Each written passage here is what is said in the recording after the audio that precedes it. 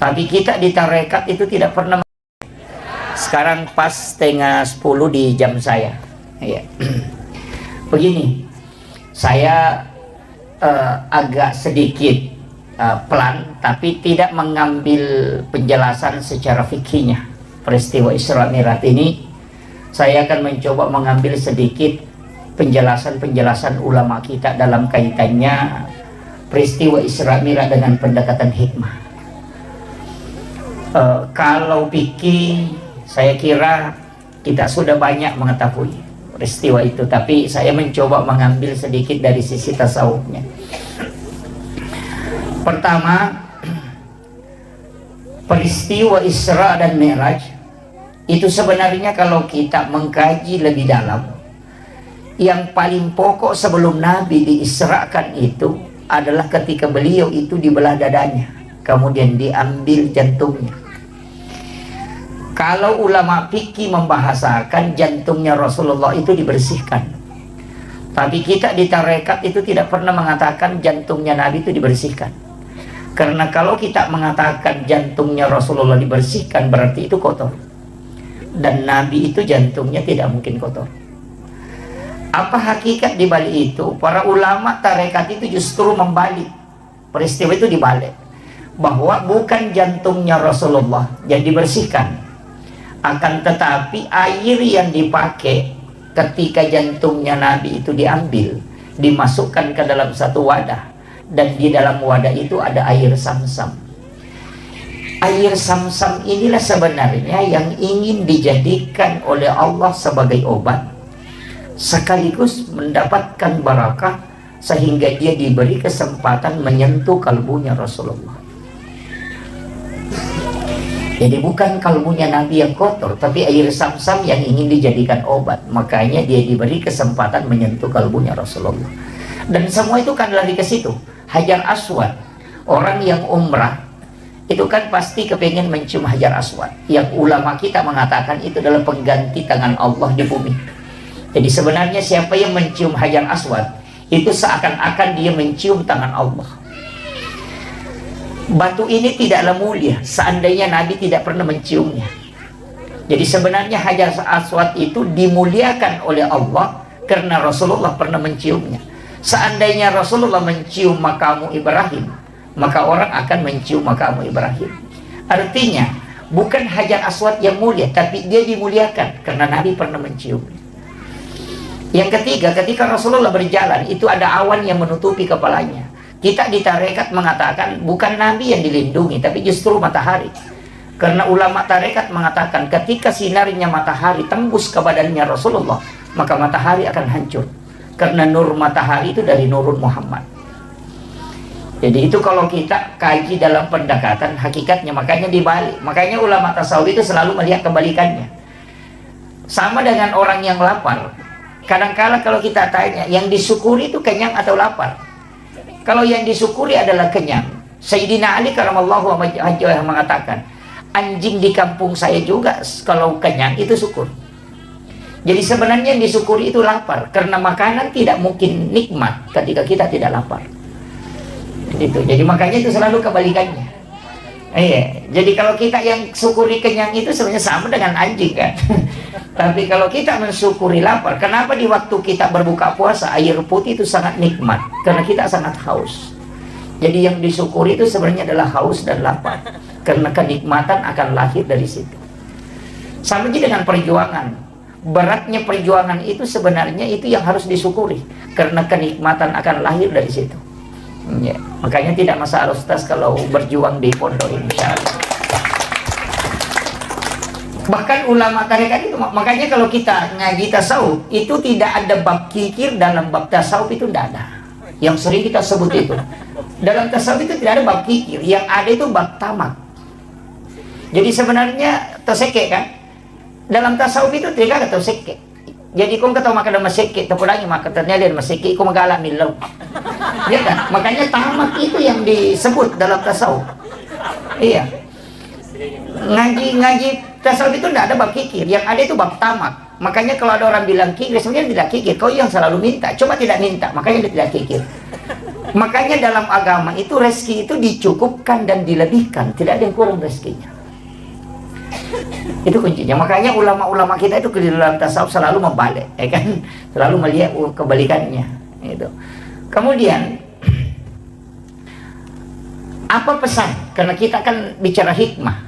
Apa pesan kenapa jantungnya Rasulullah diambil? Itu pesan untuk kita semua, bahwa perjalanan menuju ke Allah, satu di kuncinya kalbu. Kalau dia baik, maka semua akan baik. Tapi kalau dia kotor, maka semua akan rusak. Itu aja Pak kuncinya.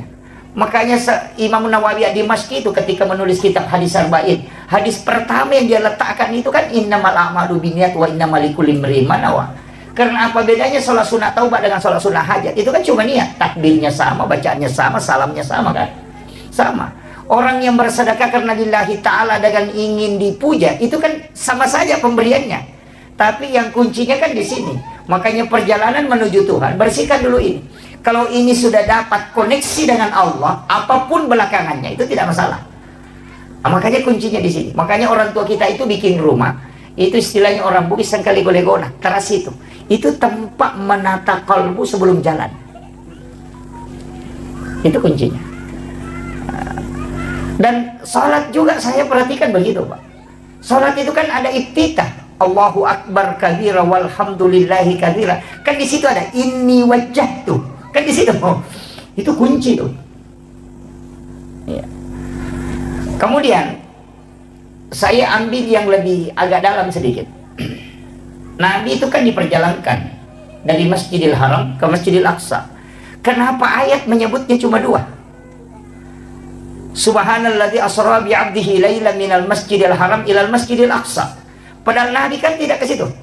Masjidil Haram ke Madinah. Dari Madinah ke Bukit Tursina. Dari Bukit Tursina kemudian ke Baitul Lahmi. Dari Baitul Lahmi baru masuk ke Aqsa. Yang mestinya seandainya Rasulullah dari Masjidil Haram ke Masjidil Aqsa itu cuma butuh 1046 km perjalanan. Tapi karena Nabi dari Masjidil Haram ke Madinah disuruh sholat oleh malaikat Jibril. Selesai salam baru bertanya, tempat apa nih Jibril?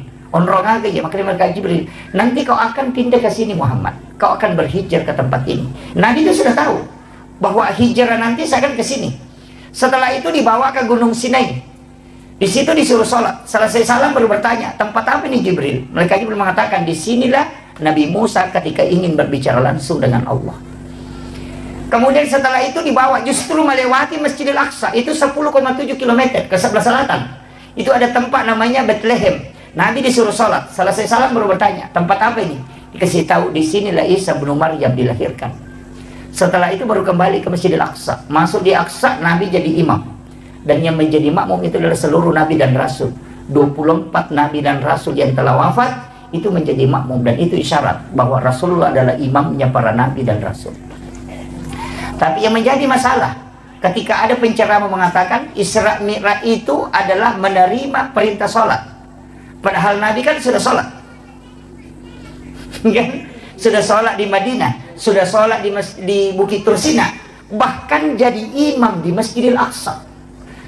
Makanya kita di tarekat itu tidak pernah mengatakan Isra Mi'raj itu adalah perintah menerima sholat. Bukan. Isra Mi'raj itu tujuannya linuriyahu min ayatina. Itu disebutkan dalam ayat. Untuk memperlihatkan, bukan menceritakan. Tidak ada nabi yang langsung melihat semua peristiwa dalam surga dan neraka kecuali Rasulullah. Dan yang paling penting, tidak ada yang bisa melihat wajah Allah secara langsung kecuali Rasulullah. Makanya disebut linuriyahu min ayatina, untuk memperlihatkan, bukan menceritakan. Cuma yang kenapa sholat dibicarakan, karena ini hadiah. Karena sholat ini hadiahnya, bukan tujuannya, tapi itu hadiahnya. Makanya kalau ada orang dari umrah, pulang dari umrah, apa yang ditanyakan? Bukan ditanya di mana kau sholat, kau jalan ke mana, tidak. Yang ditanyakan apa yang bawa? Cewek, kan begitu? Orang pulang haji tidak ditanya kau sholat apa di sana, tidak pernah. Yang ditanyakan apa yang bawa? Cewek, cilak, kan itu. Orang dari Malaysia datang ke Bulukumba, apa yang ditanya? Apa yang bawa? Milo. Orang Bulukumba ke Malaysia ditanya apa yang bawa? Baje. Itu kan dibanukan. Jadi yang ditanyakan itu oleh-olehnya, bukan tujuannya. Dan hampir semua perjalanan begitu. Ini makanya kan ayat sebutkan. Nanti saya tidak bahas terlalu jauh ke situ. Nanti tidak selesai karena kita janjian 1 jam. Begini, kan di sini kuncinya. Tapi kenapa kalimat itu yang dipakai? Minal masjidil haram ilal masjidil aqsa. Ini kita sudah lama Isra Mi'raj. Dulu saya itu juga tidak ngerti sampai saya mengatakan dari masjid ke masjid. Tapi ketika dijelaskan dalam hakikat, kenapa Allah menyebut itu? Baru dia mengatakan bi abdihi, bukan bi rasulih, bukan juga bi Muhammadin. Seandainya ayat mengatakan subhanalladzi asra bi Muhammadin, berarti hanya nabi yang diperjalankan. Atau mengatakan subhanalladzi asra bi rasulin, berarti hanya rasul yang bisa diperjalankan. Tapi Allah mengatakan subhanalladzi asra bi abdihi, hamba. Dan kita semua yang ada di sini mesti melakukan perjalanan itu. Itu hakikatnya. Apa maknanya ini sebenarnya masjid ke masjid? Di dalam tarekat itu disebut begini. Awal perjalanan dan ujung perjalanan mesti kita Isra. Bapak yang ibu yang hadir di sini sudah lama Isra Mi'raj. Tapi saya ini kasih hakikatnya Isra. Saya belum bahas Mi'raj. Karena Isra itu perjalanan lintasan bumi. Kalau Mi'raj perjalanan lintasan langit. Begini. Saya kayak tadi tinggalkan Sidrat itu sudah berniat. Insya Allah saya akan sholat duhur itu di Bulukumba. Ketika saya di Sengkang tadi misalnya, atau di shopping, kecelakaan, Allah itu cuma tanya apa kepada malaikatnya ketika saya meninggal. Dia akan tanya, dia dari mana dan dia mau kemana. Dia mengatakan tadi dia melaksanakan sholat subuh di masjid ini dan menuju ke Bulukumba untuk sholat duhur di masjid ini. Maka ketika kita meninggal, pertanyaan Allah itu dia dari mana, mau kemana. Kalau dia dari masjid menuju ke masjid, maka Allah mengatakan dia hambaku. Jangan banyak pertanyaan untuknya. Kadang kita keliru ketika berjalan. Kita tinggalkan rumah, kita berpikir di mana nanti singgah makan siang. Itu bukan perjalanan Isra. Inilah yang dipakai kalimat ulama dulu mengatakan mesti sampai memang di satu masjid sebelum kau jalan. Dan berapa langkah-langkah yang kita langkah ketika berjalan, ketika mobil itu putaran ban, itu menggugurkan semua dosa, sekaligus menambah derajat, sekaligus kita mendapatkan pahala karena perjalanan kita menuju ke masjid. Makanya kalau misalnya kita sholat di sini, kita mau lakukan perjalanan, jangan bilang mau pergi ceramah di sana. Insya Allah nanti saya akan sholat asar di sana. Jadi kita itu mestinya nyambungnya dari sholat ke sholat. Makanya dia dari masjid ke masjid. Ini pula istilahnya orang Bugis sempajat tepat tuh. Kalau sempajat tepat itu masuk dalam sholatnya, bukan masuk dalam tempatnya. Kalau ini tadi diikat oleh tempat. Tapi kalau sholat itu di sujud terakhir. Ya ke sujud pacapur nih sempajat loro. Tanyakan memang ini masa pajang asra. Niatkan memang. Kenapa sholat itu ditutup dengan salam? Salam ke kanan dan salam ke kiri. Salam itu kan cuma 2, ketemu atau pisah. Kan gitu. Makanya jangan kau lepas dulu sholat yang setelahnya sebelum kau sambung sholat sebelumnya. Kan gitu. Makanya kalau kita salam ke kanan itu ikat memang dengan sholat berikutnya. Kalau kita sholat isya, sambung memang dengan sholat subuh. Makanya kita meninggal di mana saja pasti meninggal menuju ke sholat. Iya, makanya ulama dulu mengatakan saya meninggal di atas tempat tidur tetap mati syahid karena saya sudah menuju ke sholat.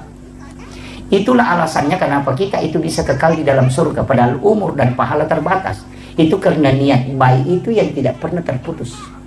Itulah makna kalimat dari hadis Nabi, umatku adalah umat yang terbaik karena dia meninggalkan satu kebaikan menuju ke kebaikan yang lain. Itu maknanya. Fatalnya kita itu kan begitu. Kalau mau berangkat ke Makassar nanti singgah misalnya di Sigeri makan siang. Wah itu jadi masalah. Itu bukan Isra, tapi mestinya kita mengatakan insya Allah nanti. Makanya kenapa kita sebelum berangkat itu disuruh sholat sunnah musafir. Itu supaya dari sholat menuju ke sholat. Nah, perjalanan kita itu harus diikat dengan masjid ke masjid. Nah itu kuncinya. Jadi jangan pernah lepas. Makanya disebut itu Subhanalladzi asra bi 'abdihi lailan minal masjidil haram ilal masjidil aqsa. Padahal Nabi kan ke Madinah, ke Bukit Tursina. Artinya kau singgah di warung, kau singgah di sini makan jagung, itu tidak masalah. Karena yang ditanyakan ujungnya nanti dia mau kemana. Kan itu kuncinya. Kemudian pelajaran yang ketiga yang bisa kita petik, kenapa Nabi singgah pergi ke Madinah? kenapa Nabi dibawa ke Bukit Tursina? Dan kenapa dibawa ke Baitul Lahmi? Kenapa tidak langsung masuk ke Aqsa? Itu pesan bahwa di setiap tempat yang ada sejarah itu pasti ada barakah di situ. Makanya itu saya kalau masuk kampung pasti tanyakan, ulamanya di sini di mana? Makam wali di mana? Iya, datang ke situ bertawassul. Tawassul itu bukan kuburiyun, bukan minta, ya ini jangan. Cara tawassul yang paling aman itu, walaupun ada beberapa versi, cara tawassul yang paling aman, datang doakan para ulama, para wali yang telah wafat di kuburannya. Setelah engkau doakan, balik doanya, ya Rabb, berikan aku keberkahan, anak-anak dan keturunanku berikan keberkahan sebagaimana berkah yang engkau berikan kepada ulama ini. Itu yang paling gampang, paling aman itu. Makanya kenapa orang Bugis, orang Bulukumba juga begitu. Narekongka anak-anak Purabotti langsung lepas secara kubur. Begitu kan? Menikah hari ini, besok pagi langsung secara kubur. Kenapa? Sebelum engkau menyentuh istrimu. Itu udah kasih tahu. Sebelum engkau menyentuh istrimu, sebelum engkau berhubungan, datangi makamnya para ulama dan para wali, kau minta kepada Allah supaya diberikan berkah nanti keturunan dan anak-anakmu sebagaimana berkah yang diberikan kepada ulama itu. Supaya nanti ketika engkau berhubungan ada anakmu bisa mengambil barakahnya ulama. Begitu kuncinya.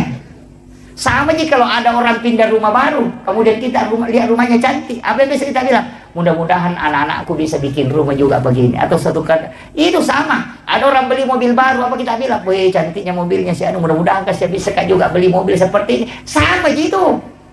Tidak ada bedanya. Makanya di dalam Al-Quran itu kan jelas, dalam suratul Fatihah, ihdinas siratal mustaqim, kan siratal ladzina an'amta alaihim. Jalannya orang-orang yang diberi nikmat. Di situ bukan mengatakan siratal rasul, siratal nabi, siratal malaikat, tidak.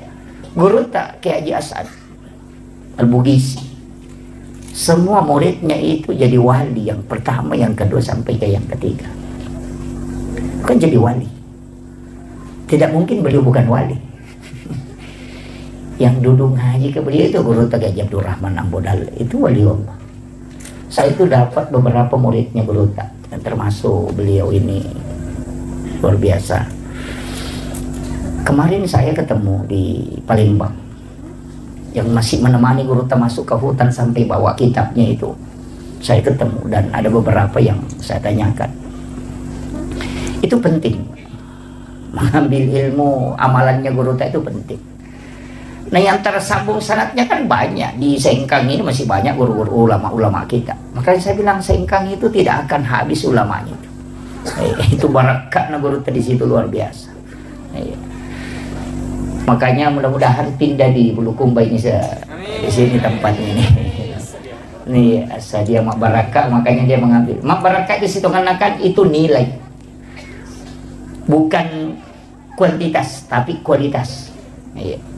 Cuma saya sering sampaikan itu anak-anak saya yang dimanapun, cabang dimanapun, mestinya ada satu waktu itu dia ziarah ke makamnya Guru tak. Untuk menyambung sanad lah, sanad ruhani istilahnya. Atau paling tidak selesai sholat isya bertawassul kirimkan Fatihah Guru tak Kiai Hasan. Itu sesudah sholat subuh kirimkan Fatihah Guru tak, supaya ruhnya anak-anak kita itu terkoneksi dengan ruhnya para wali. Itu kuncinya. Karena ruh itu kan saling mengirim ya kan. Kalau sudah dikirim itu baku kenal. Nanti anak-anak kita kalau meninggal ini akan dikenal, oh ini muridku ini karena dia kirimkan Fatihah. Kan itu dia bukan. Yang parah itu kalau tinggal di asa dia belajar tidak pernah kirimkan Fatihah, itu nanti tidak bisa tidak dikenal. Makanya harus tersambung sanad ilmu juga tersambung sanad ruh. Itu penting. Kalau tidak bisa tersambung dengan sanad ilmu, paling tidak sanad ruh bisa tersambung. Makanya upasan yang hadir di sini kuncinya satu, Bapak. Titiplah berkah di tempat ini. Iya. Kita kira Pak Guru tak ini pahalanya banyak mengajar santri di sini. Itu masih bisa dikalahkan. Jangan harap guru-guru di sini bisa banyak pahalanya. Ada yang bisa mengalahkan pahalanya guru itu. Siapa? Pahalanya orang yang menyiapkan tempat untuk ditempati anak-anak kita belajar. Karena tidak mungkin ada guru mengajar, tidak mungkin ada anak-anak belajar kalau tidak ada tempatnya. Dia menyiapkan tempat itulah yang besar pahalanya. Karena dikumpul pahalanya gurunya, sekaligus anak-anak yang belajar, sekaligus pengurus pondok, baru diambil pahala itu disamakan dengan dikasih orang yang bersedekah itu. Makanya bukan orang yang masuk masjid itu dulu yang dijanjikan rumah di surga. Siapa? Yang bangun masjid dulu, Pak. Makanya hadis itu, man bana masjidan fid dunya lillahi ta'ala banallahu lahu baitan fil jannah. Jadi yang pertama dijamin itu dulu adalah orang punya rumah ya, tapi bukan masuk surga, punya rumah.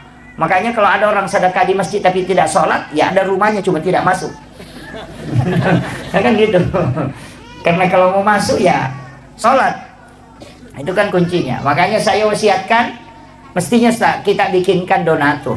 Iya, donatur itu kita sama-sama. Saya juga membangun pondok, tapi tidak ini karena saya selektif dalam pembangunan, tidak sembarang mengambil ini. Saya perhatikan betul. Ya. Jadi karena barakah itu juga memang agak susah, tidak mudah. Ya. Jadi walaupun ada beberapa kajian dalam fikih itu ya, tidak. Tapi saya ingin sampaikan begini. Ini yang kayak hadir paling tidak adalah yang kita wakafkan. Ya. Angkat wakaf namun sampai nih, iya, itu kuncinya. Kenapa? Karena itu yang kita miliki selamanya. Harta yang kita makan itu jadi kotoran. Untung-untung kalau baca doa. Yang kedua, harta yang kita tinggalkan akan diperebutkan oleh anak menjadi harta warisan. Tapi harta yang kita sedekahkan itu yang dimiliki selamanya. Iya. Terus saya bilang, Pak Bu, coba hitung-hitung. Tersekamai maka dan ningerani, tidak. Ningerasani makoko keluarga. Seandainya kita tahu bagaimana cepatnya orang melupakan kita ketika kita wafat, maka tidak ada pengaruh ucapan orang lain ke kita. Bikin netizen imaga sejak nana lupai kita otomatis, deh kan? Hari ini mungkin dia menangis, besok akan berhenti. Kalau orang baik, mungkin 3 hari orang menangis, itu pun kalau ada. Anak-anak kita ya mungkin akan menangis. Istri juga begitu. Maka na puji ka lakay ko na puji sani makoko na sa batu mopi. Bahkan makoko lagi dari memak bayi ini. Kan gitu. Apalagi ko mati ki kan? Aja na tano Bu. Tuki lagi memak bayi ini apalagi ko mati. Saya kasih tahu. Iya. Coba dari matu. Bisa kembali Bu. Kalau tanya suami tak, kira-kira kalau saya meninggal Pak, kita menikah lagi. Palingan jawabannya bilang, terumiri tak. Palingan itu. Itu jawabannya. Pasti itu. Ketika istri meninggal juga kan begitu, suami meninggal juga begitu. Wadimu tuh pasang status bapaknya sudah meninggal. Iya, terlalu cepat meninggalkan kita. Iya, tapi itu 1 bulan kemudian akan hilang. Iya, ada pengganti. Makanya harta yang kita miliki mesti angka yang punai. Makanya disebutkan dunia masaratul akhirah. Iya linoe darah. Kan gitu. Dunia ini kan kebunnya akhirat. Jadi sebenarnya siapa yang menyimpan hartanya di dunia itu sama dengan orang yang menyimpan isi hartanya itu hanya di kebun. Takiring lo kebolata. Rumah kita itu di akhirat, bukan di dunia. Makanya kalau ada yang bikin rumah di dunia, itu sebenarnya bukan tanya bola sorimondri, bola darat nih. Syarat namo 10 tingkah bola tetap bola darat nih itu. Karena dunia ini adalah kebun. Kalau mau dapat rumah abadi, kirim ke akhirat. Makanya sedekah ke masjid itu disebut dibangunkan istana di dalam surga. Pas sedekah itu sedekah. Usahakan minangkah. Bikinkan kaleng Ustaz. Kaleng koin NU. Bikinkan kaleng. Bagikan ke orang tua santri. Itu kaleng koin yang bisa dicabut-cabut di bawahnya. Jadi dia isi 10.000. Bayangkan, saya kasih tahu Ustaz. Bayangkan, kalau 1.000 kaleng kita bagikan, isinya 10.000, itu sudah 10 juta per bulan. 10.000 saja isinya. Kalau 1.000 kaleng, berarti itu sudah 10 juta. Kalau 100.000, berarti itu 100 juta. Kalau 1.000 kaleng kan? Pikir aja itu. Nah tidak mungkin ada orang tua santri 10.000 yang isikan nih. Dijemput saja setiap bulan. Iya, koin NU sidap kan begitu Ustaz, jalan. Dan yang masuk itu kalau totalnya itu sekitar, kalau dikasih sebelum dikasih keluar, mungkin sekitar 50-an juta lebih. Setiap bulan. Itu ada uang 1.000, ada uang 2.000, ada uang receh. Kalau pulang dari belanja ada uang 1.000, masukkan ke situ. Dan itu yang dimasukkan ke pondok. Bayangkan kalau 1.000 kalian, apalagi kalau kita 2.000 kalian, nah 100.000 isinya. pesantren dapat sumbangan dana itu 200 juta per bulan. Itu aja Pak. Nggak usah repot banyak cari ini cari. Itu aja. Langkah konkretnya paling sederhana itu. Iya. Masa orang tua tidak bisa menyisihkan 10.000, apalagi kalau 100.000. Ya kan gitu. Itu kaleng, ini beli aja di Jakarta itu. Banyak pesan di Shopee itu. Itu kaleng 1 kali dipakai seumur hidup itu, karena ada dibawa lubangnya itu, ditarik baru diambil isinya baru ditutup. Tapi satu kuncinya, jangan kasih nama, pakai nomor saja supaya orang tidak merasa terganggu dengan sedekahnya. Iya begitu. Di Indonesia itu hanya 400-an kayaknya kaleng yang jalan, itu sudah tembus hampir 50 juta per bulan. Makanya kalau kita anukan itu, saya bilang 10.000 saja per 1 kaleng. Kalau 1.000 kaleng kan 10 juta. Itu kan, itu bisa menggaji guru-guru di sini. Itu. Jadi makanya kalau kita tidak bisa membangun pondok dan tidak bisa juga membantu dengan banyak, paling tidak itu yang kita lakukan. Iya. Nama siril lisari sisa berupiah isa nilala kusiulap. Yang penting dijemput setiap bulan. Bikinkan grup, ada satu yang menjemput khusus. Iya. Semua orang tua santri, kamu gampang. Orang tua santri dikasih, nanti ada keluarganya kasih lagi. Itu penting. Jadi ini penting saya wasiatkan untuk, tapi saya di pondok nggak pakai itu Ustaz, cuma di NU. Karena saya tidak mau dana NU terganggu dengan mengatakan ini pimpinan pondok baru beralih lagi ke NU, saya tidak mau. Biarkanlah NU yang saya mengambil barakahnya aja. Itu kuncinya. Dan saya dapat ilmu dari beberapa kiai tentang pondok Ustaz. Salah satu yang saya rasakan betul itu dan sangat kuat itu adalah salawat Jibril. Saya itu dikasih tahu, siapa yang membaca salawat Jibril 1.000 kali dalam sehari, nanti malam Jumat sholat sunnah hajat, baru baca 1.000 baru berdoa, itu sangat mudah dikabulkan. Dan betul, saya rasakan betul. Jadi saya ingat itu ketika ada tanah yang saya mau beli mahal sekali tapi dia tidak mau jual, bacakan salawat Jibril itu bisa dia wakafkan tanpa dibeli. 9 hari saya bacakan salawat Jibril itu. Saya katakan ini betul-betul pondok pesantren ada beberapa di Jawa itu saya tidak usah sebut. Itu pimpinannya kasih tahu saya, pesantren sebesar ini Ustaz itu modalnya hanya salawat Jibril. Itu pesan beliau. Makanya ibu-ibu saya kasih tahu, kalau bangun rumah, nah rumah itu tidak mau jalan-jalan pembangunannya, baca amalkan itu 1.000 kali dalam sehari semalam. Tapi jangan pakai berdoa, nanti khusus malam Jumat baru dipakai berdoa. Jadi malam Sabtu hanya dibaca, malam Ahad, malam Senin, malam Selasa, malam Rabu, malam Kamis hanya dibaca sampai 1.000. Tapi nanti malam Jumat kita sholat sunnah hajat, baru baca 1.000 baru berdoa. Insyaallah tembus itu. Itu kuncinya untuk salawat Jibril. Pokoknya apa saja, ada sesuatu yang kita mau jual tidak mau laku, tapi jangan ingat barangnya. Jangan ingat. Jadi cukup minta kepada, ambil barakahnya Rasulullah. Salawat Jibril itu sallallahu ala Muhammad. Jadi itu aja. Cuma kita pakai biasa mukaddimah. Innallaha malaikatahu yusholluna 'alan nabi ya ayyuhalladzina amanu shallu 'alaihi wa sallimu taslima. Baru kita baca 1.000 kali. Paling tidak 1 kali duduk aja. Karena salawat Jibril itu 1 kali duduk, kalau 1.000 itu hanya 12 menit. 12 menit itu. Baca bisa dilafazkan, bisa cukup dalam hati. Tapi 1.000, ya, mobil mau dijual, kebun mau dijual, tidak mau laku itu dipakai. Rumah dibangun tidak mau jalan itu dipakai. Bahkan kalau ada janda tidak mau laku itu juga dipakai. Tidak anak gadis itu kan, gitu. Ya, jadi itu dibacakan. Ya, sesuatu yang tidak mau jalan itu dienukan. Dan saya itu begitu, Pak Bu. Hanya tawakal dengan salawat Jibril, dan saya akui betul itu bahwa ini besar pengaruhnya. Ada beberapa, bahkan ada tanah yang bersengketa itu diserahkan ke pondok.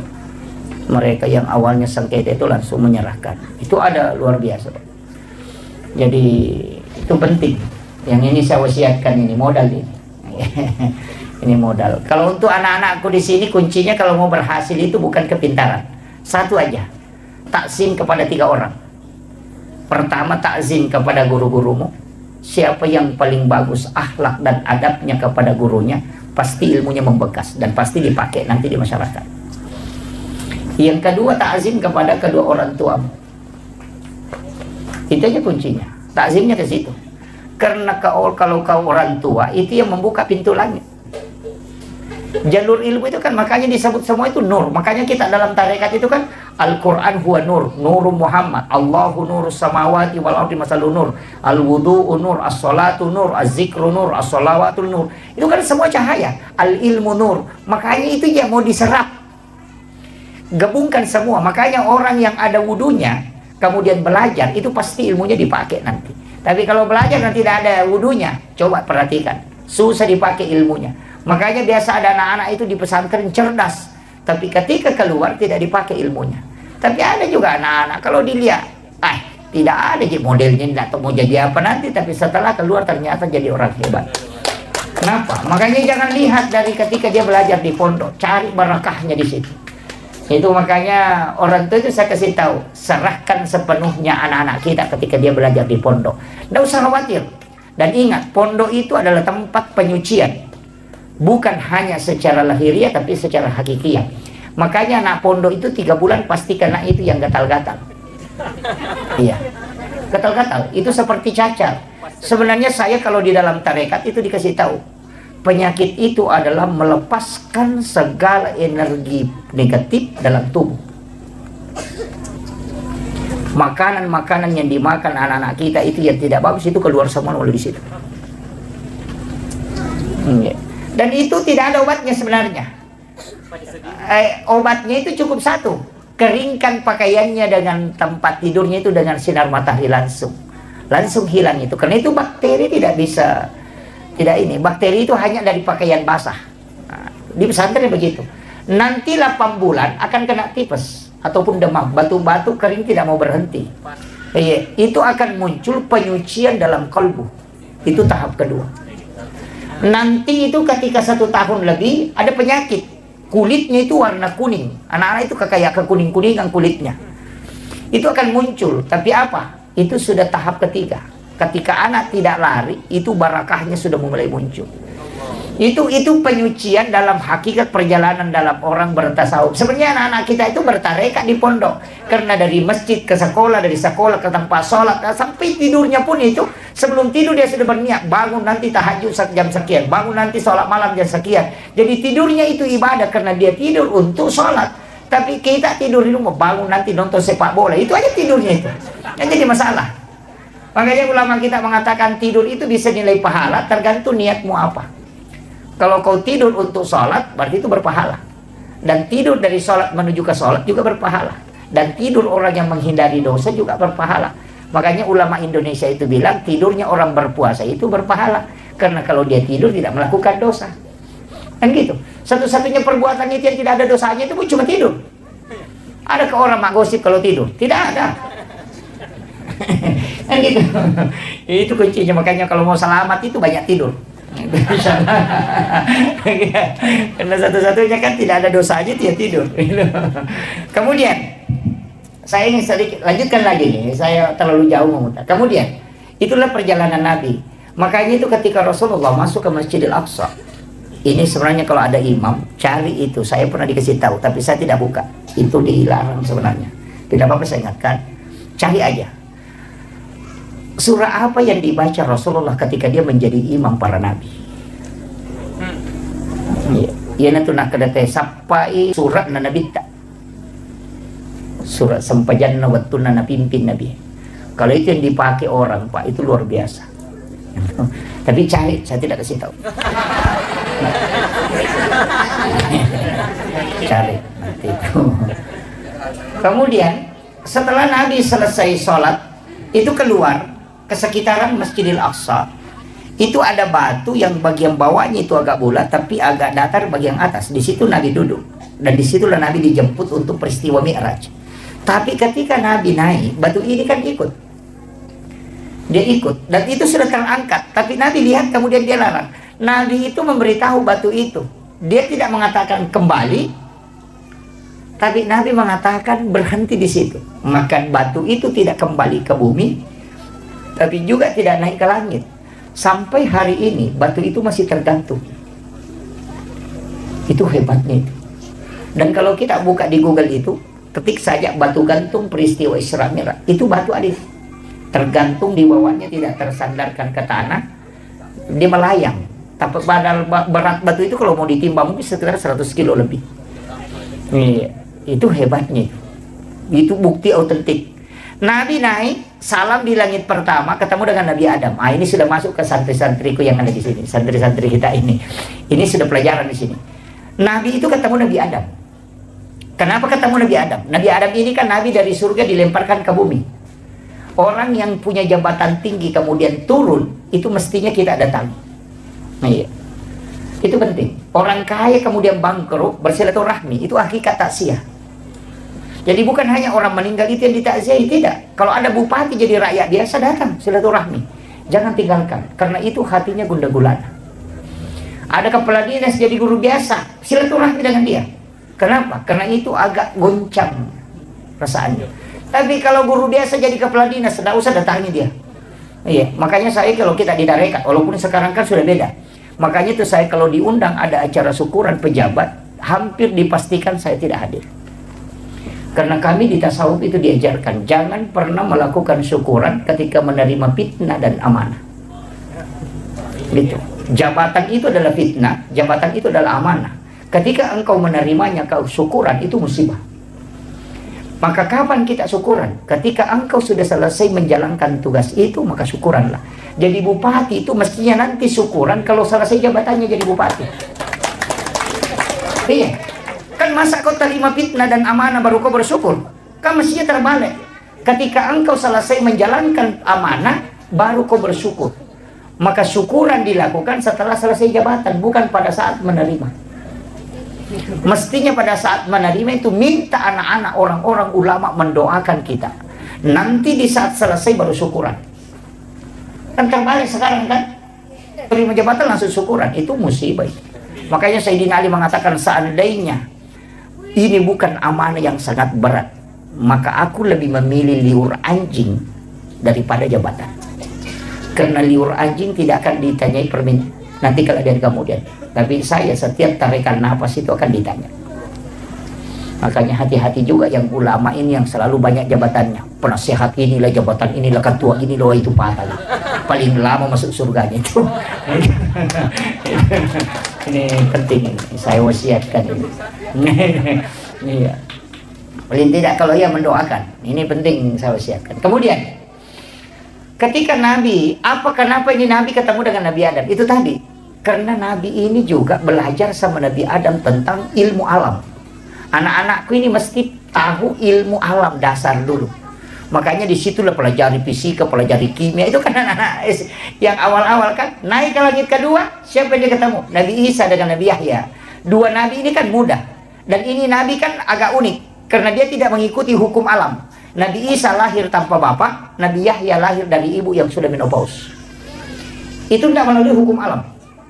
Di dunia ini kan ada binatang yang tidak ada jantannya. Itu cacing, hanya betinanya saja. Kalau cacing itu kan tidak ada jantan. Tapi orang yang hidup itu tanpa bapak, bisa lahir tanpa bapak, itu Nabi Isa. Tapi juga Nabi Yahya lahir dari wanita yang sudah menopause. Apa maknanya ini? Kan begini, Nabi Isa itu kan anaknya Maryam. Maryam itu kan dipelihara oleh Nabi Zakaria. Dan Nabi Zakaria ini kan melahirkan anak satu yang namanya Nabi Yahya inilah. Jadi Nabi Yahya dengan Nabi Isa itu adalah dua nabi yang muda, itu hampir seumuran. Kan Nabi Zakaria tidak punya keturunan, makanya diambillah kemenakannya. Dia cari, oh ini ada anak gadis ini bisa dipelihara. Diambillah, umur 8-9 tahun. Dia bawa ke rumahnya, bikinkan bilik, dan itu tidak ada jendelanya. Dan itu pesan ulama kita, kalau ada bilik gadis itu jangan kasih jendela. Supaya aja diceliling. Minta mana tahu lalu. Jadi bisa dibikinkan tapi lubang angin. Kemudian yang kedua, yang pegang kunci pintunya itu Nabi Zakaria. Nanti dia buka ketika dia masukkan makanan. Dan di dalam biliknya itulah dia buatkan tempat sholat disebut mihrab. Dari situlah awalnya ada kalimat mihrab itu. Makanya dalam Al-Quran itu kan fataqabbalaha rabbuha biqabulin hasanin wa ambataha nabatan hasanan wa kaffalaha Zakaria. Kan di situ kullama dahala 'alaiha Zakaria al-mihrab wajada indaha rizqan. Kan jelas. Setiap Nabi Zakaria masuk ke dalam tempat sholatnya Maryam, dia akan melihat ada makanan. Dan anehnya itu kayak durian, bukan musim durian. Makanya kan dia bertanya, "Anna laki haza?" Dari mana ini? Maryam kan cuma jawab, "Wa min indillah." Ini langsung dari Allah. Ya, makanya Nabi Zakaria kan tidak percaya. Wah, masa anak gadis bukan nabi bisa dikasih makanan langsung dari langit. Tapi kaget juga, iya saya juga ya pegang kuncinya. Nggak ada yang bisa masuk ke sini kalau bukan saya. Kok bisa ada makanan di dalam? Makanya dia kan mengulas sampai 3 kali. Nanti Maryam mengatakan, Allah yarzuqu man yasha bighairi hisab. Kalau Allah ingin memberi rezeki kepada hambanya itu tidak melalui proses. Nabi Zakaria itu meneteskan mata. Baru dia suruh keponakannya keluar dari situ.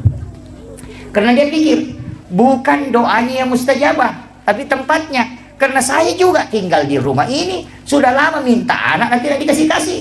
Tapi kenapa ini anak perempuan bisa dikasih makanan langsung dari langit? Berarti tempatnya yang bagus. Dia suruh keluar. Maka hunalika da'a Zakaria. Maka datang Nabi Zakaria ke situ berdoa. Wa huwa qa'imun yusalli fil mihrab. Sementara dia berdiri sholat di dalam mihrabnya, apa yang dia minta? Rabbi habli min ladunka dzurriyyatan thayyibatan innaka sami'ud du'a. Langsung dijawab itu. Fanadathul malaikatu wa qa'imun yusalli fil mihrab. Allah yubassyiruka bi Yahya. Inilah yang dipakai Guru Kiai Jadul Rahman Ambo Dalek, sehingga kamarnya itu dibagi 2. Setengah dia tempati sholat, setengah dia tempati untuk keluarganya. Tapi ketika ada santrinya mau pulang dan tidak ada transport, itu masuk minta sama Pak Kiai. Pak Kiai, saya mau pulang tapi tidak ada uang. Masuklah ke di situ, nah, siapa tahu ada. Setiap dia masukkan tangannya di bawah sajadahnya Guru itu selalu dapat uang. Dari mana itu? Wa min indillah. Ki Haji Maimun Subairi juga begitu. Ini ayat Pak, bukan hadis. Seandainya hadis masih bisa diperdebatkan.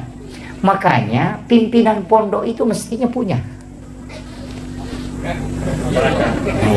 Mestinya punya. Tapi jangan tujuannya bikin mihrab itu hanya cari uang, jangan. Iya.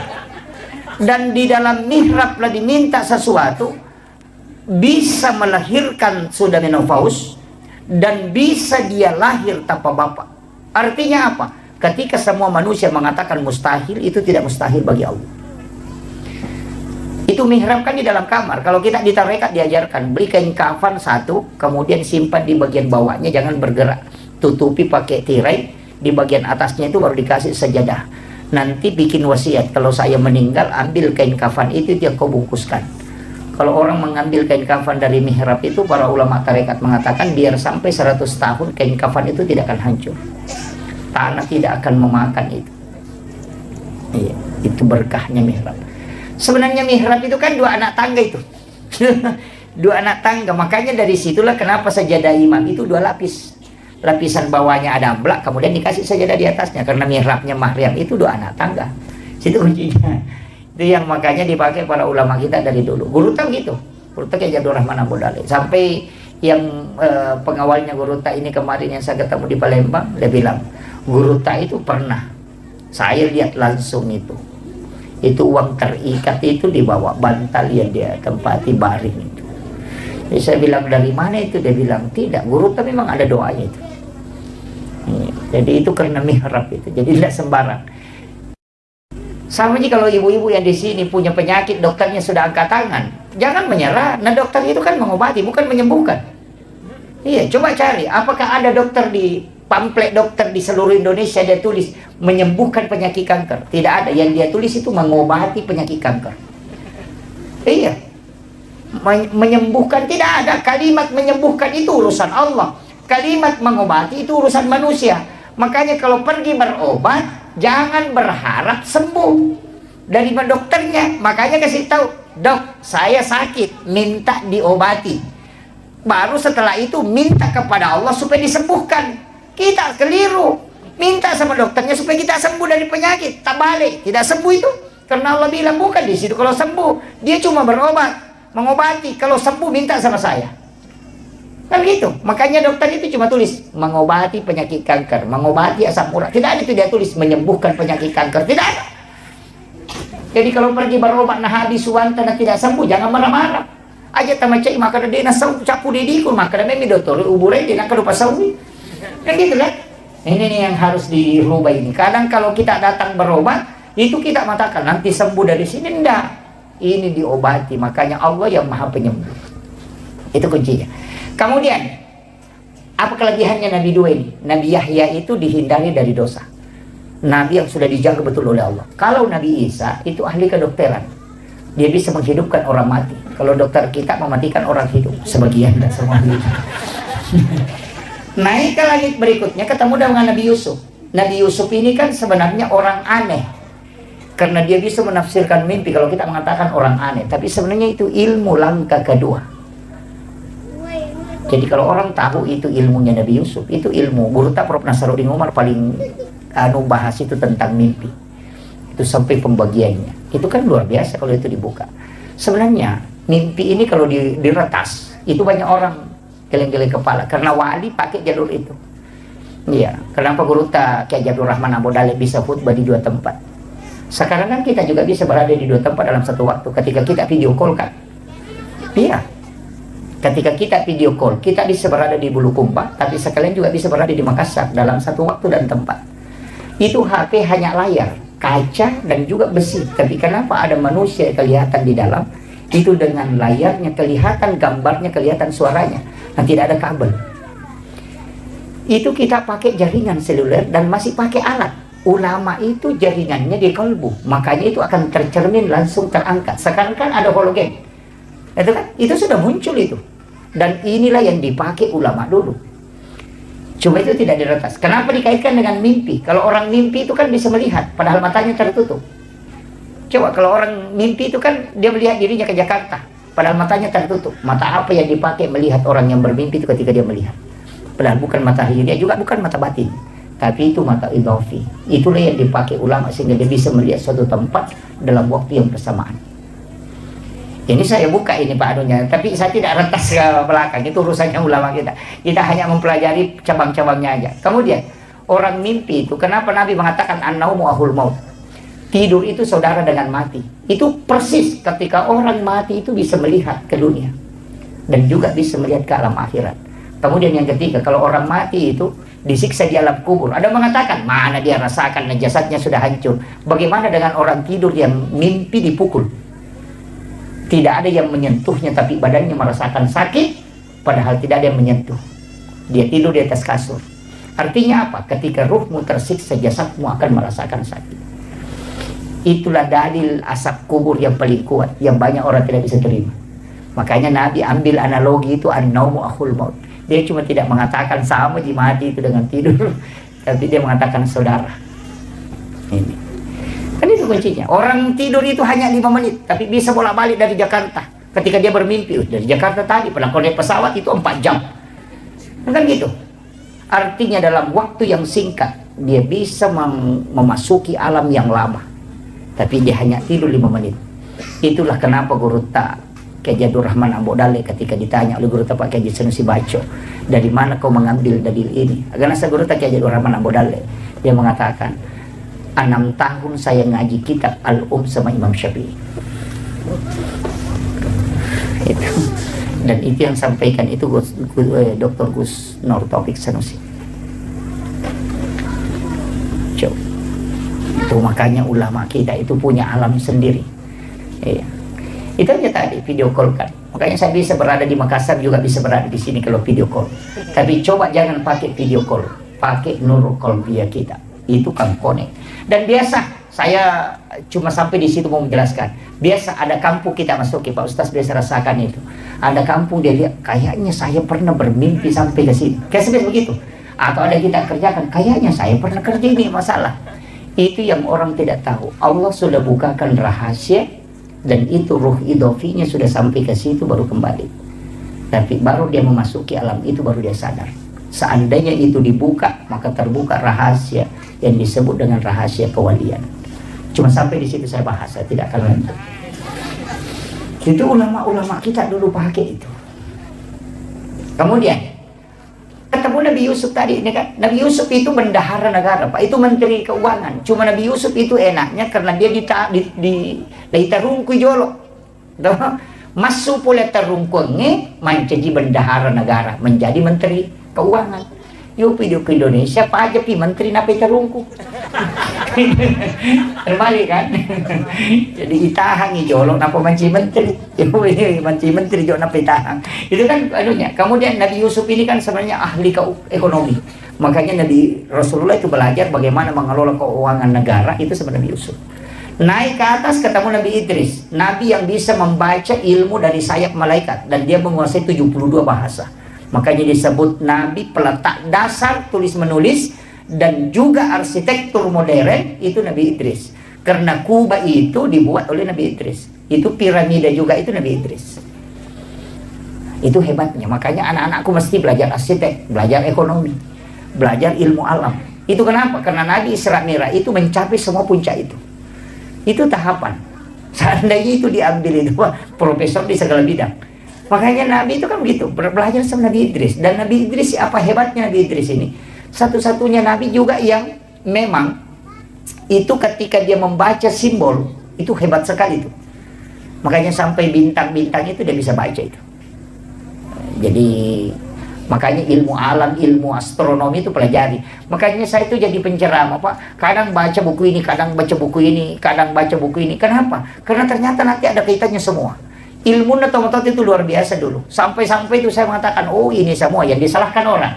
Kenapa orang tua kita kalau pindah rumah baru dia baca Barasanji? Pengantin baru disuruh Barasanji, beli mobil baru disuruh Pak Imam. Ini Pak Kiai sering disuruh naik di mobil baca Barasanji. Foto dan ni tahu lompo deh atau 5 loko Barasanji kan. Karena harus masuk di dalam mobil. Itu karena hadis Pak. Itu Bukhari Muslim. Ketika Rasulullah mengatakan dena suku tepat nasi dia tahu nareko dena yasi papujina lokoria dibanding dengan yang lainnya.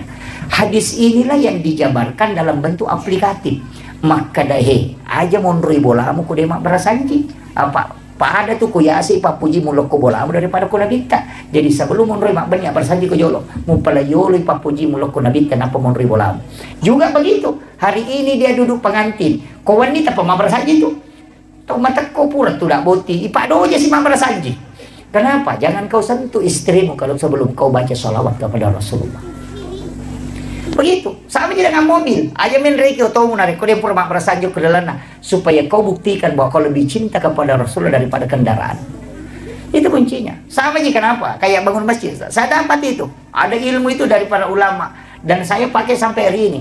Kalau bikin rumah, bikin masjid jangan kasih genap. Usahakan ganjil. Biasa kan kata bangun masjid ukuran 20 kali 20. Itu 5 pengewa pakai sarannya itu. Dan masih cocok. Korea Selatan, Korea Utara iya. Rumah juga begitu. Rumah yang genap hitungannya itu dia namanya aku rotek kutilale kutannya bene nama pengewa si balakai anak aku tuh 5 rocak si rocak. Dia namanya medece. Magai. Ternyata ulama dulu sudah pakai dan ketika ditarik dalam dalil ternyata ada. Allah itu adalah ganjil dan menyukai sesuatu yang ganjil. Maka bikinlah tempat yang ganjil supaya Allah senang, suka dengan itu. Dan sesuatu yang disukai Allah tidak mungkin ada musibah di dalamnya. Makanya seorang tua dulu itu bikin tangga, anak tangganya itu ganjil. Kalau bukan 11, 13. Bikin juga baloknya itu ganjil semua itu. Kan gitu. Rumahnya saja itu tiangnya kan 55. Mulai dari 5 waktu sholat. Kenapa 55 kan? Kemudian yang kedua ganjil juga itu supaya Allah menyukainya. Bahwa sesuatu yang ganjil itu disukai oleh Allah. Supaya rumahmu ada berkah di dalamnya. Usahakan itu. Jadi itu hitung-hitungan begitu sudah dipakai ulama dulu. Cuma orang sekarang itu selalu menyalahkan. Yang sudu atap itu kan tingkatannya juga 3. Dia mengatakan Islam, iman, dan ihsan. Itu kan dia pakai. Makanya luar biasanya ilmu ulama dulu itu luar biasa. Dia sudah menjabarkan. Bahkan saya pernah bahas itu. Bahwa kue-kue orang Bugis itu sebenarnya kue yang berbahasa Arab. Cuma dia bilang barongko dari kata barokah. Iya kan? Suwalla dari kata solawat. Iya. Itu kan ulama kita dulu pakai itu. Iya, kan barokah. Oh, ini makraki barongko. Solawat, makraki suwalla. Itu ada Al-Katiri min din. Al-Katiri sholat karena Imam Al-Katiri yang mengajarkan itu. Kan itu semua tapi berubah kan? Makanya ulama kita dulu itu hebat. Iya. Makanya menyalahkan ini kan mereka makokoto. Napa cidi kita na baca magala mapasalah. Tapi makare guru tama ko memang tuh kung kataw cidi mina paham magala mapasalah. Pak dia napa ada napa hangnya salah nih. Nah itu. Makanya sampai sekarang itu saya selalu mengatakan, saya itu begini. Saya pakai dalil sederhana aja. Orang yang selalu membidahkan itu mengatakan masuk neraka, saya coba pakai satu dalil. Saya tidak pakai ayat. Dalil apa itu saya dalil penglihatan, itabani. Guru tak aja asad, mamaulu mameraja. Guru tak aja Abdul Rahman Ambodale mamaulu mameraja. Guru tak aja Abdul Muin Yusuf maulid Isra Mi'raj, baca doa tahlilan. Kalau semua itu adalah bid'ah, tidak mungkin dia jadi wali. Nah dia pelakunya kan? Coba dia nama ini. Iya ko bid'ah iya ro maulid. Na guru tak aja Abdul Rahman Ambodale, lailak na sebab macam dia mamaulu. Tapi apa yang terjadi? Dia jadi wali. Artinya segala sesuatu yang dilakukan ini itu tidak dibenci oleh Allah dan Rasulnya. Karena tidak mungkin dia menjadi kekasih Allah kalau itu tidak baik. Dan orang yang dianggap baik itu yang selamat sampai mati. Kalau kayak saya kan belum tentu. Agak kamagimpe kak capana. Kami itu ustaz makoro. Itu lau kiru capana. Bagaimana? Yang dijamin itu yang meninggal dia waliullah sampai wafat. Dan pasti amalannya itu terjaga karena dia tersambung langsung dengan Nabi. Itu aja kuncinya Pak. Makanya saya mengatakan kacuriban ni guru tak dia mungkin salah lalang. Namanya satu mancaji wali. Iya ku iya tutul lima kali. Kamu dah coba gerek balik. Tasapato si gerek tutul lima pasalai yang kagak guru nama mancaji wali. Tidak ada kan? Oleh karena si wali-wali dia kan. Itu aja. Makanya saya sampaikan jangan lepaskan ini. Maka di guru tak presiden dengan almarhum. Agak jauh kau kayu kapo itu. Iya. Maka dia namo itu kaju kau enak. Marapo tuh. Tapi namo aju kau mi kung kamu mau nerima deni. Jadi tidak usah lupa banyak neko-neko. Sebenarnya begini, yang selalu menyalahkan kita ini itu dia yang salah. Alin aja salah. Pada kong kata lo menonton Pak Golo 10 si bawah. Nang kalau malah cidi maka dah tak ding si bawahku, maka dah siapa si bawah. Kada 10 kak, kada kira lo serai. Nah saya na rotak ding, maka dia polisi. Tanya iya rotak ding, iko tak ding. Apa iko cadidi? Kan begitu. Cuma lena milo malah poro jadi na pasali petanding si mana nasa tanding si baku pada alena tak ding. Begitu. Iya, kan itu yang terjadi karena dia selalu menyalahkan kita padahal alena salah. Sama aja kalau ada sesuatu Pak pencucian otak itu kias tulina kiringan SMS salah-salah ini kan banyak juga anak-anak kita dicuci otaknya. Sama aja kalau to coba ini na bawang lo kiti manu lo pasai. Na pangkatau lalu maka siaga lina itu pasti maka laki tanya iti manu dia kolaba imatu tenang kasih mondre maka siaga lina itu tamam mulai itu pikir iti to ngajak apa pelai kan dua di maka iti laba si mati orang nang kasih lalu maka siaga iti ta mamula itu maka iti to ngaruh ya ro salah iya kan na 5 maka siaga lina iti ta maka ya iti 5 begitu juga orang yang dicuci otaknya selalu disalahkan dia akan termanage mengatakan salah tau aja iya sehingga orang yang awalnya barasanji akan berhenti karena dicuci otaknya dimasukkan SMS ini masukkan ini itulah yang muncul di TikTok sekarang. Tadi Pak yang mewakili Bapak Bupati bahwa saya YouTuber saya sebenarnya Pak tidak ada YouTube terus terang saya tidak ada YouTube akun YouTube itu tidak ada saya itu tidak ada tim media yang merekam tidak ada saya tidak ada tim media karena memang Guru Tak Kiai Abdul Muin Yusuf itu punya pesan apa pesannya nomor sidina ya kalau aku ceramah bano. Kalau ceramah ya ceramah. Iya, ya kau ceramah jadi murusi. Pak ya tuh ceramah pasti dekan. Ya kau murusi berarti murusi pasti dekan. Itu. Yang kedua kau yang bawa barangmu. Ya kalau kau ceramah kau bawa barangmu. Aja nak tahu ya bawa kau. Karena orang yang membawa barangnya sendiri akan lebih mudah tawadu dibanding diangkatkan barangnya. Ya nang kata wicangan ni sandalan ni bukaran ni pintu atau masalah itu. Nanti akan muncul sifat yang susah dibendung. Jadi orang yang sebenarnya hatinya tawadu itu bisa berubah menjadi ganas ketika dia selalu dipuji. Itu fatal. Kemudian yang ketiga pesan Guru Tak aja lalu mupacu atau kalau kau ceramah kau pakai ongkos itu. Makanya saya itu terbang kemana-mana tidak pernah bawa orang. Istri selalu mau ikut itu biasa karena tidak pernah naik pesawat serta kan tidak usah. Kita akan menikah ini karena jodoh dan jodoh itu tidak kemana-mana makanya kau tidak usah kemana-mana. Itu ya. Itu alasannya Pak Ustaz ya. Iya. Jadi saya itu tidak pernah bawa. Kenapa? Guru Tak bilang begini. Nah, iya kalau konoli ko tayo ceramah nama pesawat ko. Nah telu ko si Bajo, katelu nung ko so kita ci di lima dakwah. Iya ko di masigi na pakai nak mulai ke pertanggungjawabkan ke Allah na Allah Ta'ala. Itu yang berat. Jadi saya itu tidak pernah bawa orang. Setiap jalan itu sendiri. Saya mengatakan, enggak. Rasulullah, malaikat, dan Allah selalu bersama kita. Itu aja kuncinya. Kemudian pesan Guru Tak aja lalu mau bicara amplop. Jangan pernah bicarakan. Dan saya itu Pak, terus terang, saya kasih tahu. Ini karena ada Guru Tak di sini juga. Saya tidak pernah membuka amplop ceramah itu.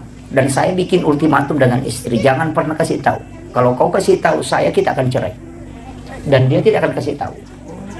Saya itu kalau jalan selalu bawa uang, tidak pernah membuka amplop itu. Kalau saya 1 bulan sampai 27 hari itu tidak pernah buka itu. Kenapa? Saya tidak mau kalau itu dihitung. Nah, sebab kapan buka maka sekot kena talipongi ki panitia langsung muncul sekot nalengi. Saya itu yang paling saya takuti. Maka salah satu kunci untuk selamat, jangan tahu berapa isinya. Ada beberapa masjid itu saya sudah coret merah, ada di Papua, ada di berapa. Kalau dia menghubungi saya memang tidak berangkat, karena dia pernah bikin perjanjian bilang sekian ku kasih, itu saya sudah coret, tidak akan datang ke situ. Itu hanya untuk menjaga, dan itu pun belum tentu selamat, Pak. Dan kalau saya pergi ceramah, nah itu di masjid, Pak, uang masjid itu tidak pernah saya kasih untuk keluarga. Saya takut karena di situ ada uangnya anak yatim, ada uangnya fakir miskin di situ. Dia sumbangkan, mungkin 2.000 dia ingin melihat masjidnya bagus. Tapi kita penceramah datang kemudian ambil itu jadi masalah. Semua kenapa ustaz itu dirikan pesantren, kayak guru ini dirikan pesantren. Itu kalau ada amplop dari masjid itu masukkan ke pondok supaya dia kembali ke umat. Kasih untuk gaji-gaji guru supaya dia kembali ke umat. Itu tidak mudah. Jangan anggap dakwah ini, saya sudah mau berhenti itu berdakwah sudah beberapa kali. Hanya untuk takutnya. Tapi ada beberapa ulama kita mengatakan tidak, terus manage saja supaya bisa terselamatkan. Iya. Jadi itu tidak mudah. Dakwah itu tidak mudah Bapak sekalian. Bisa-bisa kita penceramah lebih dulu masuk neraka dibanding jamaah. Mulai Ustaz natu 5 pengewani nasi salah kan. Kan jamaah nama terutama suruh kan kamu Ustaz ke neraka kan mana satu map pengewaji itu lepang aku itu patah gitu. Iya. Kayaknya kalau ada sahabat-sahabat mau balik di sini itu yang pokok. Jangan kalau pergi khutbah Jumat jangan pernah buka amplop itu. Jangan pernah buka. Sampai di rumah saya itu ada tempat memang biasanya itu. Kasih masuk ke situ jangan pernah tahu berapa isinya. Jadi kalau kita tidak tahu berapa isinya kan bebas, lepas saja. Tapi kapan ditahu sekian sudah. Makanya semuanya menghubungi saya dan memberitahu sekian ku kasih itu pasti saya tidak datang. Saya sudah pastikan itu. Nah, karena berat. Berdakwah itu tidak mudah, Pak. Kita yang ngaji di tasawuf itu tidak segampang yang orang lihat ini. Mau berangkat saja itu menata kalbu itu luar biasa. Makanya saya itu tidak ada urusan. Mau terima tidak, mau terima dakwah tidak, bukan urusanku. Yang penting saya sudah menyampaikan apa yang disampaikan oleh Rasulullah sudah. Walaupun banyak orang mengatakan saya penceramah tidak ada dalil. Gitu, tidak masalah. Yang penting Nabi Muhammad saja yang ada mukjizatnya. Kemudian yang kedua, yang didampingi oleh malaikat Jibril dan bisa didampingi sekian ribu malaikat, itu masih dicaci, apalagi kita ustaz kayak begini. Tidak itu. Kalau jadi ustaz nah tidak mau dicaci, tidak usah jadi ustaz. Karena semua kebaikan itu pasti ada yang mencaci. Sama di Pak Bupati kalau bagus sih jadi di jalanan pasti bilang, gaji bupati maka jalan langnya buat diminum ribatan lalu kan. Tapi aku makan jahil lalangnya mano kok tuh nasa capu mano ku nalap foto gara-gara makan jalan langnya. Kan begitu. Iya kan? Pak Bupati turun bagi-bagi nasa melo setia cuma berele. Dia nak bagi-bagi nasa Bupati seke.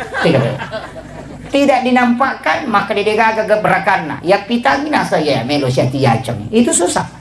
Karena yang salah kalbunya memang. Iya. Ya nama salah kalbu dia kagak menderita umrah na posting alhamdulillah baru kita tawaf langsung na komi. Ya melo setia cem. Ternyata we melo ya cem iko malah saat Pak digadi mau pakai dokan. Kan gitu. Itu aja kebalikannya. Nataraktir ki anggota si Batak masih sekolah nataraktir ki. Kalau ketemu di warung baru na foto di alhamdulillah dapat traktiran dari teman. Langsung tu na komik dia dan pita-pita siati. Dia na pita-pitangin tele na masuk sampai dia nioli. Kan begitu. Dan sama aja yang sekarang itu yang banyak teriak Pak. Teriak mako-mako na sama dia kejabatannya kok kejabatan sama tu mamako. Kan begitu. Makanya kita bisa harusnya selektif ini. Saya itu tidak ulama kita mengatakan kita harus pakai ukuran kalbu. Bagaimana ketika posisi di situ. Iya. Ini pesan yang penting saya sampaikan. Kemudian untuk guru-guru yang hadir, saya pesankan jangan pernah ingin membuat anak-anak kita jadi pintar kalau mengajar. Jangan. Salah satu kegagalan seorang guru itu ketika ingin kalau anak-anak muridnya itu pintar. Karena kapan anak itu bodoh, pasti dia jengkel. Ya kumelo ki ko macana, kaya na bodoh anak pasti macam iki. Kalau kita marah, keikhlasan sudah hilang. Dan itu hijab. Makanya yang paling gampang adalah ajarkan saja ilmu yang Allah berikan dan doakan dia, nanti Allah yang kasih hidayah. Jangan pernah berharap dia pintar. Walaupun kita harus doakan dia, tapi berharaplah dia menerima hidayah dari Allah. Itu aja. Makanya guru ini harus punya tirakat. Mestinya harus wudhu sebelum berangkat mengajar, baca sholawat sebelum mengajar. Itu aja kuncinya, supaya itu masuk ke kalbunya anak-anak. Yang sekarang kan guru baru 1 hari terlambat sertifikasinya langsung bikin status pembawa uang sertifikasi terbalik di jalan. Wah, ini jadi masalah. Ini yang penting saya wasiatkan. Kemudian ini sudah 1 jam lebih, ditambah sedikit ya. Ini sudah lewat 5 menit setengah 11. Iya, saya belum sampai ke langit ke-7. Langit ke-6 ketemu dengan Nabi Harun. Langit ke-5. Langit ke-5 itu adalah Nabi yang mendampingi Nabi Musa. Di langit ke-6 itu Nabi Musa. Nabi Musa itu kan sebenarnya Nabi yang rusak lidahnya. Karena di masa kecilnya itu dia memasukkan bara api di mulutnya. Makanya itu doanya Rabbi shrah li sadri wa yassir li amri wahlul 'uqdatam min lisani yafqahu qawli. Tapi dia minta ada Nabi yang mendampingi. Itulah Nabi Harun. Nabi Harun ini adalah salah seorang komunikator ulung dan dia hebat dalam filsafat. Jadi masyarakatnya sama aja pejabat sekarang, ada juru bicaranya, ada staf ahli. Itu Nabi Musa yang pakai begitu. Naik ke langit ke-6 ketemu Nabi Musa. Nabi Musa itu menangis karena dia mengatakan inilah satu-satunya Nabi yang mengalahkan umatku, banyak masuk surga ini umatnya Nabi Muhammad.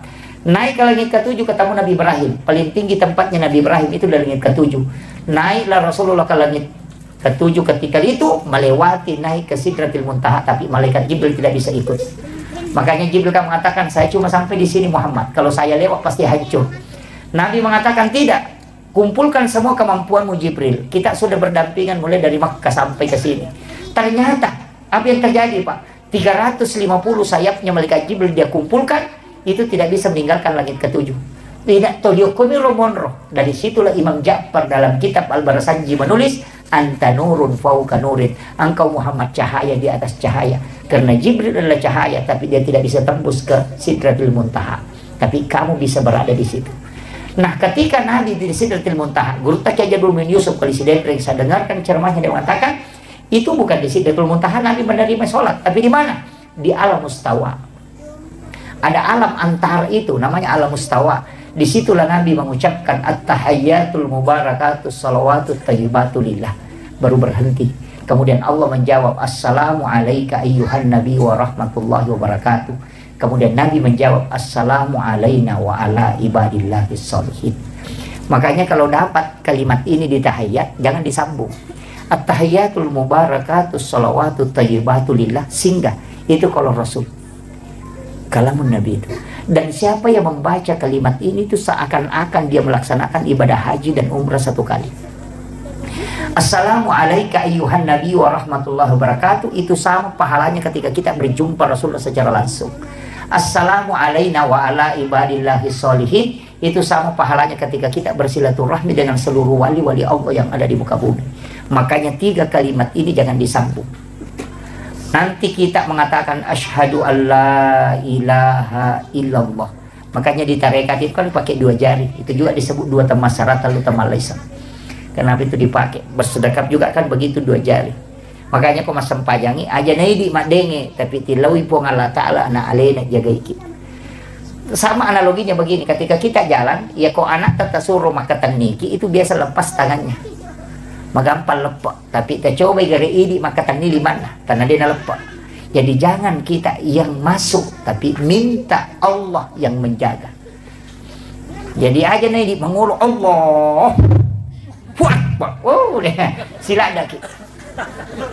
Iya, minta supaya dia tidak melepaskan kita, karena kalbu itu dia yang pegang, terbuka tertutupnya, masuk keluarnya dia yang pegang. Karena dia yang kendalikan iman, minta dia supaya dia tidak mencabut itu.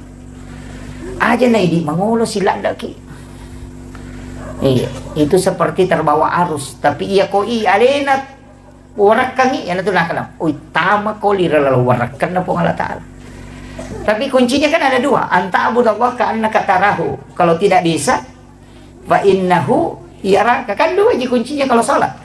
Anta abudallah ka'annaka tarahu, sampai pun pada komite. Itulah yang naik as-salatu mirajul mu'minin. Tapi fa'ilam takun tarau, kalau tidak bisa fa'innahu yaraka, yakin kau saja bahwa dia melihat aku, kayak ada CCTV. Makanya tidak usah naik, cukup di bawah. Dalilnya ada, wa huwa ma'akum aina ma kuntum. Dia selalu bersamamu dimanapun engkau berada. Wa kan wallahu aqrabu min hablil warid. Itu tidak usah naik atas, Allah ku akbar, sila ada, cukup di bawah. Kan gitu kan? Ada yang biasa begitu, Bu, ya? Serius sekali, Allah. Tapi tidak masalah kalau itu yang dipakai untuk koneksi. Tapi kalau tidak bisa, cukup dibawa. Kita yakin bahwa Allah melihat kita. Ya Allah melihat kita ruku, Allah melihat kita sujud. Itu yang paling gampang. Tidak usah naik. Karena memang juga dalilnya ada. Wa huwa ma'akum aina ma kuntum. Itu kan, itu kuncinya. Kalau yang naik itu setengah hidup. Asu Allah sampai ke langit ke-7 baru tuh akbar. Nah, itu kan gitu. Itu agak berat. Ya. Kemudian Nabi kan itu naik ke alam mustawa. Disitulah dia melihat langsung Allah dengan wajah yang asli. Tidak ada Nabi yang bisa melihat itu. Nabi Musa hanya mendengarkan kalamnya. Makanya disebut linuriyahu min ayatina, untuk memperlihatkan, bukan menceritakan. Tapi apakah Allah ada di situ? Oh tidak. Kita di saya NU, Ahlussunnah wal Jamaah dia. Kita yang dari NU itu tidak pernah memahami Allah di situ. Karena kenapa? Wa huwal latiful khabir. Kalau kau tempatkan di situ berarti itu jadi makhluk. Jadi bagaimana memahami? Kalau saya bilang begini, saya naik di masjid Pondok Pesantren Asadiah Baraka, baru naik ke menara. Di menara saya melihat bulan. Apakah bulan ada di menara? Tidak, itu masih jauh.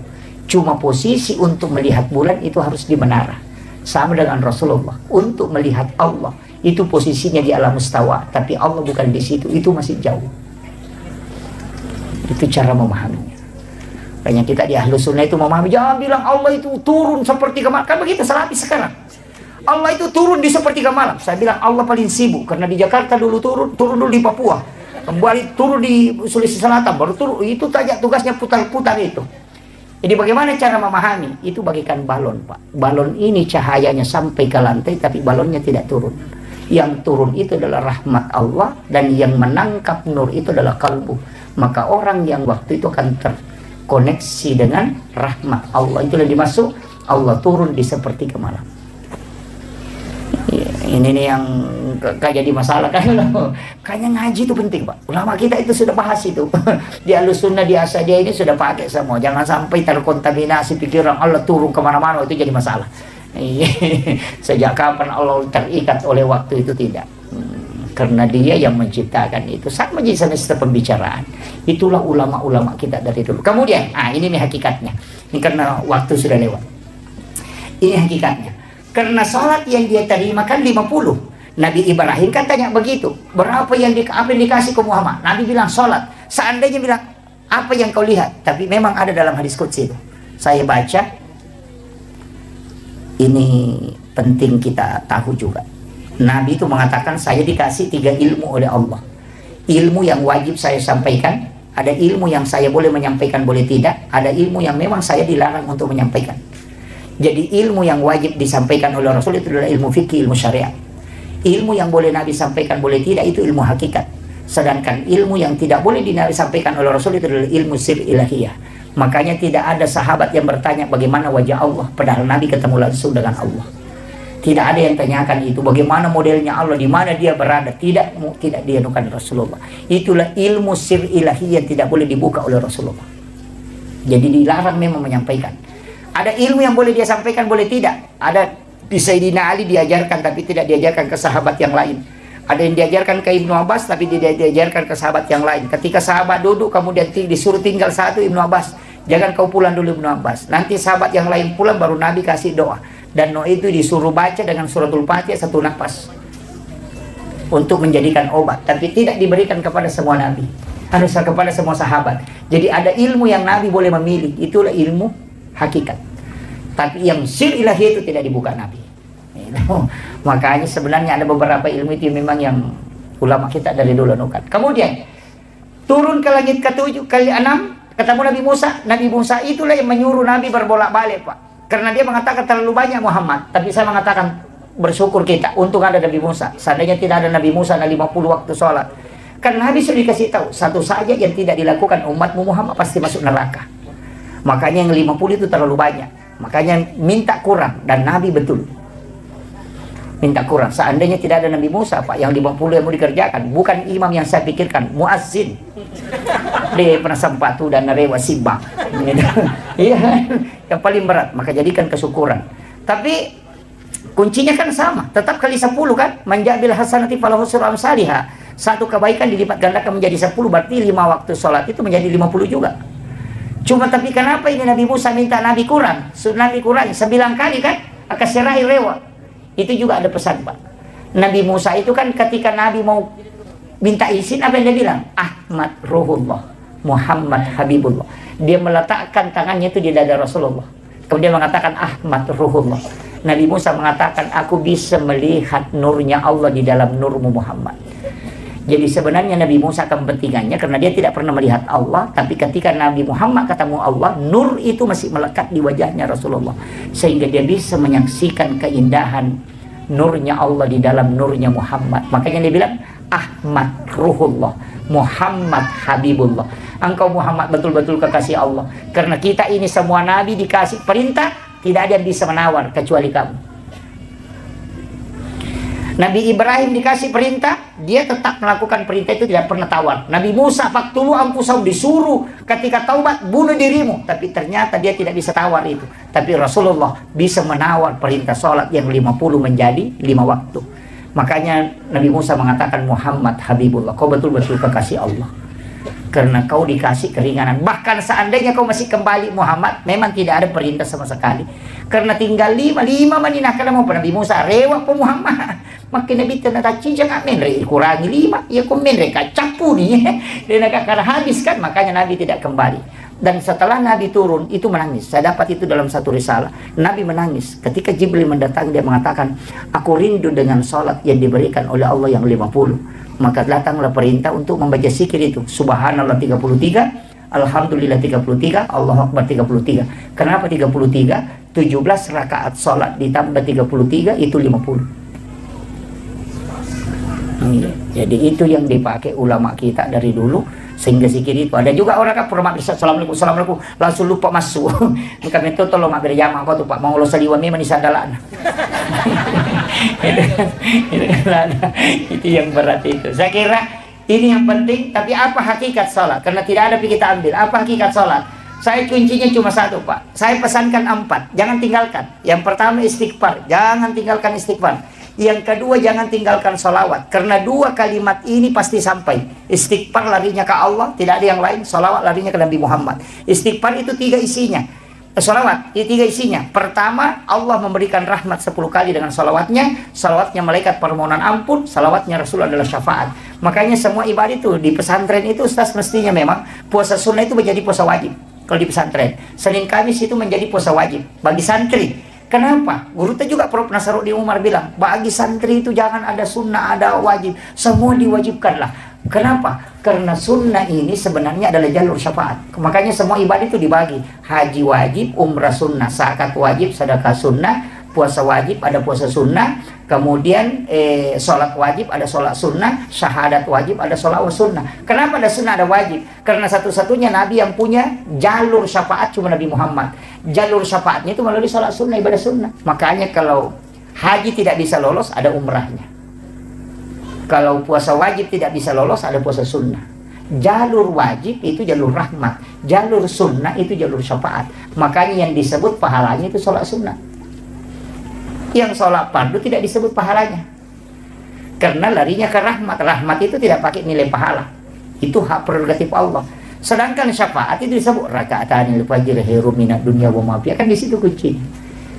Ini yang penting saya sampaikan. Makanya jangan anggap sepele ibadah sunnah. Lah sunnah aja tidak usah, tidak. Itu jalur syafaat. Kalau kau tidak bisa dapat jalur rahmat, masuk ke jalur syafaat. Karena Nabi punya otoritas. Nah, itu kuncinya.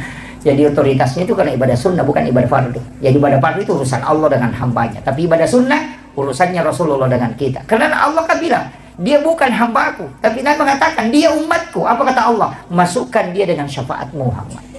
Ada itu nanti umat, dan Allah bilang tidak ada, bukan Nabi Muhammad bilang bukan umatku ini, tapi Allah bilang dia adalah hambaku Muhammad. Maka dia masuk surga karena rahmatku. Makanya 2 jalur aja. Makanya pegang ini. Sebesar apapun dosa tak yang hadir di sini, sebesar apapun dosa tak, tapi kalau Allah memandang kita dengan rahmatnya pasti masuk surga. Tapi sekecil apapun kesalahan kita, kalau Allah memandang dengan keadilannya, pasti kita diadili. Makanya ada orang itu di pelapak kurma tusukkan giginya, batunya sudah makan daging unta, tapi di pelapak kurma diambil di kebunnya orang, baru dia tusuk giginya. 500 tahun tertunda masuk surga gara-gara di pelapak kurma itu. Magapai di kota tama pasai coba lasi, coba mana lasi nanti dia baca. Ya kan? Coba rambutan ikan rusuk bawang. Ya itu kan, itu enggak boleh. Hukum tasawuf itu enggak boleh. Di dalam tasawuf itu kalau kita mau coba barang, kita letakkan tangan begini. Tabe wadigai coba kuwading kita lengak coba. Jangan kau yang mengambilkan diri. Itu aturannya hukum ditepai keroba mimah kau itu jadi masalah. Itu Bu ya. Kemudian wasiat saya ketiga, aja lalu tama seke abas sakit. Dermawan lah. Jangan sekali-kali kikir. Apa dia tahu tu gagas sih ngaran atau seke. Dia gak. Buru buku-buku dia napa aja napa tahu apa. Iya. Mati tahu seke enggak tahu teri. Dia gak. Si kodean nih itu. Laba nih. Iya. Lawi malam atau mati tahu nang kaki buruk na baca sana. Ni ga aniro anu nabu seke pata ya tu betul na tu. Buruk buku-buku dia napa aja narampe tahu. Aro ki pasenar. Nanya tu tahu seke Pak Bude gaga. Na mau tahu seke cecatoy. Iya. Tahu seke tu makna seke payan pada liwat dia lena. Kan begitu. Iya. Penutup upasan nih. Saya dapat ini kemarin Ustaz dari Rois Surya PCNU Sidrap itu bawakan kajian di acaranya Muslimat itu beberapa bulan yang lalu. Tapi itu hadis saya pernah baca dan ngaji ke ulama, cuma tidak berani. Tapi setelah lama kelamaan saya telusuri dan itu saya menganggap bahwa ini benar. Ini yang saya ingin modal terakhir saya kasih. Ternyata ada hadis Rasulullah mengatakan ada umatku nanti itu tidak dihisab. Jadi itu tidak dibawa kepada masyar. Jadi orang berjalan kepada masyar, dia dijemput oleh malaikat, dibawa ke ila rafiqil a'la. Itu hadis sahih. Jangankan mengatakan lewat di titian siratal mustaqim, tidak. Jadi dia tidak lewat di titian siratal mustaqim. Sampai ke masyar saja tidak, karena baru berjalan orang digiring ke masyar, dia sudah dijemput di jalan, dibawa ke ila rafiqil a'la kata Nabi. Allah tidak, malaikat tidak akan pernah tanyakan amalnya dan dia tidak akan berkumpul di masyar karena dia di tempat khusus. Siapa itu? Rasulullah mengatakan orang yang bersedekah yang tidak tahu siapa yang dia sedekahi. Dan yang disedekahi pun tidak tahu siapa yang mensedekahi. Iya. Jadi tahu masyidak ini sangi makadani gana sidakai, tahu isidakai dia tahu nisangi makadani ke sidakai. Di pesantren ini bisa dipakai Pak Bu. Tetapi pongi banyak stasta, maka daan kagana na aku tu masih kolos tak dia na mampu kasih. Maka daan kata podangi aja na tapodanga asalna aja tu tapi tanga tauna.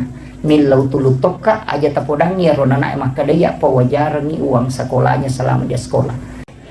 Sekarang pas 9:30 di jam saya. Iya.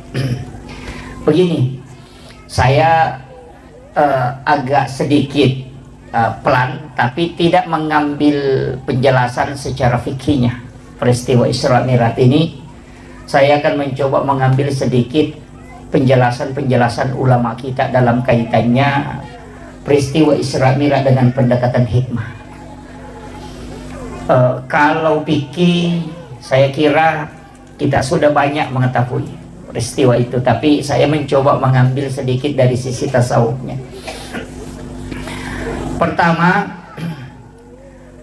peristiwa Isra dan Mi'raj itu sebenarnya kalau kita mengkaji lebih dalam, yang paling pokok sebelum Nabi diisrakan itu adalah ketika beliau itu dibelah dadanya, kemudian diambil jantungnya. Kalau ulama fikih membahasakan jantungnya Rasulullah itu dibersihkan, tapi kita di tarekat itu tidak pernah mengatakan jantungnya Nabi itu dibersihkan. Karena kalau kita mengatakan jantungnya Rasulullah dibersihkan berarti itu kotor, dan Nabi itu jantungnya tidak mungkin kotor.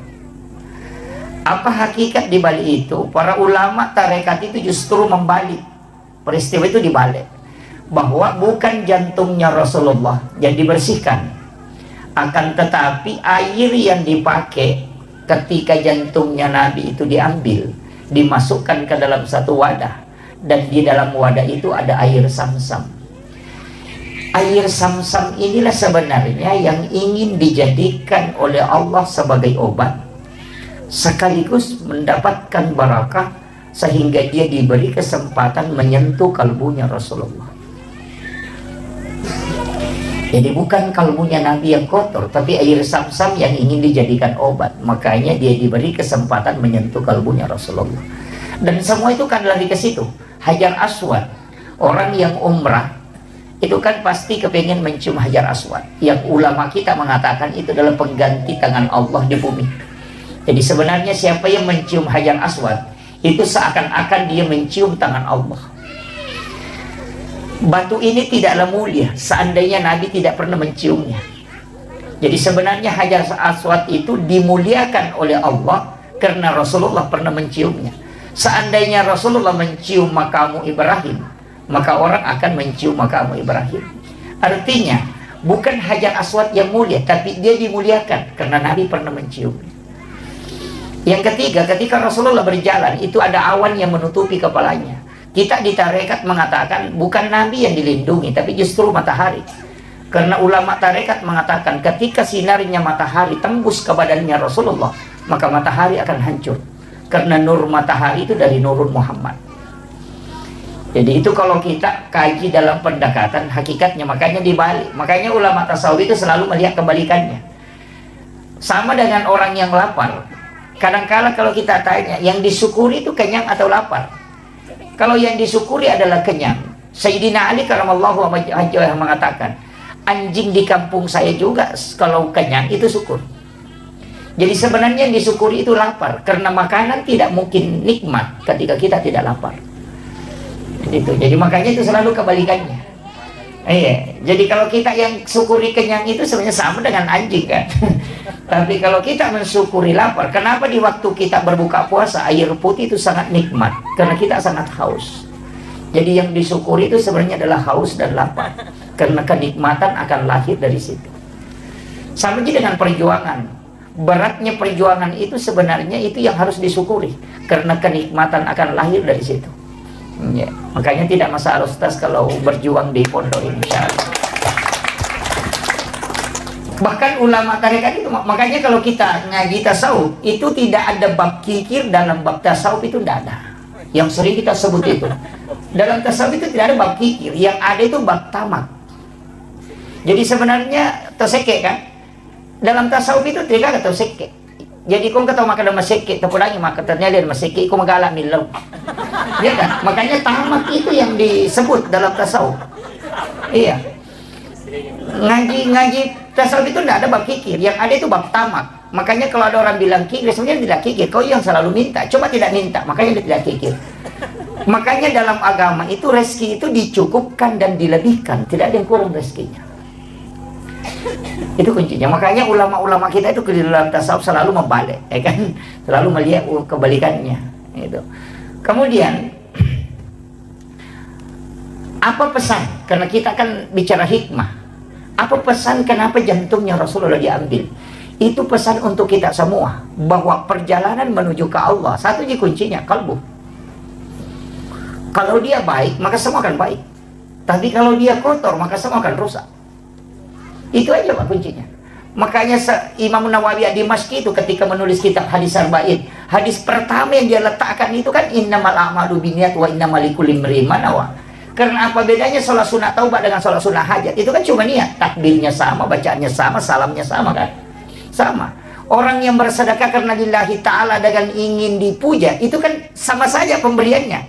Tapi yang kuncinya kan di sini. Makanya perjalanan menuju Tuhan, bersihkan dulu ini. Kalau ini sudah dapat koneksi dengan Allah, apapun belakangannya itu tidak masalah. Nah, makanya kuncinya di sini. Makanya orang tua kita itu bikin rumah, itu istilahnya orang Bugis kali golegona, teras itu. Itu tempat menata kalbu sebelum jalan. Itu kuncinya. Dan sholat juga saya perhatikan begitu Pak. Sholat itu kan ada iftitah, Allahu Akbar kabira walhamdulillahi kabira. Kan di situ ada inni wajjahtu. Kan di situ, itu kunci tuh. Ya. Kemudian saya ambil yang lebih agak dalam sedikit. Nabi itu kan diperjalankan dari Masjidil Haram ke Masjidil Aqsa. Kenapa ayat menyebutnya cuma 2? Subhanalladzi asra bi 'abdihi lailan minal Masjidil Haram ilal Masjidil Aqsa. Padahal Nabi kan tidak ke situ. Masjidil Haram ke Madinah. Dari Madinah ke Bukit Tursina. Dari Bukit Tursina kemudian ke Baitul Lahmi. Dari Baitul Lahmi baru masuk ke Aqsa. Yang mestinya seandainya Rasulullah dari Masjidil Haram ke Masjidil Aqsa itu cuma butuh 1046 km perjalanan. Tapi karena Nabi dari Masjidil Haram ke Madinah disuruh sholat oleh malaikat Jibril. Selesai salam baru bertanya, tempat apa ini Jibril?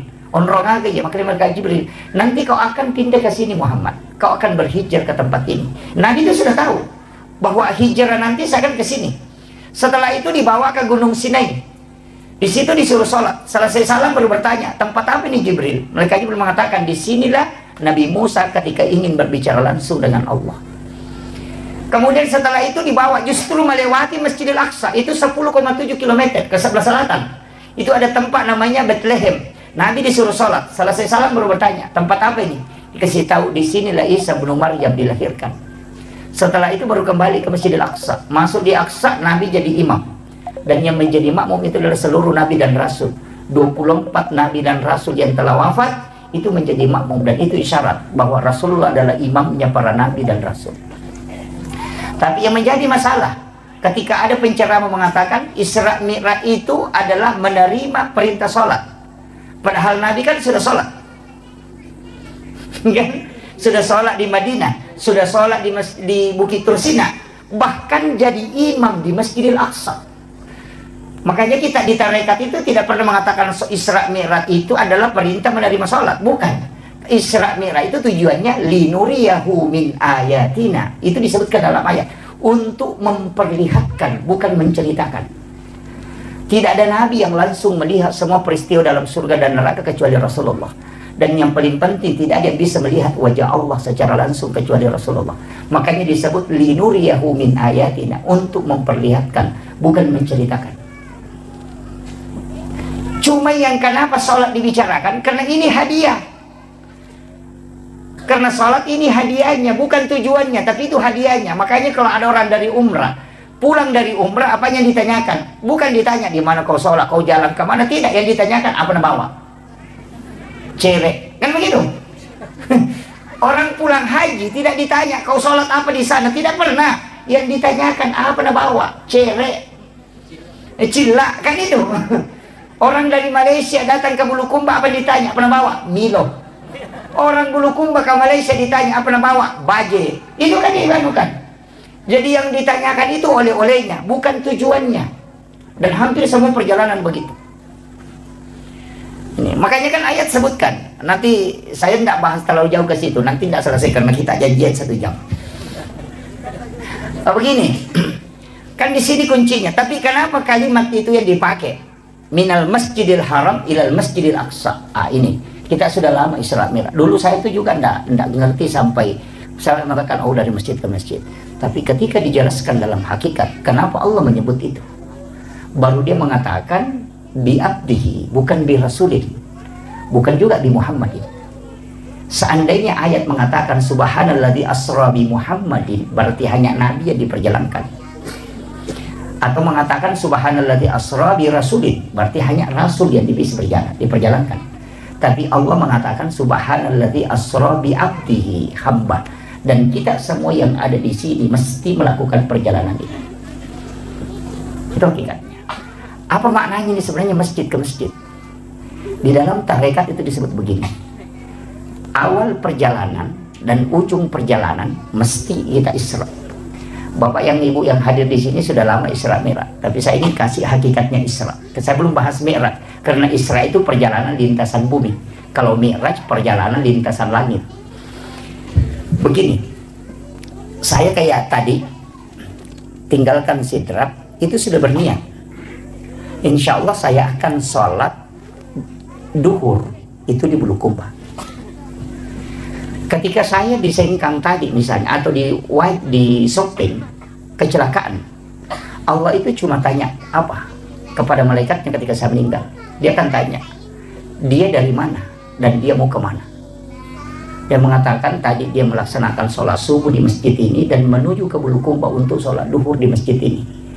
Maka ketika kita meninggal, pertanyaan Allah itu dia dari mana, mau kemana? Kalau dia dari masjid menuju ke masjid, maka Allah mengatakan dia hambaku. Jangan banyak pertanyaan untuknya. Kadang kita keliru ketika berjalan. Kita tinggalkan rumah, kita berpikir di mana nanti singgah makan siang. Itu bukan perjalanan Isra. Inilah yang dipakai kalimat ulama dulu mengatakan mesti sampai memang di satu masjid sebelum kau jalan. Dan berapa langkah-langkah yang kita langkah ketika berjalan, ketika mobil itu putaran ban, itu menggugurkan semua dosa sekaligus menambah derajat, sekaligus kita mendapatkan pahala karena perjalanan kita menuju ke masjid. Makanya kalau misalnya kita sholat di sini, kita mau lakukan perjalanan, jangan bilang mau pergi ceramah di sana. Insya Allah nanti saya akan sholat asar di sana. Jadi kita itu mestinya nyambungnya dari sholat ke sholat. Makanya dia dari masjid ke masjid. Ini pula istilahnya orang Bugis sempajat tepat tuh. Kalau sempajat tepat itu masuk dalam sholatnya, bukan masuk dalam tempatnya. Kalau ini tadi diikat oleh tempat. Tapi kalau sholat itu di sujud terakhir. Ya ke sujud pacapur nih sempajat loro. Taniakan memang ini masa sempajat nasra. Niatkan memang. Kenapa sholat itu ditutup dengan salam? Salam ke kanan dan salam ke kiri. Salam itu kan cuma dua, ketemu atau pisah. Kan gitu. Makanya jangan kau lepas dulu sholat yang setelahnya sebelum kau sambung sholat sebelumnya. Gitu. Makanya kalau kita salam ke kanan itu ikat memang dengan sholat berikutnya. Kalau kita sholat isya, sambung memang dengan sholat subuh. Makanya kita meninggal di mana saja pasti meninggal menuju ke sholat. Iya, makanya ulama dulu mengatakan saya meninggal di atas tempat tidur tetap mati syahid karena saya sudah menuju ke sholat. Itulah alasannya kenapa kita itu bisa kekal di dalam surga padahal umur dan pahala terbatas. Itu karena niat baik itu yang tidak pernah terputus.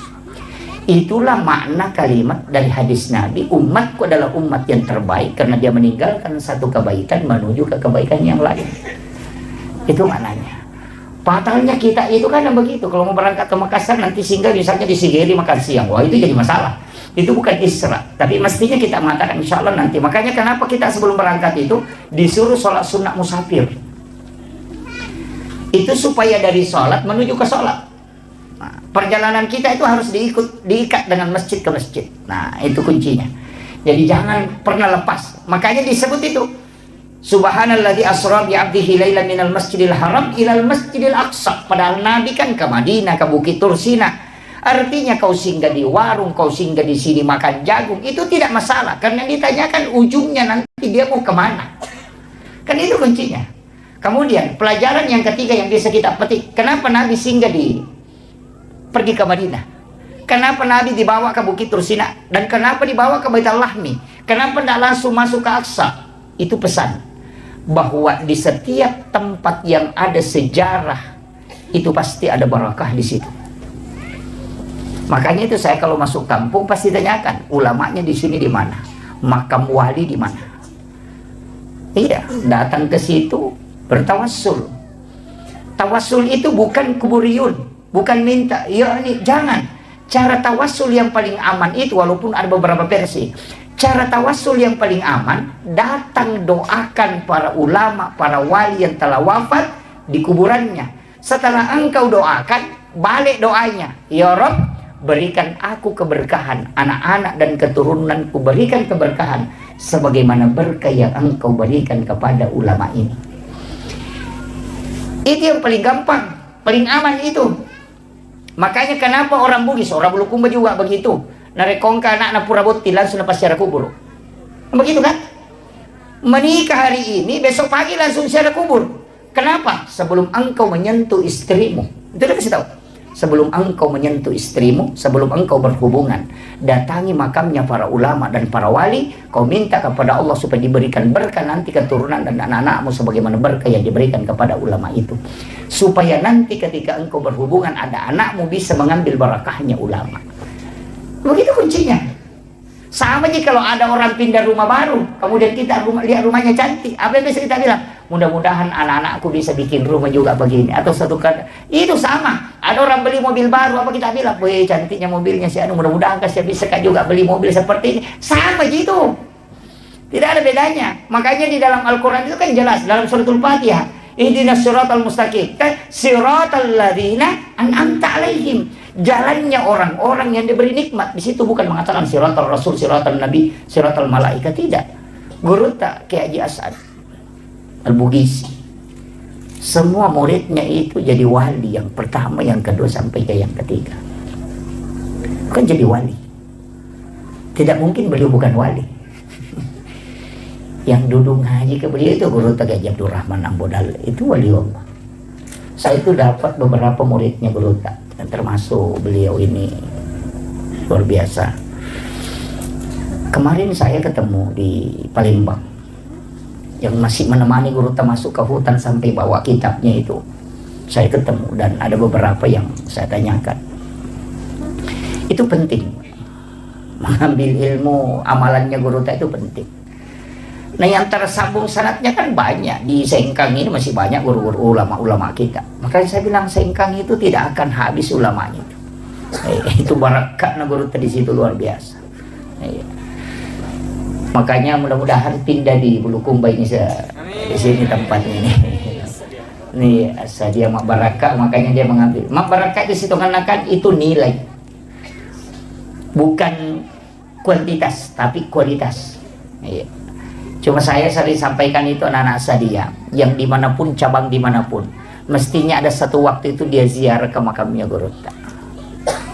Untuk menyambung sanad lah, sanad ruhani istilahnya. Atau paling tidak selesai sholat isya bertawassul, kirimkan Fatihah Guru Tak Kiai Haji. Itu sesudah sholat subuh kirimkan Fatihah Guru Tak, supaya ruhnya anak-anak kita itu terkoneksi dengan ruhnya para wali. Itu kuncinya. Karena ruh itu kan saling mengirim, ya kan. Kalau sudah dikirim itu baku kenal. Nanti anak-anak kita kalau meninggal ini akan dikenal, oh ini muridku ini, karena dia kirimkan Fatihah. Kan itu dia bukan. Yang parah itu kalau tinggal di asa dia belajar tidak pernah kirimkan Fatihah, itu nanti tidak bisa tidak dikenal. Makanya harus tersambung sanad ilmu, juga tersambung sanad ruh. Itu penting. Kalau tidak bisa tersambung dengan sanad ilmu, paling tidak sanad ruh bisa tersambung. Makanya upasan yang hadir di sini kuncinya satu, Bapak. Titiplah berkah di tempat ini. Iya. Kita kira Pak Guru Tak ini pahalanya banyak mengajar santri di sini. Itu masih bisa dikalahkan. Jangan harap guru-guru di sini bisa banyak pahalanya. Ada yang bisa mengalahkan pahalanya guru itu. Siapa? Pahalanya orang yang menyiapkan tempat untuk ditempati anak-anak kita belajar. Karena tidak mungkin ada guru mengajar, tidak mungkin ada anak-anak belajar kalau tidak ada tempatnya. Dia menyiapkan tempat, itulah yang besar pahalanya. Karena dikumpul pahalanya gurunya, sekaligus anak-anak yang belajar, sekaligus pengurus pondok, baru diambil pahala itu disamakan dengan dikasih orang yang bersedekah itu. Makanya bukan orang yang masuk masjid itu dulu yang dijanjikan rumah di surga. Siapa? Yang bangun masjid dulu, Pak. Makanya hadis itu, mambana masjidan fid dunya lillahi ta'ala banallahu lahu baitan fil jannah. Jadi yang pertama dijamin itu dulu adalah orang punya rumah, ya, tapi bukan masuk surga, punya rumah. Makanya kalau ada orang sedekah di masjid tapi tidak sholat, ya ada rumahnya cuma tidak masuk. Kan gitu. Karena kalau mau masuk ya sholat. Itu kan kuncinya. Makanya saya wasiatkan mestinya kita bikinkan donatur.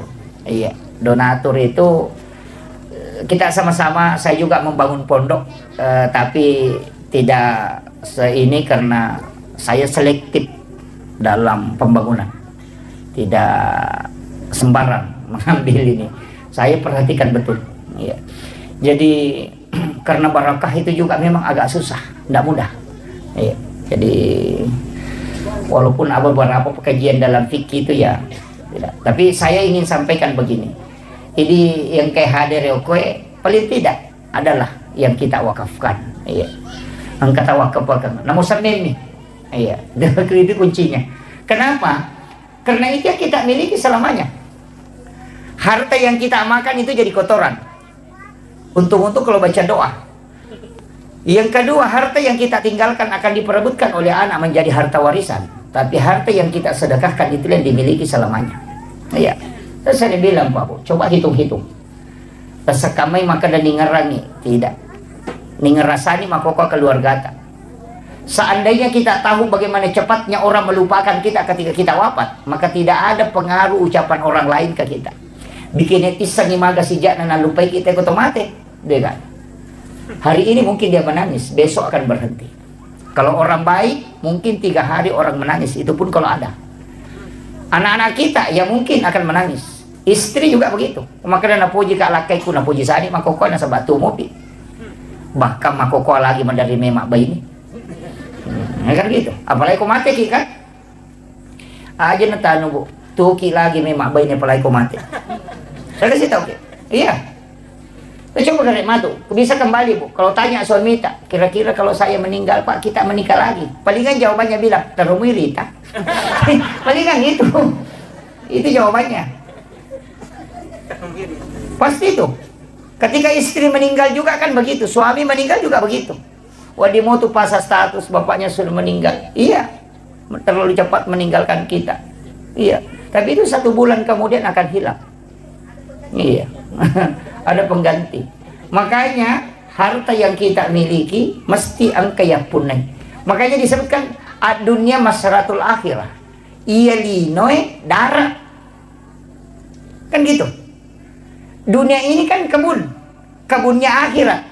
Jadi sebenarnya siapa yang menyimpan hartanya di dunia itu sama dengan orang yang menyimpan isi hartanya itu hanya di kebun.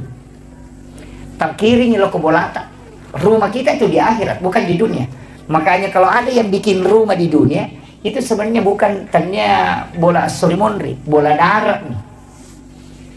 Syarat namo 10 tingkat bola tetap bola darat nih itu. Karena dunia ini adalah kebun. Kalau mau dapat rumah abadi, kirim ke akhirat. Makanya sedekah ke masjid itu disebut dibangunkan istana di dalam surga. Pas sedekah itu sedekah. Usahakan menangkah. Bikinkan kaleng Ustaz. Kaleng koin NU. Bikinkan kaleng. Bagikan ke orang tua santri. Itu kaleng koin yang bisa dicabut-cabut di bawahnya. Jadi dia isi 10.000. Bayangkan, saya kasih tahu Ustaz. Bayangkan, kalau 1.000 kaleng kita bagikan, isinya 10.000, itu sudah 10 juta. Per bulan. 10.000 saja isinya. Kalau 1.000 kaleng, berarti itu sudah 10 juta. Kalau 100.000, berarti itu 100 juta. Kalau 1.000 kaleng kan? Pikir aja tuh. Nah tidak mungkin ada orang tua santri 10.000 yang isikan nih. Dijemput saja setiap bulan. Iya, koin NU sidap kan begitu Ustaz, jalan. Dan yang masuk itu kalau totalnya itu sekitar, kalau dikasih sebelum dikasih keluar, mungkin sekitar 50-an juta lebih. Setiap bulan. Itu ada uang 1.000, ada uang 2.000, ada uang receh. Kalau pulang dari belanja ada uang 1.000, masukkan ke situ. Dan itu yang dimasukkan ke pondok. Bayangkan kalau 1.000 kalian, apalagi kalau kita 2.000 kalian, nah 100.000 isinya. Pesantren dapat sumbangan dana itu 200.000, 200 juta per bulan. Itu aja Pak. Nggak usah repot banyak cari dicari. Itu aja. Langkah konkretnya paling sederhana itu. Iya. Masa orang tua tidak bisa menyisihkan 10.000, apalagi kalau 100.000. Ya kan gitu. Itu kaleng, ini beli aja di Jakarta itu. Banyak. Pesan di Shopee itu. Itu kaleng 1 kali dipakai seumur hidup itu, karena ada dibawa lubangnya itu, ditarik baru diambil isinya baru ditutup. Tapi satu kuncinya, jangan kasih nama, pakai nomor saja supaya orang tidak merasa terganggu dengan sedekahnya. Iya, begitu. Di Indonesia itu hanya 400-an kayaknya kaleng yang jalan, itu sudah tembus hampir 50 juta per bulan. Makanya kalau kita anukan, itu saya bilang 10.000 saja per 1 kaleng. Kalau 1.000 kaleng kan 10 juta. Itu kan, itu bisa menggaji guru-guru di sini. Itu. Jadi makanya kalau kita tidak bisa membangun pondok dan tidak bisa juga membantu dengan banyak, paling tidak itu yang kita lakukan. Iya. Nama siril lisari sisa berupiah isa nilala kusiulap. Yang penting dijemput setiap bulan. Bikinkan grup, ada satu yang menjemput khusus. Iya. Semua orang tua santri kan gampang. Orang tua santri dikasih, nanti ada keluarganya kasih lagi. Itu penting. Jadi ini penting saya wasiatkan untuk, tapi saya di pondok tidak pakai itu Ustaz, cuma di NU. Karena saya tidak mau dana NU terganggu dengan mengatakan ini pimpinan pondok baru beralih lagi ke NU, saya tidak mau. Biarkanlah NU yang saya mengambil barakahnya aja. Itu kuncinya. Dan saya dapat ilmu dari beberapa kiai. tentang pondok, Ustaz. Salah satu yang saya rasakan betul itu dan sangat kuat itu adalah salawat Jibril.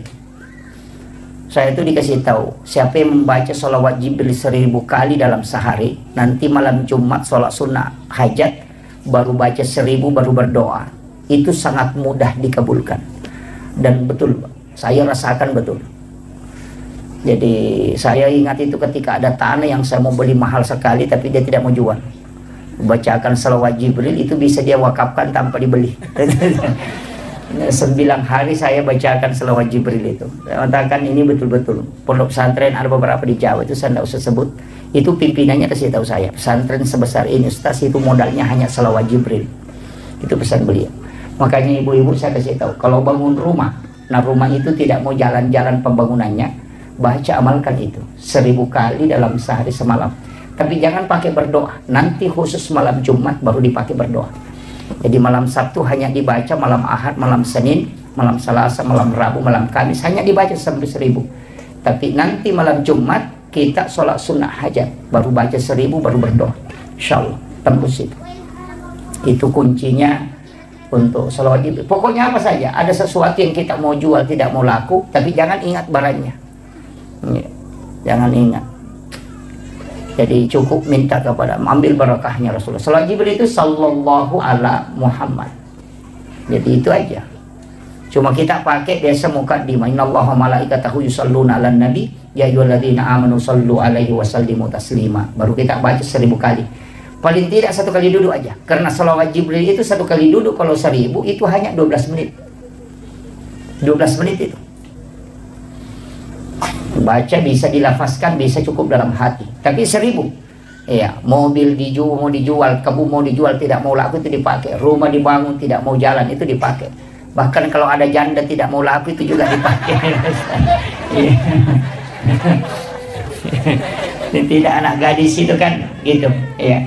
Jadi itu dibacakan, ya. Sesuatu yang tidak mau jalan itu dienukan. Dan saya itu begitu, Pak Bu. Hanya tawakal dengan salawat Jibril, dan saya akui betul itu bahwa ini besar pengaruhnya. Ada beberapa, bahkan ada tanah yang bersengketa itu diserahkan ke pondok. Mereka yang awalnya sengketa itu langsung menyerahkan. Itu ada luar biasa, Pak. Jadi itu penting. Yang ini saya wasiatkan, ini modal ini. Ini modal. Kalau untuk anak-anakku di sini kuncinya kalau mau berhasil itu bukan kepintaran. Satu aja, takzim kepada 3 orang. Pertama, takzim kepada guru-gurumu. Siapa yang paling bagus akhlak dan adabnya kepada gurunya, pasti ilmunya membekas dan pasti dipakai nanti di masyarakat. Yang kedua, takzim kepada kedua orang tuamu. Itu aja kuncinya. Takzimnya ke situ. Karena kalau kau orang tua itu yang membuka pintu langit. Jalur ilmu itu kan makanya disebut semua itu nur. Makanya kita dalam tarekat itu kan Al-Quran huwa nur, nur Muhammad, Allahu nur samawati wal ardi masalun nur, al-wudu'u nur, as-salatu nur, az-zikru nur, as-salawatu nur. Itu kan semua cahaya. Al-ilmu nur. Makanya itu yang mau diserap. Gabungkan semua. Makanya orang yang ada wudunya kemudian belajar itu pasti ilmunya dipakai nanti. Tapi kalau belajar dan tidak ada wudunya, coba perhatikan, susah dipakai ilmunya. Makanya biasa ada anak-anak itu di pesantren cerdas, tapi ketika keluar tidak dipakai ilmunya. Tapi ada juga anak-anak kalau dilihat, tidak ada modelnya, tidak tahu mau jadi apa nanti, tapi setelah keluar ternyata jadi orang hebat. Kenapa? Makanya jangan lihat dari ketika dia belajar di pondok, cari barakahnya di situ. Itu makanya orang tua itu saya kasih tahu, serahkan sepenuhnya anak-anak kita ketika dia belajar di pondok. Tidak usah khawatir. Dan ingat, pondok itu adalah tempat penyucian. Bukan hanya secara lahiriah tapi secara hakikiah. Makanya anak pondok itu 3 bulan pasti kena itu yang gatal-gatal. Iya, gatal-gatal itu seperti cacar. Sebenarnya saya kalau di dalam tarekat itu dikasih tahu, penyakit itu adalah melepaskan segala energi negatif dalam tubuh. Makanan-makanan yang dimakan anak-anak kita itu yang tidak bagus itu keluar semua melalui situ. Dan itu tidak ada obatnya sebenarnya. Obatnya itu cukup satu, keringkan pakaiannya dengan tempat tidurnya itu dengan sinar matahari langsung hilang itu. Karena itu bakteri tidak bisa, bakteri itu hanya dari pakaian basah. Nah, Di pesantren begitu. Nanti 8 bulan akan kena tipes ataupun demam, batu-batu kering tidak mau berhenti. Itu akan muncul penyucian dalam kalbu. Itu tahap kedua. Nanti itu ketika 1 tahun lebih ada penyakit, kulitnya itu warna kuning. Anak-anak itu kayak kekuning-kuningan kulitnya. Itu akan muncul. Tapi apa? Itu sudah tahap ketiga. Ketika anak tidak lari, itu barakahnya sudah mulai muncul. Itu penyucian dalam hakikat perjalanan dalam orang bertasawuf. Sebenarnya anak-anak kita itu bertarekat di pondok, karena dari masjid ke sekolah, dari sekolah ke tempat sholat, sampai tidurnya pun itu sebelum tidur dia sudah berniat bangun nanti tahajud jam sekian, bangun nanti sholat malam jam sekian. Jadi tidurnya itu ibadah karena dia tidur untuk sholat. Tapi kita tidur di rumah, bangun nanti nonton sepak bola, itu aja tidurnya itu. Yang jadi masalah. Makanya ulama kita mengatakan tidur itu bisa nilai pahala tergantung niatmu apa. Kalau kau tidur untuk sholat, berarti itu berpahala. Dan tidur dari sholat menuju ke sholat juga berpahala. Dan tidur orang yang menghindari dosa juga berpahala. Makanya ulama Indonesia itu bilang, tidurnya orang berpuasa itu berpahala. Karena kalau dia tidur tidak melakukan dosa. Kan gitu. Satu-satunya perbuatan itu yang tidak ada dosanya itu pun cuma tidur. Adakah orang mak gosip kalau tidur? Tidak ada. Kan gitu. Itu kuncinya. Makanya kalau mau selamat itu banyak tidur. Karena satu-satunya kan tidak ada dosanya dia tidur. Kemudian saya ingin sedikit lanjutkan lagi nih, saya terlalu jauh memutar. Kemudian itulah perjalanan Nabi. Makanya itu ketika Rasulullah masuk ke Masjidil Aqsa, ini sebenarnya kalau ada imam cari itu, saya pernah dikasih tahu tapi saya tidak buka, itu dilarang sebenarnya. Tidak apa-apa saya ingatkan, cari aja surah apa yang dibaca Rasulullah ketika dia menjadi imam para nabi. Ya itu nak kedate sapai surat na nabi tak. Surat sampajanna wattuna na pimpin nabi. Kalau itu yang dipakai orang, Pak, itu luar biasa. Tapi cari, saya tidak kasih tahu. Cari nanti itu.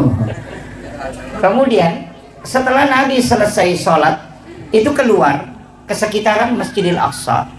Itu ada batu yang bagian bawahnya itu agak bulat tapi agak datar bagian atas. Di situ Nabi duduk dan disitulah Nabi dijemput untuk peristiwa Mi'raj. Tapi ketika Nabi naik, batu ini kan ikut. Dia ikut dan itu sudah terangkat. Tapi Nabi lihat kemudian dia larang. Nabi itu memberitahu batu itu. Dia tidak mengatakan kembali, tapi Nabi mengatakan berhenti di situ. Maka batu itu tidak kembali ke bumi, tapi juga tidak naik ke langit. Sampai hari ini batu itu masih tergantung. Itu hebatnya itu. Dan kalau kita buka di Google itu, ketik saja batu gantung peristiwa Isra Mi'raj, itu batu ada tergantung di bawahnya, tidak tersandarkan ke tanah, dia melayang. Tapi berat batu itu kalau mau ditimbang mungkin sekitar 100 kilo lebih. Itu hebatnya. Itu bukti autentik. Nabi naik, salam di langit pertama, ketemu dengan Nabi Adam. Ini sudah masuk ke santri-santriku yang ada di sini, santri-santri kita ini. Ini sudah pelajaran di sini. Nabi itu ketemu Nabi Adam. Kenapa ketemu Nabi Adam? Nabi Adam ini kan Nabi dari surga dilemparkan ke bumi. Orang yang punya jabatan tinggi kemudian turun, itu mestinya kita datangi. Itu penting. Orang kaya kemudian bangkrut, bersilaturahmi, itu hakikat taksiyah. Jadi bukan hanya orang meninggal itu yang ditakziahi, tidak. Kalau ada bupati jadi rakyat biasa, datang silaturahmi. Jangan tinggalkan, karena itu hatinya gundah gulana. Ada kepala dinas jadi guru biasa, silaturahmi dengan dia. Kenapa? Karena itu agak goncang perasaannya. Tapi kalau guru biasa jadi kepala dinas, tidak usah datangi dia. Makanya saya kalau kita didarekat, walaupun sekarang kan sudah beda. Makanya itu saya kalau diundang ada acara syukuran pejabat, hampir dipastikan saya tidak hadir. Karena kami di tasawuf itu diajarkan jangan pernah melakukan syukuran ketika menerima fitnah dan amanah. Gitu. Jabatan itu adalah fitnah, jabatan itu adalah amanah. Ketika engkau menerimanya kau syukuran, itu musibah. Maka kapan kita syukuran? Ketika engkau sudah selesai menjalankan tugas itu, maka syukuranlah. Jadi bupati itu mestinya nanti syukuran kalau selesai jabatannya jadi bupati. Iya. Kan masa kau terima fitnah dan amanah baru kau bersyukur? Kan mestinya terbalik. Ketika engkau selesai menjalankan amanah, baru kau bersyukur. Maka syukuran dilakukan setelah selesai jabatan, bukan pada saat menerima. Mestinya pada saat menerima itu minta anak-anak, orang-orang ulama mendoakan kita. Nanti di saat selesai baru syukuran. Kan terbalik sekarang kan, terima jabatan langsung syukuran, itu musibah. Makanya Sayyidina Ali mengatakan, seandainya ini bukan amanah yang sangat berat, maka aku lebih memilih liur anjing daripada jabatan. Karena liur anjing tidak akan ditanyai permintaan nanti kalau dari kemudian, tapi saya setiap tarikan nafas itu akan ditanya. Makanya hati-hati juga yang ulama ini yang selalu banyak jabatannya, penasehat inilah, jabatan inilah, ketua inilah, itu patah paling lama masuk surganya itu. Ini penting, ini saya wasiatkan ini. Iya. Paling tidak kalau ia mendoakan, ini penting saya wasiatkan. Kemudian ketika Nabi, kenapa ini Nabi ketemu dengan Nabi Adam? Itu tadi, karena Nabi ini juga belajar sama Nabi Adam tentang ilmu alam. Anak-anakku ini mesti tahu ilmu alam dasar dulu. Makanya disitulah pelajari fisika, pelajari kimia. Itu kan anak-anak yang awal-awal kan. Naik ke langit kedua, siapa yang dia ketemu? Nabi Isa dengan Nabi Yahya. Dua Nabi ini kan mudah.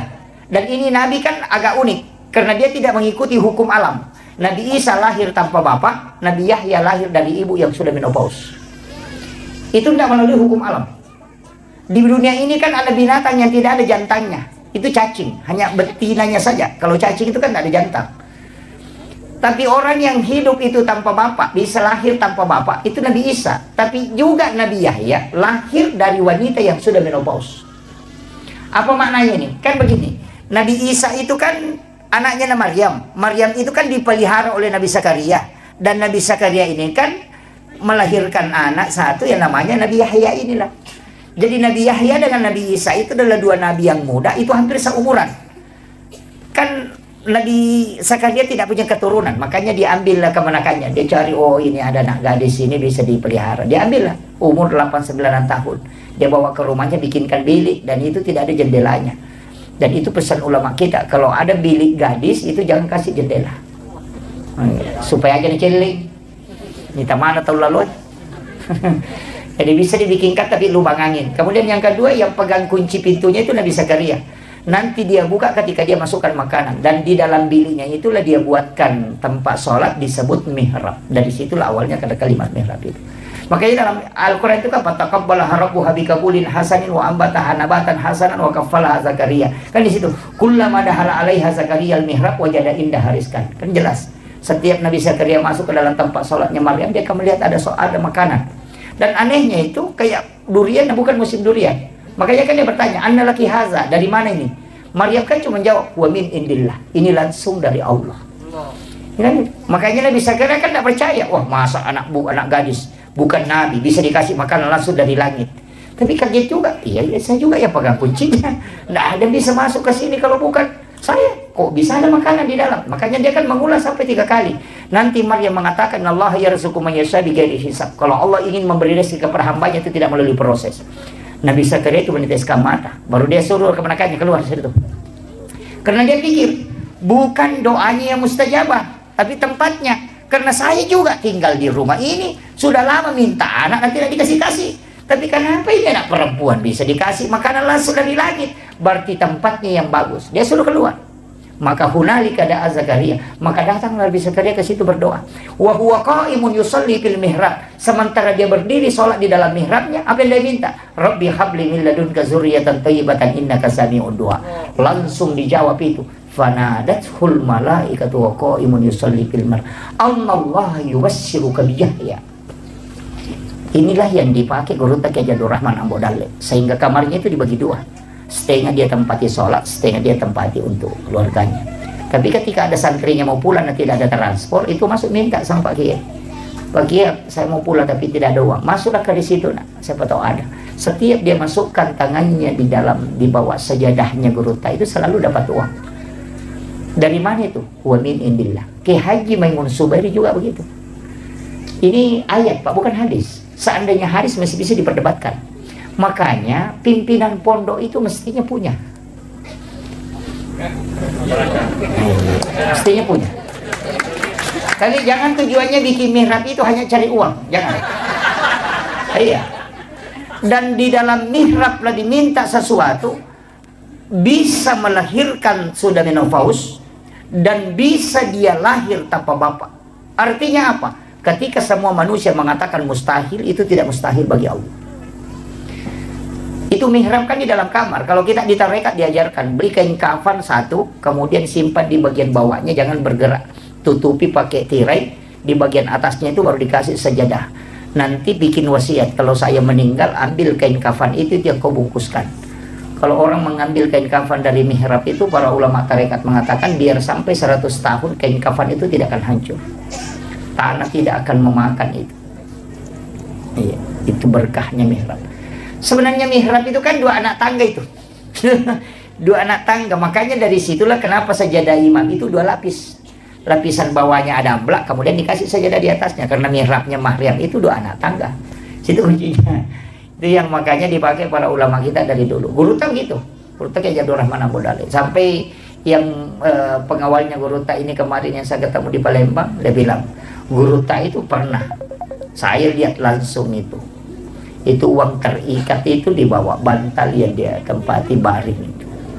Jadi saya bilang, dari mana itu? Dia bilang, tidak, Guruta memang ada doanya itu. Jadi itu karena mihrab itu, jadi tidak sembarang. Sama aja kalau ibu-ibu yang di sini punya penyakit, dokternya sudah angkat tangan, jangan menyerah. Nah, dokter itu kan mengobati, bukan menyembuhkan. Iya, coba cari, apakah ada dokter di pamflet dokter di seluruh Indonesia dia tulis menyembuhkan penyakit kanker? Tidak ada. Yang dia tulis itu mengobati penyakit kanker. Iya, menyembuhkan tidak ada. Kalimat menyembuhkan itu urusan Allah, kalimat mengobati itu urusan manusia. Makanya kalau pergi berobat, jangan berharap sembuh dari dokternya. Makanya kasih tahu, dok, saya sakit, minta aja sama cek maka dia nasau capu didiku maka dia dokter ubure dia nak lupa sawi. Kan gitu kan? Ini nih yang harus dirubah ini. Kadang kalau kita datang berobat, itu kita mengatakan nanti sembuh dari sini, enggak. Ini diobati, makanya Allah yang Maha Penyembuh. Itu kuncinya. Kemudian, apa kelebihannya Nabi dua ini? Nabi Yahya itu dihindari dari dosa. Nabi yang sudah dijaga betul oleh Allah. Kalau Nabi Isa itu ahli kedokteran, dia bisa menghidupkan orang mati. Kalau dokter kita mematikan orang hidup, sebagian dan semua hidup. Naik ke langit berikutnya, ketemu dengan Nabi Yusuf. Nabi Yusuf ini kan sebenarnya orang aneh, karena dia bisa menafsirkan mimpi. Kalau kita mengatakan orang aneh, tapi sebenarnya itu ilmu langkah kedua.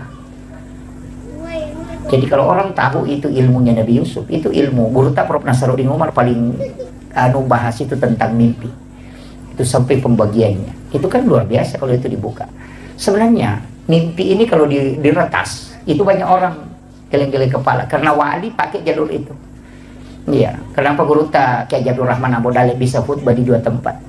Sekarang kan kita juga bisa berada di dua tempat dalam satu waktu. Ketika kita video call kan? Iya. Ketika kita video call, kita bisa berada di Bulukumba, tapi sekalian juga bisa berada di Makassar dalam satu waktu dan tempat. Itu HP hanya layar, kaca dan juga besi. Tapi kenapa ada manusia kelihatan di dalam? Itu dengan layarnya kelihatan, gambarnya kelihatan, suaranya. Nah, tidak ada kabel. Itu kita pakai jaringan seluler dan masih pakai alat. Ulama itu jaringannya di kalbu, makanya itu akan tercermin langsung terangkat. Sekarang kan ada hologen. Itu kan, itu sudah muncul itu. Dan inilah yang dipakai ulama dulu. Cuma itu tidak diretas. Kenapa dikaitkan dengan mimpi? Kalau orang mimpi itu kan bisa melihat, padahal matanya tertutup. Coba kalau orang mimpi itu kan dia melihat dirinya ke Jakarta, padahal matanya tertutup. Mata apa yang dipakai melihat orang yang bermimpi itu ketika dia melihat? Padahal bukan mata dia juga bukan mata batin, tapi itu mata idhafi. Itulah yang dipakai ulama sehingga dia bisa melihat suatu tempat dalam waktu yang bersamaan. Ini saya buka ini Pak anunya, tapi saya tidak rentas ke belakang, itu urusannya ulama kita. Kita hanya mempelajari cabang-cabangnya aja. Kemudian, orang mimpi itu, kenapa Nabi mengatakan an-naumu ahul maut? Tidur itu saudara dengan mati. Itu persis ketika orang mati itu bisa melihat ke dunia. Dan juga bisa melihat ke alam akhirat. Kemudian yang ketiga, kalau orang mati itu disiksa di alam kubur. Ada mengatakan, mana dia rasakan jasadnya sudah hancur. Bagaimana dengan orang tidur yang mimpi dipukul? Tidak ada yang menyentuhnya, tapi badannya merasakan sakit, padahal tidak ada yang menyentuh. Dia tidur di atas kasur. Artinya apa? Ketika ruhmu tersiksa, jasadmu akan merasakan sakit. Itulah dalil asap kubur yang paling kuat, yang banyak orang tidak bisa terima. Makanya Nabi ambil analogi itu an-naumu akhul maut. Dia cuma tidak mengatakan sama di mati itu dengan tidur, tapi dia mengatakan saudara. Ini kan itu kuncinya. Orang tidur itu hanya 5 menit, tapi bisa bolak-balik dari Jakarta. Ketika dia bermimpi dari Jakarta tadi, pernah naik pesawat itu 4 jam. Kan gitu. Artinya dalam waktu yang singkat dia bisa memasuki alam yang lama, tapi dia hanya tidur 5 menit. Itulah kenapa Guru Tak Kiai Abdul Rahman Ambo Dale ketika ditanya oleh Guru Tak Pak Kiai Sanusi Baco, dari mana kau mengambil dalil ini? Karena Guru Tak Kiai Abdul Rahman Ambo Dale, dia mengatakan 6 tahun saya ngaji kitab Al-Um sama Imam Syafi'i. Itu. Dan itu yang sampaikan itu Dr. Gus Nur Taufik Sanusi. Coba. Itu makanya ulama kita itu punya alam sendiri. Iya. Itu aja tadi video call kan. Makanya saya bisa berada di Makassar juga bisa berada di sini kalau video call. Tapi coba jangan pakai video call, pakai Nurul Call via kita. Itu kan connect. Dan biasa saya cuma sampai di situ mau menjelaskan. Biasa ada kampung kita masuki, Pak Ustaz biasa rasakan itu. Ada kampung dia lihat kayaknya saya pernah bermimpi sampai ke sini. Kayak seperti begitu. Atau ada kita kerjakan kayaknya saya pernah kerja ini masalah. Itu yang orang tidak tahu. Allah sudah bukakan rahasia dan itu ruh idofinya sudah sampai ke situ baru kembali. Tapi baru dia memasuki alam itu baru dia sadar. Seandainya itu dibuka, maka terbuka rahasia yang disebut dengan rahasia kewalian. Cuma sampai di situ saya bahas, saya tidak akan lanjut. Itu ulama-ulama kita dulu pakai itu. Kemudian ketemu Nabi Yusuf tadi ini kan, Nabi Yusuf itu bendahara negara, Pak, itu menteri keuangan. Cuma Nabi Yusuf itu enaknya karena dia ditarungkui jolo. Masuk pula tarungkungi menjadi bendahara negara, menjadi menteri keuangan.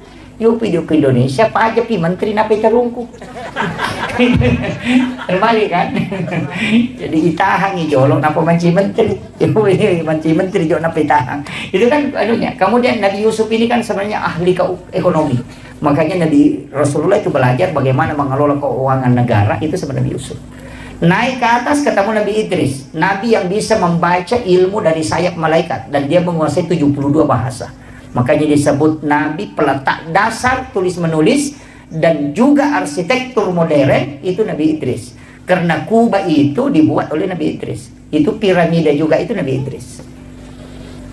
Itu hebatnya. Makanya anak-anakku mesti belajar arsitek, belajar ekonomi, belajar ilmu alam. Itu kenapa? Karena Nabi Isra Mi'raj itu mencapai semua puncak itu. Itu tahapan. Seandainya itu diambil itu profesor di segala bidang. Makanya Nabi itu kan begitu, belajar sama Nabi Idris. Dan Nabi Idris, apa hebatnya Nabi Idris ini? Satu-satunya Nabi juga yang memang itu ketika dia membaca simbol, itu hebat sekali itu. Makanya sampai bintang-bintang itu dia bisa baca itu.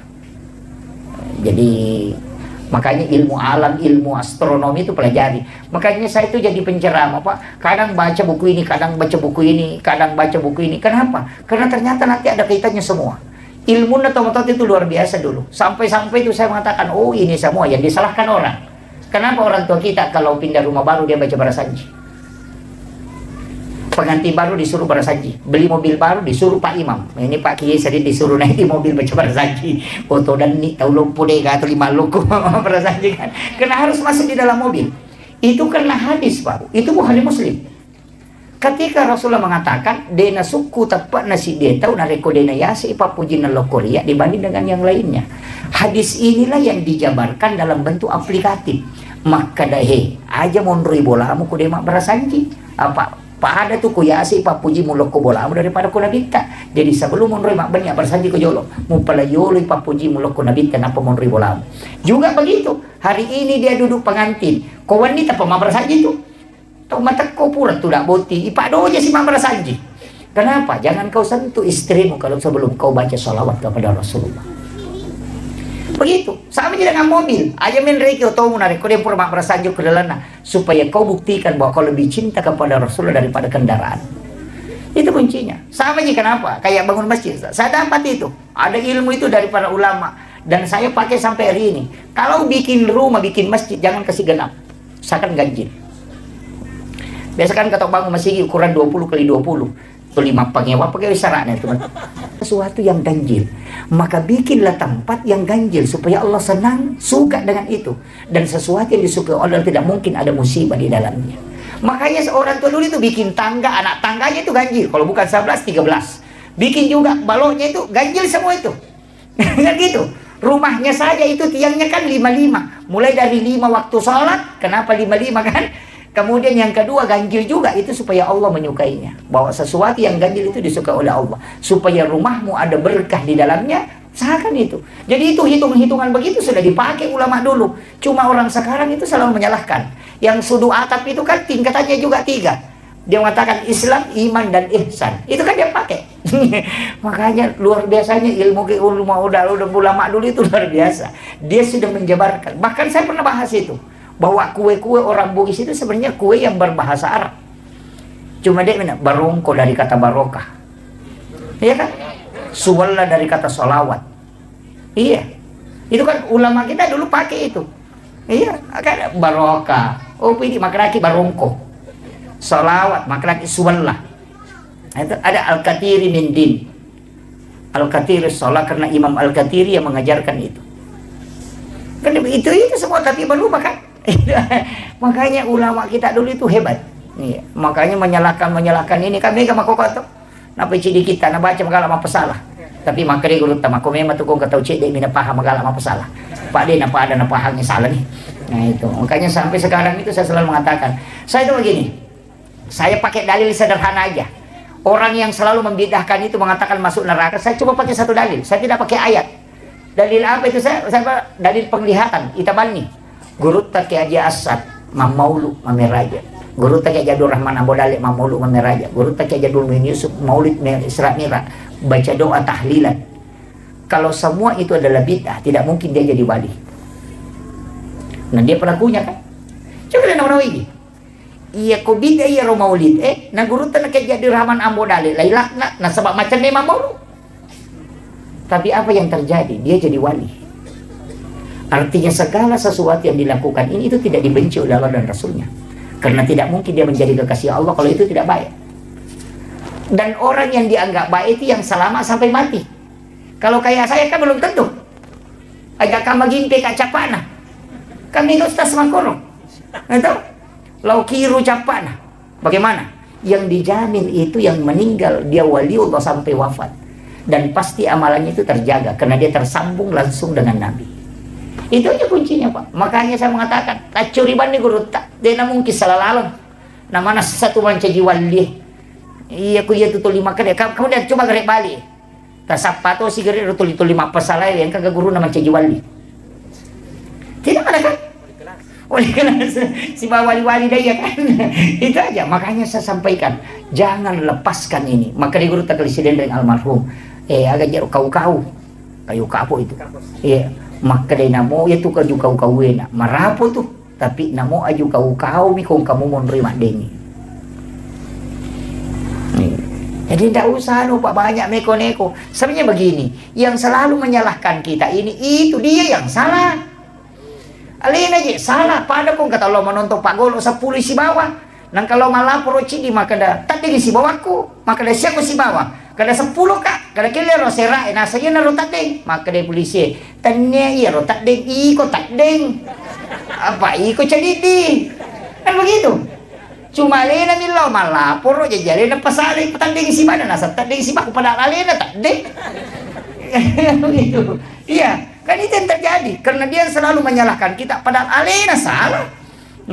Sama jika kalau ada sesuatu Pak pencucian otak itu kias tulina kiringan SMS salah-salah ini kan banyak juga anak-anak kita dicuci otaknya. Sama jika kalau tojo ber idi na bawang lo kiti manu lo pasai na pangkataw lalo maka siya galin na iti pasti maka laki ha tanya iti manu dia kolabay matu tanang kasi monre maka siya galin na iti tamamulan itu mapikiri iti to ngajay kama pala kan dua di maka iti laba si mati orang nang kasi lalo maka siya gay itita mamulan itu maka iti to ngaro ya ro salah. Iya kan na 5 maka siya galin na iti tamakalani ya iti 5. Begitu juga orang yang dicuci otaknya selalu disalahkan dia akan termanage mengatakan salah tahu aja iya sehingga orang yang awalnya barasanji akan berhenti Karena dicuci otaknya. Dimasukkan SMS ini, masukkan ini. Itulah yang muncul di TikTok sekarang. Tadi Pak yang mewakili Bapak Bupati bahwa saya YouTuber. Saya sebenarnya Pak tidak ada YouTube. Terus terang, saya tidak ada YouTube. Akun YouTube itu tidak ada.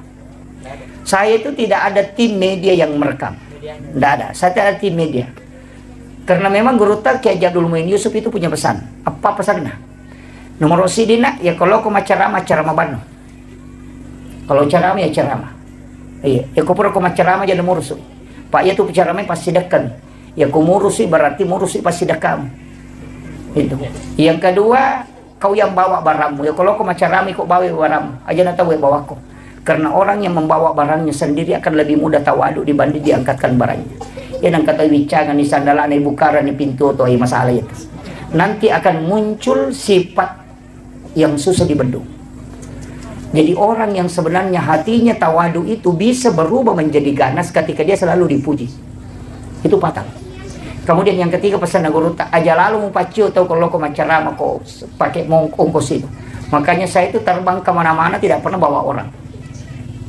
Istri selalu mau ikut itu biasa karena tidak pernah naik pesawat serta kan tidak usah.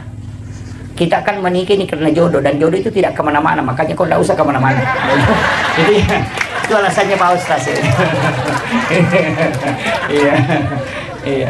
Jadi saya itu tidak pernah bawa. Kenapa? Guru Tak bilang begini. Nah, iya kalau konoli kota ceramah nama pesawat kok. Nah telu ko si bajo, katelu nung koso kita di lima dakwah. Iya ko di masigi na pakai, nak mulai ke pertanggungjawabkan ke Allah na Allah Ta'ala. Itu yang berat. Jadi saya itu tidak pernah bawa orang. Setiap jalan itu sendiri. Saya mengatakan, enggak. Rasulullah, malaikat, dan Allah selalu bersama kita. Itu aja kuncinya. Kemudian pesan Guru Tak aja lalu mau bicara amplop. Jangan pernah bicarakan. Dan saya itu Pak, terus terang, saya kasih tahu. Ini karena ada Guru Tak di sini juga. Saya tidak pernah membuka amplop ceramah itu. Dan saya bikin ultimatum dengan istri. Jangan pernah kasih tahu. Kalau kau kasih tahu saya, kita akan cerai. Dan dia tidak akan kasih tahu. Saya itu kalau jalan selalu bawa uang. Tidak pernah membuka amplop itu. Kalau saya 1 bulan sampai 27 hari itu tidak pernah buka itu.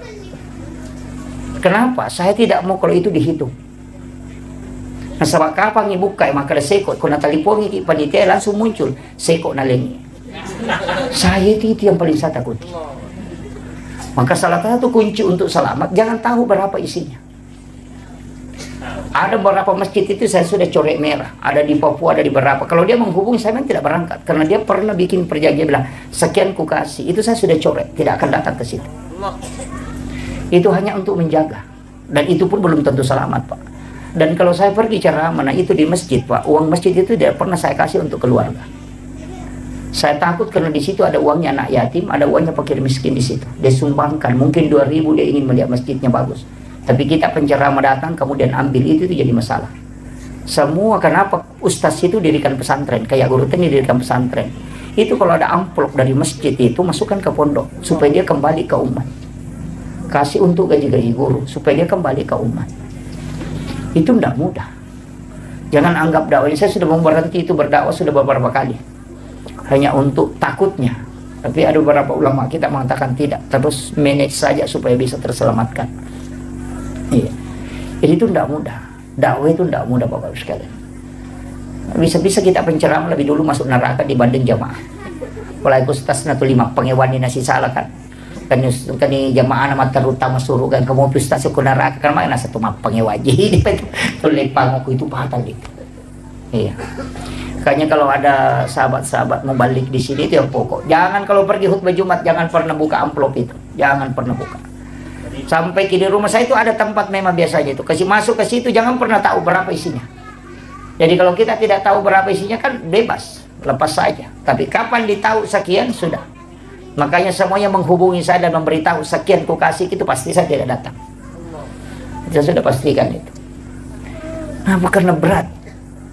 Berdakwah itu tidak mudah Bapak. Kita yang ngaji di tasawuf itu tidak segampang yang orang lihat ini. Mau berangkat saja itu menata kalbu itu luar biasa. Makanya saya itu tidak ada urusan. Mau terima tidak, mau terima dakwah tidak, bukan urusanku. Yang penting saya sudah menyampaikan apa yang disampaikan oleh Rasulullah sudah. Walaupun banyak orang mengatakan saya penceramah tidak ada dalil. Itu gitu, tidak masalah. Yang penting Nabi Muhammad saja yang ada mukjizatnya. Kemudian yang kedua, yang didampingi oleh malaikat Jibril dan bisa didampingi sekian ribu malaikat, itu masih dicaci. Apalagi kita ustaz kayak begini, tidak itu. Oh, jadi ustaz nanti tidak mau dicaci, tidak usah jadi ustaz. Karena semua kebaikan itu pasti ada yang mencaci. Iya. Sama Pak Bupati kalau bagus sih jadi di jalanan pasti bilang, gaji bupati maka jalan langnya buat diminum ribatan lalu kan. Tapi aku makan jai lalangnya mano kok tuh nasa capu mano ku nalap foto gara-gara makan jalan langnya. Kan begitu. Iya kan? Pak Bupati turun bagi-bagi nasa melo setia cemak berele. Dia nak bagi-bagi nasa bupati seke. Tidak dinampakkan maka dia gagak berakan. Ya pitangi nasa ya melo setia cem. Itu susah. Karena yang salah kalbunya memang. Iya. Ya nama salah kalbu dia kagak menderita umrah na posting alhamdulillah baru kita tawap langsung na komi. Ya melo setia cem. Ternyata we melo ya cem iko malah saat Pak digadimu pakai dokan. Kan gitu. Itu kan belikannya. Nataraktir ki anggota si Batak masih kola nataraktir ki. Kalau ketemu di warung baru na foto di alhamdulillah dapat traktiran dari teman. Langsung tu nak komik dia dah pita-pita siati. Dia nak pita-pitangin tele na memang susah pada nioli. Kan begitu. Dan sama aja yang sekarang itu yang banyak teriak Pak. Teriak mako-mako na sama dia ke jabatannya kok ke jabatan sama tu mamako. Rasa begitu. Makanya kita bisa harusnya selektif ini. Saya itu tidak ulama kita mengatakan kita harus pakai ukuran kalbu. Bagaimana ketika posisi di situ. Iya. Ini pesan yang penting saya sampaikan. Kemudian untuk guru-guru yang hadir, saya pesankan jangan pernah ingin membuat anak-anak kita jadi pintar kalau mengajar. Jangan. Salah satu keberhasilan kegagalan seorang guru itu ketika ingin kalau anak-anak muridnya itu pintar. Karena kapan anak itu bodoh pasti dia jengkel. Ya komelo ki ko macana, kaya na bodoh anak pasti macam iki. Kalau kita marah, keikhlasan sudah hilang. Dan itu hijab. Makanya yang paling gampang adalah ajarkan saja ilmu yang Allah berikan dan doakan dia, nanti Allah yang kasih hidayah. Jangan pernah berharap dia pintar. Walaupun kita harus doakan dia, tapi berharaplah dia menerima hidayah dari Allah. Itu aja. Makanya guru ini harus punya tirakat. Mestinya harus wudhu sebelum berangkat mengajar. Baca sholawat sebelum mengajar. Itu aja kuncinya. Supaya itu masuk ke kalbunya anak-anak. Nah, sekarang kan guru baru 1 hari terlambat sertifikasinya langsung bikin status. Pembawa uang sertifikasi terbalik di jalan. Wah ini jadi masalah. Ini yang penting saya wasiatkan. Kemudian, ini sudah 1 jam. Lebih. Ditambah sedikit ya. Ini sudah lewat 5 menit setengah 11. Iya, saya belum sampai ke langit ke-7. Langit ke-6 ketemu dengan Nabi Harun. Langit ke-5. Langit ke-5 itu adalah Nabi yang mendampingi Nabi Musa. Di langit ke-6 itu Nabi Musa. Nabi Musa itu kan sebenarnya Nabi yang rusak lidahnya. Karena di masa kecilnya itu dia memasukkan bara api di mulutnya. Makanya itu doanya Rabbi syrah li sadri wa yassir li amri wahlul 'uqdatam min lisani yafqahu qawli. Tapi dia minta ada Nabi yang mendampingi. Itulah Nabi Harun. Nabi Harun ini adalah salah seorang komunikator ulung dan dia hebat dalam filsafat. Jadi masyarakatnya sama aja pejabat sekarang. Ada juru bicaranya, ada staf ahli. Itu Nabi Musa yang pakai begitu. Naik ke langit ke-6 ketemu Nabi Musa. Nabi Musa itu menangis karena dia mengatakan inilah satu-satunya Nabi yang mengalahkan umatku banyak masuk surga, ini umatnya Nabi Muhammad. Naik ke langit ke-7 ketemu Nabi Ibrahim. Paling tinggi tempatnya Nabi Ibrahim itu dari langit ke-7. Naiklah Rasulullah ke langit ke-7 ketika itu melewati naik ke Sidratil Muntaha, tapi malaikat Jibril tidak bisa ikut. Makanya Jibril kan mengatakan saya cuma sampai di sini Muhammad. Kalau saya lewat pasti hancur. Nabi mengatakan tidak. Kumpulkan semua kemampuanmu Jibril. Kita sudah berdampingan mulai dari Makkah sampai ke sini. Ternyata apa yang terjadi Pak? 350 sayapnya malaikat Jibril dia kumpulkan. Itu tidak bisa meninggalkan langit ke-7. Tidak toliokomi romonroh. Dari situlah Imam Ja'far dalam kitab Al-Barasanji menulis anta nurun fauqa nurin. Engkau Muhammad cahaya di atas cahaya. Karena Jibril adalah cahaya, tapi dia tidak bisa tembus ke Sidratul Muntaha. Tapi kamu bisa berada di situ. Nah, ketika Nabi di Sidratul Muntaha, Guru Tajadul bin Yusuf Qalisi Dekreng, saya dengarkan ceramahnya, dia mengatakan itu bukan di Sidratul Muntaha Nabi menerima sholat, tapi di mana? Di alam mustawa. Ada alam antara itu namanya alam mustawa. Disitulah Nabi mengucapkan at-tahayyatul mubarakatus salawatut thayyibatu lillah. Baru berhenti. Kemudian Allah menjawab, assalamu alayka ayyuhan nabi wa rahmatullahi wa barakatuh. Kemudian Nabi menjawab, assalamu alayna wa ala ibadillahis sholihin. Makanya kalau dapat kalimat ini di tahiyat, jangan disambung. At-tahayyatul mubarakatus salawatut thayyibatu lillah, singgah. Itu kalau Rasul, kalamun Nabi itu. Dan siapa yang membaca kalimat ini itu seakan-akan dia melaksanakan ibadah haji dan umrah satu kali. Assalamu alayka ayyuhan nabi wa rahmatullahi wabarakatuh, itu sama pahalanya ketika kita berjumpa Rasulullah secara langsung. Assalamu alayna wa ala ibadillahis sholihin, itu sama pahalanya ketika kita bersilaturahmi dengan seluruh wali-wali Allah yang ada di muka bumi. Makanya 3 kalimat ini jangan disambung. Nanti kita mengatakan asyhadu alla ilaha illallah. Makanya di tarekat itu kan pakai 2 jari. Itu juga disebut 2 tamasarat lalu tamalaisan. Kenapa itu dipakai? Bersedekap juga kan begitu 2 jari. Makanya kau masam pajangi aja naidi madenge tapi tilawi pong Allah Ta'ala na alena jaga iki. Sama analoginya begini, ketika kita jalan, ya kau anak tata suruh makatan niki itu biasa lepas tangannya. Magampal lepak, tapi kita coba gare ini maka tani di mana tanah dia lepak. Jadi jangan kita yang masuk, tapi minta Allah yang menjaga. Jadi aja nih mengulu Allah, sila ada kita. Iya, minta supaya dia tidak melepaskan kita, karena kalbu itu dia yang pegang, terbuka tertutupnya, masuk keluarnya dia yang pegang. Karena dia yang kendalikan iman, minta dia supaya dia tidak mencabut itu. Aja naidi mengulo sila daki. Iya, itu seperti terbawa arus. Tapi iya koi alena warak kangi, yan itu nakalam. Uy, tama ko liralaw warak kan na po Allah Ta'ala. Tapi kuncinya kan ada 2. Anta abudallah ka'annaka tarahu. Kalau tidak bisa, fa innahu yaraka. Kan 2 aja kuncinya kalau sholat. Anta abudallah ka'annaka tarahu, sampai pun pada komite. Itulah yang naik as-salatu mirajul mu'minin. Tapi fa illam takun tarahu, kalau tidak bisa, fa innahu yaraka. Yakin ko saja bahwa dia melihat aku. Kayak ada CCTV. Makanya tidak usah naik, cukup di bawah. Dalilnya ada, wa huwa ma'akum aina ma kuntum. Dia selalu bersamamu dimanapun engkau berada. Wa kan wallahu aqrabu min hablil warid. Itu tidak usah naik Allah. Ku akbar, sila dati. Cukup di bawah. Kan gitu kan? Ada yang biasa begitu Bu ya? Serius sekali Allah. Tapi tidak masalah kalau itu yang dipakai untuk koneksi. Tapi kalau tidak bisa, cukup dibawa. Kita yakin bahwa Allah melihat kita. Ya Allah melihat kita ruku, Allah melihat kita sujud. Itu yang paling gampang. Tidak usah naik. Karena memang juga dalilnya ada, wa huwa ma'akum aina ma kuntum. Itu kan, itu kuncinya. Kalau yang naik itu setengah hidup. Gitu. Asu Allah sampai ke langit ke-7 baru tuh akbar. Nah itu kan gitu. Itu agak berat ya. Kemudian Nabi kan itu naik ke alam mustawa. Disitulah dia melihat langsung Allah dengan wajah yang asli. Tidak ada Nabi yang bisa melihat itu. Nabi Musa hanya mendengarkan kalamnya.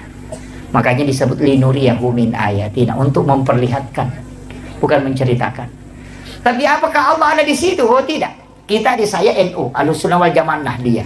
Kita yang dari NU itu tidak pernah memahami Allah di situ. Karena kenapa? Wa huwal latiful khabir. Kalau kau tempatkan di situ berarti dia jadi makhluk. Jadi bagaimana memahami? Kalau saya bilang begini, saya naik di masjid Pondok Pesantren Asadiamah Barakah, baru naik ke menara. Di menara saya melihat bulan. Apakah bulan ada di menara? Tidak, itu masih jauh. Cuma posisi untuk melihat bulan itu harus di menara.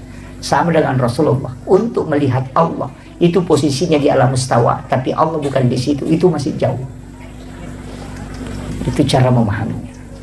Banyak kita di Ahlussunnah itu memahami, jangan bilang Allah itu turun sepertiga malam. Kan begitu salafi sekarang. Allah itu turun di sepertiga malam. Saya bilang Allah paling sibuk, karena di Jakarta dulu turun dulu di Papua, kembali turun di Sulawesi Selatan, baru turun. Itu saja tugasnya, putar-putar itu. Jadi bagaimana cara memahami? Itu bagikan balon, Pak. Balon ini cahayanya sampai ke lantai, tapi balonnya tidak turun. Yang turun itu adalah rahmat Allah, dan yang menangkap nur itu adalah kalbu. Maka orang yang waktu itu akan terkoneksi dengan rahmat Allah. Itulah dimaksud Allah turun di sepertiga malam. Ini nih yang gak jadi masalah kan.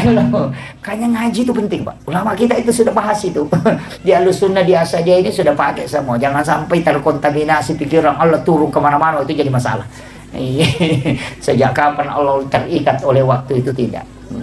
Karena dia yang menciptakan itu. Sama jadi semesta pembicaraan. Itulah ulama-ulama kita dari dulu. Kemudian, ini nih hakikatnya. Ini karena waktu sudah lewat. Ini hakikatnya. Karena sholat yang dia terima kan 50. Nabi Ibrahim kan tanya begitu. Berapa yang dikasih ke Muhammad? Nabi bilang sholat. Seandainya bilang, apa yang kau lihat? Tapi memang ada dalam hadis qudsi itu. Saya baca. Ini penting kita tahu juga. Nabi itu mengatakan, saya dikasih 3 ilmu oleh Allah. Ilmu yang wajib saya sampaikan. Ada ilmu yang saya boleh menyampaikan, boleh tidak. Ada ilmu yang memang saya dilarang untuk menyampaikan. Jadi ilmu yang wajib disampaikan oleh Rasul itu adalah ilmu fikih, ilmu syariat. Ilmu yang boleh Nabi sampaikan, boleh tidak, itu ilmu hakikat. Sedangkan ilmu yang tidak boleh disampaikan oleh Rasul itu adalah ilmu sir ilahiyah. Makanya tidak ada sahabat yang bertanya bagaimana wajah Allah, padahal Nabi ketemu langsung dengan Allah. Tidak ada yang tanyakan itu, bagaimana modelnya Allah, di mana dia berada. Tidak dianukan Rasulullah. Itulah ilmu sir ilahiyah yang tidak boleh dibuka oleh Rasulullah. Jadi dilarang memang menyampaikan. Ada ilmu yang boleh dia sampaikan, boleh tidak. Ada di Sayyidina Ali diajarkan, tapi tidak diajarkan ke sahabat yang lain. Ada yang diajarkan ke Ibnu Abbas, tapi tidak diajarkan ke sahabat yang lain. Ketika sahabat duduk, kemudian disuruh tinggal satu Ibnu Abbas. Jangan kau pulang dulu Ibnu Abbas. Nanti sahabat yang lain pulang, baru Nabi kasih doa. Dan doa itu disuruh baca dengan suratul Fatihah 1 nafas.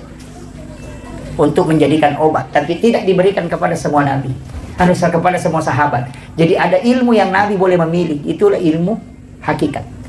Tapi yang sir ilahi itu tidak dibuka Nabi. Makanya sebenarnya ada beberapa ilmu itu memang yang ulama kita dari dulu nukat. Kemudian turun ke langit ke-7 ke-6 ketemu Nabi Musa. Nabi Musa itulah yang menyuruh Nabi berbolak-balik, Pak. Karena dia mengatakan terlalu banyak Muhammad. Tapi saya mengatakan bersyukur kita untuk ada Nabi Musa. Seandainya tidak ada Nabi Musa, ada 50 waktu sholat. Karena Nabi sudah dikasih tahu, satu saja yang tidak dilakukan umatmu Muhammad pasti masuk neraka. Makanya yang 50 itu terlalu banyak. Makanya minta kurang. Dan Nabi betul minta kurang. Seandainya tidak ada Nabi Musa, Pak, yang 50 yang mau dikerjakan. Bukan imam yang saya pikirkan, muazzin. Dia pernah sempatu dan narewa simbang. Iya, yang paling berat. Maka jadikan kesyukuran. Tapi kuncinya kan sama. Tetap kali 10 kan. Manjabil hasanati falahu syarru amsalihha. Satu kebaikan dilipat gandakan menjadi 10. Berarti 5 waktu sholat itu menjadi 50 juga. Cuma tapi kenapa ini Nabi Musa minta Nabi kurang? Nabi kurang 9 kali kan? Akasirai rewa. Itu juga ada pesan, Pak. Nabi Musa itu kan ketika Nabi mau minta izin, apa yang dia bilang? Ahmad Ruhullah, Muhammad Habibullah.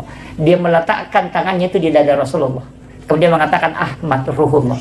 Nabi Musa mengatakan, aku bisa melihat nurnya Allah di dalam nurmu Muhammad.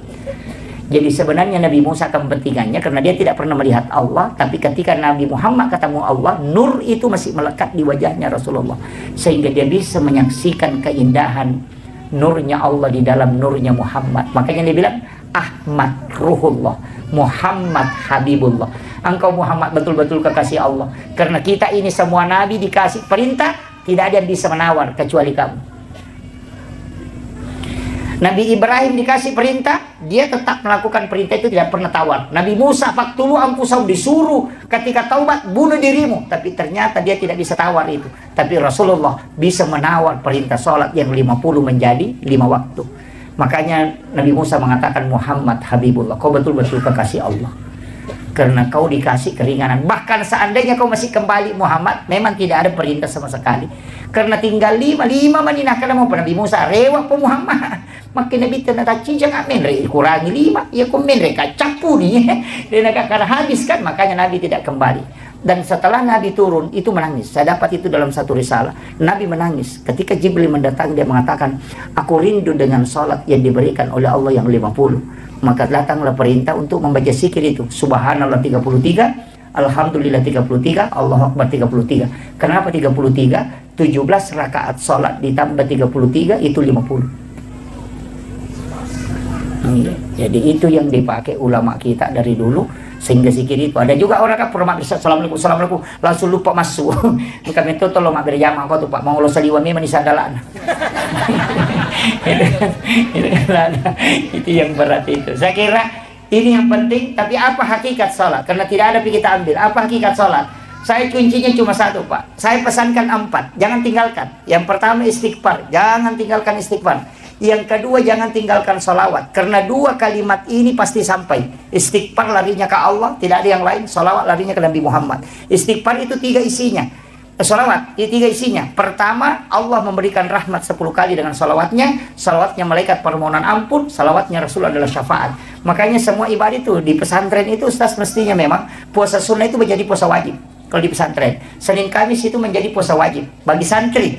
Kenapa? Guru itu juga Prof. Nasaruddin Umar bilang bagi santri itu jangan ada sunnah ada wajib. Semua diwajibkanlah. Kenapa? Karena sunnah ini sebenarnya adalah jalur syafaat. Makanya semua ibadah itu dibagi. Haji wajib, umrah sunnah, zakat wajib, sedekah sunnah, puasa wajib, ada puasa sunnah. Kemudian sholat wajib, ada sholat sunnah. Syahadat wajib, ada sholat sunnah. Kenapa ada sunnah, ada wajib? Karena satu-satunya Nabi yang punya jalur syafaat cuma Nabi Muhammad. Jalur syafaatnya itu melalui sholat sunnah, ibadah sunnah. Makanya kalau haji tidak bisa lolos, ada umrahnya. Kalau puasa wajib tidak bisa lolos, ada puasa sunnah. Jalur wajib itu jalur rahmat.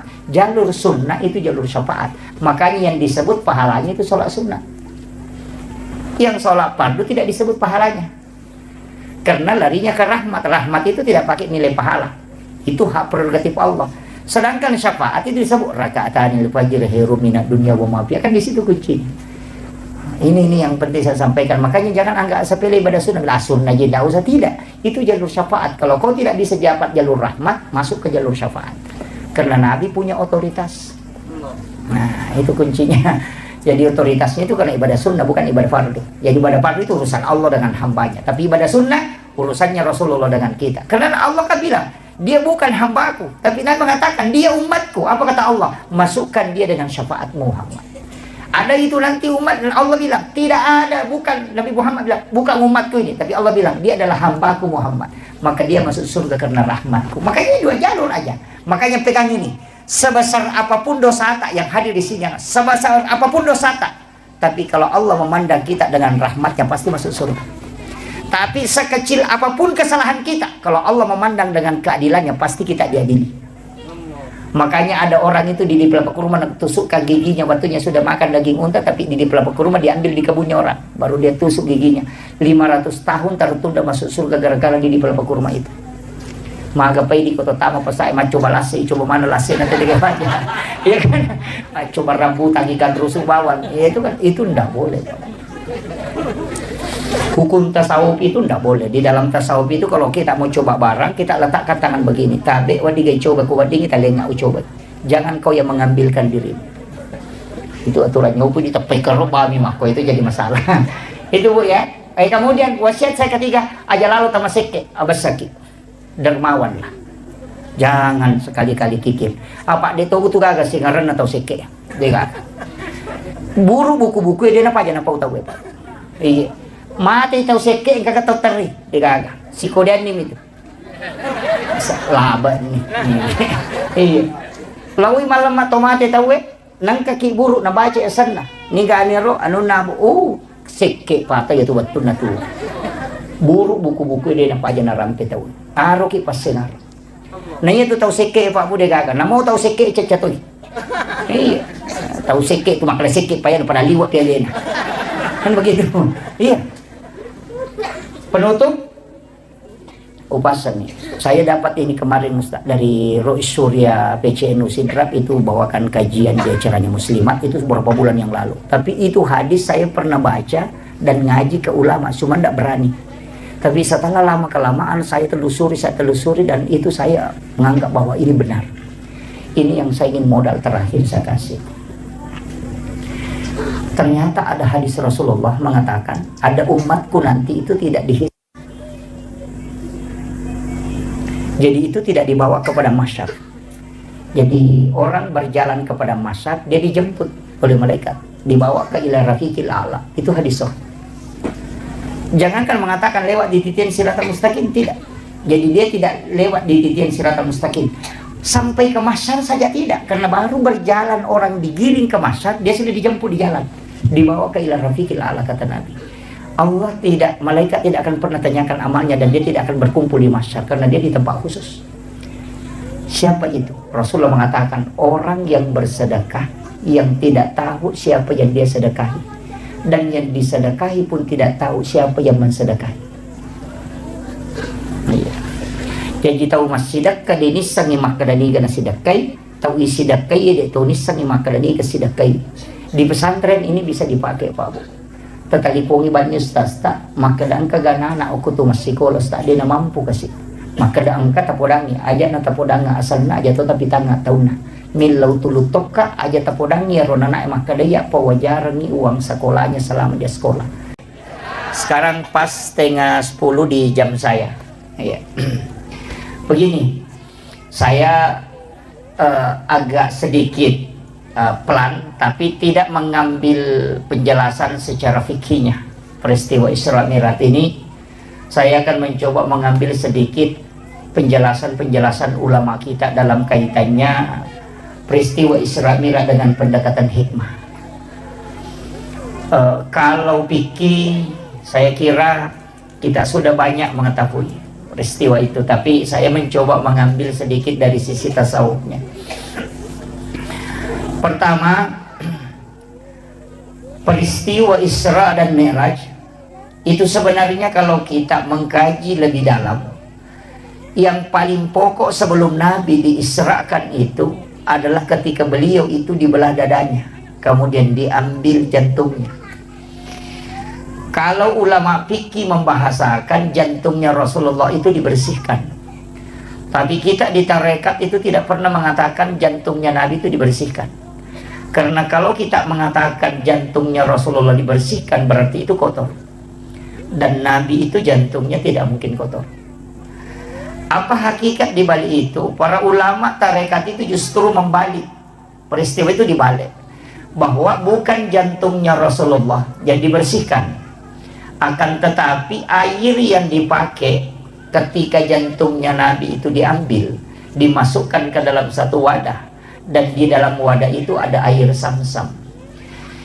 Air Sam-Sam inilah sebenarnya yang ingin dijadikan oleh Allah sebagai obat, sekaligus mendapatkan barakah, sehingga dia diberi kesempatan menyentuh kalbunya Rasulullah. Jadi bukan kalbunya Nabi yang kotor, tapi air Sam-Sam yang ingin dijadikan obat. Makanya dia diberi kesempatan menyentuh kalbunya Rasulullah. Dan semua itu kan lari ke situ. Hajar Aswad, orang yang umrah itu kan pasti kepengen mencium Hajar Aswad, yang ulama kita mengatakan itu adalah pengganti tangan Allah di bumi. Jadi sebenarnya siapa yang mencium Hajar Aswad itu seakan-akan dia mencium tangan Allah. Batu ini tidaklah mulia seandainya Nabi tidak pernah menciumnya.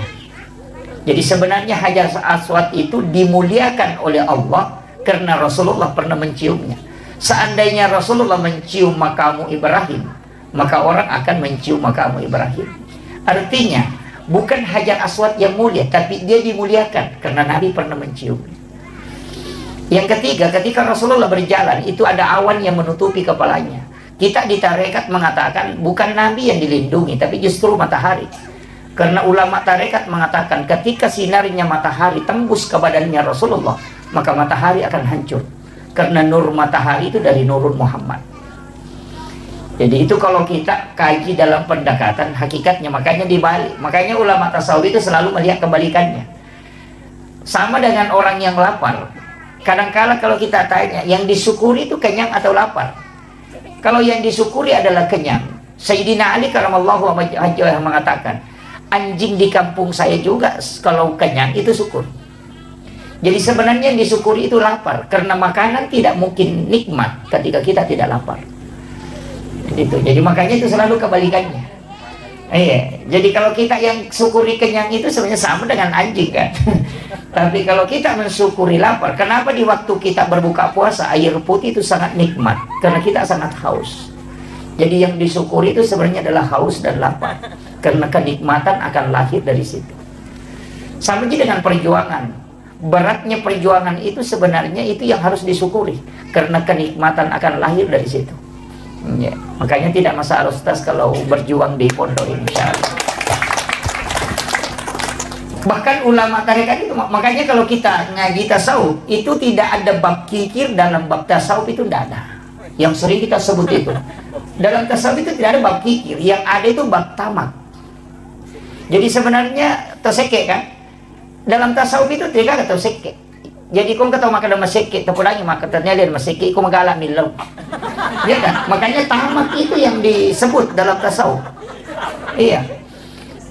Ngaji tasawuf itu tidak ada bab kikir, yang ada itu bab tamak. Makanya kalau ada orang bilang kikir, sebenarnya tidak kikir, kau yang selalu minta, coba tidak minta, makanya dia tidak kikir. Makanya dalam agama itu rezeki itu dicukupkan dan dilebihkan, tidak ada yang kurang rezekinya. Itu kuncinya. Makanya ulama-ulama kita itu di dalam tasawuf selalu membalik, ya kan? Selalu melihat kebalikannya. Itu. Kemudian apa pesan? Karena kita kan bicara hikmah. Apa pesan kenapa jantungnya Rasulullah diambil? Itu pesan untuk kita semua, bahwa perjalanan menuju ke Allah, satu di kuncinya kalbu.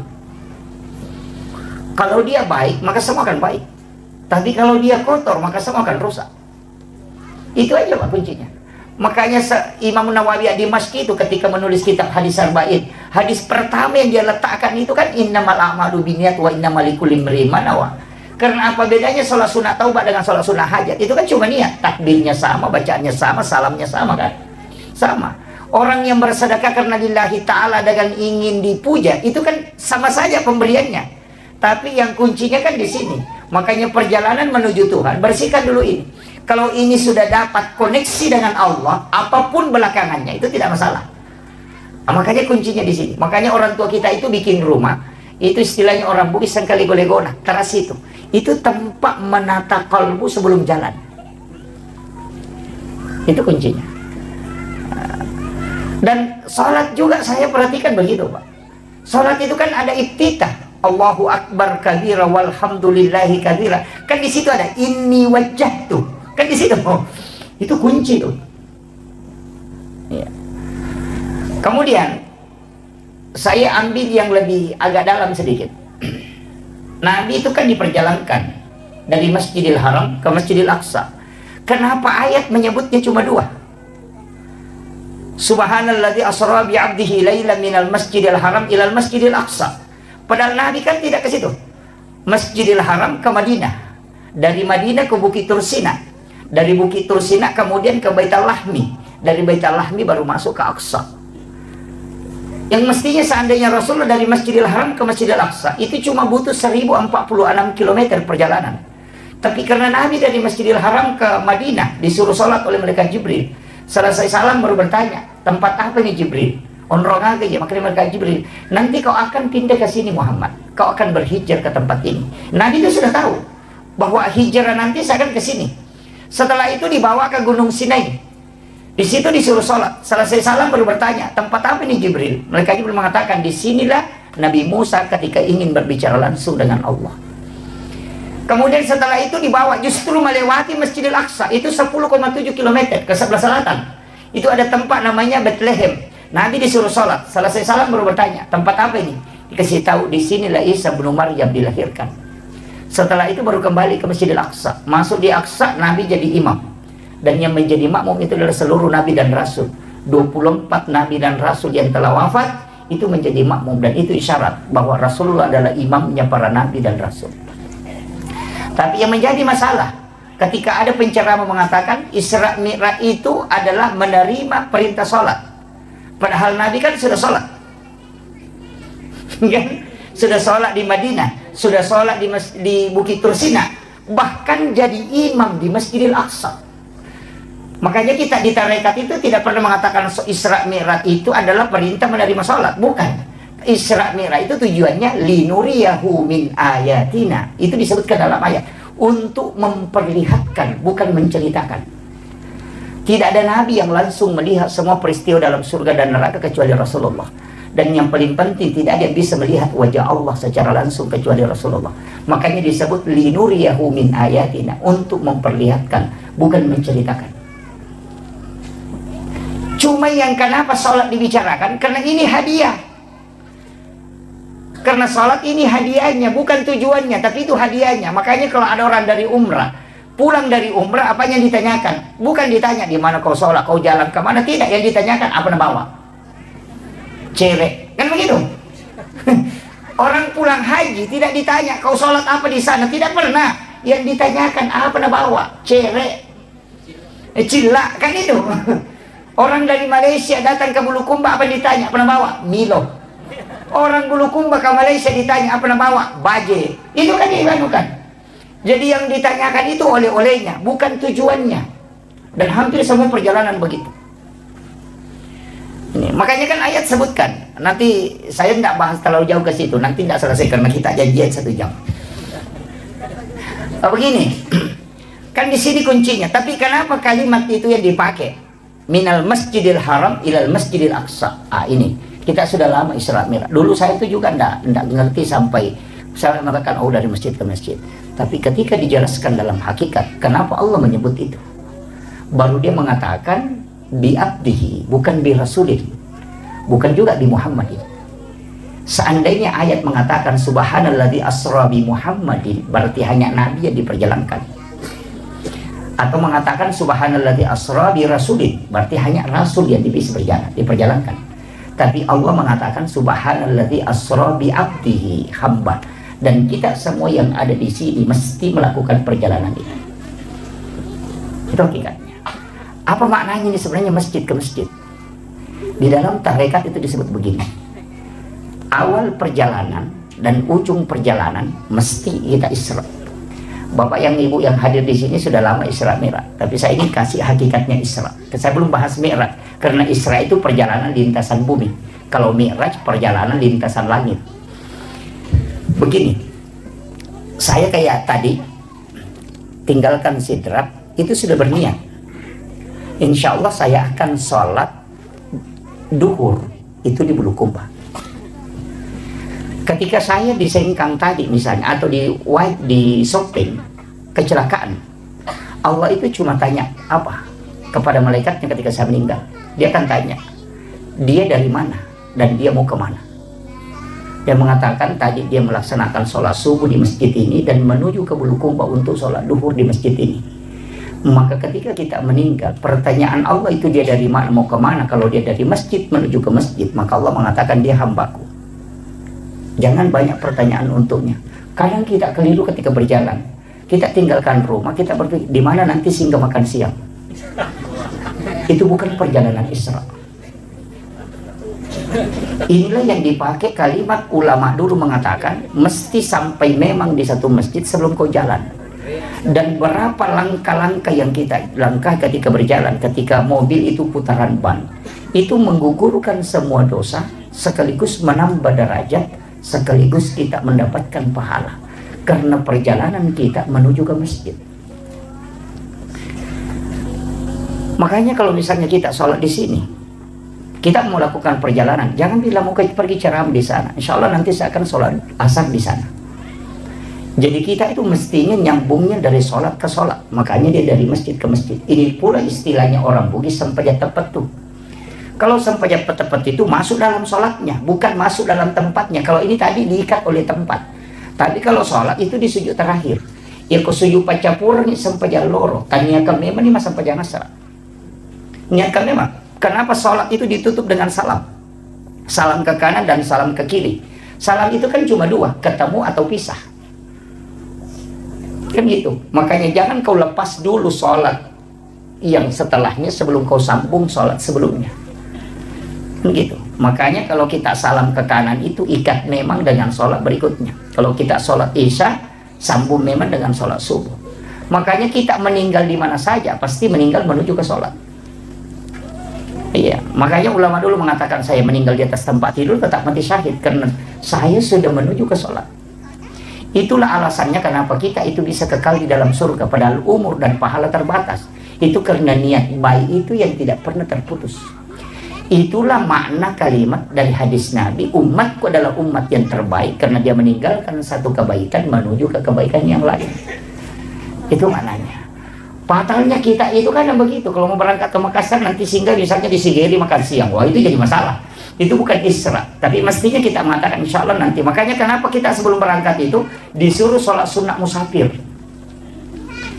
Itu supaya dari sholat menuju ke sholat. Nah, perjalanan kita itu harus diikat dengan masjid ke masjid. Nah, itu kuncinya. Jadi jangan pernah lepas. Makanya disebut itu. Subhanalladzi asra bi 'abdihi lailan minal masjidil haram ilal masjidil aqsa. Padahal Nabi kan ke Madinah, ke Bukit Tursina. Artinya kau singgah di warung, kau singgah di sini makan jagung, itu tidak masalah. Karena ditanyakan ujungnya nanti dia mau kemana. Kan itu kuncinya. Kemudian pelajaran yang ketiga yang bisa kita petik. Kenapa Nabi singgah pergi ke Madinah? Kenapa Nabi dibawa ke Bukit Tursina? Dan kenapa dibawa ke Baitul Lahmi? Kenapa tidak langsung masuk ke Aqsa? Itu pesan. Bahwa di setiap tempat yang ada sejarah itu pasti ada barakah di situ. Makanya itu saya kalau masuk kampung pasti tanyakan ulamanya di sini di mana, makam wali di mana. Iya, datang ke situ bertawassul. Tawassul itu bukan kuburiyun, bukan minta. Ya ini jangan. Cara tawassul yang paling aman itu walaupun ada beberapa versi. Cara tawassul yang paling aman, datang doakan para ulama, para wali yang telah wafat di kuburannya. Setelah engkau doakan, balik doanya. Ya Rabb, berikan aku keberkahan, anak-anak dan keturunanku berikan keberkahan, sebagaimana berkah yang engkau berikan kepada ulama ini. Itu yang paling gampang, paling aman itu. Makanya kenapa orang Bugis, orang Bulukumba juga begitu. Narekongka anak pura boti langsung lepas secara kubur. Begitu kan? Menikah hari ini, besok pagi langsung secara kubur. Kenapa? Sebelum engkau menyentuh istrimu. Itu udah kasih tahu. Sebelum engkau menyentuh istrimu, sebelum engkau berhubungan, datangi makamnya para ulama dan para wali. Kau minta kepada Allah supaya diberikan berkah nanti keturunan dan anak-anakmu sebagaimana berkah yang diberikan kepada ulama itu. Supaya nanti ketika engkau berhubungan ada anakmu bisa mengambil barakahnya ulama. Begitu kuncinya. Sama aja kalau ada orang pindah rumah baru, kemudian kita lihat rumahnya cantik, apa yang bisa kita bilang? Mudah-mudahan anak-anakku bisa bikin rumah juga begini. Atau satu kali, itu sama. Ada orang beli mobil baru, apa kita bilang? Wih, cantiknya mobilnya si anu, mudah-mudahan kasih bisa kan juga beli mobil seperti ini. Sama gitu. Tidak ada bedanya. Makanya di dalam Al-Quran itu kan jelas, dalam suratul Fatihah. Ihdinas siratal mustaqim. Siratal ladzina an'amta alaihim. Jalannya orang-orang yang diberi nikmat. Di situ bukan mengatakan siratal rasul, siratal nabi, siratal malaikat, tidak. Guru tak Kiai Haji As'ad Al-Bugisi. Semua muridnya itu jadi wali, yang pertama, yang kedua sampai ke yang ketiga. Kan jadi wali. Tidak mungkin beliau bukan wali. Yang duduk ngaji ke beliau itu Guru Tak Haji Abdul Rahman Ambodal, itu wali Allah. Saya itu dapat beberapa muridnya Guru Tak, dan termasuk beliau ini luar biasa. Kemarin saya ketemu di Palembang, yang masih menemani Guru Tak masuk ke hutan sampai bawa kitabnya itu. Saya ketemu dan ada beberapa yang saya tanyakan. Itu penting. Mengambil ilmu amalannya Guru Tak itu penting. Nah, yang tersambung sanadnya kan banyak. Di Sengkang ini masih banyak guru-guru ulama-ulama kita. Makanya saya bilang Sengkang itu tidak akan habis ulamanya itu. Itu barakah guru di situ luar biasa. Makanya mudah-mudahan pindah di Bulukumba ini di sini tempat ini. Nih asal dia mak barakah, makanya dia mengambil. Mak barakah di situ kan itu nilai. Bukan kuantitas tapi kualitas. Iya. Cuma saya sering sampaikan itu anak-anak saya yang dimanapun, cabang dimanapun, mestinya ada satu waktu itu dia ziarah ke makamnya Guru Tak. Untuk menyambung sanad lah, sanad ruhani istilahnya. Atau paling tidak selesai sholat isya bertawassul kirimkan Fatihah Guru Tak Kiai Hasan. Itu sesudah sholat subuh kirimkan Fatihah Guru Tak. Supaya ruhnya anak-anak kita itu terkoneksi dengan ruhnya para wali. Itu kuncinya. Karena ruh itu kan saling mengirim ya kan. Kalau sudah dikirim itu baku kenal. Nanti anak-anak kita kalau meninggal ini akan dikenal, oh ini muridku ini karena dia kirimkan Fatihah. Kan itu dia bukan. Yang parah itu kalau tinggal biasa dia belajar tidak pernah kirimkan Fatihah, itu nanti tidak bisa tidak dikenal. Makanya harus tersambung sanad ilmu juga tersambung sanad ruh. Itu penting. Kalau tidak bisa tersambung dengan sanad ilmu, paling tidak sanad ruh bisa tersambung. Makanya upasan yang hadir di sini kuncinya satu, Pak. Titiplah berkah di tempat ini. Iya. Kita kira Pak Gurutta ini pahalanya banyak mengajar santri di sini, itu masih bisa dikalahkan. Jangan harap guru-guru di sini bisa banyak pahalanya. Ada yang bisa mengalahkan pahalanya guru itu. Siapa? Pahalanya orang yang menyiapkan tempat untuk ditempati anak-anak kita belajar. Karena tidak mungkin ada guru mengajar, tidak mungkin ada anak-anak belajar kalau tidak ada tempatnya. Dia menyiapkan tempat, itulah yang besar pahalanya. Karena dikumpul pahalanya gurunya, sekaligus anak-anak yang belajar, sekaligus pengurus pondok, baru diambil pahala itu disamakan dengan dikasih orang yang bersedekah itu. Makanya bukan orang yang masuk masjid itu dulu yang dijanjikan rumah di surga. Siapa? Yang bangun masjid dulu, Pak. Makanya hadis itu, mambana masjidan fid dunya lillahi ta'ala banallahu lahu baitan fil jannah. Jadi yang pertama dijamin itu dulu adalah orang punya rumah ya, tapi bukan masuk surga, punya rumah. Makanya kalau ada orang sedekah di masjid tapi tidak sholat, ya ada rumahnya cuma tidak masuk. Kan gitu. Karena kalau mau masuk ya sholat. Itu kan kuncinya. Makanya saya wasiatkan, mestinya kita bikinkan donatur. Iya, donatur itu kita sama-sama. Saya juga membangun pondok, tapi tidak ini karena saya selektif dalam pembangunan, tidak sembarang mengambil ini. Saya perhatikan betul. Iya. Jadi karena barakah itu juga memang agak susah, tidak mudah. Iya. Jadi walaupun ada beberapa kajian dalam fikih itu ya tidak. Tapi saya ingin sampaikan begini. Ini yang kayak hadir kowe paling tidak adalah yang kita wakafkan. Iya. Angkat wakaf-wakaf. Namun sampai nih. Iya. Itu kuncinya. Kenapa? Karena itu yang kita miliki selamanya. Harta yang kita makan itu jadi kotoran. Untung-untung kalau baca doa. Yang kedua, harta yang kita tinggalkan akan diperebutkan oleh anak menjadi harta warisan. Tapi harta yang kita sedekahkan itu yang dimiliki selamanya. Iya. Terus saya bilang, Pak Bu, coba hitung-hitung. Sekamai maka dan ningerangi. Tidak. Ningerasani maka kau keluarga. Seandainya kita tahu bagaimana cepatnya orang melupakan kita ketika kita wafat, maka tidak ada pengaruh ucapan orang lain ke kita. Bikin netizen maga sejak nana lupai kita otomatis, deh kan? Hari ini mungkin dia menangis, besok akan berhenti. Kalau orang baik, mungkin 3 hari orang menangis, itu pun kalau ada. Anak-anak kita ya mungkin akan menangis. Istri juga begitu. Maka na puji ka lakaiku na puji sani makoko na sa batu mopi.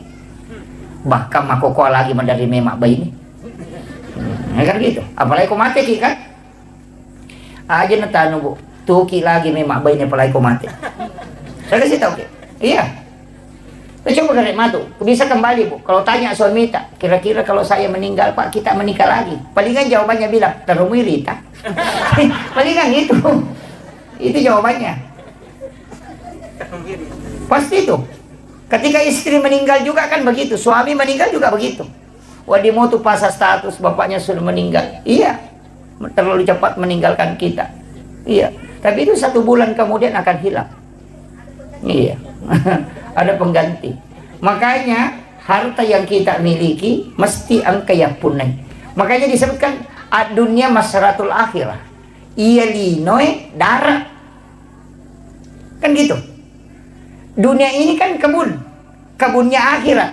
Jadi sebenarnya siapa yang menyimpan hartanya di dunia itu sama dengan orang yang menyimpan isi hartanya itu hanya di kebun. Tak kirinya lo kebolata. Rumah kita itu di akhirat, bukan di dunia. Makanya kalau ada yang bikin rumah di dunia, itu sebenarnya bukan tanya bola solimonri, bola darat nih. Syarat namo 10 tingkat bola tetap bola darat nih itu. Karena dunia ini adalah kebun. Kalau mau dapat rumah abadi, kirim ke akhirat. Makanya sedekah ke masjid itu disebut dibangunkan istana di dalam surga. Pas sedekah itu sedekah. Usahakan minangkah. Bikinkan kaleng Ustaz. Kaleng koin NU. Bikinkan kaleng. Bagikan ke orang tua santri.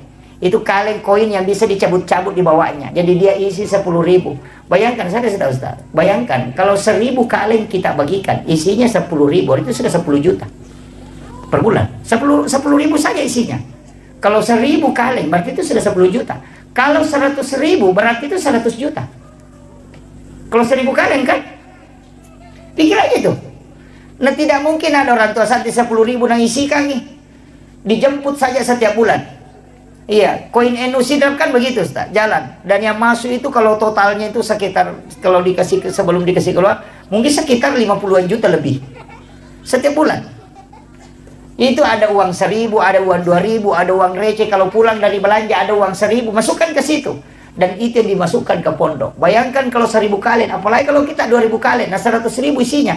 Pesantren dapat sumbangan dana itu 200.000, 200 juta per bulan. Itu aja Pak. Nggak usah repot banyak dicari. Itu aja. Langkah konkretnya paling sederhana itu. Iya. Masa orang tua tidak bisa menyisihkan 10.000, apalagi kalau 100.000. Ya kan gitu. Itu kaleng, ini beli aja di Jakarta itu. Banyak pesan di Shopee itu. Itu kaleng 1 kali dipakai seumur hidup itu, karena ada di bawah lubangnya itu ditarik, baru diambil isinya, baru ditutup. Tapi satu kuncinya, jangan kasih nama, pakai nomor saja supaya orang tidak merasa terganggu dengan sedekahnya. Iya, begitu. Di NU Sidrap itu hanya 400-an kayaknya kaleng yang jalan, itu sudah tembus hampir 50 juta per bulan. Makanya kalau kita anukan, itu saya bilang 10.000 saja per 1 kaleng. Kalau 1.000 kaleng kan 10 juta. Itu kan, itu bisa menggaji guru-guru di sini. Itu. Jadi makanya kalau kita tidak bisa membangun pondok dan tidak bisa juga membantu dengan banyak, paling tidak itu yang kita lakukan. Iya. Nama siril lisari sisa berupiah isa nilala kusiulap. Yang penting dijemput setiap bulan. Bikinkan grup, ada satu yang menjemput khusus. Iya. Semua orang tua santri kan gampang. Orang tua santri dikasih, nanti ada keluarganya kasih lagi. Itu penting. Jadi ini penting saya wasiatkan untuk, tapi saya di pondok nggak pakai itu Ustaz, cuma di NU. Karena saya tidak mau dana NU terganggu dengan mengatakan ini pimpinan pondok baru beralih lagi ke NU, saya tidak mau. Biarkanlah NU yang saya mengambil barakahnya aja. Itu kuncinya. Dan saya dapat ilmu dari beberapa kiai tentang pondok Ustaz. Salah satu yang saya rasakan betul itu dan sangat kuat itu adalah salawat Jibril. Saya itu dikasih tahu, siapa yang membaca salawat Jibril 1.000 kali dalam sehari, nanti malam Jumat sholat sunnah hajat, baru baca 1.000, baru berdoa, itu sangat mudah dikabulkan. Dan betul, saya rasakan betul. Jadi saya ingat itu ketika ada tanah yang saya mau beli mahal sekali, tapi dia tidak mau jual. Bacakan salawat Jibril itu bisa dia wakafkan tanpa dibeli. 9 hari saya bacakan salawat Jibril itu. Saya katakan ini betul-betul pondok pesantren ada beberapa di Jawa itu saya tidak usah sebut. Itu pimpinannya kasih tahu saya, pesantren sebesar ini Ustaz itu modalnya hanya salawat Jibril. Itu pesan beliau. Makanya ibu-ibu saya kasih tahu, kalau bangun rumah, nah rumah itu tidak mau jalan-jalan pembangunannya, baca amalkan itu 1.000 kali dalam sehari semalam. Tapi jangan pakai berdoa, nanti khusus malam Jumat baru dipakai berdoa. Jadi malam Sabtu hanya dibaca, malam Ahad, malam Senin, malam Selasa, malam Rabu, malam Kamis hanya dibaca sampai 1.000. Tapi nanti malam Jumat kita sholat sunnah hajat, baru baca 1.000, baru berdoa. Insyaallah tembus itu. Itu kuncinya untuk salawat Jibril. Pokoknya apa saja, ada sesuatu yang kita mau jual tidak mau laku, tapi jangan ingat barangnya. Jangan ingat. Jadi cukup minta kepada, ambil barakahnya Rasulullah. Salawat Jibril itu sallallahu ala Muhammad. Jadi itu aja. Cuma kita pakai biasa mukaddimah. Innallaha malaikatahu yusholluna 'alan nabi ya ayyuhalladzina amanu shollu 'alaihi wa sallimu taslima. Baru kita baca 1.000 kali. Paling tidak 1 kali duduk aja. Karena salawat Jibril itu 1 kali duduk, kalau 1.000 itu hanya 12 menit.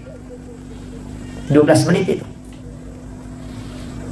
Baca bisa dilafazkan, bisa cukup dalam hati. Tapi 1.000, ya, mobil mau dijual, kebun mau dijual, tidak mau laku itu dipakai. Rumah dibangun tidak mau jalan itu dipakai. Bahkan kalau ada janda tidak mau laku itu juga dipakai. Tidak anak gadis itu kan gitu, ya. Jadi itu dibacakan, ya. Sesuatu yang tidak mau jalan itu diinukan. Dan saya itu begitu Pak Bu, hanya tawakal dengan salawat Jibril, dan saya akui betul itu bahwa ini besar pengaruhnya. Ada beberapa, bahkan ada tanah yang bersengketa itu diserahkan ke pondok. Mereka yang awalnya sengketa itu langsung menyerahkan. Itu ada luar biasa Pak. Jadi itu penting. Yang ini saya wasiatkan, ini modal ini. Ini modal. Kalau untuk anak-anakku di sini, kuncinya kalau mau berhasil itu bukan kepintaran.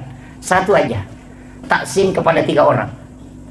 Pertama, takzim kepada guru-gurumu.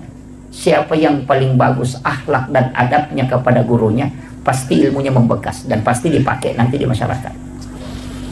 Yang kedua, takzim kepada kedua orang tuamu. Itu aja kuncinya. Takzimnya ke situ. Karena kalau kau orang tua, itu yang membuka pintu langit.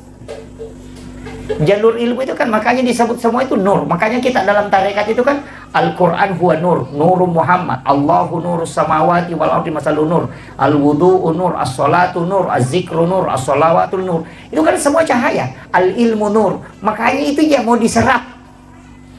Gabungkan semua. Makanya orang yang ada wudunya kemudian belajar, itu pasti ilmunya dipakai nanti. Tapi kalau belajar dan tidak ada wudunya, coba perhatikan, susah dipakai ilmunya.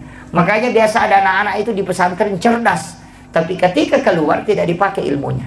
Tapi ada juga anak-anak kalau dilihat, tidak ada modelnya, tidak tahu mau jadi apa nanti, tapi setelah keluar ternyata jadi orang hebat. Kenapa? Makanya jangan lihat dari ketika dia belajar di pondok, cari barakahnya di situ. Itu makanya orang tua itu saya kasih tahu, serahkan sepenuhnya anak-anak kita ketika dia belajar di pondok. Tidak usah khawatir. Dan ingat, pondok itu adalah tempat penyucian. Bukan hanya secara lahiriah, tapi secara hakikiah. Makanya anak pondok itu 3 bulan pasti kena itu yang gatal-gatal. Iya, gatal-gatal. Itu seperti cacar. Sebenarnya saya kalau di dalam tarekat itu dikasih tahu, penyakit itu adalah melepaskan segala energi negatif dalam tubuh. Makanan-makanan yang dimakan anak-anak kita itu yang tidak bagus, itu keluar semua melalui di situ. Dan itu tidak ada obatnya sebenarnya. Obatnya itu cukup satu, keringkan pakaiannya dengan tempat tidurnya itu dengan sinar matahari langsung hilang itu. Karena itu bakteri tidak bisa, bakteri itu hanya dari pakaian basah. Di pesantren begitu. Nanti 8 bulan akan kena tipes ataupun demam, batu-batu kering tidak mau berhenti. Itu akan muncul penyucian dalam kalbu. Itu tahap kedua. Nanti itu ketika 1 tahun lebih ada penyakit, kulitnya itu warna kuning. Anak-anak itu kayak kekuning-kuningan kulitnya. Itu akan muncul. Tapi apa? Itu sudah tahap ketiga. Ketika anak tidak lari, itu barakahnya sudah mulai muncul. Itu penyucian dalam hakikat perjalanan dalam orang bertasawuf. Sebenarnya anak-anak kita itu bertarekat di pondok. Karena dari masjid ke sekolah, dari sekolah ke tempat sholat, sampai tidurnya pun itu, sebelum tidur dia sudah berniat, bangun nanti tahajud jam sekian, bangun nanti sholat malam jam sekian. Jadi tidurnya itu ibadah karena dia tidur untuk sholat. Tapi kita tidur di rumah, bangun nanti nonton sepak bola, itu aja tidurnya itu. Yang jadi masalah. Makanya ulama kita mengatakan tidur itu bisa nilai pahala tergantung niatmu apa. Kalau kau tidur untuk sholat, berarti itu berpahala. Dan tidur dari sholat menuju ke sholat juga berpahala. Dan tidur orang yang menghindari dosa juga berpahala. Makanya ulama Indonesia itu bilang, tidurnya orang berpuasa itu berpahala. Karena kalau dia tidur tidak melakukan dosa. Kan gitu. Satu-satunya perbuatan itu yang tidak ada dosanya itu pun cuma tidur. Adakah orang mak gosip kalau tidur? Tidak ada. Kan gitu. Itu kuncinya. Makanya kalau mau selamat itu banyak tidur. Karena satu-satunya kan tidak ada dosanya dia tidur. Kemudian saya ingin sedikit lanjutkan lagi nih, saya terlalu jauh memutar. Kemudian itulah perjalanan Nabi. Makanya itu ketika Rasulullah masuk ke Masjidil Aqsa, ini sebenarnya kalau ada imam cari itu, saya pernah dikasih tahu tapi saya tidak buka, itu dilarang sebenarnya. Tidak apa-apa saya ingatkan, cari aja surah apa yang dibaca Rasulullah ketika dia menjadi imam para nabi. Ya nanti nak kedate sampai surat na nabi tak. Surat sempajan na waktu na pimpin nabi. Kalau itu yang dipakai orang Pak, itu luar biasa. Tapi cari, saya tidak kasih tahu. Cari nanti itu. Kemudian setelah Nabi selesai sholat, itu keluar ke sekitaran Masjidil Aqsa. Itu ada batu yang bagian bawahnya itu agak bulat, tapi agak datar bagian atas. Di situ Nabi duduk. Dan disitulah Nabi dijemput untuk peristiwa Mi'raj. Tapi ketika Nabi naik, batu ini kan ikut. Dia ikut. Dan itu sudah terangkat. Tapi Nabi lihat kemudian dia larang. Nabi itu memberitahu batu itu. Dia tidak mengatakan kembali, tapi Nabi mengatakan berhenti di situ. Maka batu itu tidak kembali ke bumi, tapi juga tidak naik ke langit. Sampai hari ini batu itu masih tergantung. Itu hebatnya itu.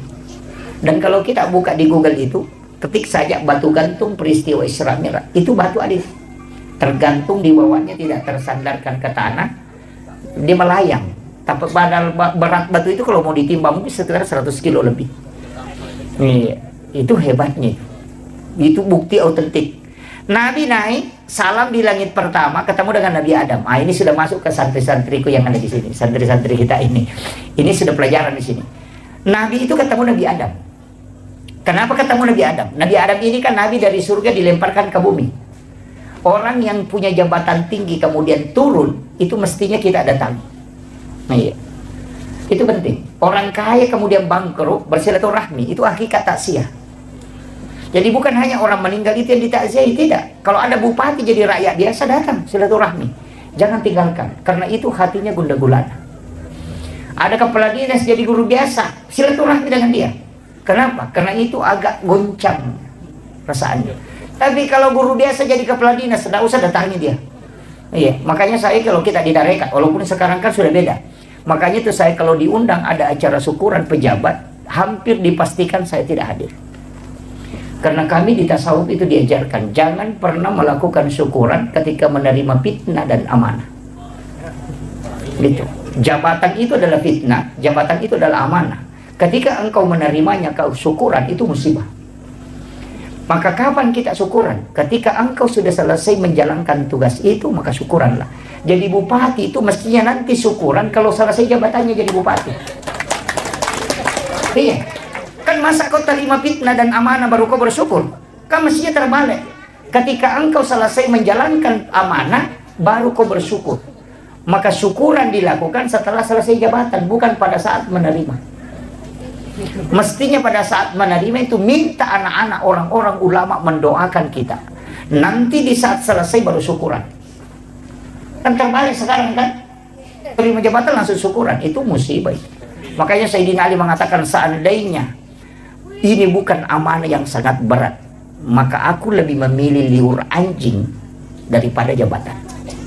Karena liur anjing tidak akan ditanyai permintaan nanti kalau dari kemudian. Tapi saya setiap tarikan nafas itu akan ditanya. Makanya hati-hati juga yang ulama ini yang selalu banyak jabatannya. Penasehat inilah, jabatan inilah, ketua inilah, itu patah. Paling lama masuk surganya itu. Ini penting ini. Saya wasiatkan ini. Iya. Paling tidak kalau ia mendoakan. Ini penting saya wasiatkan. Kemudian ketika Nabi, kenapa ini Nabi ketemu dengan Nabi Adam? Itu tadi. Karena Nabi ini juga belajar sama Nabi Adam tentang ilmu alam. Anak-anakku ini mesti tahu ilmu alam dasar dulu. Makanya disitulah pelajari fisika, pelajari kimia. Itu kan anak-anak yang awal-awal kan. Naik ke langit kedua, siapa yang dia ketemu? Nabi Isa dengan Nabi Yahya. Dua Nabi ini kan mudah. Dan ini Nabi kan agak unik. Karena dia tidak mengikuti hukum alam. Nabi Isa lahir tanpa bapak, Nabi Yahya lahir dari ibu yang sudah menopause. Itu tidak melalui hukum alam. Di dunia ini kan ada binatang yang tidak ada jantannya. Itu cacing, hanya betinanya saja. Kalau cacing itu kan tidak ada jantan. Tapi orang yang hidup itu tanpa bapak, bisa lahir tanpa bapak, itu Nabi Isa. Tapi juga Nabi Yahya lahir dari wanita yang sudah menopause. Apa maknanya ini? Kan begini, Nabi Isa itu kan anaknya Maryam. Maryam itu kan dipelihara oleh Nabi Zakaria. Dan Nabi Zakaria ini kan melahirkan anak satu yang namanya Nabi Yahya inilah. Jadi Nabi Yahya dengan Nabi Isa itu adalah dua nabi yang muda, itu hampir seumuran. Kan Nabi Zakaria tidak punya keturunan, makanya diambillah kemenakannya. Dia cari, oh ini ada anak gadis ini bisa dipelihara. Diambillah, umur 8-9 tahun. Dia bawa ke rumahnya, bikinkan bilik, dan itu tidak ada jendelanya. Dan itu pesan ulama kita, kalau ada bilik gadis itu jangan kasih jendela. supaya aja diceling. Minta mana tahu lalu. Jadi bisa dibikinkan tapi lubang angin. Kemudian yang kedua, yang pegang kunci pintunya itu Nabi Zakaria. Nanti dia buka ketika dia masukkan makanan, dan di dalam biliknya itulah dia buatkan tempat sholat disebut mihrab. Dari situlah awalnya ada kalimat mihrab itu. Makanya dalam Al-Quran itu kan fataqabbalaha rabbuha biqabulin hasanin wa ambataha nabatan hasanan wa kaffalaha Zakaria. Kan di situ kullama dahala 'alaiha Zakaria al-mihrab wajada indaha rizqan. Kan jelas. Setiap Nabi Zakaria masuk ke dalam tempat sholatnya Maryam, dia akan melihat ada makanan. Dan anehnya itu kayak durian, bukan musim durian. Makanya kan dia bertanya, "Anna laki haza?" Dari mana ini? Maryam kan cuma jawab, "Wa min indillah." Ini langsung dari Allah. Ya, makanya Nabi Zakaria kan tidak percaya. Wah, masa anak gadis bukan nabi bisa dikasih makanan langsung dari langit. Tapi kaget juga. Iya, saya juga ya pegang kuncinya. Tidak ada yang bisa masuk ke sini kalau bukan saya. Kok bisa ada makanan di dalam? Makanya dia kan mengulas sampai 3 kali. Nanti Maryam mengatakan, Allah yarzuqu man yasha bighairi hisab. Kalau Allah ingin memberi rezeki kepada hambanya itu tidak melalui proses. Nabi Zakaria itu meneteskan mata. Baru dia suruh keponakannya keluar dari situ. Karena dia pikir bukan doanya yang mustajabah, tapi tempatnya. Karena saya juga tinggal di rumah ini sudah lama minta anak, nanti tidak dikasih-kasih. Tapi kenapa ini anak perempuan bisa dikasih makanan langsung dari langit? Berarti tempatnya yang bagus. Dia suruh keluar. Maka hunalika da'a Zakaria. Maka datang Nabi Zakaria ke situ berdoa. Wa huwa qa'imun yusalli fil mihrab. Sementara dia berdiri sholat di dalam mihrabnya, apa yang dia minta? Rabbi habli min ladunka dzurriyyatan thayyibatan innaka sami'ud du'a. Langsung dijawab itu. Fanadathul malaikatu wa qa'imun yusalli fil mihrab. Allah yubassiruka bi Yahya. Inilah yang dipakai Guru Taki Jadur Rahman Ambo Dalek. Sehingga kamarnya itu dibagi 2. Setengah dia tempati sholat, setengah dia tempati untuk keluarganya. Tapi ketika ada santrinya mau pulang dan tidak ada transport, itu masuk minta sama Pak Kiai. Pak Kiai, saya mau pulang tapi tidak ada uang. Masuklah ke di situ, nah, siapa tahu ada. Setiap dia masukkan tangannya di bawah sajadahnya Guru Tak itu selalu dapat uang. Dari mana itu? Wa min indillah. Ki Haji Maimun Subairi juga begitu. Ini ayat Pak, bukan hadis. Seandainya hadis masih bisa diperdebatkan. Makanya pimpinan pondok itu mestinya punya. Mestinya punya. Tapi jangan tujuannya bikin mihrab itu hanya cari uang. Jangan. Iya. Dan di dalam mihrab lah diminta sesuatu bisa melahirkan sudah menopaus dan bisa dia lahir tanpa bapak. Artinya apa? Ketika semua manusia mengatakan mustahil, itu tidak mustahil bagi Allah. Itu mihrab kan di dalam kamar. Kalau kita di tarekat diajarkan beli kain kafan 1, kemudian simpan di bagian bawahnya, jangan bergerak, tutupi pakai tirai, di bagian atasnya itu baru dikasih sajadah. Nanti bikin wasiat, kalau saya meninggal ambil kain kafan itu yang kau bungkuskan. Kalau orang mengambil kain kafan dari mihrab itu, para ulama tarekat mengatakan biar sampai 100 tahun kain kafan itu tidak akan hancur, tanah tidak akan memakan itu. Iya, itu berkahnya mihrab. Sebenarnya mihrab itu kan 2 anak tangga itu. 2 anak tangga. Makanya dari situlah kenapa sajadah imam itu 2 lapis. Lapisan bawahnya ada amblak, kemudian dikasih sajadah di atasnya. Karena mihrabnya Maryam itu 2 anak tangga. Situ kuncinya.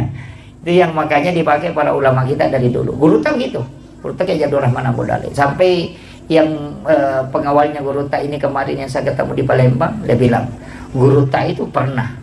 Saya lihat langsung itu uang terikat itu dibawa bantal yang dia tempati baring itu. Jadi saya bilang dari mana itu? Dia bilang tidak, Guru tapi memang ada doanya itu. Jadi itu karena mihrab itu. Jadi tidak sembarang.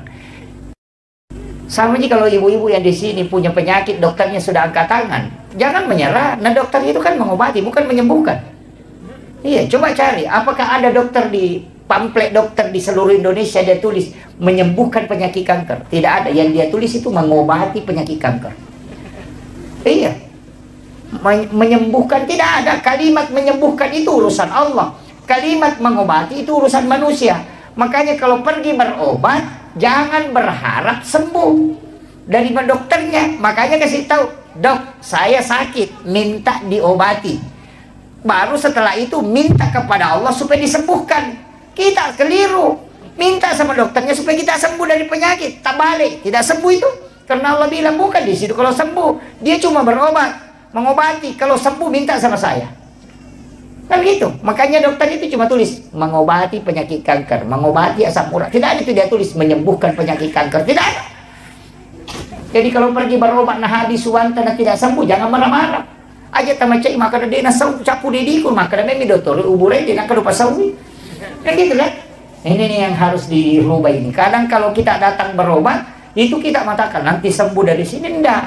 Ini diobati, makanya Allah yang Maha Penyembuh. Itu kuncinya. Kemudian, apa kelebihannya Nabi dua ini? Nabi Yahya itu dihindari dari dosa. Nabi yang sudah dijaga betul oleh Allah. Kalau Nabi Isa itu ahli kedokteran. Dia bisa menghidupkan orang mati. Kalau dokter kita mematikan orang hidup. Sebagian, dan semua hidup. Naik ke langit berikutnya ketemu dengan Nabi Yusuf. Nabi Yusuf ini kan sebenarnya orang aneh. Karena dia bisa menafsirkan mimpi. Kalau kita mengatakan orang aneh. Tapi sebenarnya itu ilmu langkah kedua.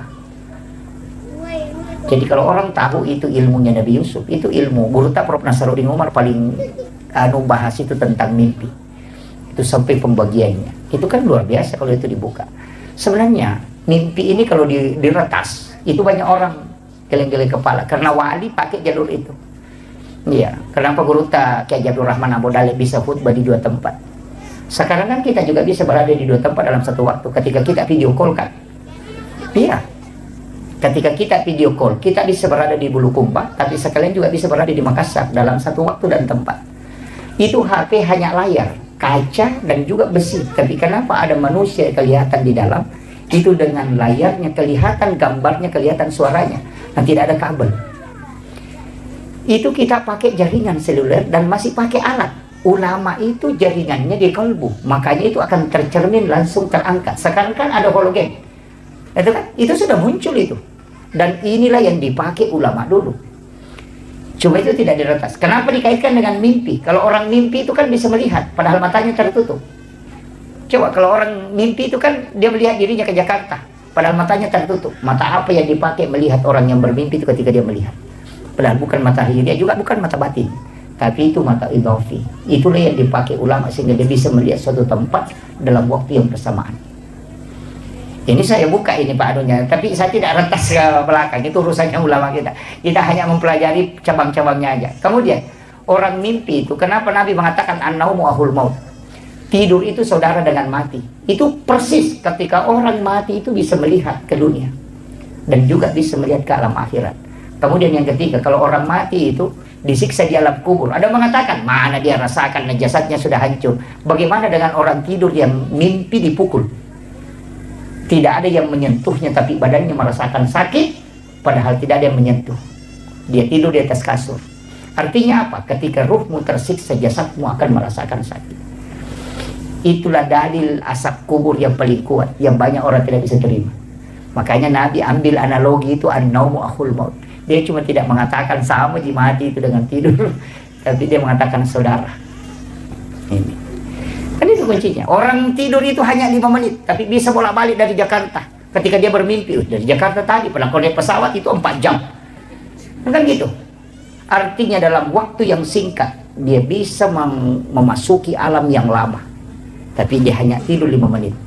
Itulah kenapa Guru Tak Kiai Abdul Rahman Abu Dalib ketika ditanya oleh Guru Tak Pak Kiai Sanusi Baco, dari mana kau mengambil dalil ini? Karena Guru Tak Kiai Abdul Rahman Abu Dalib, dia mengatakan, 6 tahun saya ngaji kitab sama Imam Syafi'i. Itu. Dan itu yang sampaikan itu Dr. Gus Nur Taufik Sanusi. Coba. Itu makanya ulama kita itu punya alam sendiri. Iya. Itu aja tadi video call kan. Makanya saya bisa berada di Makassar juga bisa berada di sini kalau video call. Tapi coba jangan pakai video call, pakai Nurul Qalbiyah kita. Itu kan connect. Dan biasa saya cuma sampai di situ mau menjelaskan. Biasa ada kampung kita masuki, Pak Ustaz biasa rasakan itu. Ada kampung dia lihat kayaknya saya pernah bermimpi sampai ke sini. Kayak begitu. Atau ada kita kerjakan kayaknya saya pernah kerja ini masalah. Itu yang orang tidak tahu. Allah sudah bukakan rahasia dan itu ruh idhofinya sudah sampai ke situ baru kembali. Tapi baru dia memasuki alam itu baru dia sadar. Seandainya itu dibuka, maka terbuka rahasia yang disebut dengan rahasia kewalian. Cuma sampai di situ saya bahas, saya tidak akan lanjut. Itu ulama-ulama kita dulu pakai itu. Kemudian ketemu Nabi Yusuf tadi ini kan. Nabi Yusuf itu bendahara negara, Pak. Itu menteri keuangan. Cuma Nabi Yusuf itu enaknya karena dia ditarungku jolo. Masuk pula tarungkuannya menjadi bendahara negara, menjadi menteri keuangan. Yuk hidup ke Indonesia, Pak aja pi menteri napi tarungku. Terbalik kan? Jadi itahan jolo napa manci menteri. Yuk ini manci menteri jolo napi tahang. Itu kan anunya. Kemudian Nabi Yusuf ini kan sebenarnya ahli ekonomi. Makanya Nabi Rasulullah itu belajar bagaimana mengelola keuangan negara itu sama Nabi Yusuf. Naik ke atas ketemu Nabi Idris, Nabi yang bisa membaca ilmu dari sayap malaikat dan dia menguasai 72 bahasa. Makanya disebut Nabi peletak dasar tulis menulis dan juga arsitektur modern itu Nabi Idris. Karena Kuba itu dibuat oleh Nabi Idris. Itu piramida juga itu Nabi Idris. Itu hebatnya. Makanya anak-anakku mesti belajar arsitek, belajar ekonomi, belajar ilmu alam. Itu kenapa? Karena Nabi Isra Mi'raj itu mencapai semua puncak itu. Itu tahapan. Seandainya itu diambil itu profesor di segala bidang. Makanya Nabi itu kan begitu, belajar sama Nabi Idris. Dan Nabi Idris, apa hebatnya Nabi Idris ini? Satu-satunya Nabi juga yang memang itu ketika dia membaca simbol itu hebat sekali itu. Makanya sampai bintang-bintang itu dia bisa baca itu. Jadi makanya ilmu alam, ilmu astronomi itu pelajari. Makanya saya itu jadi penceramah, Pak. Kadang baca buku ini, kadang baca buku ini, kadang baca buku ini. Kenapa? Karena ternyata nanti ada kaitannya semua. Ilmu otot itu luar biasa dulu. Sampai-sampai itu saya mengatakan, oh ini semua yang disalahkan orang. Kenapa orang tua kita kalau pindah rumah baru dia baca Barasanji? Pengantin baru disuruh Barasanji. Beli mobil baru disuruh Pak Imam. Ini Pak Kiai sering disuruh naik di mobil baca Barasanji. Foto dan nih tahu lumpuh deh atau 5 loko Barasanji kan. Karena harus masuk di dalam mobil. Itu karena hadis, Pak. Itu Bukhari Muslim. Ketika Rasulullah mengatakan dena suku tepat nasi dia tahu nareko dena yasi papujina lokoria dibanding dengan yang lainnya. Hadis inilah yang dijabarkan dalam bentuk aplikatif. Maka dahe aja monroi bolamu ku demak Barasanji. Apa ada tuh ku yasi papuji muloko bolamu daripada ku nabita. Jadi sebelum monroi mak banyak Barasanji ku jolo. Mupala yolo papuji muloko nabita napa monroi bolamu. Juga begitu. Hari ini dia duduk pengantin. Kau wanita pemah Barasanji itu. Tau mata kau pura tu dak boti ipak doja si Mama Barasanji. Kenapa? Jangan kau sentuh istrimu kalau sebelum kau baca salawat kepada Rasulullah. Begitu. Sama je dengan mobil. Aja min reki atau menarik kau dia pura Mama Barasanji ke dalam supaya kau buktikan bahwa kau lebih cinta kepada Rasulullah daripada kendaraan. Itu kuncinya. Sama je kenapa? Kayak bangun masjid. Saya dapat itu. Ada ilmu itu dari para ulama dan saya pakai sampai hari ini. Kalau bikin rumah, bikin masjid jangan kasih genap. Usahakan ganjil. Biasa kan kata bangun masih ukuran 20 kali 20. Itu 5 pengewa pakai sarannya teman. Dan masih cocok. Korea Selatan, Korea Utara gitu. Iya. Rumah juga begitu. Rumah yang genap hitungannya itu dia namanya aku rotek kutilale kutanya bene nama pengewa si balakai anak aku tuh 5 rocak si rocak. Dia namanya medece. Magai. Ternyata ulama dulu sudah pakai dan ketika ditarik dalam dalil ternyata ada. Allah itu adalah ganjil dan menyukai sesuatu yang ganjil. Maka bikinlah tempat yang ganjil supaya Allah senang, suka dengan itu. Dan sesuatu yang disukai Allah tidak mungkin ada musibah di dalamnya. Makanya seorang tua dulu itu bikin tangga, anak tangganya itu ganjil. Kalau bukan 11, 13. Bikin juga baloknya itu ganjil semua itu. Kan gitu. Rumahnya saja itu tiangnya kan 55. Mulai dari 5 waktu sholat. Kenapa 55 kan? Kemudian yang kedua ganjil juga itu supaya Allah menyukainya. Bahwa sesuatu yang ganjil itu disukai oleh Allah. Supaya rumahmu ada berkah di dalamnya. Usahakan itu. Jadi itu hitung-hitungan begitu sudah dipakai ulama dulu. Cuma orang sekarang itu selalu menyalahkan. Yang sudu atap itu kan tingkatannya juga 3. Dia mengatakan Islam, iman, dan ihsan. Itu kan dia pakai. Makanya luar biasanya ilmu ulama dulu itu luar biasa. Dia sudah menjabarkan. Bahkan saya pernah bahas itu. Bahwa kue-kue orang Bugis itu sebenarnya kue yang berbahasa Arab. Cuma dia barongko dari kata barokah. Iya kan? Suwalla dari kata solawat. Iya. Itu kan ulama kita dulu pakai itu. Iya. Kan barokah. Oh ini makraki barongko. Solawat makraki suwalla. Itu ada Al-Katiri min din. Al-Katiri sholat karena Imam Al-Katiri yang mengajarkan itu. Kan itu semua tapi berubah kan? Makanya ulama kita dulu itu hebat. Iya, makanya menyalahkan ini kami ke makoko to. Napa cidi kita na baca magala mapasalah. Tapi makare guru tama ko memang tu kung kataw cidi mina paham magala mapasalah. Pak dia napa ada napa hangnya salah nih. Nah itu, makanya sampai sekarang itu saya selalu mengatakan, saya itu begini. Saya pakai dalil sederhana aja. Orang yang selalu membidahkan itu mengatakan masuk neraka, saya coba pakai satu dalil. Saya tidak pakai ayat. Dalil apa itu saya dalil penglihatan. Itabani. Guru tak aja asad, mamaulu mameraja. Guru tak Jadul Rahman Ambodalik Mamulu Mameraja. Guru tak Jadul Min Yusuf Maulid Isra Mira, baca doa tahlilan. Kalau semua itu adalah bid'ah, tidak mungkin dia jadi wali. Nah dia pelakunya kan. Coba dia nama ini. Iya ko bid'ah iya ro maulid. Nah guru tak Jadul Rahman Ambodalik lailah nah sebab macam ni Mamulu. Tapi apa yang terjadi? Dia jadi wali. Artinya segala sesuatu yang dilakukan ini itu tidak dibenci oleh Allah dan Rasulnya. Karena tidak mungkin dia menjadi kekasih Allah kalau itu tidak baik. Dan orang yang dianggap baik itu yang selamat sampai mati. Kalau kayak saya kan belum tentu. Agak kama gimpe kak capana. Kami ustaz makoro. Itu lau kiru capana. Bagaimana? Yang dijamin itu yang meninggal dia waliullah sampai wafat. Dan pasti amalannya itu terjaga karena dia tersambung langsung dengan Nabi. Itu aja kuncinya Pak. Makanya saya mengatakan kacuriban nih guru tak dia mungkin salah lalang. Namanya satu manca jiwali. Iya ku iya tutul lima kali. Kamu dah coba gerek balik. Tasapato si gerek tutul lima pasalai yang kagak guru nama jiwali. Tidak ada kan? Oleh kelas si wali-wali daya kan. Itu aja. Makanya saya sampaikan jangan lepaskan ini. Maka di guru tak presiden dengan almarhum. Agak jauh kau kayu kapuk itu.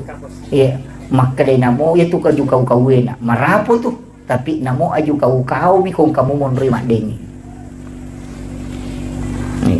Jadi tidak usah Pak banyak neko-neko. Sebenarnya begini, yang selalu menyalahkan kita ini itu dia yang salah. Alin aja salah pada kung kata lo menonton Pak Golo 10 si bawah. Nang kalau malah poroci di maka dah tak di si bawahku, maka dah siapa si bawah. Kada 10 kak, kada kila ro sera na saya na rotak ding, maka dia polisi tanya iya rotak ding, iko tak ding, apa iko cadidi, kan begitu. Cuma lena milo malah poro jajari na pasali petanding si mana nasa tanding si baku pada alena tak ding, begitu. Iya, kan itu yang terjadi karena dia selalu menyalahkan kita padahal alena salah. Sama jika kalau ada sesuatu Pak pencucian otak itu kias tulina kiringan SMS salah-salah ini kan banyak juga anak-anak kita dicuci otaknya. Sama jika kalau to coba ini na bawang lo kiti manu lo pasai na pangkatau lalu maka siya galina iti pasti maka laki ha tanya iti manu dia kolabay matu tanang kasi monre maka siya galina iti tamamula dito mapikiri iti to ngajay kama pala kan dua di maka iti laba si mati orang nang kasi lalo maka siya gay itita mamula dito maka iti to ngaro ya ro salah. Iya kan na lima maka siya galina iti tamakalani ya iti lima. Begitu juga orang yang dicuci otaknya selalu disalahkan dia akan termanage mengatakan salah tahu kan dia sehingga orang yang awalnya barasanji akan berhenti karena dicuci otaknya dimasukkan SMS ini masukkan ini itulah yang muncul di TikTok sekarang. Tadi Pak yang mewakili Bapak Bupati bahwa saya YouTuber saya sebenarnya Pak tidak ada YouTube terus terang saya tidak ada YouTube. Akun YouTube itu tidak ada. Saya itu tidak ada tim media yang merekam. Tidak ada. Saya tidak ada tim media. Karena memang guru tak Kiai Jadul Min Yusuf itu punya pesan. Apa pesannya? Nomor sidina ya kalau kau ceramah bano. Kalau ceramah ya ceramah. Iya. Ya kau pura kau ceramah jadi murusi. Pak ya tu ceramah pasti dekat. Ya kau murusi berarti murusi pasti dekat. Itu. Yang kedua kau yang bawa barangmu ya kalau kau macarami kau bawa barangmu aja nak tahu ya bawa kau karena orang yang membawa barangnya sendiri akan lebih mudah tawadu dibanding diangkatkan barangnya ya nang kata wicangan ni sandalan ni bukaran ni pintu atau masalah itu nanti akan muncul sifat yang susah dibendung. Jadi orang yang sebenarnya hatinya tawadu itu bisa berubah menjadi ganas ketika dia selalu dipuji itu fatal. Kemudian yang ketiga pesan guru tak aja lalu mau pacu atau kalau kau ceramah kau pakai ongkos itu. Makanya saya itu terbang kemana-mana tidak pernah bawa orang. Istri selalu mau ikut itu biasa karena tidak pernah naik pesawat serta kan tidak usah. Kita akan menikah ini karena jodoh dan jodoh itu tidak kemana-mana makanya kau tidak usah kemana-mana. Itu ya. Itu alasannya Pak Ustaz. Iya. Iya. Jadi saya itu tidak pernah bawa. Kenapa? Guru tak bilang begini. Nah, iya kalau konoli ko tayo macarama nama pasawa ko. Na talo ko si Bajo, katalo nung ko so kita ci dili madawa. Iya ko di masigi na pake nak mulai ke pertanggungjawabkan ke Allah na pengalataan. Itu yang berat. Jadi saya itu tidak pernah bawa orang. Setiap jalan itu sendiri. Saya mengatakan, enggak. Rasulullah, malaikat, dan Allah selalu bersama kita. Itu aja kuncinya. Kemudian pesan guru, tak jalan mau bicara amplop. Jangan pernah bicarakan. Dan saya itu Pak, terus terang, saya kasih tahu. Ini karena ada guru tak di sini juga. Saya tidak pernah membuka amplop ceramah itu. Dan saya bikin ultimatum dengan istri. Jangan pernah kasih tahu. Kalau kau kasih tahu saya, kita akan cerai. Dan dia tidak akan kasih tahu. Saya itu kalau jalan selalu bawa uang. Tidak pernah membuka amplop itu. Kalau saya 1 bulan sampai 27 hari itu tidak pernah buka itu. Kenapa? Saya tidak mau kalau itu dihitung. Nah, sebab kapan dibuka maka ada sekot. Kalau natalipongi panitia langsung muncul sekot nalengi. Saya itu yang paling saya takut. Maka salah satu kunci untuk selamat, jangan tahu berapa isinya. Ada beberapa masjid itu saya sudah coret merah. Ada di Papua, ada di berapa. Kalau dia menghubungi saya memang tidak berangkat. Karena dia pernah bikin perjanjian bilang, sekian ku kasih. Itu saya sudah coret, tidak akan datang ke situ. Itu hanya untuk menjaga. Dan itu pun belum tentu selamat Pak. Dan kalau saya pergi ceramah, itu di masjid Pak. Uang masjid itu tidak pernah saya kasih untuk keluarga. Saya takut karena di situ ada uangnya anak yatim, ada uangnya fakir miskin di situ. Dia sumbangkan, mungkin 2.000 dia ingin melihat masjidnya bagus. Tapi kita penceramah datang kemudian ambil itu jadi masalah. Semua kenapa ustaz itu dirikan pesantren, kayak guru ini dirikan pesantren. Itu kalau ada amplop dari masjid itu masukkan ke pondok supaya dia kembali ke umat. Kasih untuk gaji-gaji guru supaya dia kembali ke umat. Itu tidak mudah. Jangan anggap dakwah. Saya sudah berhenti itu berdakwah sudah beberapa kali. Hanya untuk takutnya. Tapi ada beberapa ulama kita mengatakan tidak, terus manage saja supaya bisa terselamatkan. Iya. Jadi itu tidak mudah. Dakwah itu tidak mudah Bapak Ibu sekalian. Bisa-bisa kita penceramah lebih dulu masuk neraka dibanding jamaah. Kalau ustaz natu 5 pengewani nasi salah kan. Kan jamaah nama terutama suruh kan kamu ustaz ke neraka kan mana satu mah pengewaji di lepang aku itu patah gitu. Iya. Makanya kalau ada sahabat-sahabat mau balik di sini itu yang pokok. Jangan kalau pergi khutbah Jumat jangan pernah buka amplop itu. Jangan pernah buka. Sampai di rumah saya itu ada tempat memang biasanya itu. Kasih masuk ke situ jangan pernah tahu berapa isinya. Jadi kalau kita tidak tahu berapa isinya kan bebas. Lepas saja. Tapi kapan ditahu sekian sudah. Makanya semuanya menghubungi saya dan memberitahu sekian ku kasih itu pasti saya tidak datang. Saya sudah pastikan itu. Nah, karena berat. Berdakwah itu tidak mudah Bapak. Kita yang ngaji di tasawuf itu tidak segampang yang orang lihat ini. Mau berangkat saja itu menata kalbu itu luar biasa. Makanya saya itu tidak ada urusan. Mau terima tidak, mau terima dakwah tidak, bukan urusanku. Yang penting saya sudah menyampaikan apa yang disampaikan oleh Rasulullah sudah. Walaupun banyak orang mengatakan saya penceramah tidak ada dalil. Gitu, tidak masalah. Yang penting Nabi Muhammad saja yang ada mukjizatnya. Kemudian yang kedua yang didampingi oleh malaikat Jibril dan bisa didampingi sekian ribu malaikat itu masih dicaci, apalagi kita ustaz kayak begini. Tidak itu. Oh jadi ustaz tidak mau dicaci, tidak usah jadi ustaz. Karena semua kebaikan itu pasti ada yang mencaci. Sama Pak Bupati kalau bagus sih jadi di jalanan pasti bilang gaji bupati maka jalan lelangnya buat diminum ribatan lalu kan. Tapi aku makan jahil lelangnya mano kok tuh nasa capu mano ku nalap foto gara-gara makan jalan kan begitu. Iya kan? Pak Bupati turun bagi-bagi nasa melo setia cuma berele. Dia nak bagi-bagi nasa Bupati seke. Tidak dinampakkan maka dia gagak berakan. Ya pitangi nasa ya melo setia cuma. Itu susah. Karena yang salah kalbunya memang. Iya. Ya nama salah kalbu dia kagak menderita umrah ada posting alhamdulillah baru kita tawaf langsung aku ya melo setia cuma. Ternyata melo ya cuma iko malah saat Pak dia gadimu pakai joka. Kan gitu. Itu aja kebalikannya. Nataraktir ki anggota sibat tak masih kola nataraktir ki. Kalau ketemu di warung baru na foto di alhamdulillah dapat traktiran dari teman. Langsung tu nak komik dia dan pita-pita siati. Dia nak pita-pita ni tele na mi susah pada ni oli. Kan begitu. Dan sama aja yang sekarang-sekarang itu yang banyak teriak Pak. teriak-teriak mako sama dia ke jabatan kok ke jabatan sama tu mamako. Rasa begitu. Makanya kita bisa harusnya selektif. Saya itu tidak, ulama kita mengatakan kita harus pakai ukuran kalbu. Bagaimana ketika posisi di situ. Iya. Ini pesan yang penting saya sampaikan. Kemudian untuk guru-guru yang hadir, saya pesankan jangan pernah ingin membuat anak-anak kita jadi pintar kalau mengajar. Jangan. Salah satu keberhasilan, kegagalan seorang guru itu ketika ingin melihat, ketika ingin kalau anak-anak muridnya itu pintar. Karena kapan anak itu bodoh, pasti dia jengkel.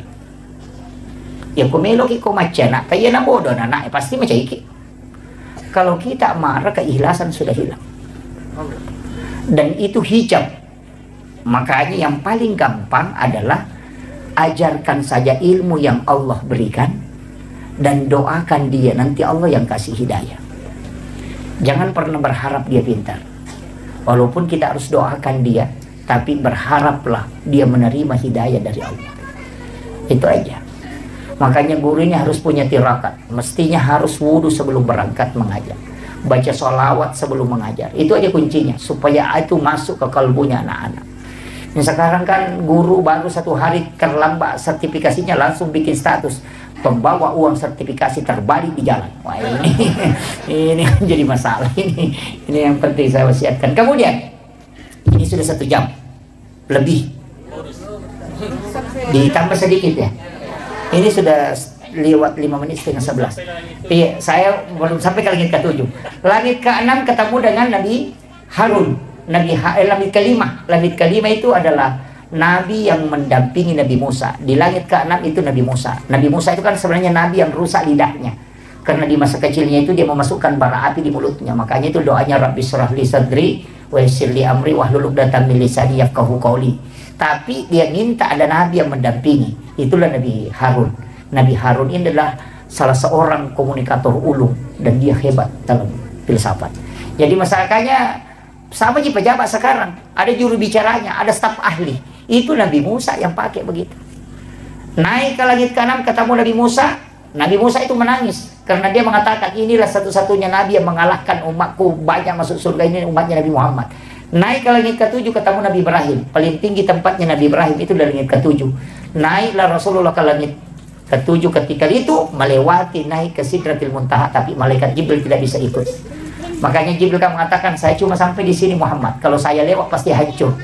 Nabi mengatakan tidak, kumpulkan semua kemampuanmu Jibril. Kita sudah berdampingan mulai dari Makkah sampai ke sini. Ternyata apa yang terjadi Pak? 350 sayapnya malaikat Jibril dia kumpulkan, itu tidak bisa meninggalkan langit ke-7. Tidak toliokomi romonro. Dari situlah Imam Ja'far dalam kitab Al-Barasanji menulis anta nurun fauka nurin. Engkau Muhammad cahaya di atas cahaya. Karena Jibril adalah cahaya, tapi dia tidak bisa tembus ke Sidratul Muntaha. Tapi kamu bisa berada di situ. Nah, ketika Nabi di Sidratul Muntaha, Guru Tajabur bin Yusuf Kalisi Depreng, saya dengarkan ceramahnya, dia mengatakan, itu bukan di Sidratul Muntaha Nabi menerima sholat, tapi di mana? Di alam mustawa. Ada alam antara itu, namanya alam mustawa. Disitulah Nabi mengucapkan at-tahayyatul mubarakatus salawatut thayyibatu lillah. Baru berhenti. Kemudian Allah menjawab, assalamu alaika ayyuhan nabi wa rahmatullahi wa barakatuh. Kemudian Nabi menjawab, assalamu alaina wa ala ibadillahis sholihin. Makanya kalau dapat kalimat ini di tahiyat, jangan disambung. At-tahiyyatul mubarakatus salawatut thayyibatu lillah, singgah. Itu kalau Rasul, kalamun Nabi itu. Dan siapa yang membaca kalimat ini itu seakan-akan dia melaksanakan ibadah haji dan umrah 1 kali. Assalamu alaika ayyuhan nabi wa rahmatullahi wa barakatuh, itu sama pahalanya ketika kita berjumpa Rasulullah secara langsung. Assalamu alaina wa ala ibadillahis sholihin, itu sama pahalanya ketika kita bersilaturahmi dengan seluruh wali-wali Allah yang ada di muka bumi. Makanya 3 kalimat ini jangan disambung. Nanti kita mengatakan asyhadu alla ilaha illallah. Makanya di tarekat itu kan pakai 2 jari. Itu juga disebut 2 tamasarat lalu tamalaisa. Kenapa itu dipakai? Bersedekap juga kan begitu 2 jari. Makanya kau masam pajangi aja naidi madenge tapi tilawi po Allah Ta'ala na alena jaga iki. Sama analoginya begini, ketika kita jalan, ya kau anak tata suruh makatan niki itu biasa lepas tangannya. Magampang lepak, tapi kita coba gare idi makatan ni mana, tanah dia lepak. Jadi jangan kita yang masuk, tapi minta Allah yang menjaga. Jadi aja nih mengulu Allah. Oh, sila ada kita. Iya, minta supaya dia tidak melepaskan kita. Karena kalbu itu dia yang pegang. Terbuka tertutupnya, masuk keluarnya dia yang pegang. Karena dia yang kendalikan iman, minta dia supaya dia tidak mencabut itu. Aja nih mengulu sila ada kita. Iya, itu seperti terbawa arus. Tapi iya koi alena warakangi yan ito nakalam. Uy, tama ko liralal warakan na po Allah Ta'ala. Tapi kuncinya kan ada dua. Anta abudallah ka'annaka tarahu. Kalau tidak bisa, fa innahu yaraka. Kan dua aja kuncinya kalau salat.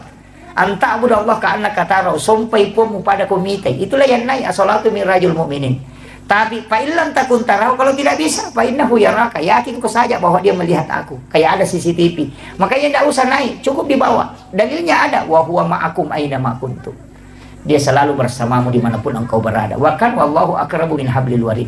Itu tidak usah naik Allah. Ku akbar. Oh, silakan. Cukup di bawah. Kan gitu kan? Ada yang biasa begitu, Bu ya? Serius sekali. Allah. Tapi tidak masalah kalau itu yang dipakai untuk koneksi. Tapi kalau tidak bisa, cukup di bawah. Kita yakin bahwa Allah melihat kita. Ya Allah melihat kita ruku, Allah melihat kita sujud. Itu yang paling gampang. Tidak usah naik. Karena memang juga dalilnya ada. Wa huwa ma'akum aina ma kuntum. Itu kan itu kuncinya. Kalau yang naik itu setengah hidup. Asu Allah. Sampai kalau kita ketujuh baru tuh akbar. Nah itu. Itu kan gitu. Itu agak berat. Ya. Kemudian Nabi kan itu naik ke alam istawa. Disitulah dia melihat langsung Allah dengan wajah yang asli. Tidak ada Nabi yang bisa melihat itu. Nabi Musa hanya mendengarkan kalamnya. Makanya disebut linuriyahu min ayatina, untuk memperlihatkan, bukan menceritakan. Tapi apakah Allah ada di situ? Oh tidak. Kita di saya NU, Ahlussunnah wal Jamaah dia. Kita yang dari NU itu tidak pernah memahami Allah di situ. Karena kenapa? Wa huwal latiful khabir. Kalau kau tempatkan di situ berarti itu jadi makhluk. Jadi bagaimana memahami? Kalau saya bilang begini, saya naik di masjid Pondok Pesantren Asadiamah Baraka, baru naik ke menara. Di menara saya melihat bulan. Apakah bulan ada di menara? Tidak, itu masih jauh. Cuma posisi untuk melihat bulan itu harus di menara. Sama dengan Rasulullah, untuk melihat Allah itu posisinya di alam istawa, tapi Allah bukan di situ, itu masih jauh. Itu cara memahaminya. Makanya kita di Ahlussunnah itu memahami, jangan bilang Allah itu turun sepertiga malam. Kan begitu salafi sekarang. Allah itu turun di sepertiga malam. Saya bilang Allah paling sibuk, karena di Jakarta dulu turun dulu di Papua, kembali turun di Sulawesi Selatan, baru turun. Itu saja tugasnya putar-putar itu. Jadi bagaimana cara memahami? Itu bagikan balon, Pak. Balon ini cahayanya sampai ke lantai, tapi balonnya tidak turun. Yang turun itu adalah rahmat Allah, dan yang menangkap nur itu adalah kalbu.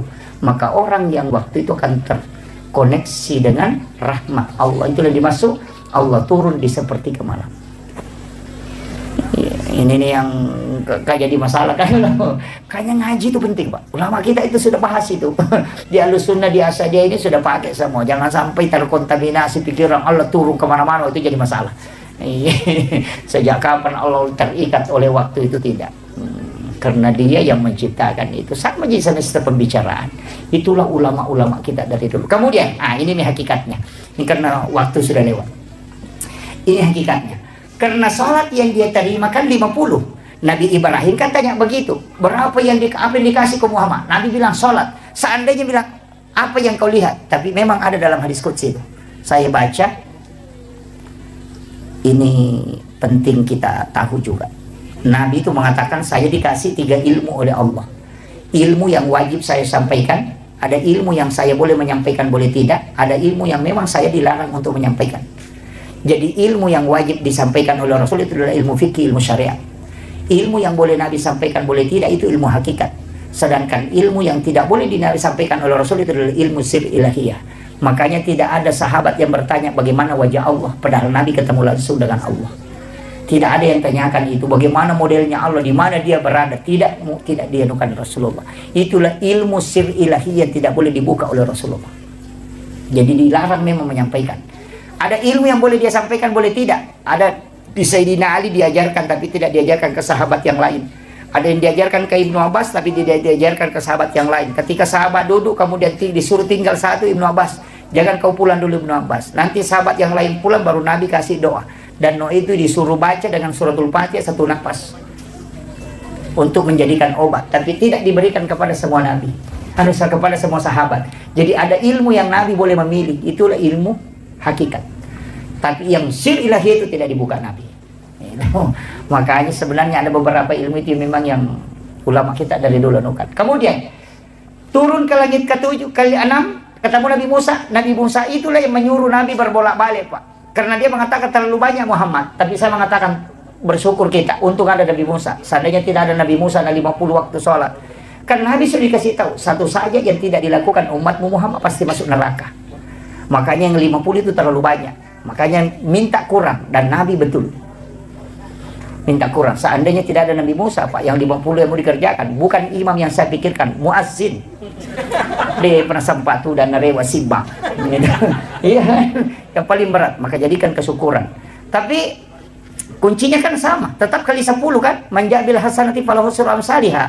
Satu kebaikan dilipat gandakan menjadi 10, berarti 5 waktu sholat itu menjadi 50 juga. Cuma tapi kenapa ini Nabi Musa minta Nabi kurang? Nabi kurang 9 kali kan, akasyarai rewa. Itu juga ada pesan, Pak. Nabi Musa itu kan ketika Nabi mau minta izin, apa yang dia bilang? Ahmad Ruhullah, Muhammad Habibullah.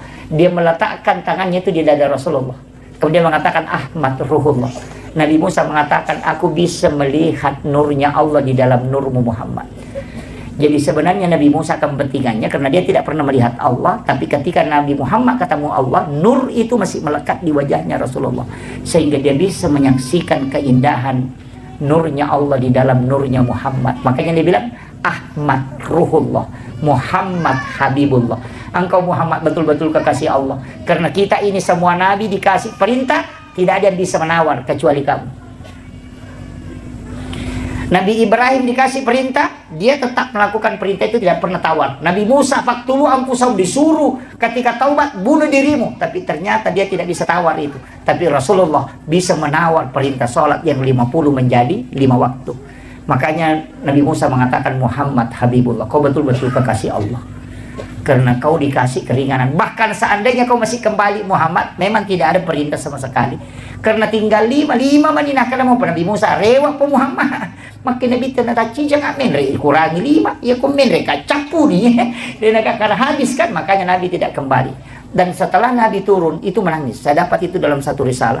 Nabi menangis ketika Jibril mendatangi, dia mengatakan, aku rindu dengan sholat yang diberikan oleh Allah yang 50. Maka datanglah perintah untuk membaca zikir itu. Subhanallah 33, Alhamdulillah 33, Allahu Akbar 33. Kenapa 33? 17 rakaat sholat ditambah 33 itu 50. Jadi itu yang dipakai ulama kita dari dulu, sehingga zikir itu. Ada juga orang kan pernah bisa assalamualaikum, assalamualaikum, langsung lupa masuk. Kami itu tolong mak berjamaah kau tuh Pak, mau lo saliwami manisandalan. Itu yang berat itu. Saya kira ini yang penting. Tapi apa hakikat sholat? Karena tidak ada kita ambil. Apa hakikat sholat? Saya kuncinya cuma satu, Pak. Saya pesankan 4, jangan tinggalkan. Yang pertama istighfar, jangan tinggalkan istighfar. Yang kedua jangan tinggalkan sholawat, karena 2 kalimat ini pasti sampai. Istighfar larinya ke Allah, tidak ada yang lain. Sholawat larinya ke Nabi Muhammad. Istighfar itu 3 isinya. Sholawat itu 3 isinya. Pertama, Allah memberikan rahmat 10 kali dengan sholawatnya. Sholawatnya malaikat permohonan ampun. Sholawatnya Rasul adalah syafaat. Makanya semua ibadah itu di pesantren itu Ustaz mestinya memang puasa sunnah itu menjadi puasa wajib. Kalau di pesantren Senin Kamis itu menjadi puasa wajib bagi santri. Kenapa? Guru kita juga Prof. Nasaruddin Umar bilang, bagi santri itu jangan ada sunnah, ada wajib. Semua diwajibkanlah.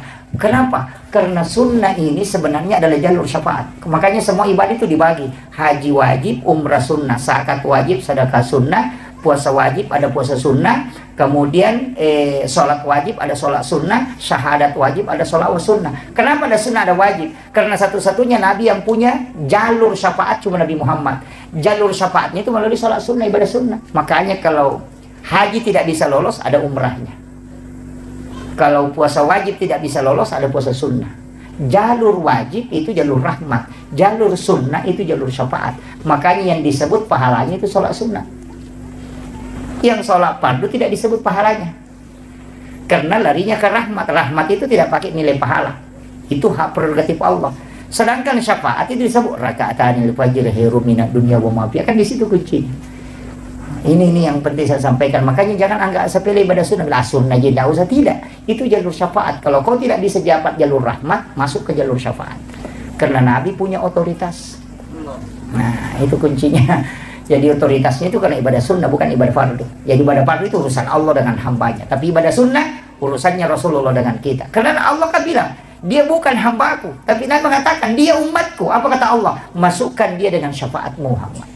Ada itu nanti umat, dan Allah bilang, tidak ada, bukan. Nabi Muhammad bilang, bukan umatku ini. Tapi Allah bilang, dia adalah hambaku Muhammad. Maka dia masuk surga karena rahmatku. Makanya dua jalur aja. Makanya pegang ini. Sebesar apapun dosa tak yang hadir di sini, sebesar apapun dosa tak, tapi kalau Allah memandang kita dengan rahmatnya, pasti masuk surga. Tapi sekecil apapun kesalahan kita, kalau Allah memandang dengan keadilannya, pasti kita diadili. Makanya ada orang itu di pelapak kurma, tusukkan giginya, waktunya sudah makan daging unta, tapi di pelapak kurma diambil di kebunnya orang, baru dia tusuk giginya. 500 tahun tertunda masuk surga gara-gara di pelapak kurma itu. Magapai di kota tama pasai coba lasi, coba mana lasi nanti dengan banyak, ya kan? Coba rambutan ikan rusuk bawang, ya itu kan, itu ndak boleh. Hukum tasawuf itu ndak boleh. Di dalam tasawuf itu kalau kita mau coba barang, kita letakkan tangan begini, tabe wadigai coba kuwading kita lengah coba. Jangan kau yang mengambilkan diri. Itu aturannya hukum di tepi keroba mimah, kau itu jadi masalah. Itu Bu ya.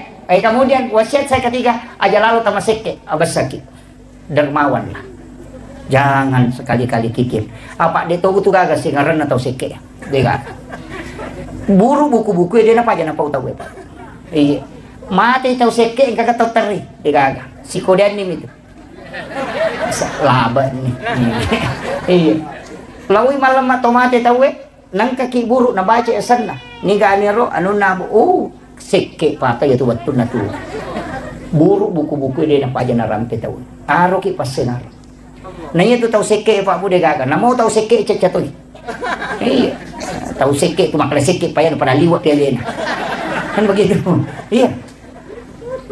Penutup upasan nih. Saya dapat ini kemarin Ustaz dari Rois Surya PCNU Sidrap itu bawakan kajian di acaranya Muslimat itu beberapa bulan yang lalu. Tapi itu hadis saya pernah baca dan ngaji ke ulama, cuma ndak berani. Tapi setelah lama kelamaan saya telusuri dan itu saya menganggap bahwa ini benar. Ini yang saya ingin modal terakhir saya kasih. Ternyata ada hadis Rasulullah mengatakan ada umatku nanti itu tidak dihisab. Jadi itu tidak dibawa kepada masyar. Jadi orang berjalan kepada masyar, dia dijemput oleh malaikat, dibawa ke ila rafiqil a'la. Itu hadis sahih. Jangankan mengatakan lewat di titian siratal mustaqim, tidak. Jadi dia tidak lewat di titian siratal mustaqim sampai ke masyar saja tidak, karena baru berjalan orang digiring ke masyar, dia sudah dijemput di jalan, dibawa ke ila rafiqil a'la kata Nabi. Allah tidak, malaikat tidak akan pernah tanyakan amalnya dan dia tidak akan berkumpul di masyar karena dia di tempat khusus. Siapa itu? Rasulullah mengatakan orang yang bersedekah yang tidak tahu siapa yang dia sedekahi, dan yang disedekahi pun tidak tahu siapa yang mensedekahi. Iya. Jadi tahu masyidak kadini sangi makadani gana sidakai, tahu isidakai dia tahu nisangi makadani ke sidakai. Di pesantren ini bisa dipakai Pak Bu. Tetali pongi banyu stasta, makadang kagana na aku tu masih kolos tak dia na mampu kasih. Makadang kata podangi aja na tapodanga asalna aja tu tapi tanga tauna. Milau tulutoka aja tapodangi rona na makadaya pa wajarangi uang sekolahnya selama dia sekolah. Sekarang pas setengah 10 di jam saya. Iya. Begini, saya agak sedikit pelan, tapi tidak mengambil penjelasan secara fikihnya peristiwa Isra Mi'raj ini. Saya akan mencoba mengambil sedikit penjelasan-penjelasan ulama kita dalam kaitannya peristiwa Isra Mi'raj dengan pendekatan hikmah. Kalau fikih, saya kira kita sudah banyak mengetahui peristiwa itu, tapi saya mencoba mengambil sedikit dari sisi tasawufnya. Pertama, peristiwa Isra dan Mi'raj Itu sebenarnya kalau kita mengkaji lebih dalam, yang paling pokok sebelum Nabi diisrakan itu adalah ketika beliau itu dibelah dadanya, kemudian diambil jantungnya. Kalau ulama fikih membahasakan jantungnya Rasulullah itu dibersihkan. Tapi kita di tarekat itu tidak pernah mengatakan jantungnya Nabi itu dibersihkan. Karena kalau kita mengatakan jantungnya Rasulullah dibersihkan, berarti itu kotor. Dan Nabi itu jantungnya tidak mungkin kotor. Apa hakikat di balik itu? Para ulama tarekat itu justru membalik. Peristiwa itu dibalik. Bahwa bukan jantungnya Rasulullah yang dibersihkan. Akan tetapi air yang dipakai ketika jantungnya Nabi itu diambil, dimasukkan ke dalam satu wadah, dan di dalam wadah itu ada air Zamzam. Air Zamzam inilah sebenarnya yang ingin dijadikan oleh Allah sebagai obat, sekaligus mendapatkan barakah, sehingga dia diberi kesempatan menyentuh kalbunya Rasulullah. Jadi bukan kalbunya Nabi yang kotor, tapi air Zamzam yang ingin dijadikan obat. Makanya dia diberi kesempatan menyentuh kalbunya Rasulullah. Dan semua itu kan lari ke situ.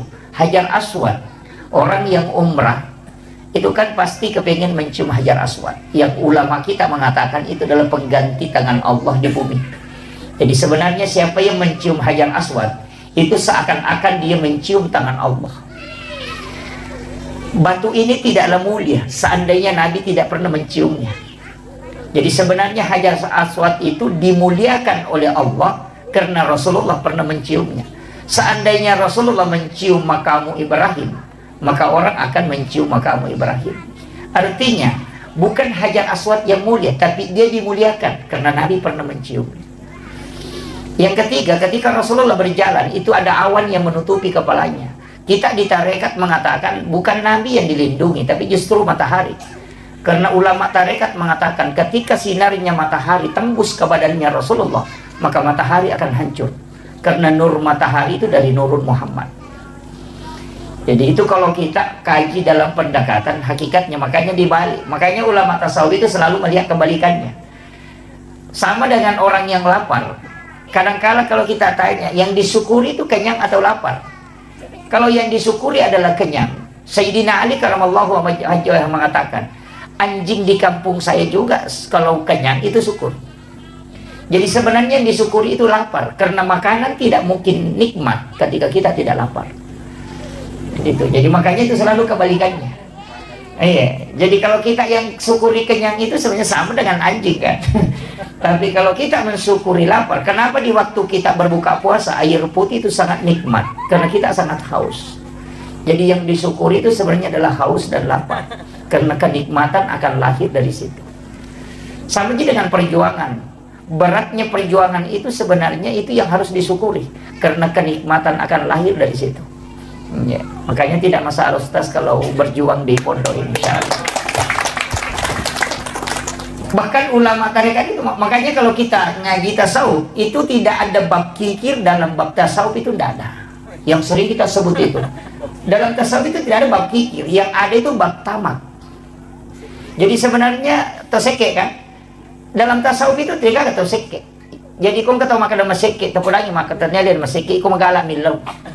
Ya kan? Makanya tamak itu yang disebut dalam tasawuf. Iya. Ngaji tasawuf itu tidak ada bab kikir, yang ada itu bab tamak. Makanya kalau ada orang bilang kikir, sebenarnya tidak kikir. Kau yang selalu minta, coba tidak minta, makanya dia tidak kikir. Makanya dalam agama itu rezeki itu dicukupkan dan dilebihkan, tidak ada yang kurang rezekinya. Itu kuncinya. Makanya ulama-ulama kita itu di dalam tasawuf selalu membalik, ya kan? Selalu melihat kebalikannya. Itu. Kemudian apa pesan? Karena kita kan bicara hikmah.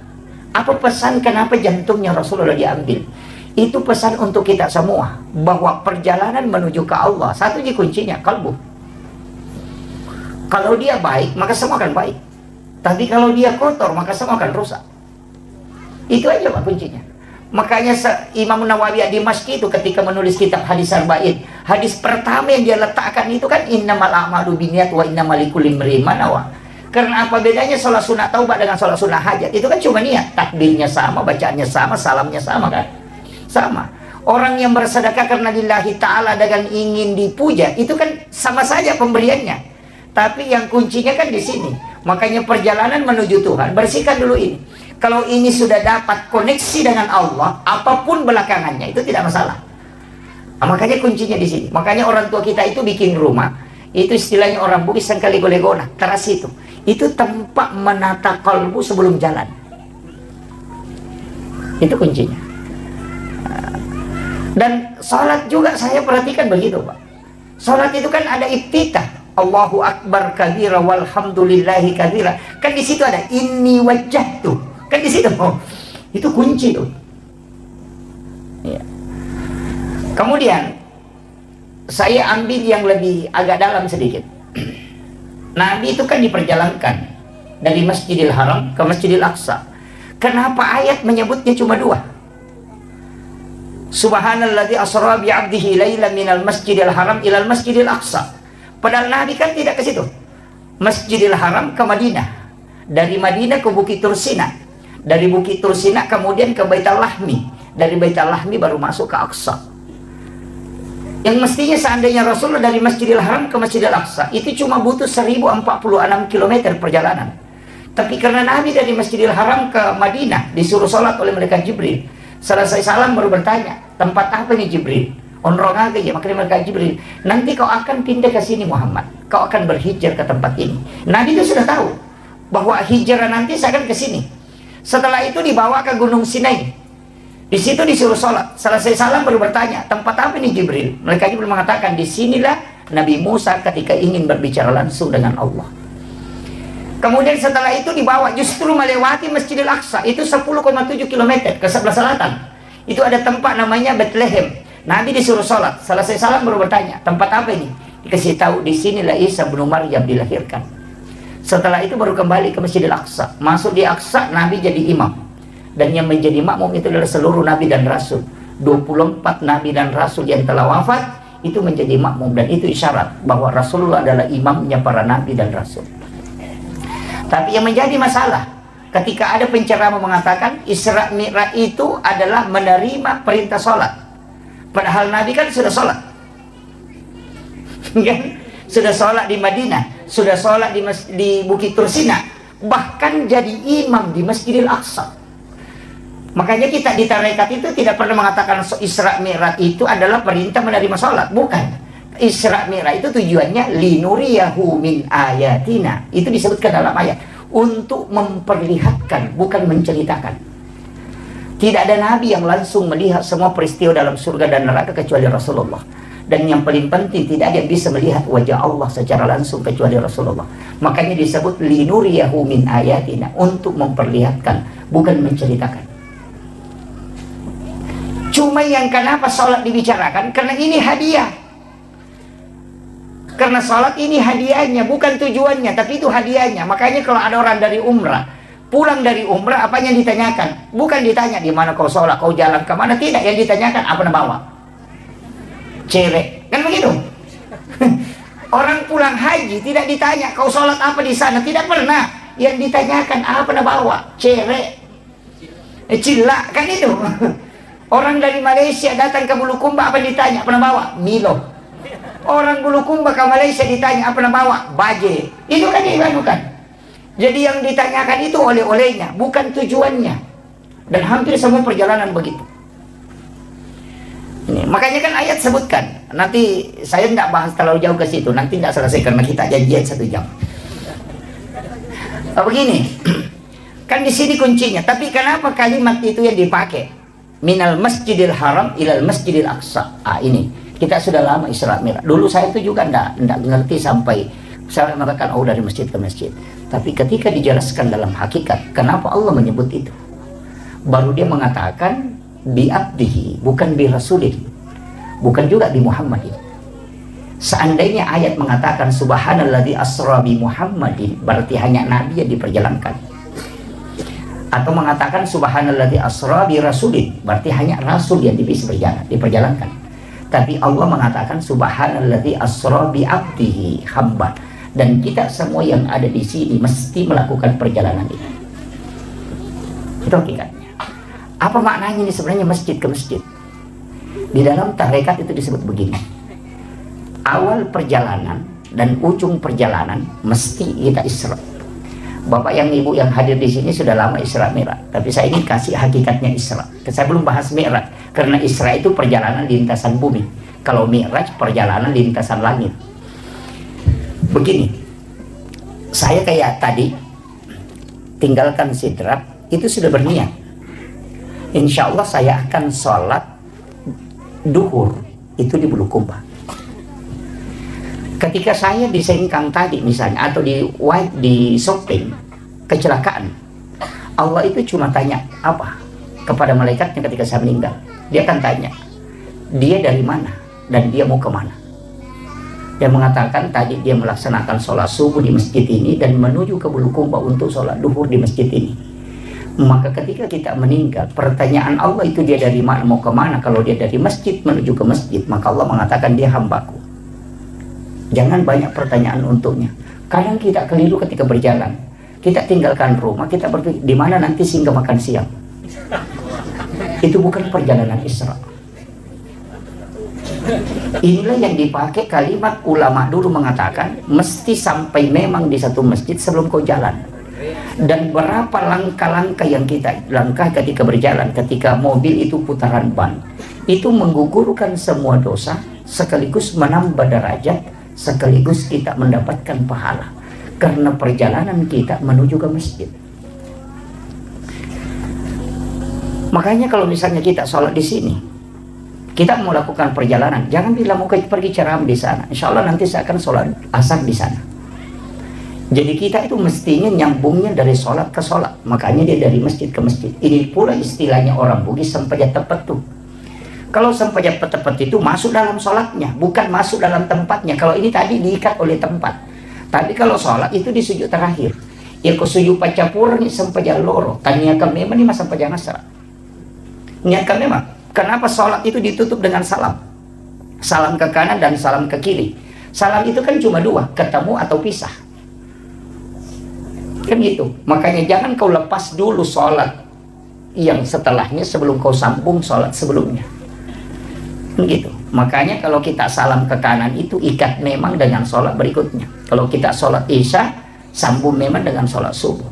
Makanya kita meninggal di mana saja pasti meninggal menuju ke sholat. Iya, makanya ulama dulu mengatakan saya meninggal di atas tempat tidur tetap mati syahid karena saya sudah menuju ke sholat. Itulah alasannya kenapa kita itu bisa kekal di dalam surga padahal umur dan pahala terbatas. Itu karena niat baik itu yang tidak pernah terputus. Itulah makna kalimat dari hadis Nabi, umatku adalah umat yang terbaik karena dia meninggalkan satu kebaikan menuju ke kebaikan yang lain. Itu maknanya. Fatalnya kita itu kan begitu. Kalau mau berangkat ke Makassar nanti singgah misalnya di Sigeri makan siang. Wah itu jadi masalah. Itu bukan Isra. Tapi mestinya kita mengatakan insya Allah nanti. Makanya kenapa kita sebelum berangkat itu disuruh sholat sunat musafir. Itu supaya dari sholat menuju ke sholat. Nah, perjalanan kita itu harus diikat dengan masjid ke masjid. Nah itu kuncinya. Jadi jangan pernah lepas. Makanya disebut itu Subhanalladzi asra bi 'abdihi lailan minal masjidil haram ilal masjidil aqsa. Padahal Nabi kan ke Madinah, ke Bukit Tursina. Artinya kau singgah di warung, kau singgah di sini makan jagung, itu tidak masalah. Karena yang ditanyakan ujungnya nanti dia mau kemana. Kan itu kuncinya. Kemudian pelajaran yang ketiga yang bisa kita petik, kenapa Nabi singgah pergi ke Madinah? Kenapa Nabi dibawa ke Bukit Tursina? Dan kenapa dibawa ke Baitul Lahmi? Kenapa tidak langsung masuk ke Aqsa? Itu pesan bahwa di setiap tempat yang ada sejarah itu pasti ada barakah di situ. Makanya itu saya kalau masuk kampung pasti tanyakan ulamanya di sini di mana, makam wali di mana. Iya, datang ke situ bertawassul. Tawassul itu bukan kuburiyun, bukan minta. Ya ini jangan. Cara tawassul yang paling aman itu walaupun ada beberapa versi. Cara tawassul yang paling aman, datang doakan para ulama, para wali yang telah wafat di kuburannya. Setelah engkau doakan, balik doanya. Ya Rabb, berikan aku keberkahan, anak-anak dan keturunanku berikan keberkahan. sebagaimana berkah yang engkau berikan kepada ulama ini. Itu yang paling gampang, paling aman itu. Makanya kenapa orang Bugis, orang Bulukumba juga begitu. Narekongka anak purabotti langsung lepas secara kubur. Begitu kan? Menikah hari ini, besok pagi langsung secara kubur. Kenapa? Sebelum engkau menyentuh istrimu. Itu udah kasih tahu. Sebelum engkau menyentuh istrimu, sebelum engkau berhubungan, datangi makamnya para ulama dan para wali, kau minta kepada Allah supaya diberikan berkah nanti keturunan dan anak-anakmu sebagaimana berkah yang diberikan kepada ulama itu. Supaya nanti ketika engkau berhubungan ada anakmu bisa mengambil barakahnya ulama. Begitu kuncinya. Sama aja kalau ada orang pindah rumah baru, kemudian kita lihat rumahnya cantik, apa yang bisa kita bilang? Mudah-mudahan anak-anakku bisa bikin rumah juga begini. Atau satu kata, itu sama. Ada orang beli mobil baru, apa kita bilang? Wih, cantiknya mobilnya si anu, mudah-mudahan kasih bisa juga beli mobil seperti ini. Sama gitu. Tidak ada bedanya. Makanya di dalam Al-Quran itu kan jelas, dalam suratul Fatihah, ihdinas siratal mustaqim, kan siratal ladzina an'amta alaihim. Jalannya orang-orang yang diberi nikmat. Di situ bukan mengatakan siratal rasul, siratal nabi, siratal malaikat, tidak. Guru tak Kiai Haji As'ad Al-Bugisi, semua muridnya itu jadi wali, yang pertama, yang kedua sampai ke yang ketiga. Kan jadi wali. Tidak mungkin beliau bukan wali. Yang duduk ngaji ke beliau itu Guru tak Haji Abdul Rahman Ambodal, itu wali Allah. Saya itu dapat beberapa muridnya Guru tak, termasuk beliau ini luar biasa. Kemarin saya ketemu di Palembang, yang masih menemani Guru tak masuk ke hutan sampai bawa kitabnya itu. Saya ketemu dan ada beberapa yang saya tanyakan. Itu penting. Mengambil ilmu amalannya Guru tak itu penting. Nah, yang tersambung sanatnya kan banyak. Di Sengkang ini masih banyak guru-guru ulama-ulama kita. Makanya saya bilang Sengkang itu tidak akan habis ulamanya itu. Itu barakah guru di situ luar biasa. Makanya mudah-mudahan pindah di Bulukumba ini di sini tempat ini. Nih dia mak barakah, makanya dia mengambil. Mak barakah di situ kan itu nilai. Bukan kuantitas tapi kualitas. Iya. Cuma saya sering sampaikan itu anak-anak saya yang dimanapun, cabang dimanapun, mestinya ada satu waktu itu dia ziarah ke makamnya Guru tak. Untuk menyambung sanad lah, sanad ruhani istilahnya.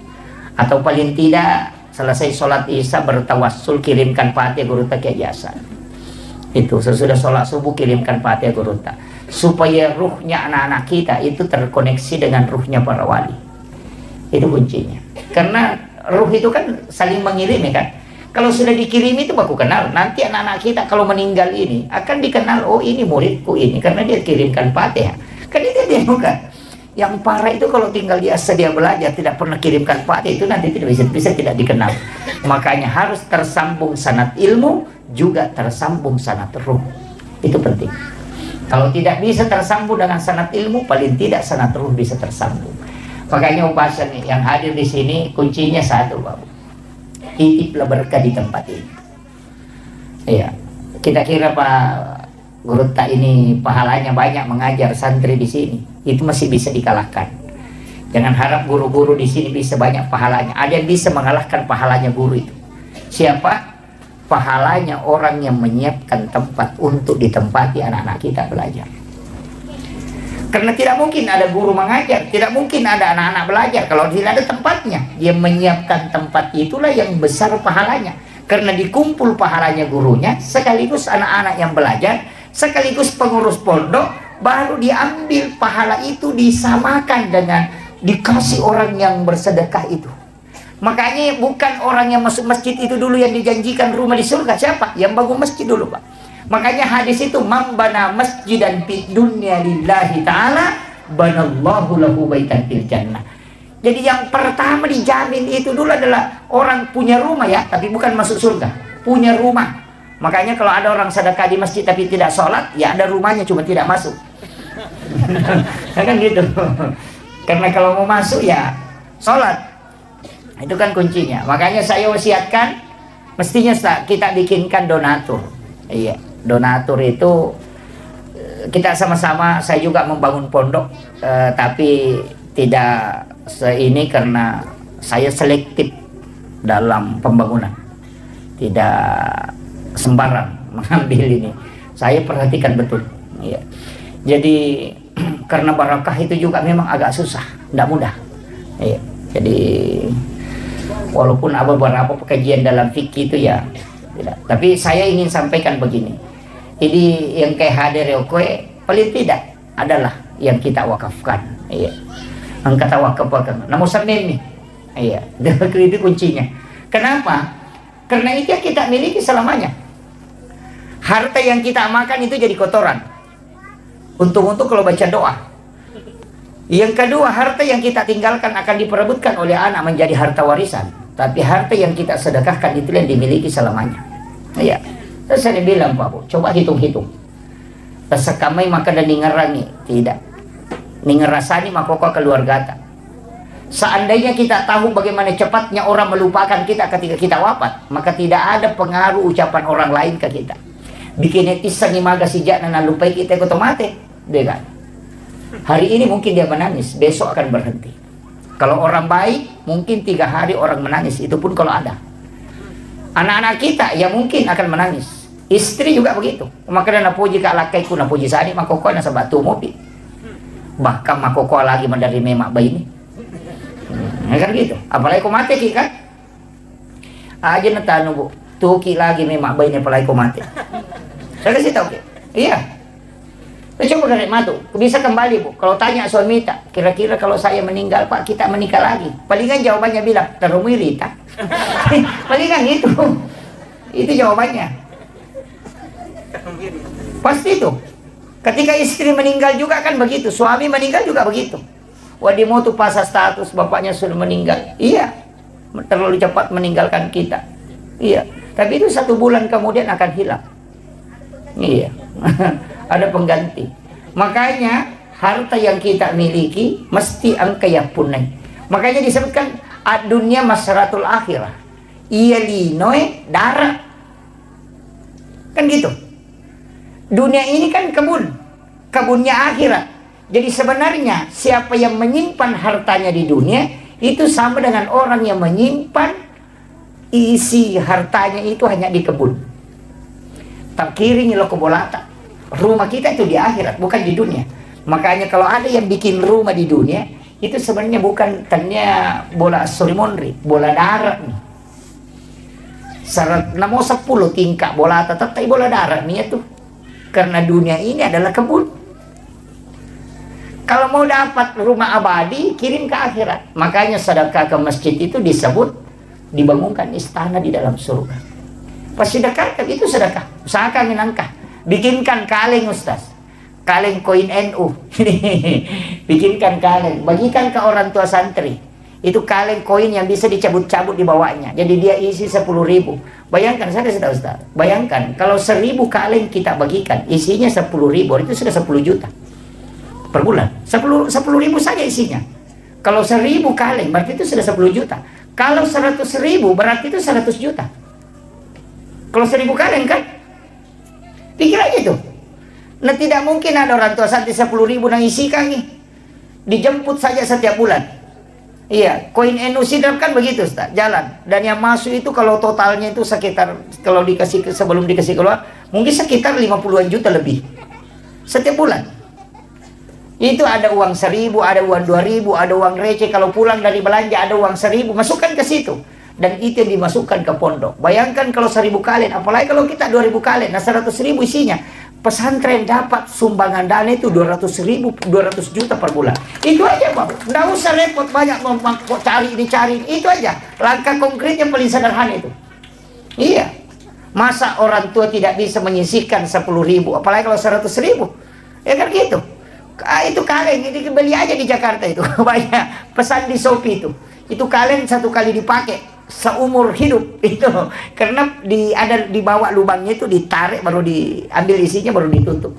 Tapi satu kuncinya, jangan kasih nama, pakai nomor saja supaya orang tidak merasa terganggu dengan sedekahnya. Iya gitu. Di Indonesia itu hanya 400-an kayaknya kaleng yang jalan, itu sudah tembus hampir 50 juta per bulan. Makanya kalau kita anukan, itu saya bilang 10.000 saja per 1 kaleng.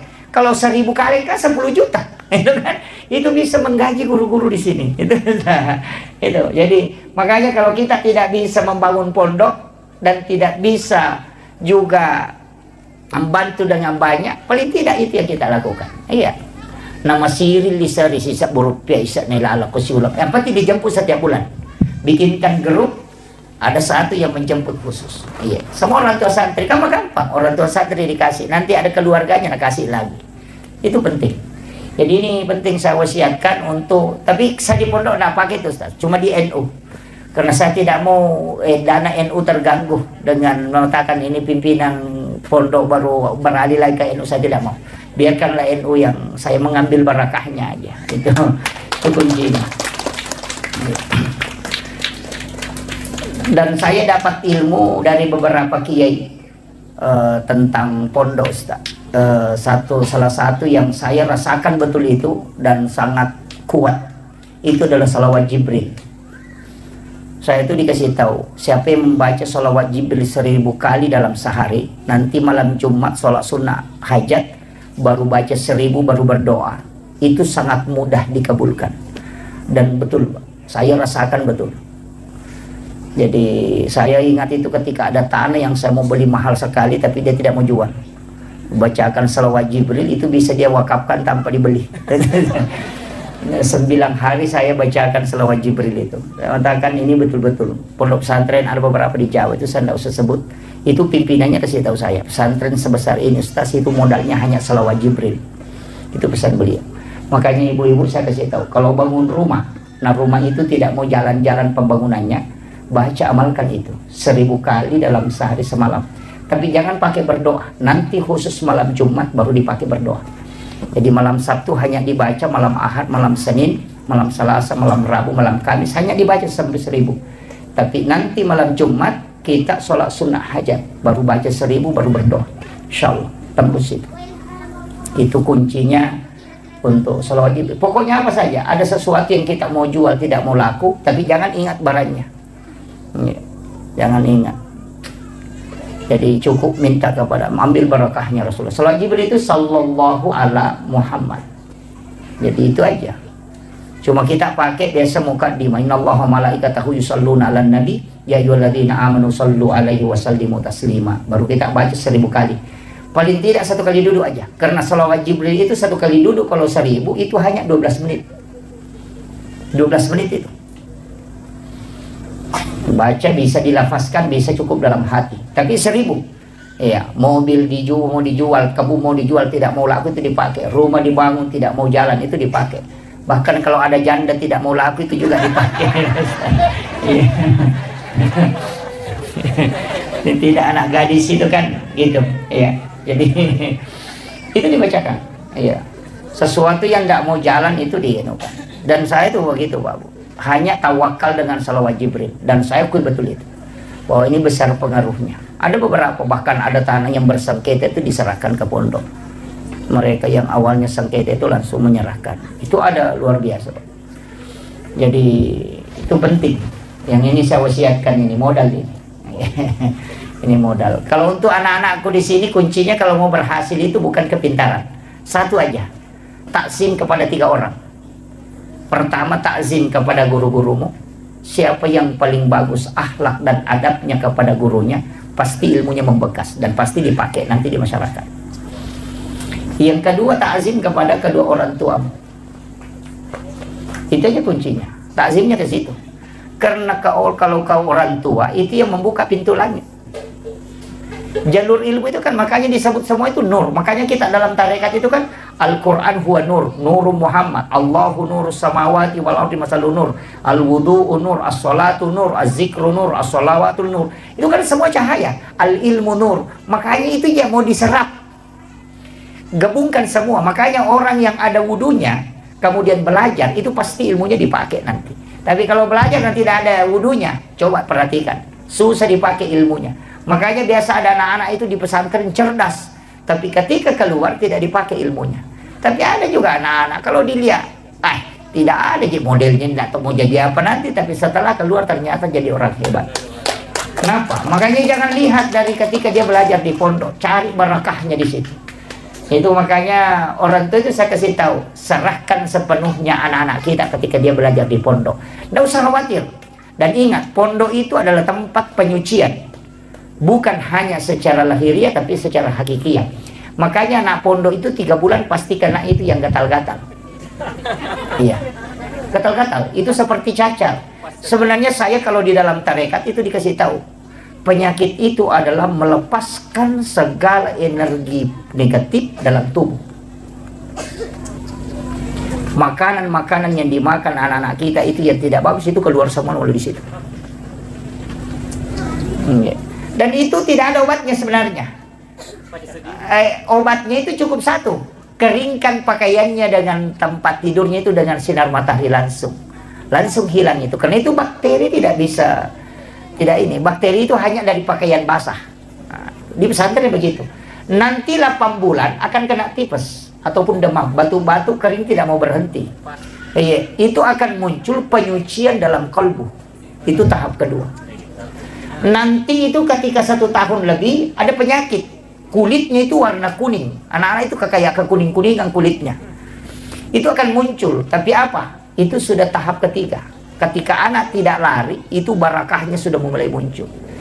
Itu penyucian dalam hakikat perjalanan dalam orang bertasawuf. Sebenarnya anak-anak kita itu bertarekat di pondok. Karena dari masjid ke sekolah, dari sekolah ke tempat sholat, sampai tidurnya pun itu, sebelum tidur dia sudah berniat, bangun nanti tahajud jam sekian, bangun nanti sholat malam jam sekian. Jadi tidurnya itu ibadah karena dia tidur untuk sholat. Tapi kita tidur di rumah, bangun nanti nonton sepak bola, itu aja tidurnya itu. Yang jadi masalah. Makanya ulama kita mengatakan tidur itu bisa nilai pahala tergantung niatmu apa. Kalau kau tidur untuk sholat berarti itu berpahala. Dan tidur dari sholat menuju ke sholat juga berpahala. Dan tidur orang yang menghindari dosa juga berpahala. Makanya ulama Indonesia itu bilang tidurnya orang berpuasa itu berpahala. Karena kalau dia tidur tidak melakukan dosa. Kan gitu. Satu-satunya perbuatan itu yang tidak ada dosanya itu cuma tidur. Adakah orang mak gosip kalau tidur? Tidak ada. Kan gitu. Itu kuncinya. Makanya kalau mau selamat itu banyak tidur. Karena satu-satunya kan tidak ada dosanya dia tidur. Kemudian saya ini sedikit lanjutkan lagi nih. Saya terlalu jauh memutar. Kemudian itulah perjalanan Nabi. Makanya itu ketika Rasulullah masuk ke Masjidil Aqsa, ini sebenarnya kalau ada imam cari itu. Saya pernah dikasih tahu tapi saya tidak buka. Itu dilarang sebenarnya. Tidak apa-apa saya ingatkan. Cari aja. Surah apa yang dibaca Rasulullah ketika dia menjadi imam para nabi? Ia nanti nak kedate sapai surat na nabita. Surat sampajan na waktu na pimpin nabi. Kalau itu yang dipakai orang Pak itu luar biasa. Tapi cari, saya tidak kasih tahu. Cari nanti itu. Kemudian setelah Nabi selesai sholat itu keluar ke sekitaran Masjidil Aqsa. Itu ada batu yang bagian bawahnya itu agak bulat tapi agak datar bagian atas. Di situ Nabi duduk dan disitulah Nabi dijemput untuk peristiwa Mi'raj. Tapi ketika Nabi naik, batu ini kan ikut. Dia ikut dan itu sudah terangkat. Tapi Nabi lihat kemudian dia larang. Nabi itu memberitahu batu itu. Dia tidak mengatakan kembali, tapi Nabi mengatakan berhenti di situ. Maka batu itu tidak kembali ke bumi, tapi juga tidak naik ke langit. Sampai hari ini batu itu masih tergantung. Itu hebatnya itu. Dan kalau kita buka di Google itu, ketik saja batu gantung peristiwa Isra Mi'raj, itu batu ada tergantung di bawahnya, tidak tersandarkan ke tanah, dia melayang. Tapi berat batu itu kalau mau ditimbang mungkin sekitar 100 kilo lebih. Itu hebatnya. Itu bukti autentik. Nabi naik, salam di langit pertama, ketemu dengan Nabi Adam. Ini sudah masuk ke santri-santriku yang ada di sini, santri-santri kita ini. Ini sudah pelajaran di sini. Nabi itu ketemu Nabi Adam. Kenapa ketemu Nabi Adam? Nabi Adam ini kan Nabi dari surga dilemparkan ke bumi.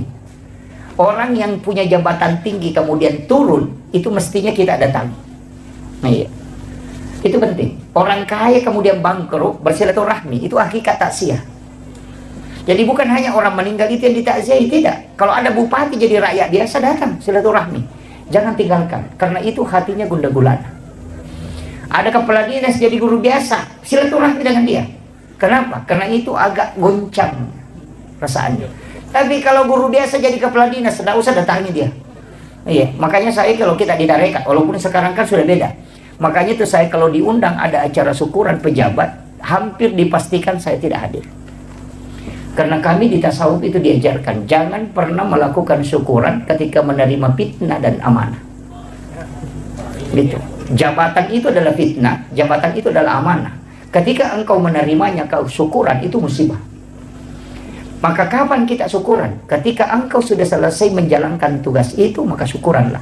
Jadi bupati itu mestinya nanti syukuran kalau selesai jabatannya jadi bupati.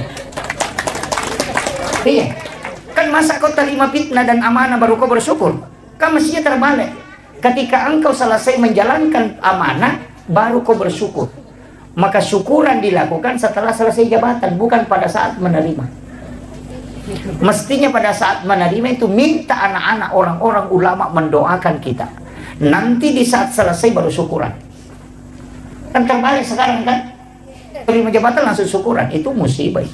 Makanya Sayyidina Ali mengatakan, seandainya ini bukan amanah yang sangat berat, maka aku lebih memilih liur anjing daripada jabatan. Karena liur anjing tidak akan ditanyai permintaan nanti kalau dari kemudian. Tapi saya setiap tarikan nafas itu akan ditanya.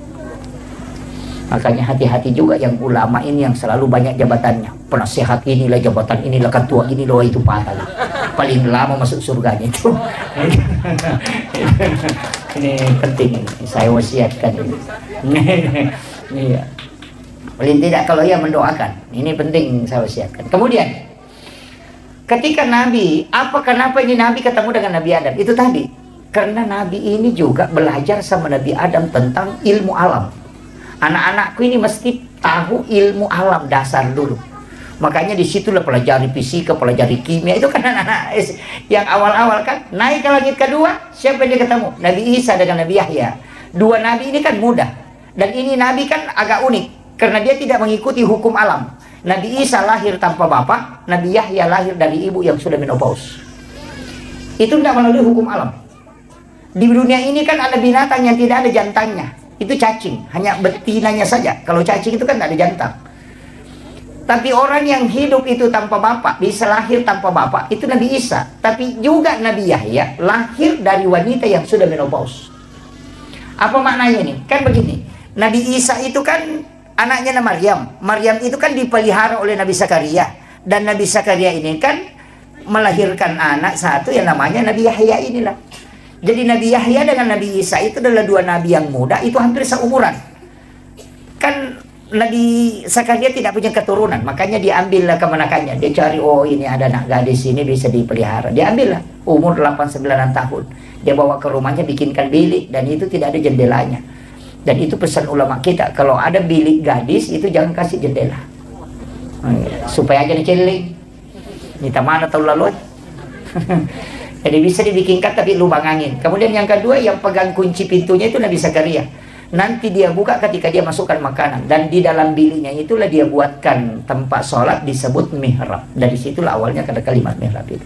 Makanya dalam Al-Quran itu kan fataqabbalaha rabbuha biqabulin hasanin wa ambataha nabatan hasanan wa kaffalaha Zakaria. Kan di situ kullama dahala 'alaiha Zakaria al-mihrab wajada indaha rizqan. Kan jelas. Setiap Nabi Zakaria masuk ke dalam tempat sholatnya Maryam, dia akan melihat ada makanan.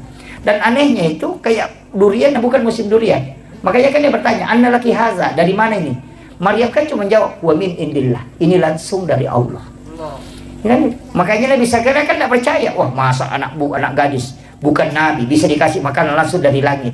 Tapi kaget juga. Iya, saya juga ya pegang kuncinya. Tidak ada yang bisa masuk ke sini kalau bukan saya. Kok bisa ada makanan di dalam? Makanya dia kan mengulas sampai 3 kali. Nanti Maryam mengatakan, Allah yarzuqu man yasha bighairi hisab. Kalau Allah ingin memberi rezeki kepada hambanya itu tidak melalui proses. Nabi Zakaria itu meneteskan mata. Baru dia suruh kemenakannya keluar dari situ. Karena dia pikir, bukan doanya yang mustajabah, tapi tempatnya. Karena saya juga tinggal di rumah ini, sudah lama minta anak, nanti tidak dikasih-kasih. Tapi kenapa ini anak perempuan bisa dikasih makanan langsung dari langit? Berarti tempatnya yang bagus. Dia suruh keluar. Maka hunalika da'a Zakaria, maka datang Nabi Zakaria ke situ berdoa. Wa huwa qa'imun yusalli fil mihrab, sementara dia berdiri sholat di dalam mihrabnya, apa yang dia minta? Rabbi habli min ladunka dzurriyyatan thayyibatan innaka sami'ud du'a. Langsung dijawab itu. Fanadathul malaikatu wa qa'imun yusalli fil mihrab. Allaha yubassyiruka bi Yahya. Inilah yang dipakai Guru Kiai Jadul Rahman Ambo Dalek, sehingga kamarnya itu dibagi dua. Setengah dia tempati sholat, setengah dia tempati untuk keluarganya.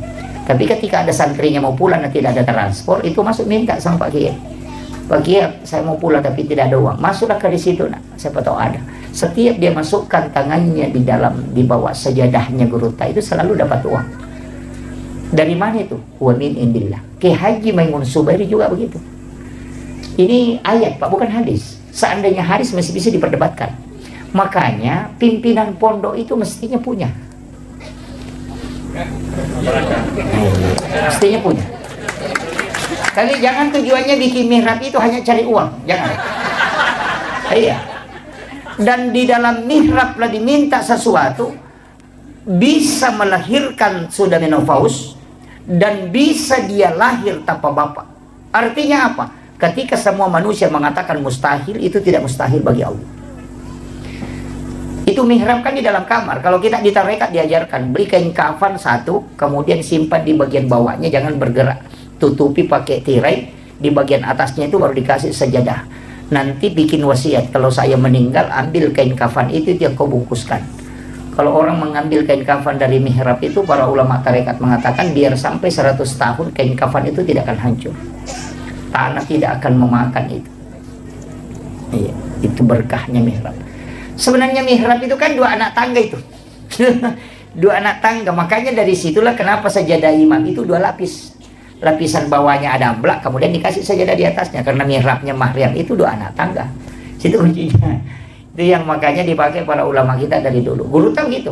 Guru tahu kayak Jadul Rahman Abu Dalek. Sampai yang pengawalnya Guru tahu ini kemarin yang saya ketemu di Palembang, dia bilang, Guru tahu itu pernah.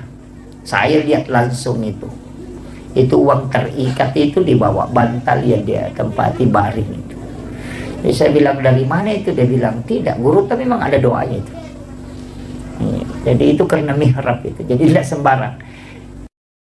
Sama aja kalau ibu-ibu yang di sini punya penyakit, dokternya sudah angkat tangan, jangan menyerah. Nah dokter itu kan mengobati, bukan menyembuhkan.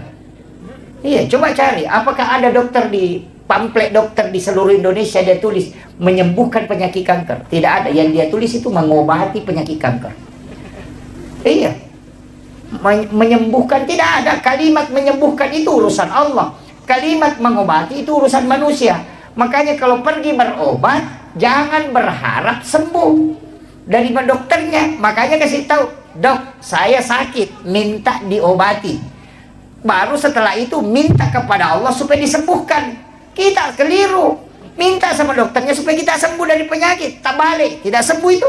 Karena Allah bilang bukan di situ kalau sembuh, dia cuma berobat, mengobati. Kalau sembuh minta sama saya. Kan gitu. Makanya dokter itu cuma tulis mengobati penyakit kanker, mengobati asam urat. Tidak ada itu dia tulis menyembuhkan penyakit kanker, tidak ada. Jadi kalau pergi berobat nah habis suwanta dan tidak sembuh, jangan marah-marah.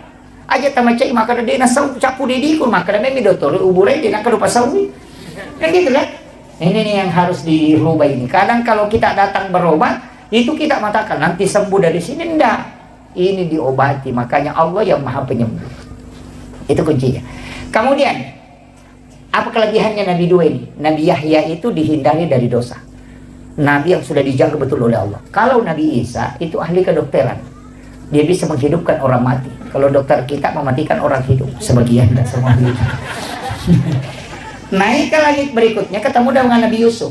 Nabi Yusuf ini kan sebenarnya orang aneh, karena dia bisa menafsirkan mimpi. Kalau kita mengatakan orang aneh, tapi sebenarnya itu ilmu langkah kedua. Jadi kalau orang tahu itu ilmunya Nabi Yusuf, itu ilmu. Guru tak Prof. Nasaruddin Umar paling bahas itu tentang mimpi. Itu sampai pembagiannya. Itu kan luar biasa kalau itu dibuka. Sebenarnya mimpi ini kalau diretas, itu banyak orang geleng-geleng kepala, karena wali pakai jalur itu. Iya, kenapa Guru tak kayak Jadul Rahman Abu Dalek bisa khutbah di dua tempat? Sekarang kan kita juga bisa berada di dua tempat dalam satu waktu ketika kita video call kan. Iya. Ketika kita video call, kita bisa berada di Bulukumba, tapi sekalian juga bisa berada di Makassar dalam satu waktu dan tempat. Itu HP hanya layar, kaca dan juga besi. Tapi kenapa ada manusia kelihatan di dalam? Itu dengan layarnya kelihatan, gambarnya kelihatan, suaranya. Nah, tidak ada kabel. Itu kita pakai jaringan seluler dan masih pakai alat. Ulama itu jaringannya di kalbu, makanya itu akan tercermin, langsung terangkat. Sekarang kan ada hologen. Itu kan, itu sudah muncul itu. Dan inilah yang dipakai ulama dulu. Cuma itu tidak diretas. Kenapa dikaitkan dengan mimpi? Kalau orang mimpi itu kan bisa melihat, padahal matanya tertutup. Coba kalau orang mimpi itu kan dia melihat dirinya ke Jakarta, padahal matanya tertutup. Mata apa yang dipakai melihat orang yang bermimpi itu ketika dia melihat? Padahal bukan mata dia juga bukan mata batin, tapi itu mata idhofi. Itulah yang dipakai ulama sehingga dia bisa melihat suatu tempat dalam waktu yang bersamaan. Ini saya buka ini Pak Anunya, tapi saya tidak retas ke belakang, itu urusannya ulama kita. Kita hanya mempelajari cabang-cabangnya aja. Kemudian, orang mimpi itu, kenapa Nabi mengatakan an-naumu ahul maut? Tidur itu saudara dengan mati. Itu persis ketika orang mati itu bisa melihat ke dunia. Dan juga bisa melihat ke alam akhirat. Kemudian yang ketiga, kalau orang mati itu disiksa di alam kubur. Ada mengatakan, mana dia rasakan jasadnya sudah hancur. Bagaimana dengan orang tidur yang mimpi dipukul? Tidak ada yang menyentuhnya, tapi badannya merasakan sakit, padahal tidak ada yang menyentuh. Dia tidur di atas kasur. Artinya apa? Ketika ruhmu tersiksa, jasadmu akan merasakan sakit. Itulah dalil asap kubur yang paling kuat, yang banyak orang tidak bisa terima. Makanya Nabi ambil analogi itu, an-naumu akhul maut. Dia cuma tidak mengatakan sama di mati itu dengan tidur, tapi dia mengatakan saudara. Ini. Kan itu kuncinya. Orang tidur itu hanya 5 menit, tapi bisa bolak-balik dari Jakarta. Ketika dia bermimpi, dari Jakarta tadi, pernah kalau naik pesawat itu 4 jam. Kan gitu. Artinya dalam waktu yang singkat, dia bisa memasuki alam yang lama. Tapi dia hanya tidur 5 menit. Itulah kenapa Guru Tak Kiai Jadul Rahman Ambodale ketika ditanya oleh Guru Tak Pak Kiai Sanusi Baco, dari mana kau mengambil dalil ini? Karena Guru Tak Kiai Jadul Rahman Ambodale, dia mengatakan, 6 tahun saya ngaji kitab sama Imam Syafi'i. Itu. Dan itu yang sampaikan itu Dr. Gus Nur Taufik Sanusi. Coba. Itu makanya ulama kita itu punya alam sendiri. Iya. Itu aja tadi video call kan. Makanya saya bisa berada di Makassar, juga bisa berada di sini kalau video call. Tapi coba jangan pakai video call, pakai nurul qalbiyah kita. Itu kan connect. Dan biasa saya cuma sampai di situ mau menjelaskan. Biasa ada kampung kita masuki, Pak Ustaz biasa rasakan itu. Ada kampung dia lihat, kayaknya saya pernah bermimpi sampai ke sini. Kayak seperti begitu. Atau ada kita kerjakan, kayaknya saya pernah kerja ini masalah. Itu yang orang tidak tahu. Allah sudah bukakan rahasia dan itu ruh idhofinya sudah sampai ke situ baru kembali. Tapi baru dia memasuki alam itu baru dia sadar. Seandainya itu dibuka, maka terbuka rahasia yang disebut dengan rahasia kewalian. Cuma sampai di situ saya bahas, saya tidak akan lanjut. Itu ulama-ulama kita dulu pakai itu. Kemudian ketemu Nabi Yusuf tadi ini kan, Nabi Yusuf itu bendahara negara, Pak, itu menteri keuangan. Cuma Nabi Yusuf itu enaknya karena dia di tarungku jolo. Masuk pula tarungkuannya menjadi bendahara negara, menjadi menteri keuangan. Yuk video ke Indonesia, Pak aja pi menteri nape terungku. Terbalik kan? Jadi itahangi jolok napa manci menteri. Manci menteri jolok nape tahang. Itu kan anunya. Kemudian Nabi Yusuf ini kan sebenarnya ahli ekonomi. Makanya Nabi Rasulullah itu belajar bagaimana mengelola keuangan negara itu sama Nabi Yusuf. Naik ke atas ketemu Nabi Idris, Nabi yang bisa membaca ilmu dari sayap malaikat dan dia menguasai 72 bahasa. Makanya disebut Nabi peletak dasar tulis menulis dan juga arsitektur modern itu Nabi Idris. Karena Kuba itu dibuat oleh Nabi Idris. Itu piramida juga itu Nabi Idris. Itu hebatnya. Makanya anak-anakku mesti belajar arsitek, belajar ekonomi, belajar ilmu alam. Itu kenapa? Karena Nabi Isra Mi'raj itu mencapai semua puncak itu. Itu tahapan.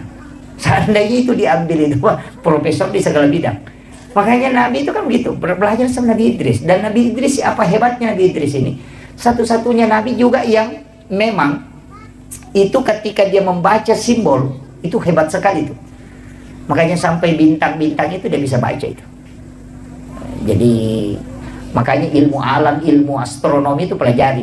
Makanya saya itu jadi penceramah, Pak. Kadang baca buku ini, kadang baca buku ini, kadang baca buku ini. Kenapa? Karena ternyata nanti ada kaitannya semua. Ilmu otot itu luar biasa dulu. Sampai-sampai itu saya mengatakan, oh ini semua yang disalahkan orang. Kenapa orang tua kita kalau pindah rumah baru dia baca Barasanji? Pengantin baru disuruh Barasanji, beli mobil baru disuruh Pak Imam. Ini Pak Kiai sering disuruh naik di mobil baca Barasanji. Foto dan ni tahu lompo deh atau 5 loko Barasanji kan. Karena harus masuk di dalam mobil. Itu karena hadis Pak. Itu Bukhari Muslim. Ketika Rasulullah mengatakan dena suku tepat nasi dia tahu nareko dena yasi papujinan lokoria dibanding dengan yang lainnya. Hadis inilah yang dijabarkan dalam bentuk aplikatif. Maka dahe aja mondroi bolamu ku demak Barasanji. Apa pada tu kuyasi papuji mulok ko bolamu daripada ko nabita. Jadi sebelum monroi mak banyak Barasanji ko jolo. Mupala yolo papuji mulok ko nabita napa monroi bolamu. Juga begitu. Hari ini dia duduk pengantin. Ko wanita pa Barasanji tu. Tau mata ko pura tu dak boti. Ipak do aja si Barasanji. Kenapa? Jangan kau sentuh istrimu kalau sebelum kau baca sholawat kepada Rasulullah. Begitu. Sama aja dengan mobil. Aja main reki atau menarik kau dia pura mak Barasanji ke dalamnya supaya kau buktikan bahwa kau lebih cinta kepada Rasulullah daripada kendaraan. Itu kuncinya. Sama aja kenapa? Kayak bangun masjid. Saya dapat itu. Ada ilmu itu dari para ulama dan saya pakai sampai hari ini. Kalau bikin rumah, bikin masjid jangan kasih genap. Usahakan ganjil. Biasa kan kata bangun masjid ukuran 20 kali 20. Itu 5 pengewa pakai isaratnya itu. Dan masih cocok. Korea Selatan, Korea Utara. Iya. Rumah juga begitu. Rumah yang genap hitungannya itu dia namanya akro tekutilale kutanya bene nama pengewa si balakai anak aku tuh 5 rocak si rocak. Dia namanya medece. Magai. Ternyata ulama dulu sudah pakai dan ketika ditarik dalam dalil ternyata ada. Allah itu adalah ganjil dan menyukai sesuatu yang ganjil. Maka bikinlah tempat yang ganjil supaya Allah senang, suka dengan itu. Dan sesuatu yang disukai Allah tidak mungkin ada musibah di dalamnya. Makanya seorang tua dulu itu bikin tangga, anak tangganya itu ganjil. Kalau bukan 11, 13. Bikin juga baloknya itu ganjil semua itu. Kan gitu. Rumahnya saja itu tiangnya kan 55. Mulai dari 5 waktu sholat. Kenapa 55 kan? Kemudian yang kedua ganjil juga itu supaya Allah menyukainya. Bahwa sesuatu yang ganjil itu disukai oleh Allah. Supaya rumahmu ada berkah di dalamnya. Usahakan itu. Jadi itu hitung-hitungan begitu sudah dipakai ulama dulu. Cuma orang sekarang itu selalu menyalahkan. Yang sudu atap itu kan tingkatannya juga 3. Dia mengatakan Islam, iman, dan ihsan. Itu kan dia pakai. Makanya luar biasanya ilmu ulama dulu itu luar biasa. Dia sudah menjabarkan. Bahkan saya pernah bahas itu. Bahwa kue-kue orang Bugis itu sebenarnya kue yang berbahasa Arab. Cuma dia bilang barongko dari kata barokah. Iya kan? Suwalla dari kata solawat. Iya. Itu kan ulama kita dulu pakai itu. Iya, kan barokah. Oh, ini makraki barongko. Solawat, makraki suwalla. Itu ada Al-Katiri min din. Al-Katiri sholat karena Imam Al-Katiri yang mengajarkan itu. Kan itu semua tapi berubah kan? Makanya ulama kita dulu itu hebat. Iya. Makanya menyalahkan ini kami ke makokoto. Napa cidi kita na baca magala mapasalah. Tapi makare guru tama ko memang tuh kung kataw cidi mina paham magala mapasalah. Pak de napa ada napa hangnya salah nih. Nah itu. Makanya sampai sekarang itu saya selalu mengatakan, saya itu begini. Saya pakai dalil sederhana aja. Orang yang selalu membidahkan itu mengatakan masuk neraka, saya coba pakai satu dalil. Saya tidak pakai ayat. Dalil apa itu saya dalil penglihatan, itabani. Guru tak aja asad, mamaulu mameraja. Guru tak aja Rahman Abodale mamaulu mameraja. Guru tak aja Min Yusuf maulid Isra Mi'raj. Baca doa tahlilan. Kalau semua itu adalah bid'ah, tidak mungkin dia jadi wali. Nah dia pelakunya kan. Coba lihat nama ini. Iya ko bid'ah iya ro maulid. Nah guru tak aja Rahman Abodale lailak nah sebab macam dia mamaulu. Tapi apa yang terjadi? Dia jadi wali. Artinya segala sesuatu yang dilakukan ini itu tidak dibenci oleh Allah dan Rasulnya. Karena tidak mungkin dia menjadi kekasih Allah kalau itu tidak baik. Dan orang yang dianggap baik itu yang selamat sampai mati. Kalau kayak saya kan belum tentu. Agak kamagimpe kacapana. Kami itu ustaz makoro. Itu lau kiru capana. Bagaimana? Yang dijamin itu yang meninggal dia waliullah sampai wafat. Dan pasti amalannya itu terjaga karena dia tersambung langsung dengan Nabi. Itu aja kuncinya Pak. Makanya saya mengatakan kacuriban nih guru tak. Dia mungkin salah lalang. Namanya satu manca jiwali. Iya ku iya tutul lima kali. Kemudian coba gerek balik. Tasapato si gerek tutul lima pasalai yang kagak guru nama manca jiwali. Tidak ada kan? Oleh kelas si wali-wali daya kan. Itu aja. Makanya saya sampaikan, jangan lepaskan ini. Maka di guru tak presiden dengan almarhum. Agak jauh kau kayu kapo itu. Iya. Maka dia namo itu kaju kau enak. Marapo tuh. Tapi namo aju kau mikong kamu mau nerima deni. Jadi tidak usah lupa banyak neko-neko. Sebenarnya begini, yang selalu menyalahkan kita ini itu dia yang salah. Alin aja salah. Pada kong kata lo menonton Pak Golo 10 si bawah. Nang kalau malah poroci di maka dah tak di si bawahku, maka dah siapa si bawah. Kada 10 kak, kada kira ro serai na saya na ro tak deng. Maka dia polisi, tanya iya ro tak deng, iko tak deng. Apa iko cadidi? Kan begitu. Cuma lena milo malah poro jadi na pasali petanding si mana nasa tak deng si baku pada alena tak deng. Begitu. Iya, kan itu yang terjadi karena dia selalu menyalahkan kita padahal alena salah. Sama aja kalau ada sesuatu Pak pencucian otak itu kiasa tulina kiringan SMS salah-salah ini kan banyak juga anak-anak kita dicuci otaknya. Sama aja kalau to coba ini na bawang lo kiti manu lo pasai. Na pangkatau lalu maka si agal lina iti pasti maka laki tanya iti manu dia kolabay matu tenang kasi mondre maka si agal lina iti tamamula itu mapikir iti to ngajak apa pala kan dua di maka iti laba si mati orang nang kasi lalu maka si agal iti mamula itu maka iti to ngaro ya ro salah iya kan na lima maka siya galina iti tamakalani ya iti 5. Begitu juga orang yang dicuci otaknya selalu disalahkan dia akan termanage mengatakan salah tau aja iya sehingga orang yang awalnya barasanji akan berhenti karena dicuci otaknya dimasukkan SMS ini masukkan ini itulah yang muncul di TikTok sekarang. Tadi Pak yang mewakili Bapak Bupati bahwa saya YouTuber saya sebenarnya Pak tidak ada YouTube terus terang saya tidak ada YouTube. Akun YouTube itu tidak ada. Saya itu tidak ada tim media yang merekam. Tidak ada. Saya tidak ada tim media. Karena memang Guru Tak Kiai Jadul Muin Yusuf itu punya pesan. Apa pesannya? Nomor sidina ya kalau kau ceramah bano. Kalau ceramah ya ceramah. Iya. Ya kau pura kau ceramah jadi murusi. Pak ya tuh ceramah pasti dekat. Ya kau murusi berarti murusi pasti dekat. Itu. Yang kedua kau yang bawa barangmu ya kalau kau macam rami kau bawa barangmu aja nak tahu bawa kau karena orang yang membawa barangnya sendiri akan lebih mudah tawadu dibanding diangkatkan barangnya ya nang kata wicangan ni sandalan ni bukaran ni pintu atau masalah itu nanti akan muncul sifat yang susah dibendung. Jadi orang yang sebenarnya hatinya tawadu itu bisa berubah menjadi ganas ketika dia selalu dipuji itu fatal. Kemudian yang ketiga pesan Guru Tak aja lalu mau pacu atau kalau kau ceramah kau pakai ongkos itu. Makanya saya itu terbang kemana-mana tidak pernah bawa orang. Istri selalu mau ikut itu biasa karena tidak pernah naik pesawat sebentar kan tidak usah.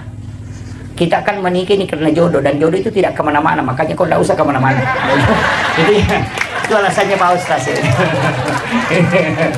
Iya, iya.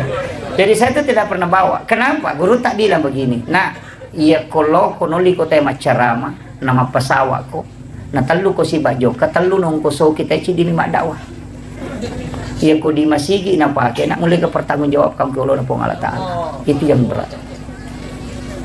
Jadi saya itu tidak pernah bawa orang setiap jalan itu sendiri saya mengatakan enggak Rasulullah malaikat dan Allah selalu bersama kita itu aja kuncinya. Kemudian pesan Guru Tak aja lalu mau bicara amplop jangan pernah bicarakan dan saya itu Pak terus terang saya kasih tahu ini karena ada Guru Tak di sini juga saya tidak pernah membuka amplop ceramah itu dan saya bikin ultimatum dengan istri jangan pernah kasih tahu kalau kau kasih tahu saya kita akan cerai dan dia tidak akan kasih tahu. Saya itu kalau jalan selalu bawa uang tidak pernah membuka amplop itu kalau saya 1 bulan sampai 27 hari itu tidak pernah buka itu.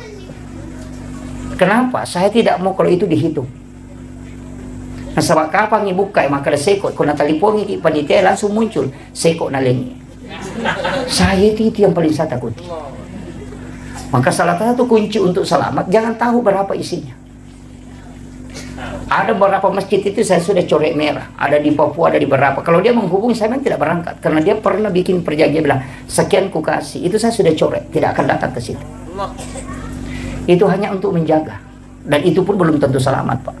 Dan kalau saya pergi ceramah itu di masjid, Pak, uang masjid itu tidak pernah saya kasih untuk keluarga.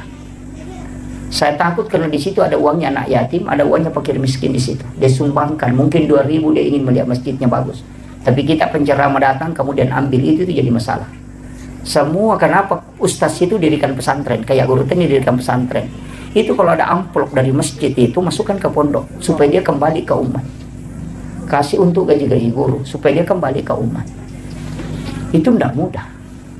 Jangan anggap dakwah ini, saya sudah mau berhenti itu berdakwah sudah beberapa kali. Hanya untuk takutnya. Tapi ada beberapa ulama kita mengatakan tidak, terus manage saja supaya bisa terselamatkan. Iya. Jadi itu tidak mudah. Dakwah itu tidak mudah Bapak sekalian. Bisa-bisa kita penceramah lebih dulu masuk neraka dibanding jamaah. Mulai Ustaz natu 5 pengewani nasi salah kan. Kan jamaah nama terutama suruh kan kamu Ustaz ke neraka kan mana satu map pengewaji itu lepang aku itu patah gitu. Iya. Kayaknya kalau ada sahabat-sahabat mau balik di sini itu yang pokok. Jangan kalau pergi khutbah Jumat jangan pernah buka amplop itu. Jangan pernah buka. Sampai di rumah saya itu ada tempat memang biasanya itu. Kasih masuk ke situ jangan pernah tahu berapa isinya. Jadi kalau kita tidak tahu berapa isinya kan bebas, lepas saja. Tapi kapan ditahu sekian sudah. Makanya semuanya menghubungi saya dan memberitahu sekian ku kasih itu pasti saya tidak datang. Saya sudah pastikan itu. Nah, karena berat. Berdakwah itu tidak mudah, Pak. Kita yang ngaji di tasawuf itu tidak segampang yang orang lihat ini. Mau berangkat saja itu menata kalbu itu luar biasa. Iya. Makanya saya itu tidak ada urusan mau terima tidak mau terima dakwah tidak, bukan urusanku. Yang penting saya sudah menyampaikan apa yang disampaikan oleh Rasulullah sudah. Iya. Walaupun banyak orang mengatakan saya penceramah tidak ada dalil. Itu gitu, tidak masalah. Yang penting Nabi Muhammad saja yang ada mukjizatnya. Kemudian yang kedua yang didampingi oleh malaikat Jibril dan bisa didampingi sekian ribu malaikat, itu masih dicaci, apalagi kita ustaz kayak begini. Tidak itu. Oh, jadi ustaz nah tidak mau dicaci, tidak usah jadi ustaz. Karena semua kebaikan itu pasti ada yang mencaci. Iya. Sama di Pak Bupati kalau bagus sih jadi di jalanan pasti bilang, gaji bupati maka jalan langnya buat dimuri matan lalu kan. Tapi aku makan jai lalangnya mano kok tuh nasa capu mano ku nalap foto gara-gara makan jalalangnya. Kan begitu. Iya kan? Pak Bupati turun bagi-bagi nasa melo setia cuma berele. Dia nak bagi-bagi nasa Bupati seke. Tidak dinampakkan maka dia gagak berakan. Ya pitangi nasa ya melo setia cem. Itu susah. Karena yang salah kalbunya memang. Iya. Ya nama salah kalbu dia kagak menderita umrah na posting alhamdulillah baru kita tawaf langsung na komi. Ya melo setia cem. Ternyata melo ya cem iko malah saat Pak dia gadimu pakai dokan. Kan gitu. Itu aja kebalikannya. Nataraktir ki anggota si Batak masih kola nataraktir ki. Kalau ketemu di warung baru na foto di, woi alhamdulillah dapat traktiran dari teman. Langsung tu nak komik dia dan pita-pita siati. Dia nak pita-pitanya tele na masuk sampai dia nioli. Kan begitu. Dan sama aja yang sekarang itu yang banyak teriak Pak. Teriak mako-mako na sama dia kejabatannya kok kejabatan sama tu mamako. Rasa begitu. Makanya kita bisa harusnya selektif ini. Saya itu tidak ulama kita mengatakan kita harus pakai ukuran kalbu. Bagaimana ketika posisi di situ? Iya. Ini pesan yang penting saya sampaikan. Kemudian untuk guru-guru yang hadir, saya pesankan jangan pernah ingin membuat anak-anak kita jadi pintar kalau mengajar. Jangan. Salah satu kegagalan seorang guru itu ketika ingin kalau anak-anak muridnya itu pintar. Karena kapan anak itu bodoh, pasti dia jengkel. Ya kumelo ki ko maca nak kaya na bodoh anak pasti macam iki. Kalau kita marah keikhlasan sudah hilang. Dan itu hijab. Makanya yang paling gampang adalah ajarkan saja ilmu yang Allah berikan dan doakan dia, nanti Allah yang kasih hidayah. Jangan pernah berharap dia pintar. Walaupun kita harus doakan dia, tapi berharaplah dia menerima hidayah dari Allah. Itu aja. Makanya guru ini harus punya tirakat. Mestinya harus wudhu sebelum berangkat mengajar. Baca sholawat sebelum mengajar. Itu aja kuncinya. Supaya itu masuk ke kalbunya anak-anak. Yang sekarang kan guru baru 1 hari terlambat sertifikasinya langsung bikin status. Pembawa uang sertifikasi terbalik di jalan. Wah ini jadi masalah. Ini yang penting saya wasiatkan. Kemudian, ini sudah 1 jam. lebih. Ditambah sedikit ya. Ini sudah lewat 5 menit setengah 11. Iya, saya belum sampai ke langit ke-7. Langit ke-6 ketemu dengan Nabi Harun. Langit ke-5. Langit ke-5 itu adalah Nabi yang mendampingi Nabi Musa. Di langit ke-6 itu Nabi Musa. Nabi Musa itu kan sebenarnya Nabi yang rusak lidahnya. Karena di masa kecilnya itu dia memasukkan bara api di mulutnya. Makanya itu doanya Rabbi syrah li sadri wa yassir li amri wahlul 'uqdatam min lisani yafqahu qawli. Tapi dia minta ada Nabi yang mendampingi. Itulah Nabi Harun. Nabi Harun ini adalah salah seorang komunikator ulung dan dia hebat dalam filsafat. Jadi masyarakatnya sama aja pejabat sekarang, ada juru bicaranya, ada staf ahli. Itu Nabi Musa yang pakai begitu. Naik ke langit ke-6 ketemu Nabi Musa. Nabi Musa itu menangis karena dia mengatakan inilah satu-satunya Nabi yang mengalahkan umatku banyak masuk surga, ini umatnya Nabi Muhammad. Naik ke langit ke-7 ketemu Nabi Ibrahim. Paling tinggi tempatnya Nabi Ibrahim itu di langit ke-7. Naiklah Rasulullah ke langit ke-7 ketika itu melewati naik ke Sidratil Muntaha, tapi malaikat Jibril tidak bisa ikut. Makanya Jibril kan mengatakan saya cuma sampai di sini Muhammad, kalau saya lewat pasti hancur. Nabi mengatakan tidak, kumpulkan semua kemampuanmu Jibril, kita sudah berdampingan mulai dari Makkah sampai ke sini. Ternyata apa yang terjadi Pak, 350 sayapnya malaikat Jibril dia kumpulkan, itu tidak bisa meninggalkan langit ke-7. Tidak toliokomi romonroh. Dari situlah Imam Ja'far dalam kitab Al-Barasanji menulis anta nurun fauka nurin, engkau Muhammad cahaya di atas cahaya. Karena Jibril adalah cahaya, tapi dia tidak bisa tembus ke Sidratil Muntaha, tapi kamu bisa berada di situ. Nah ketika Nabi di Sidratil Muntaha, Guru Kiai Jadul bin Yusuf Kalisidentri, saya dengarkan ceramahnya, dia mengatakan itu bukan di Sidratil Muntaha Nabi menerima sholat, tapi di mana? Di alam mustawa. Ada alam antara itu namanya alam mustawa. Disitulah Nabi mengucapkan at-tahayyatul mubarakatus salawatut thayyibatu lillah. Baru berhenti. Kemudian Allah menjawab assalamu alayka ayyuhan nabi wa rahmatullahi wa barakatuh. Kemudian Nabi menjawab assalamu alayna wa ala ibadillahis sholihin. Makanya kalau dapat kalimat ini di tahiyyat jangan disambung. At-tahayyatul mubarakatus salawatut thayyibatu lillah, singgah. Itu kalau Rasul, kalamun Nabi itu. Dan siapa yang membaca kalimat ini itu seakan-akan dia melaksanakan ibadah haji dan umrah satu kali. Assalamu alayka ayyuhan nabi wa rahmatullahi wa barakatuh, itu sama pahalanya ketika kita berjumpa Rasulullah secara langsung. Assalamu alayna wa ala ibadillahi sholihin, itu sama pahalanya ketika kita bersilaturahmi dengan seluruh wali-wali Allah yang ada di muka bumi. Makanya 3 kalimat ini jangan disambung. Nanti kita mengatakan asyhadu alla ilaha illallah. Makanya di tarekat itu kan pakai 2 jari. Itu juga disebut 2 tamasarat lalu tamalaisam. Kenapa itu dipakai? Bersedekap juga kan begitu 2 jari. Makanya kau masam pajangi aja naidi mak denge, tapi tilawi pong Allah Ta'ala na alena jaga iki. Sama analoginya begini, ketika kita jalan, ya kau anak tata suruh makatan niki itu biasa lepas tangannya. Magampang lepak, tapi kita coba gare ini maka tanili mana tanah dia lepak. Jadi jangan kita yang masuk, tapi minta Allah yang menjaga.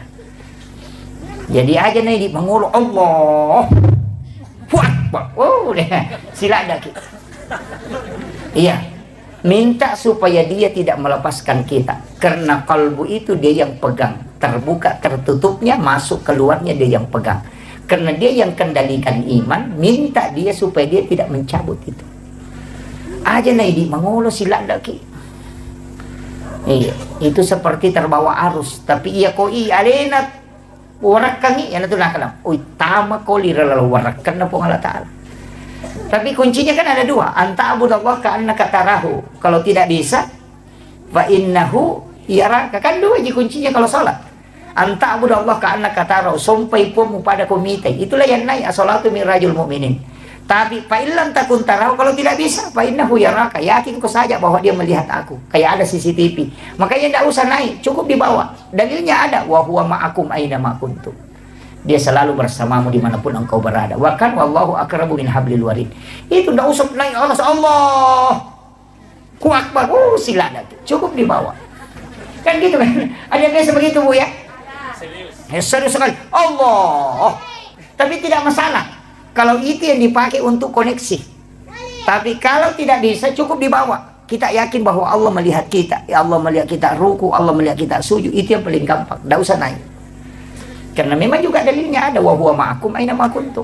Itu kan, itu kuncinya. Kalau yang naik itu setengah hidup. Gitu. Langsung Allah sampai ke langit ke-7 baru tuh akbar. Nah, itu kan gitu. Itu agak berat. Ya. Kemudian Nabi kan itu naik ke alam mustawa. Disitulah dia melihat langsung Allah dengan wajah yang asli. Tidak ada nabi yang bisa melihat itu. Nabi Musa hanya mendengarkan kalamnya. Makanya disebut linuriyahu min ayatina, untuk memperlihatkan, bukan menceritakan. Tapi apakah Allah ada di situ? Oh tidak. Kita di saya NU, Ahlussunnah wal Jamaah dia. Kita yang dari NU itu tidak pernah memahami Allah di situ. Karena kenapa? Wa huwal latiful khabir. Kalau kau tempatkan di situ berarti itu jadi makhluk. Jadi bagaimana memahami? Kalau saya bilang begini, saya naik di masjid Pondok Pesantren Asadiah Baraka, baru naik ke menara. Di menara saya melihat bulan. Apakah bulan ada di menara? Tidak, itu masih jauh.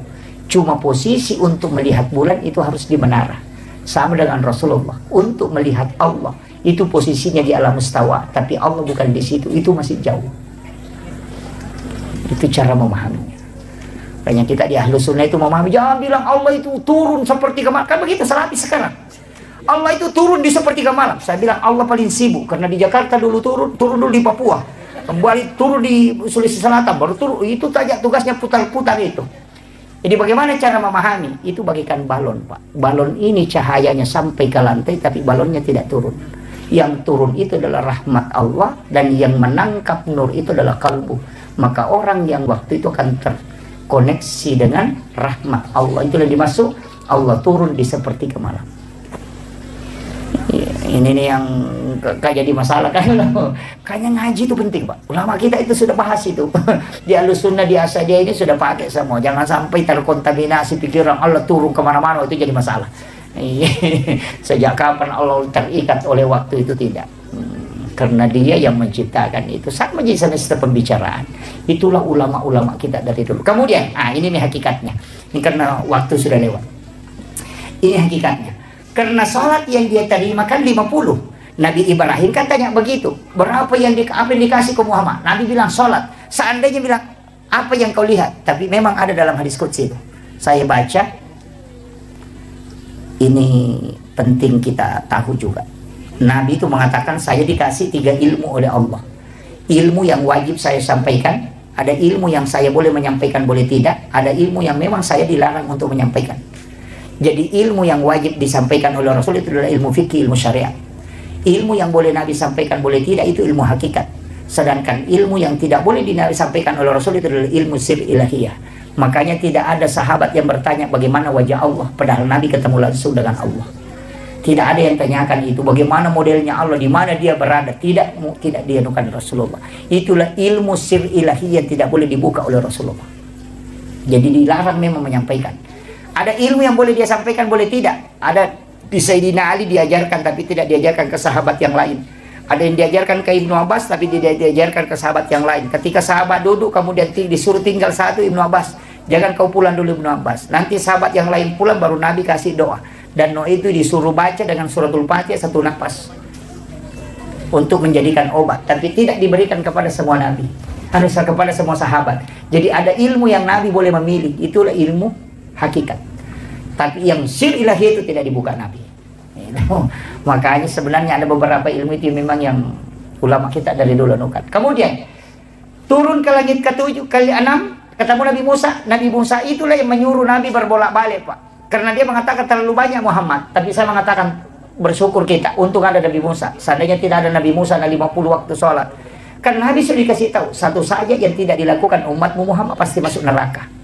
Makanya yang 50 itu terlalu banyak. Makanya minta kurang. Dan Nabi betul minta kurang. Seandainya tidak ada Nabi Musa, Pak, yang 50 yang mau dikerjakan. Bukan imam yang saya pikirkan, muazzin. Dia pernah sempatu dan narewa simbang. Iya, yang paling berat. Maka jadikan kesyukuran. Tapi kuncinya kan sama. Tetap kali 10 kan. Manjabil hasanati falahu syarru amsalihha. Satu kebaikan dilipat gandakan menjadi 10. Berarti 5 waktu sholat itu menjadi 50 juga. Cuma tapi kenapa ini Nabi Musa minta Nabi kurang? Nabi kurang 9 kali kan? Akasirahi rewa. Itu juga ada pesan, Pak. Nabi Musa itu kan ketika Nabi mau minta izin, apa yang dia bilang? Ahmad ruhullah. Muhammad Habibullah. Dia meletakkan tangannya itu di dada Rasulullah. Kemudian mengatakan Ahmad Ruhullah. Nabi Musa mengatakan, aku bisa melihat nurnya Allah di dalam nurmu Muhammad. Jadi sebenarnya Nabi Musa kepentingannya karena dia tidak pernah melihat Allah, tapi ketika Nabi Muhammad ketemu Allah, nur itu masih melekat di wajahnya Rasulullah, sehingga dia bisa menyaksikan keindahan nurnya Allah di dalam nurnya Muhammad. Makanya dia bilang Ahmad Ruhullah, Muhammad Habibullah. Engkau Muhammad betul-betul kekasih Allah. Karena kita ini semua nabi dikasih perintah, tidak ada yang bisa menawar kecuali kamu. Nabi Ibrahim dikasih perintah, dia tetap melakukan perintah itu, tidak pernah tawar. Nabi Musa faktulu ampusau, disuruh ketika taubat bunuh dirimu, tapi ternyata dia tidak bisa tawar itu. Tapi Rasulullah bisa menawar perintah sholat yang 50 menjadi 5 waktu. Makanya Nabi Musa mengatakan Muhammad Habibullah, kau betul-betul kekasih Allah. Karena kau dikasih keringanan. Bahkan seandainya kau masih kembali Muhammad, memang tidak ada perintah sama sekali. Karena tinggal 5 maninah karena mau Nabi Musa rewak po Muhammad. Makin Nabi tenataci jangan menre kurangi 5, ya kau menre kacapu nih. Dan karena habis kan, makanya Nabi tidak kembali. Dan setelah Nabi turun itu menangis. Saya dapat itu dalam satu risalah. Nabi menangis ketika Jibril mendatangi, dia mengatakan, aku rindu dengan sholat yang diberikan oleh Allah yang 50. Maka datanglah perintah untuk membaca zikir itu. Subhanallah 33, Alhamdulillah 33, Allahu Akbar 33. Kenapa 33? 17 rakaat sholat ditambah 33 itu 50. Jadi itu yang dipakai ulama kita dari dulu, sehingga zikir itu. Ada juga orang kan pernah bisa assalamualaikum, assalamualaikum, langsung lupa masuk. Kami itu tolong mak berjamaah kau tuh Pak, mau lo saliwami manisandalan. Itu yang berat itu. Saya kira ini yang penting. Tapi apa hakikat sholat? Karena tidak ada kita ambil. Apa hakikat sholat? Saya kuncinya cuma satu Pak. Saya pesankan 4, jangan tinggalkan. Yang pertama istighfar, jangan tinggalkan istighfar.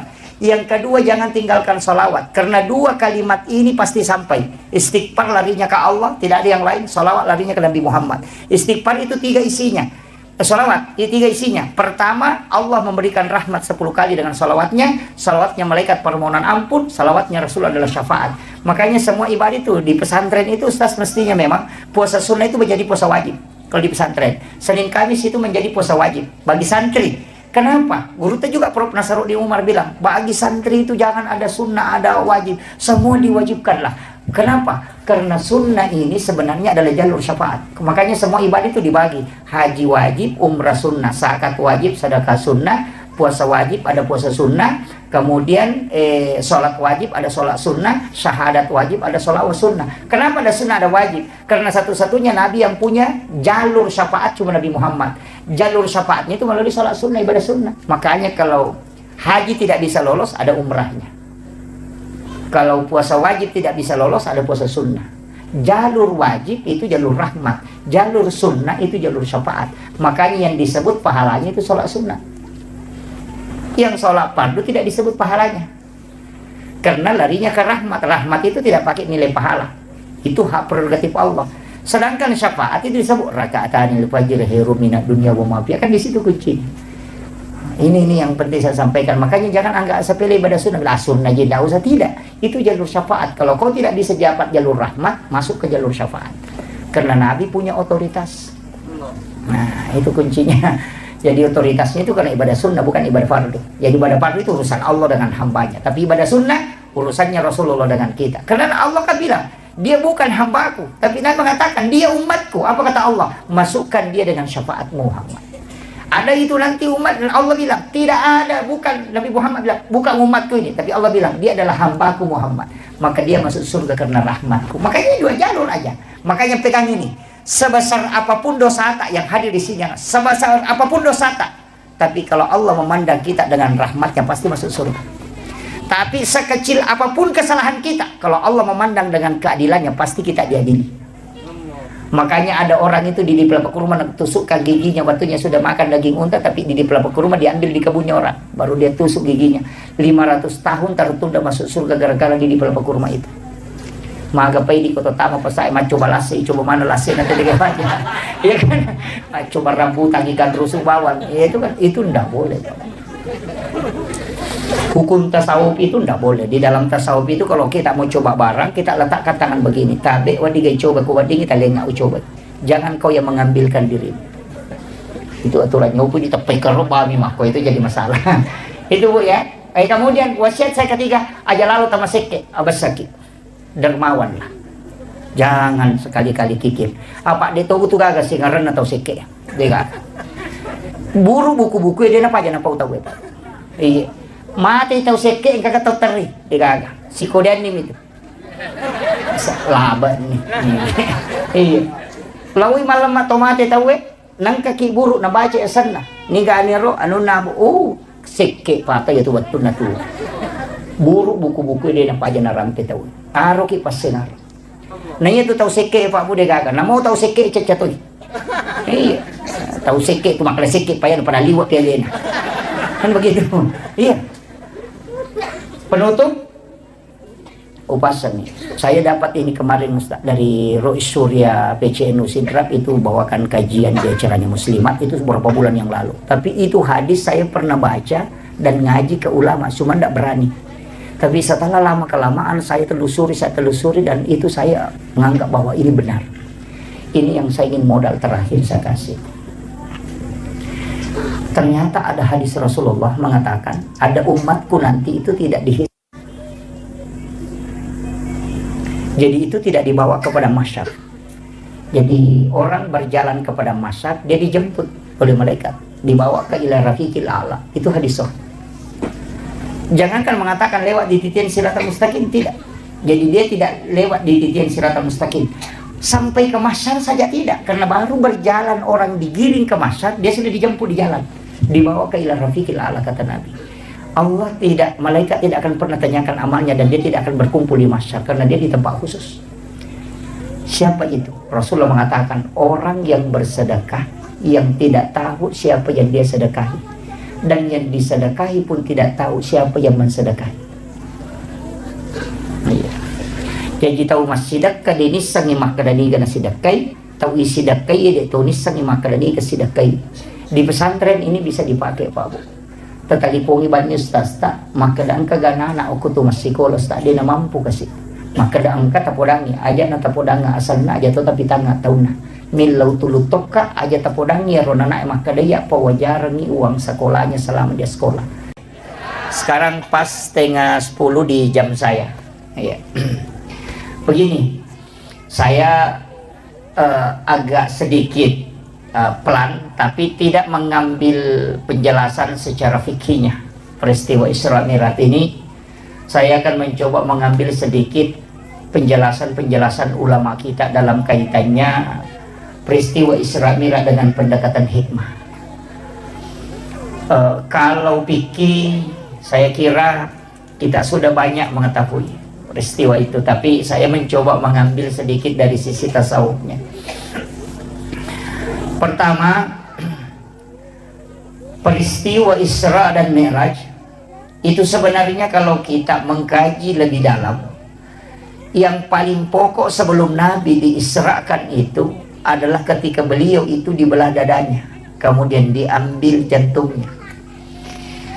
Kalau ulama fikih membahasakan jantungnya Rasulullah itu dibersihkan, tapi kita di tarekat itu tidak pernah mengatakan jantungnya Nabi itu dibersihkan. Karena kalau kita mengatakan jantungnya Rasulullah dibersihkan berarti itu kotor. Dan Nabi itu jantungnya tidak mungkin kotor. Apa hakikat di balik itu? Para ulama tarekat itu justru membalik. Peristiwa itu dibalik. Bahwa bukan jantungnya Rasulullah yang dibersihkan. Akan tetapi air yang dipakai ketika jantungnya Nabi itu diambil, dimasukkan ke dalam satu wadah. Dan di dalam wadah itu ada air Samsam.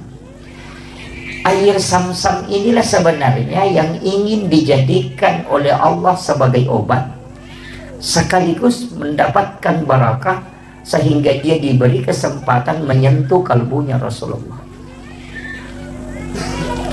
Jadi bukan kalbunya Nabi yang kotor, tapi air Samsam yang ingin dijadikan obat. Makanya dia diberi kesempatan menyentuh kalbunya Rasulullah.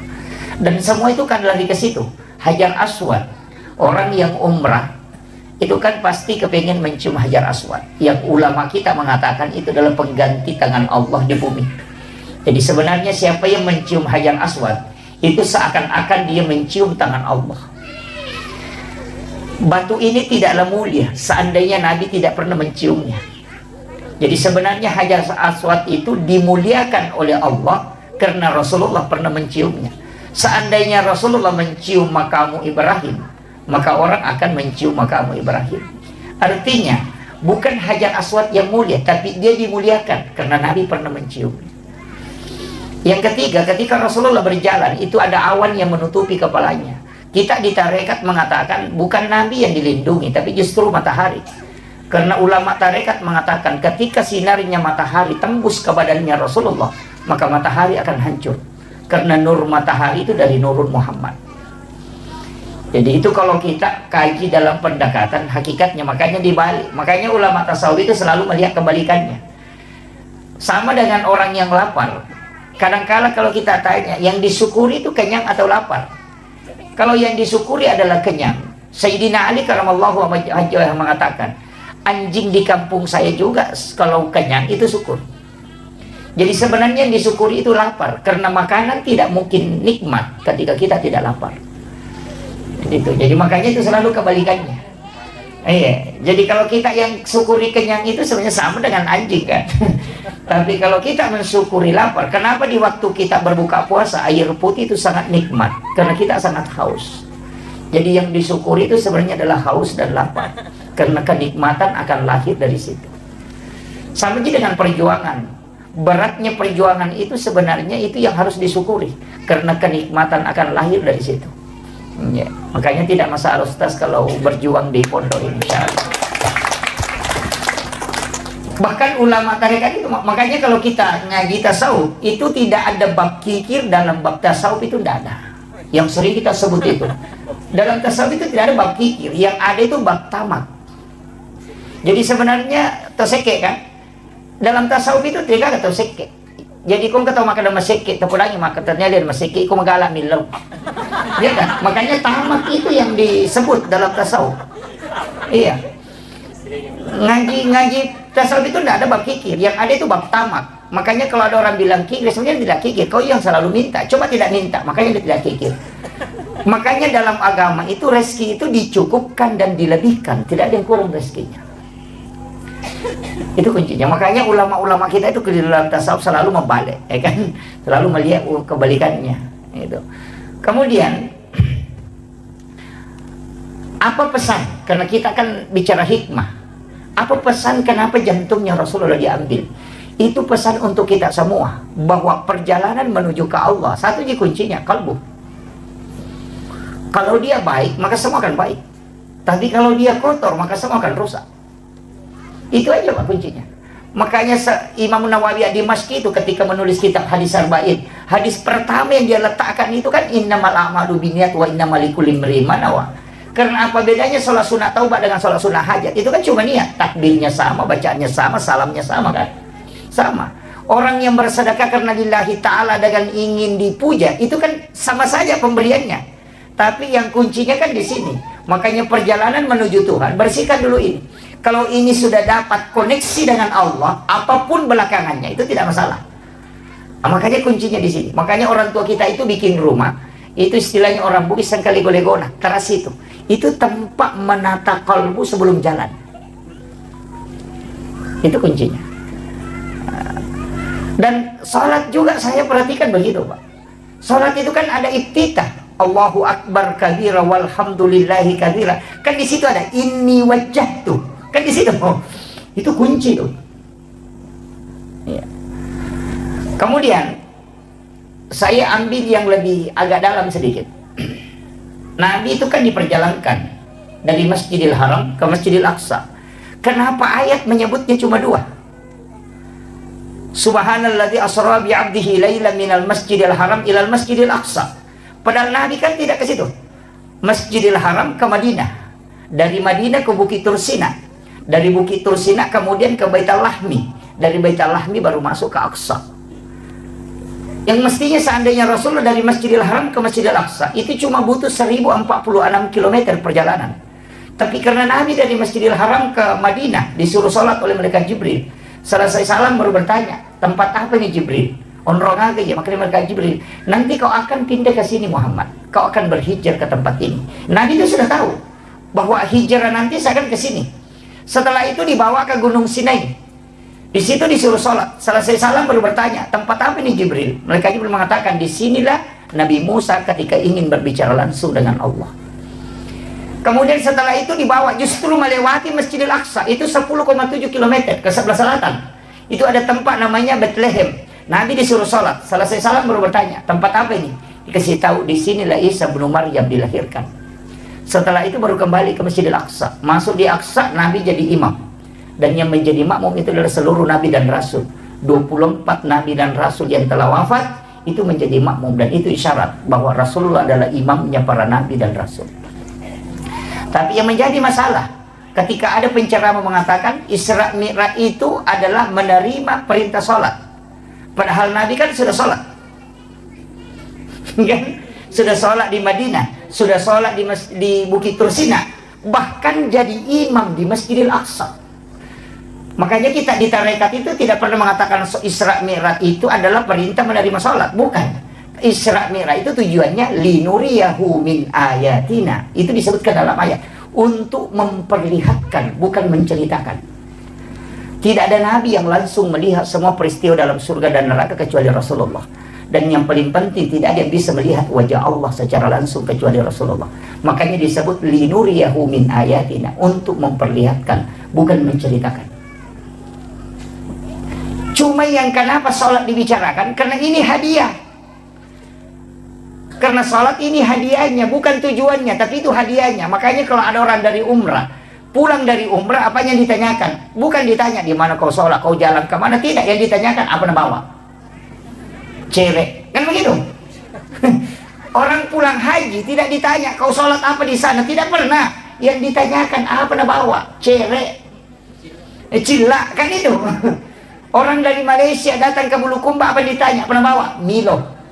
Orang Bulukumba ke Malaysia ditanya apa yang bawa? Baje. Itu kan dibanukan. Jadi yang ditanyakan itu oleh-olehnya, bukan tujuannya. Dan hampir semua perjalanan begitu. Ini, makanya kan ayat sebutkan. Nanti saya tidak bahas terlalu jauh ke situ. Nanti tidak selesai karena kita janjian 1 jam. Begini, kan di sini kuncinya. Tapi kenapa kalimat itu yang dipakai? Minal Masjidil Haram ilal Masjidil Aqsa. Ini. Kita sudah lama Isra Mi'raj. Dulu saya itu juga enggak ngerti sampai saya mengatakan dari masjid ke masjid. Tapi ketika dijelaskan dalam hakikat, kenapa Allah menyebut itu? Baru dia mengatakan bi abdihi, bukan bi rasulih. Bukan juga bi Muhammadin. Seandainya ayat mengatakan subhanalladzi asra bi Muhammadin, berarti hanya nabi yang diperjalankan. Atau mengatakan subhanalladzi asra bi rasulin, berarti hanya rasul yang bisa diperjalankan. Tapi Allah mengatakan subhanalladzi asra bi abdihi, hamba. Dan kita semua yang ada di sini mesti melakukan perjalanan itu. Itu hakikatnya. Apa maknanya ini sebenarnya masjid ke masjid? Di dalam tarekat itu disebut begini. Awal perjalanan dan ujung perjalanan mesti kita Isra. Bapak yang ibu yang hadir di sini sudah lama Isra Mi'raj, tapi saya ingin kasih hakikatnya Isra. Saya belum bahas Mi'raj, karena Isra itu perjalanan lintasan bumi. Kalau Mi'raj perjalanan lintasan langit. Begini, saya kayak tadi tinggalkan Sidrap, itu sudah berniat. Insya Allah saya akan sholat duhur itu di Bulukumba. Ketika saya di Sengkang tadi misalnya, atau di Sopeng, kecelakaan, Allah itu cuma tanya apa kepada malaikatnya ketika saya meninggal. Dia akan tanya, dia dari mana dan dia mau kemana.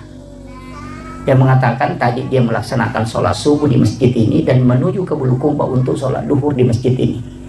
Maka ketika kita meninggal, pertanyaan Allah itu dia dari mana mau kemana. Kalau dia dari masjid menuju ke masjid, maka Allah mengatakan dia hambaku. Jangan banyak pertanyaan untuknya. Kadang kita keliru ketika berjalan. Kita tinggalkan rumah, kita berpikir di mana nanti singgah makan siang. Itu bukan perjalanan Isra. Inilah yang dipakai kalimat ulama dulu mengatakan mesti sampai memang di satu masjid sebelum kau jalan. Dan berapa langkah-langkah yang kita langkah ketika berjalan, ketika mobil itu putaran ban, itu menggugurkan semua dosa, sekaligus menambah derajat, sekaligus kita mendapatkan pahala karena perjalanan kita menuju ke masjid. Makanya kalau misalnya kita sholat di sini, kita mau lakukan perjalanan, jangan bilang mau pergi ceramah di sana. Insya Allah nanti saya akan sholat asar di sana. Jadi kita itu mestinya nyambungnya dari sholat ke sholat. Makanya dia dari masjid ke masjid. Ini pula istilahnya orang Bugis sampajat tepat tuh.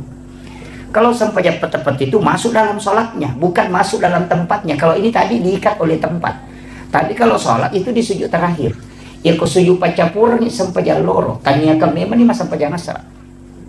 Niat kami memang. Kenapa sholat itu ditutup dengan salam? Salam ke kanan dan salam ke kiri. Salam itu kan cuma dua, ketemu atau pisah. Kan gitu. Makanya jangan kau lepas dulu sholat yang setelahnya sebelum kau sambung sholat sebelumnya. Gitu. Makanya kalau kita salam ke kanan itu ikat memang dengan sholat berikutnya. Kalau kita sholat isya, sambung memang dengan sholat subuh. Makanya kita meninggal di mana saja pasti meninggal menuju ke sholat. Iya, makanya ulama dulu mengatakan saya meninggal di atas tempat tidur tetap mati syahid karena saya sudah menuju ke sholat. Itulah alasannya kenapa kita itu bisa kekal di dalam surga padahal umur dan pahala terbatas. Itu karena niat baik itu yang tidak pernah terputus. Itulah makna kalimat dari hadis Nabi, umatku adalah umat yang terbaik karena dia meninggalkan satu kebaikan menuju ke kebaikan yang lain. Itu maknanya. Patalnya kita itu kan begitu. Kalau mau berangkat ke Makassar nanti singgah misalnya di Sigeri makan siang. Wah itu jadi masalah.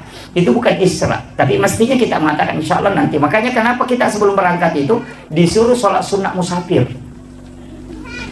Itu supaya dari sholat menuju ke sholat. Nah, perjalanan kita itu harus diikat dengan masjid ke masjid. Nah itu kuncinya. Jadi jangan pernah lepas. Makanya disebut itu Subhanalladzi asra bi 'abdihi lailan minal masjidil haram ilal masjidil aqsa. Padahal Nabi kan ke Madinah, ke Bukit Tursina. Artinya kau singgah di warung, kau singgah di sini makan jagung, itu tidak masalah. Karena ditanyakan ujungnya nanti dia mau kemana. Kan itu kuncinya. Kemudian pelajaran yang ketiga yang bisa kita petik. Kenapa Nabi singgah pergi ke Madinah?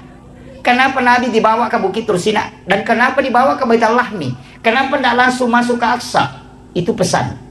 Bahwa di setiap tempat yang ada sejarah, itu pasti ada barakah di situ. Makanya itu saya kalau masuk kampung pasti tanyakan ulamanya di sini di mana, makam wali di mana. Iya, datang ke situ bertawassul. Tawassul itu bukan kuburiyun, bukan minta. Ya ini jangan. Cara tawassul yang paling aman itu walaupun ada beberapa versi. Cara tawassul yang paling aman datang doakan para ulama, para wali yang telah wafat di kuburannya. Setelah engkau doakan, balik doanya. Ya Rabb, berikan aku keberkahan, anak-anak dan keturunanku berikan keberkahan sebagaimana berkah yang engkau berikan kepada ulama ini. Itu yang paling gampang, paling aman itu. Makanya kenapa orang Bugis, orang Bulukumba juga begitu. Narekongka anak-anak Purabotti langsung lepas secara kubur. Begitu kan? Menikah hari ini, besok pagi langsung secara kubur. Kenapa? Sebelum engkau menyentuh istrimu. Itu udah kasih tahu. Sebelum engkau menyentuh istrimu, sebelum engkau berhubungan, datangi makamnya para ulama dan para wali, kau minta kepada Allah supaya diberikan berkah nanti keturunan dan anak-anakmu sebagaimana berkah yang diberikan kepada ulama itu. Supaya nanti ketika engkau berhubungan ada anakmu bisa mengambil barakahnya ulama. Begitu kuncinya. Sama aja kalau ada orang pindah rumah baru, kemudian kita lihat rumahnya cantik, apa yang bisa kita bilang? Mudah-mudahan anak-anakku bisa bikin rumah juga begini. Atau satu kata, itu sama. Ada orang beli mobil baru, apa kita bilang? Wih, cantiknya mobilnya si anu, mudah-mudahan saya bisa juga beli mobil seperti ini. Sama gitu. Tidak ada bedanya. Makanya di dalam Al-Quran itu kan jelas, dalam suratul Fatihah, ihdinas siratal mustaqim, siratal ladzina an'amta alaihim. Jalannya orang-orang yang diberi nikmat. Di situ bukan mengatakan siratal rasul, siratal nabi, siratal malaikat, tidak. Guru tak Kiai Haji As'ad Al-Bugisi, semua muridnya itu jadi wali, yang pertama, yang kedua sampai ke yang ketiga. Kan jadi wali. Tidak mungkin beliau bukan wali. Yang duduk ngaji ke beliau itu Guru Gaji Abdul Rahman Ambodal, itu wali Allah. Saya itu dapat beberapa muridnya Guru Tak, termasuk beliau ini luar biasa. Kemarin saya ketemu di Palembang, yang masih menemani Guru Tak masuk ke hutan sampai bawa kitabnya itu. Saya ketemu dan ada beberapa yang saya tanyakan. Itu penting, mengambil ilmu amalannya Guru Tak itu penting. Nah, yang tersambung sanatnya kan banyak. Di Sengkang ini masih banyak guru-guru ulama-ulama kita. Makanya saya bilang Sengkang itu tidak akan habis ulamanya itu. Itu barakah guru di situ luar biasa. Makanya mudah-mudahan pindah di Bulukumba ini di sini tempatnya ini. Nih dia mak barakah, makanya dia mengambil. Mak barakah di situ kan itu nilai, bukan kuantitas tapi kualitas. Iya. Cuma saya sering sampaikan itu anak-anak saya yang dimanapun, cabang dimanapun, mestinya ada satu waktu itu dia ziarah ke makamnya Guru Tak, untuk menyambung sanad lah, sanad ruhani istilahnya. Atau paling tidak selesai sholat isya bertawassul kirimkan Fatihah Guru Tak Kiai Hasan. Itu sesudah sholat subuh kirimkan Fatihah Guru Tak, supaya ruhnya anak-anak kita itu terkoneksi dengan ruhnya para wali. Itu kuncinya. Karena ruh itu kan saling mengirim ya kan. Kalau sudah dikirim itu baku kenal. Nanti anak-anak kita kalau meninggal ini akan dikenal, oh ini muridku ini karena dia kirimkan Fatihah. Kan itu dia bukan. Yang parah itu kalau tinggal biasa dia belajar tidak pernah kirimkan Fatihah, itu nanti tidak bisa tidak dikenal. Makanya harus tersambung sanad ilmu juga tersambung sanad ruh. Itu penting. Kalau tidak bisa tersambung dengan sanad ilmu, paling tidak sanad ruh bisa tersambung. Makanya upasan yang hadir di sini kuncinya satu, Pak. Titiplah berkah di tempat ini. Iya. Kita kira Pak Guru Tak ini pahalanya banyak mengajar santri di sini. Itu masih bisa dikalahkan.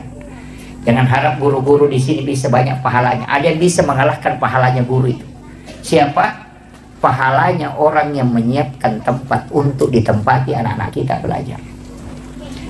Karena tidak mungkin ada guru mengajar, tidak mungkin ada anak-anak belajar kalau tidak ada tempatnya. Dia menyiapkan tempat itulah yang besar pahalanya. Karena dikumpul pahalanya gurunya, sekaligus anak-anak yang belajar, sekaligus pengurus pondok, baru diambil pahala itu disamakan dengan dikasih orang yang bersedekah itu. Makanya bukan orang yang masuk masjid itu dulu yang dijanjikan rumah di surga. Siapa? Yang bangun masjid dulu, Pak. Makanya hadis itu mambana masjidan fid dunya lillahi ta'ala banallahu lahu baitan fil jannah.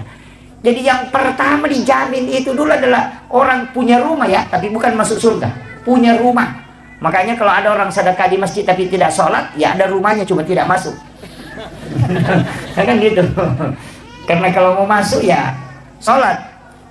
Itu kan kuncinya. Makanya saya wasiatkan mestinya kita bikinkan donatur. Iya. Donatur itu kita sama-sama, saya juga membangun pondok, tapi tidak ini karena saya selektif dalam pembangunan, tidak sembarang mengambil ini. Saya perhatikan betul. Ya. Jadi karena barakah itu juga memang agak susah, tidak mudah. Ya. Jadi walaupun ada beberapa kajian dalam fikih itu ya tidak. Tapi saya ingin sampaikan begini. Jadi yang kayak hadir kue paling tidak adalah yang kita wakafkan. Iya. Yang kata wakaf-wakaf. Namun sampai iya. Itu kuncinya. Kenapa? Karena itu yang kita miliki selamanya. Harta yang kita makan itu jadi kotoran. Untung-untung kalau baca doa.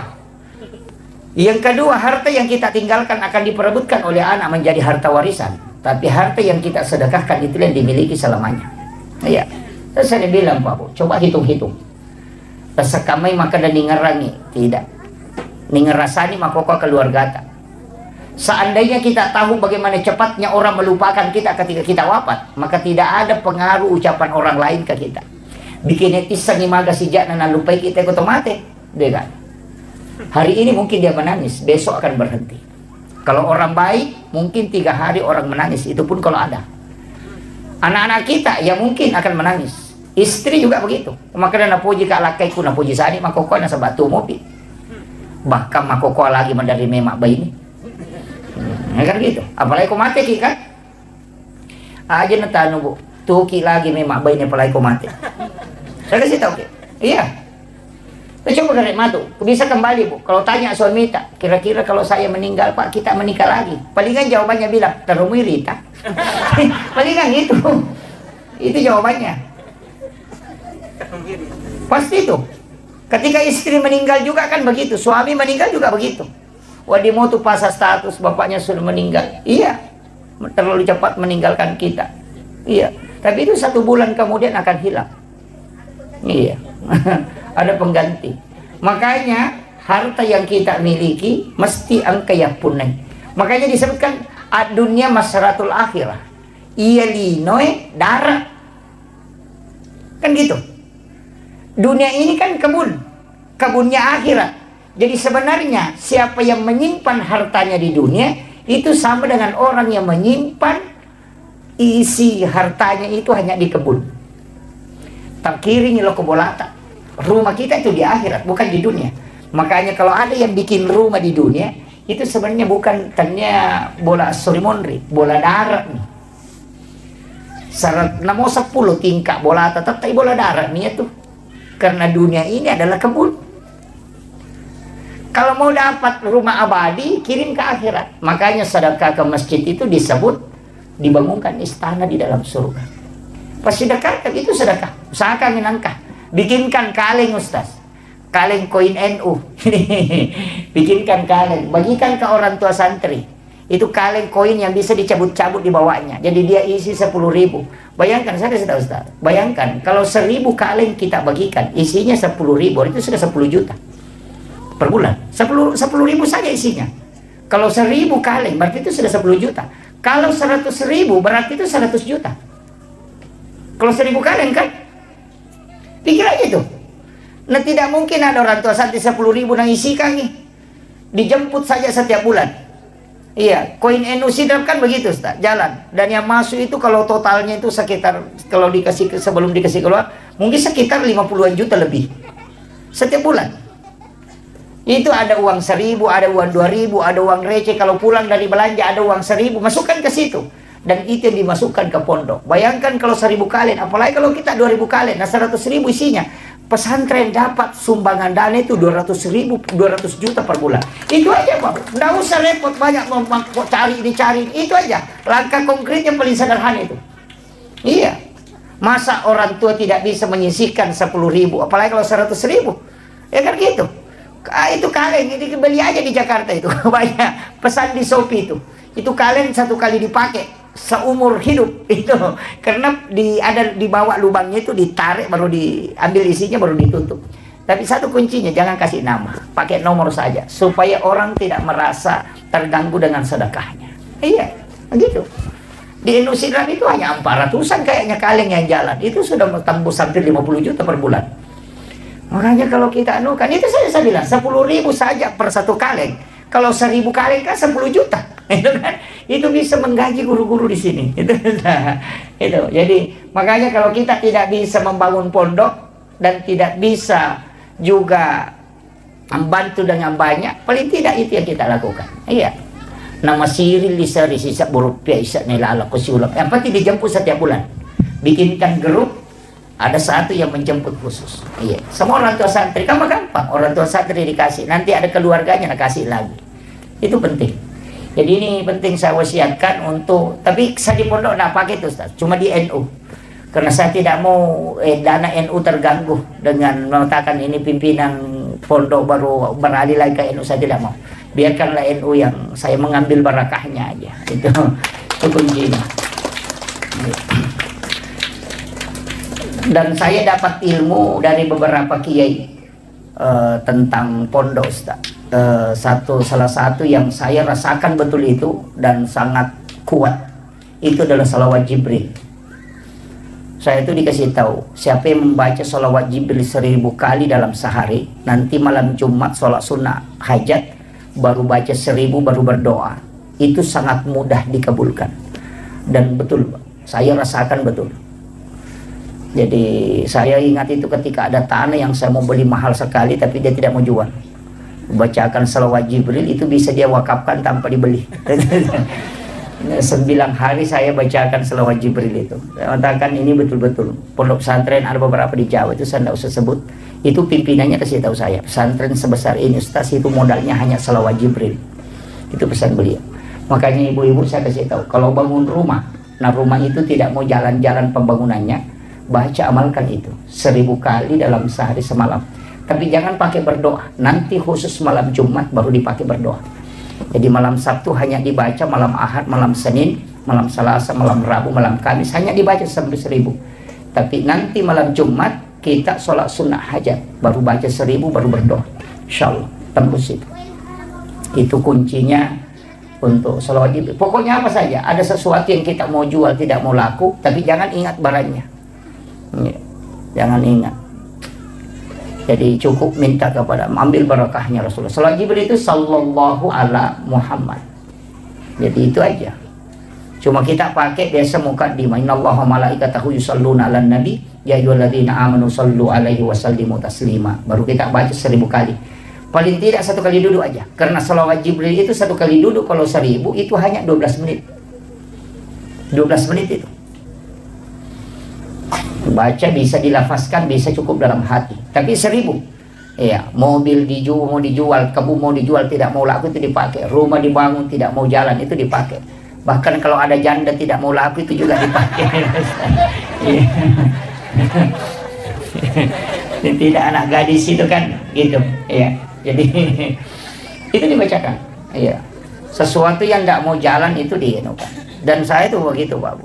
Hanya tawakal dengan salawat Jibril, dan saya akui betul itu bahwa ini besar pengaruhnya. Ada beberapa, bahkan ada tanah yang bersengketa itu diserahkan ke pondok. Mereka yang awalnya sengketa itu langsung menyerahkan. Itu ada luar biasa, Pak.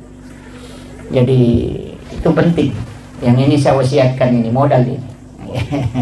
Ini modal. Kalau untuk anak-anakku di sini kuncinya kalau mau berhasil itu bukan kepintaran. Satu aja, takzim kepada 3 orang. Pertama, takzim kepada guru-gurumu. Siapa yang paling bagus akhlak dan adabnya kepada gurunya, pasti ilmunya membekas dan pasti dipakai nanti di masyarakat. Yang kedua, takzim kepada kedua orang tuamu. Itu aja kuncinya. Takzimnya ke situ. Karena kalau kau orang tua itu yang membuka pintu langit. Jalur ilmu itu kan makanya disebut semua itu nur. Makanya kita dalam tarekat itu kan Al-Quran huwa nur, nuru Muhammad, Allahu nurus samawati wal ardi masalun nur, al-wudu'u nur, as-salatu nur, az-zikru nur, as-salawatul nur. Itu kan semua cahaya. Al-ilmu nur. Makanya itu yang mau diserap. Gabungkan semua. Makanya orang yang ada wudunya kemudian belajar itu pasti ilmunya dipakai nanti. Tapi kalau belajar dan tidak ada wudunya, coba perhatikan, susah dipakai ilmunya. Makanya biasa ada anak-anak itu di pesantren cerdas, tapi ketika keluar tidak dipakai ilmunya. Tapi ada juga anak-anak kalau dilihat, tidak ada modelnya, tidak tahu mau jadi apa nanti, tapi setelah keluar ternyata jadi orang hebat. Kenapa? Makanya jangan lihat dari ketika dia belajar di pondok, cari barakahnya di situ. Itu makanya orang tua itu saya kasih tahu, serahkan sepenuhnya anak-anak kita ketika dia belajar di pondok. Tidak usah khawatir. Dan ingat, pondok itu adalah tempat penyucian. Bukan hanya secara lahiriah tapi secara hakikiah. Makanya anak pondok itu 3 bulan pasti kena itu yang gatal-gatal. Iya, gatal-gatal itu seperti cacar. Sebenarnya saya kalau di dalam tarekat itu dikasih tahu, penyakit itu adalah melepaskan segala energi negatif dalam tubuh. Makanan-makanan yang dimakan anak-anak kita itu yang tidak bagus itu keluar semua melalui di situ. Dan itu tidak ada obatnya sebenarnya. Obatnya itu cukup satu, keringkan pakaiannya dengan tempat tidurnya itu dengan sinar matahari langsung hilang itu. Karena itu bakteri tidak bisa, bakteri itu hanya dari pakaian basah. Di pesantren begitu. Nanti 8 bulan akan kena tipes ataupun demam, batu-batu kering tidak mau berhenti. Itu akan muncul penyucian dalam kalbu. Itu tahap kedua. Nanti itu ketika 1 tahun lebih ada penyakit, kulitnya itu warna kuning. Anak-anak itu kayak kekuning-kuningan kulitnya. Itu akan muncul. Tapi apa? Itu sudah tahap ketiga. Ketika anak tidak lari, itu barakahnya sudah mulai muncul. Itu penyucian dalam hakikat perjalanan dalam orang bertasawuf. Sebenarnya anak-anak kita itu bertarekat di pondok, karena dari masjid ke sekolah, dari sekolah ke tempat sholat, sampai tidurnya pun itu sebelum tidur dia sudah berniat bangun nanti tahajud jam sekian, bangun nanti sholat malam jam sekian. Jadi tidurnya itu ibadah karena dia tidur untuk sholat. Tapi kita tidur di rumah, bangun nanti nonton sepak bola, itu aja tidurnya itu. Yang jadi masalah. Makanya ulama kita mengatakan tidur itu bisa nilai pahala tergantung niatmu apa. Kalau kau tidur untuk sholat, berarti itu berpahala. Dan tidur dari sholat menuju ke sholat juga berpahala. Dan tidur orang yang menghindari dosa juga berpahala. Makanya ulama Indonesia itu bilang, tidurnya orang berpuasa itu berpahala. Karena kalau dia tidur tidak melakukan dosa. Kan gitu. Satu-satunya perbuatan itu yang tidak ada dosanya itu pun cuma tidur. Adakah orang mak gosip kalau tidur? Tidak ada. Kan gitu. Itu kuncinya. Makanya kalau mau selamat itu banyak tidur. Karena satu-satunya kan tidak ada dosanya dia tidur. Kemudian saya ingin sedikit lanjutkan lagi nih, saya terlalu jauh memutar. Kemudian itulah perjalanan Nabi. Makanya itu ketika Rasulullah masuk ke Masjidil Aqsa, ini sebenarnya kalau ada imam cari itu, saya pernah dikasih tahu tapi saya tidak buka, itu dilarang sebenarnya. Tidak apa-apa saya ingatkan, cari aja surah apa yang dibaca Rasulullah ketika dia menjadi imam para nabi. Ia tu nak kena sapai surat na nabita.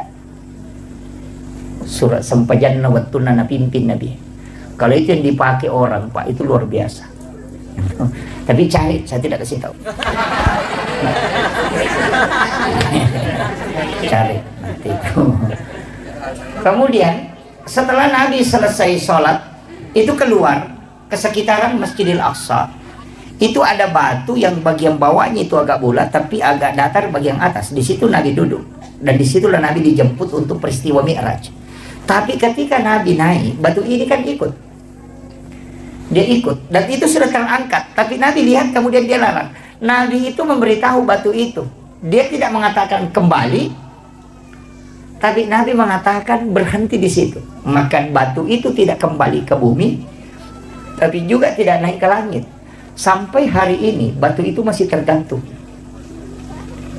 Itu hebatnya itu.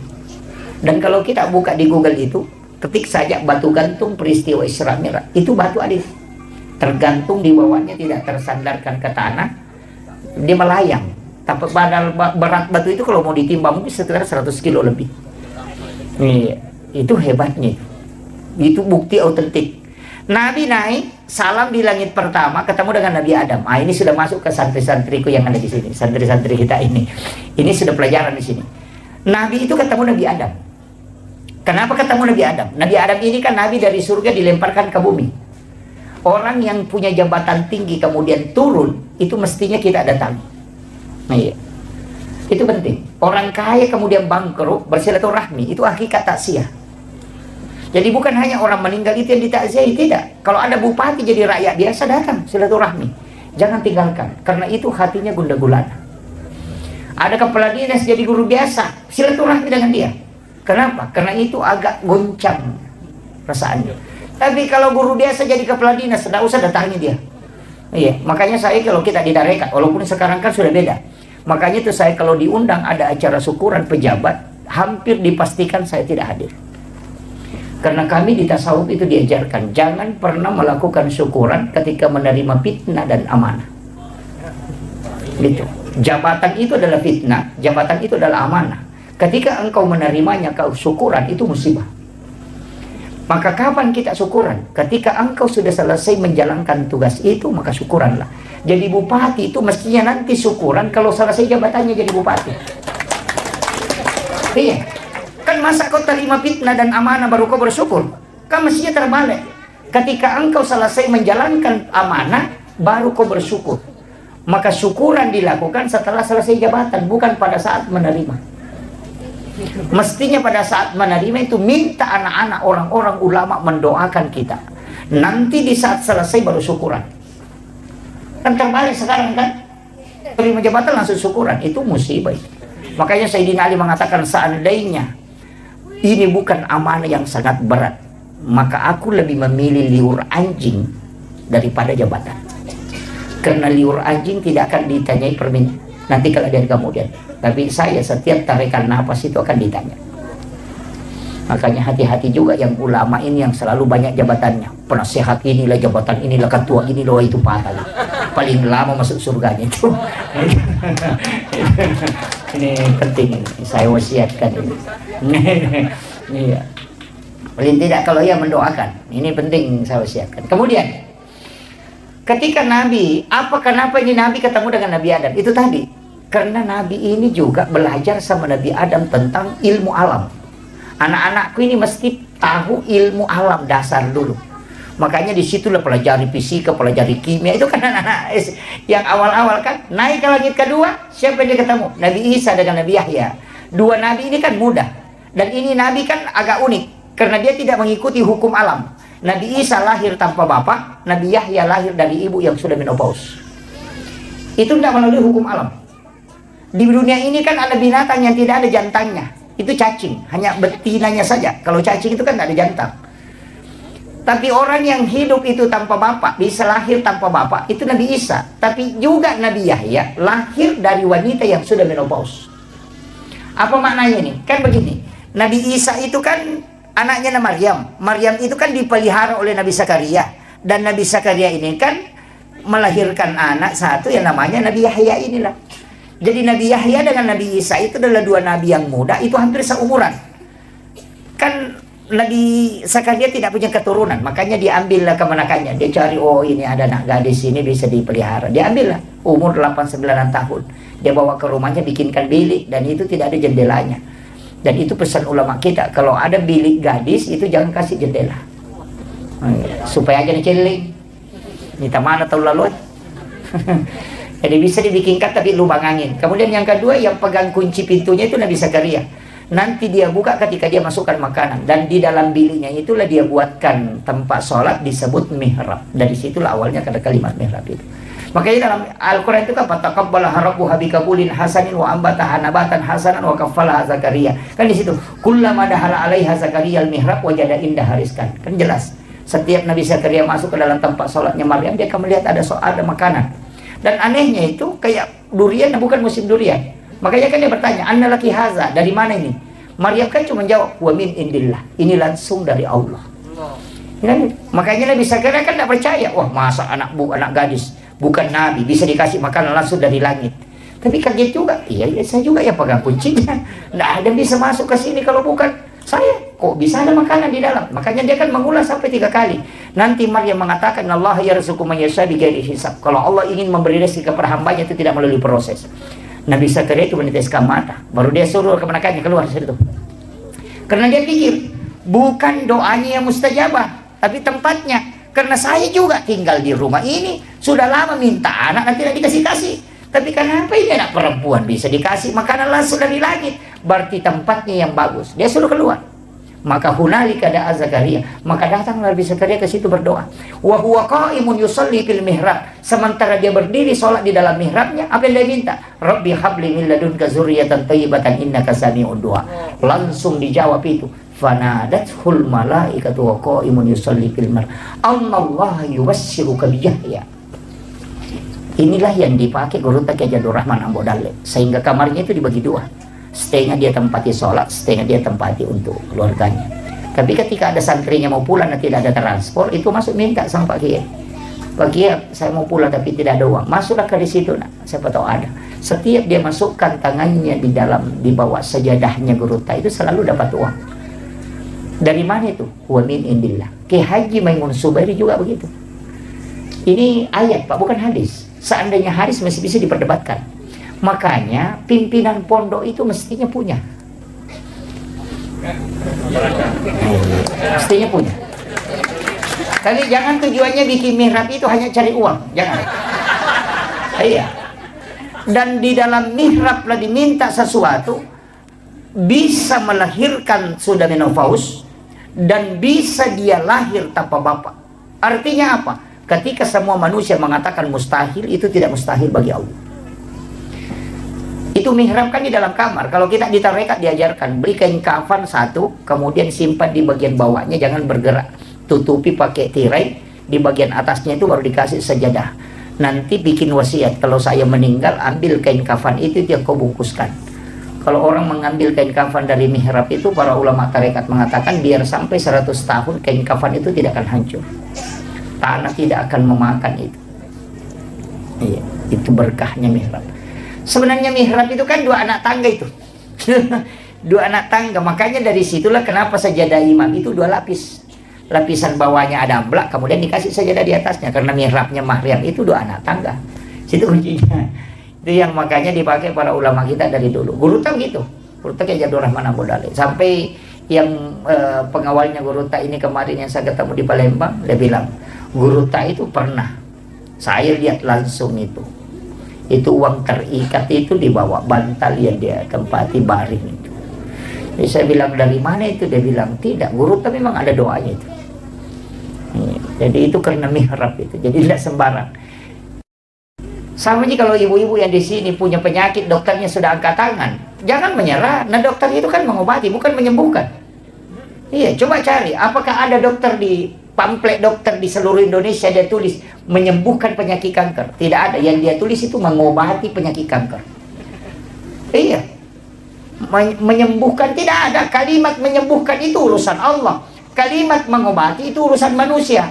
Makanya kalau pergi berobat, jangan berharap sembuh dari dokternya. Makanya kasih tahu, dok, saya sakit, minta diobati. Baru setelah itu minta kepada Allah supaya disembuhkan. Kita keliru, minta sama dokternya supaya kita sembuh dari penyakit. Tak balik, tidak sembuh itu. Karena Allah bilang bukan di situ kalau sembuh. Dia cuma berobat, mengobati. Kalau sembuh minta sama saya. Kan gitu. Makanya dokter itu cuma tulis mengobati penyakit kanker, mengobati asam urat. Tidak ada itu dia tulis menyembuhkan penyakit kanker. Tidak ada.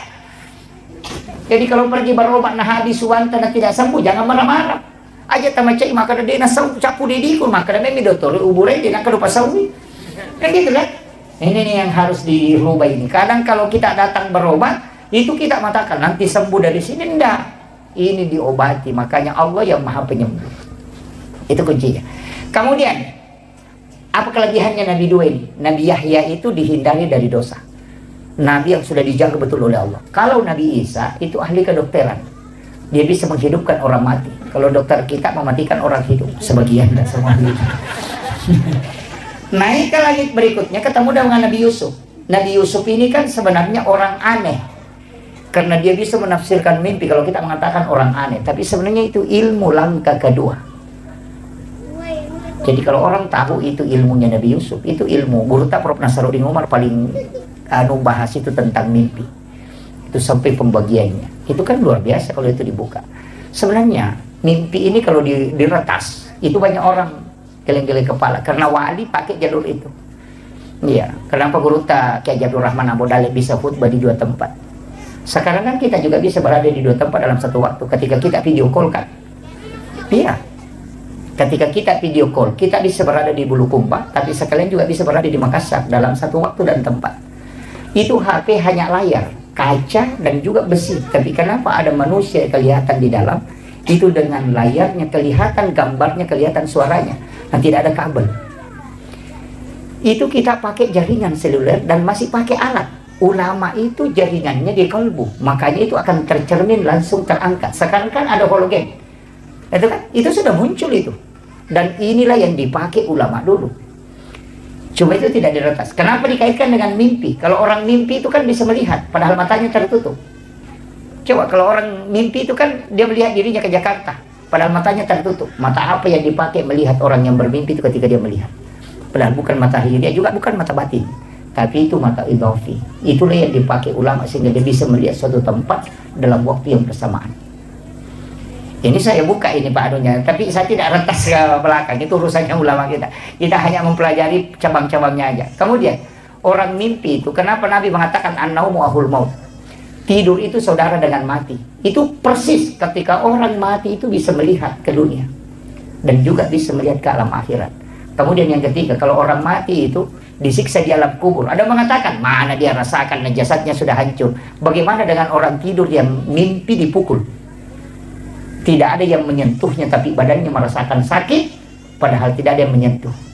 Dia tidur di atas kasur. Artinya apa? Ketika ruhmu tersiksa, jasadmu akan merasakan sakit. Itulah dalil asap kubur yang paling kuat, yang banyak orang tidak bisa terima. Makanya Nabi ambil analogi itu, an-naumu akhul maut. Dia cuma tidak mengatakan sama di mati itu dengan tidur, tapi dia mengatakan saudara. Ini kan itu kuncinya. Orang tidur itu hanya 5 menit, tapi bisa bolak-balik dari Jakarta. Ketika dia bermimpi dari Jakarta tadi, pernah naik pesawat itu 4 jam. Kan gitu. Artinya dalam waktu yang singkat dia bisa memasuki alam yang lama, tapi dia hanya tidur 5 menit. Itulah kenapa Guru Tak Kiai Jadul Rahman Ambo Dale ketika ditanya oleh Guru Tak Pak Kiai Sanusi Baco, dari mana kau mengambil dalil ini? Karena saya Guru Tak Kiai Jadul Rahman Ambo Dale, dia mengatakan 6 tahun saya ngaji kitab Al-Um sama Imam Syafi'i. Itu. Dan itu yang sampaikan itu Dr. Gus Nur Taufik Sanusi. Coba. Itu makanya ulama kita itu punya alam sendiri. Iya. Itu aja tadi video call kan. Makanya saya bisa berada di Makassar juga bisa berada di sini kalau video call. Tapi coba jangan pakai video call, pakai Nurul Qalbiyah kita. Itu kan connect. Dan biasa saya cuma sampai di situ mau menjelaskan. Biasa ada kampung kita masuki, Pak Ustaz biasa rasakan itu. Ada kampung dia lihat kayaknya saya pernah bermimpi sampai ke sini. Kayak seperti begitu. Atau ada kita kerjakan kayaknya saya pernah kerja ini masalah. Itu yang orang tidak tahu. Allah sudah bukakan rahasia. Dan itu ruh idofinya sudah sampai ke situ baru kembali. Tapi baru dia memasuki alam itu baru dia sadar. Seandainya itu dibuka, maka terbuka rahasia yang disebut dengan rahasia kewalian. Cuma sampai di situ saya bahas, saya tidak akan lanjut. Itu ulama-ulama kita dulu pakai itu. Kemudian ketemu Nabi Yusuf tadi ini kan. Nabi Yusuf itu bendahara negara, Pak. Itu menteri keuangan. Cuma Nabi Yusuf itu enaknya karena dia ditarungku jolo. Masuk pula tarungkunge menjadi bendahara negara, menjadi menteri keuangan. Yuk video ke Indonesia, Pak aja pi menteri napi tarungku. Terbalik kan? Jadi itahan jolo napa manci menteri. Manci menteri jolo napi tahang. Itu kan anunya. Kemudian Nabi Yusuf ini kan sebenarnya ahli ekonomi. Makanya Nabi Rasulullah itu belajar bagaimana mengelola keuangan negara itu sama Nabi Yusuf. Naik ke atas ketemu Nabi Idris, Nabi yang bisa membaca ilmu dari sayap malaikat dan dia menguasai 72 bahasa. Makanya disebut Nabi peletak dasar tulis menulis dan juga arsitektur modern itu Nabi Idris. Karena Kuba itu dibuat oleh Nabi Idris. Itu piramida juga itu Nabi Idris. Itu hebatnya. Makanya anak-anakku mesti belajar arsitek, belajar ekonomi, belajar ilmu alam. Itu kenapa? Karena Nabi Isra Mi'raj itu mencapai semua puncak itu. Itu tahapan. Seandainya itu diambil itu profesor di segala bidang. Makanya Nabi itu kan begitu, belajar sama Nabi Idris. Dan Nabi Idris, apa hebatnya Nabi Idris ini? Satu-satunya Nabi juga yang memang itu ketika dia membaca simbol, itu hebat sekali itu. Makanya sampai bintang-bintang itu dia bisa baca itu. Jadi makanya ilmu alam, ilmu astronomi itu pelajari. Makanya saya itu jadi penceramah, Pak. Kadang baca buku ini, kadang baca buku ini, kadang baca buku ini. Kenapa? Karena ternyata nanti ada kaitannya semua. Ilmu otomatis itu luar biasa dulu. Sampai-sampai itu saya mengatakan, oh ini semua yang disalahkan orang. Kenapa orang tua kita kalau pindah rumah baru dia baca Barasanji? Pengantin baru disuruh Barasanji. Beli mobil baru disuruh Pak Imam. Ini Pak Kiai sering disuruh naik di mobil baca Barasanji. Foto dan nih tahu lompo deh atau 5 loko Barasanji kan. Karena harus masuk di dalam mobil. Itu karena hadis, Pak. Itu Bukhari Muslim. Ketika Rasulullah mengatakan dena suku tepat nasi dia tahu nareko dena yasi papujina lokoria dibanding dengan yang lainnya. Hadis inilah yang dijabarkan dalam bentuk aplikatif. Maka dahe aja mondroi bolamu ku demak Barasanji. Apa pada tu ku yasi papuji muloko bolamu daripada ku nabita. Jadi sebelum mondroi mak banyak Barasanji ku jolo. Mupala yolo papuji muloko nabita napa mondroi bolamu. Juga begitu. Hari ini dia duduk pengantin. Kau wanita pemah Barasanji tu. Tahu mata kau pura tu tak boti. Ipak doa je si Mak Barasanji. Kenapa? Jangan kau sentuh istrimu kalau sebelum kau baca salawat kepada Rasulullah. Begitu. Sama je dengan mobil. Aja min reki atau menarik kau dia pura Mak Barasanji ke dalamnya supaya kau buktikan bahwa kau lebih cinta kepada Rasulullah daripada kendaraan. Itu kuncinya. Sama je kenapa? Kayak bangun masjid. Saya dapat itu. Ada ilmu itu dari para ulama dan saya pakai sampai hari ini. Kalau bikin rumah, bikin masjid jangan kasih genap. Usahakan ganjil. Biasa kan kata bangun masjid ukuran 20 kali 20. tu 5 pengewa pakai isaratnya tu. Dan masih cocok. Korea Selatan, Korea Utara tu. Iya. Rumah juga begitu. Rumah yang genap hitungannya itu dia namanya akro tekutilale kotanya bene nama pengewa si balakai anak aku tuh 5 rocak si rocak. Dia namanya medece. Magai. Ternyata ulama dulu sudah pakai dan ketika ditarik dalam dalil ternyata ada. Allah itu adalah ganjil dan menyukai sesuatu yang ganjil. Maka bikinlah tempat yang ganjil supaya Allah senang, suka dengan itu. Dan sesuatu yang disukai Allah tidak mungkin ada musibah di dalamnya. Makanya seorang tua dulu itu bikin tangga, anak tangganya itu ganjil. Kalau bukan 11, 13. Bikin juga baloknya itu ganjil semua itu. Kan gitu. Rumahnya saja itu tiangnya kan 55. Mulai dari 5 waktu sholat. Kenapa 55 kan?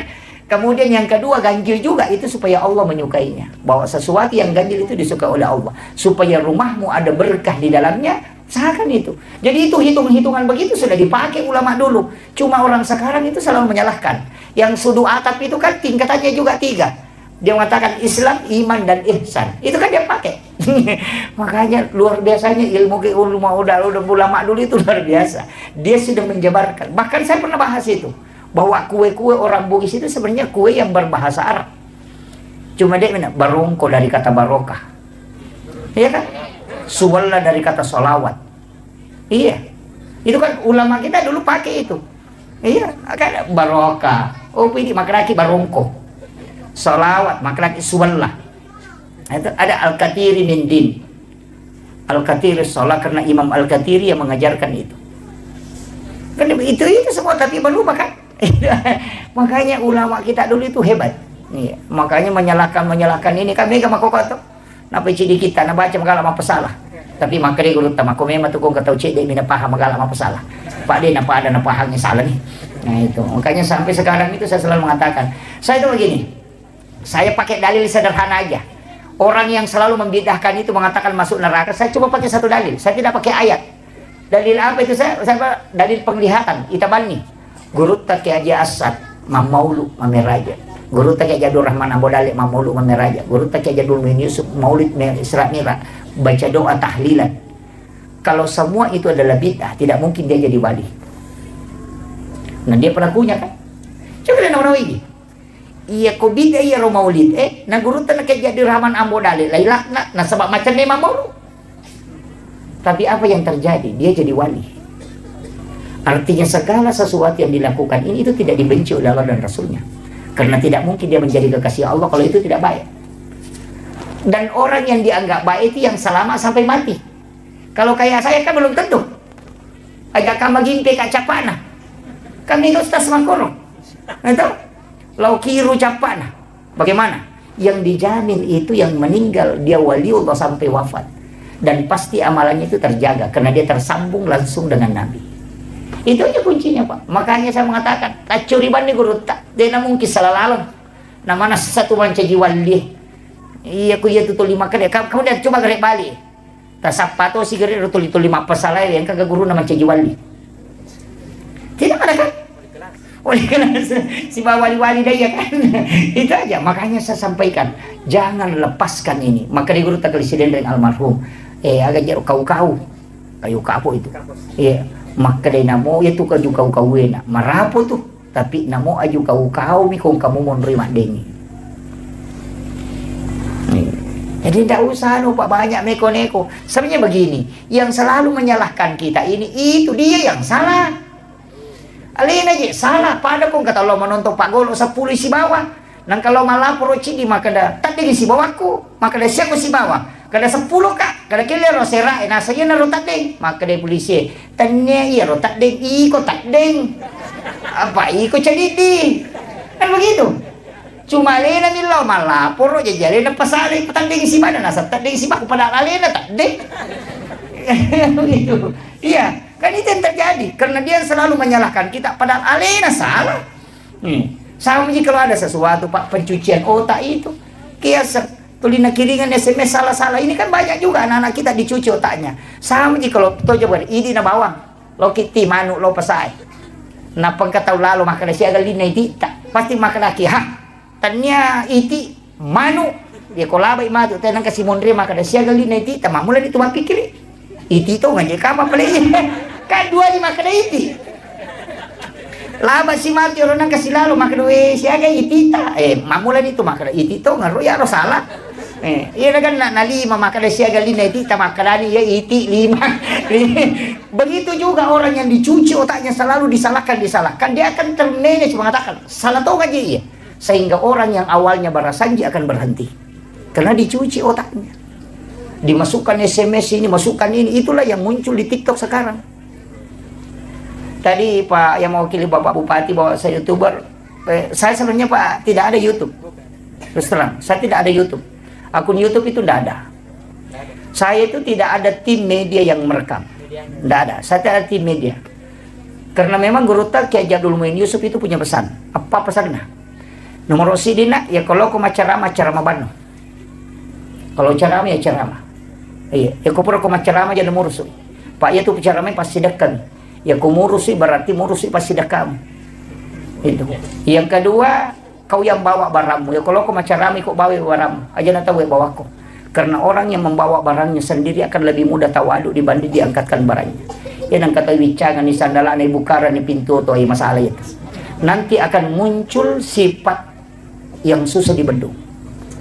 Jadi orang yang sebenarnya hatinya tawadu itu bisa berubah menjadi ganas ketika dia selalu dipuji. Itu fatal.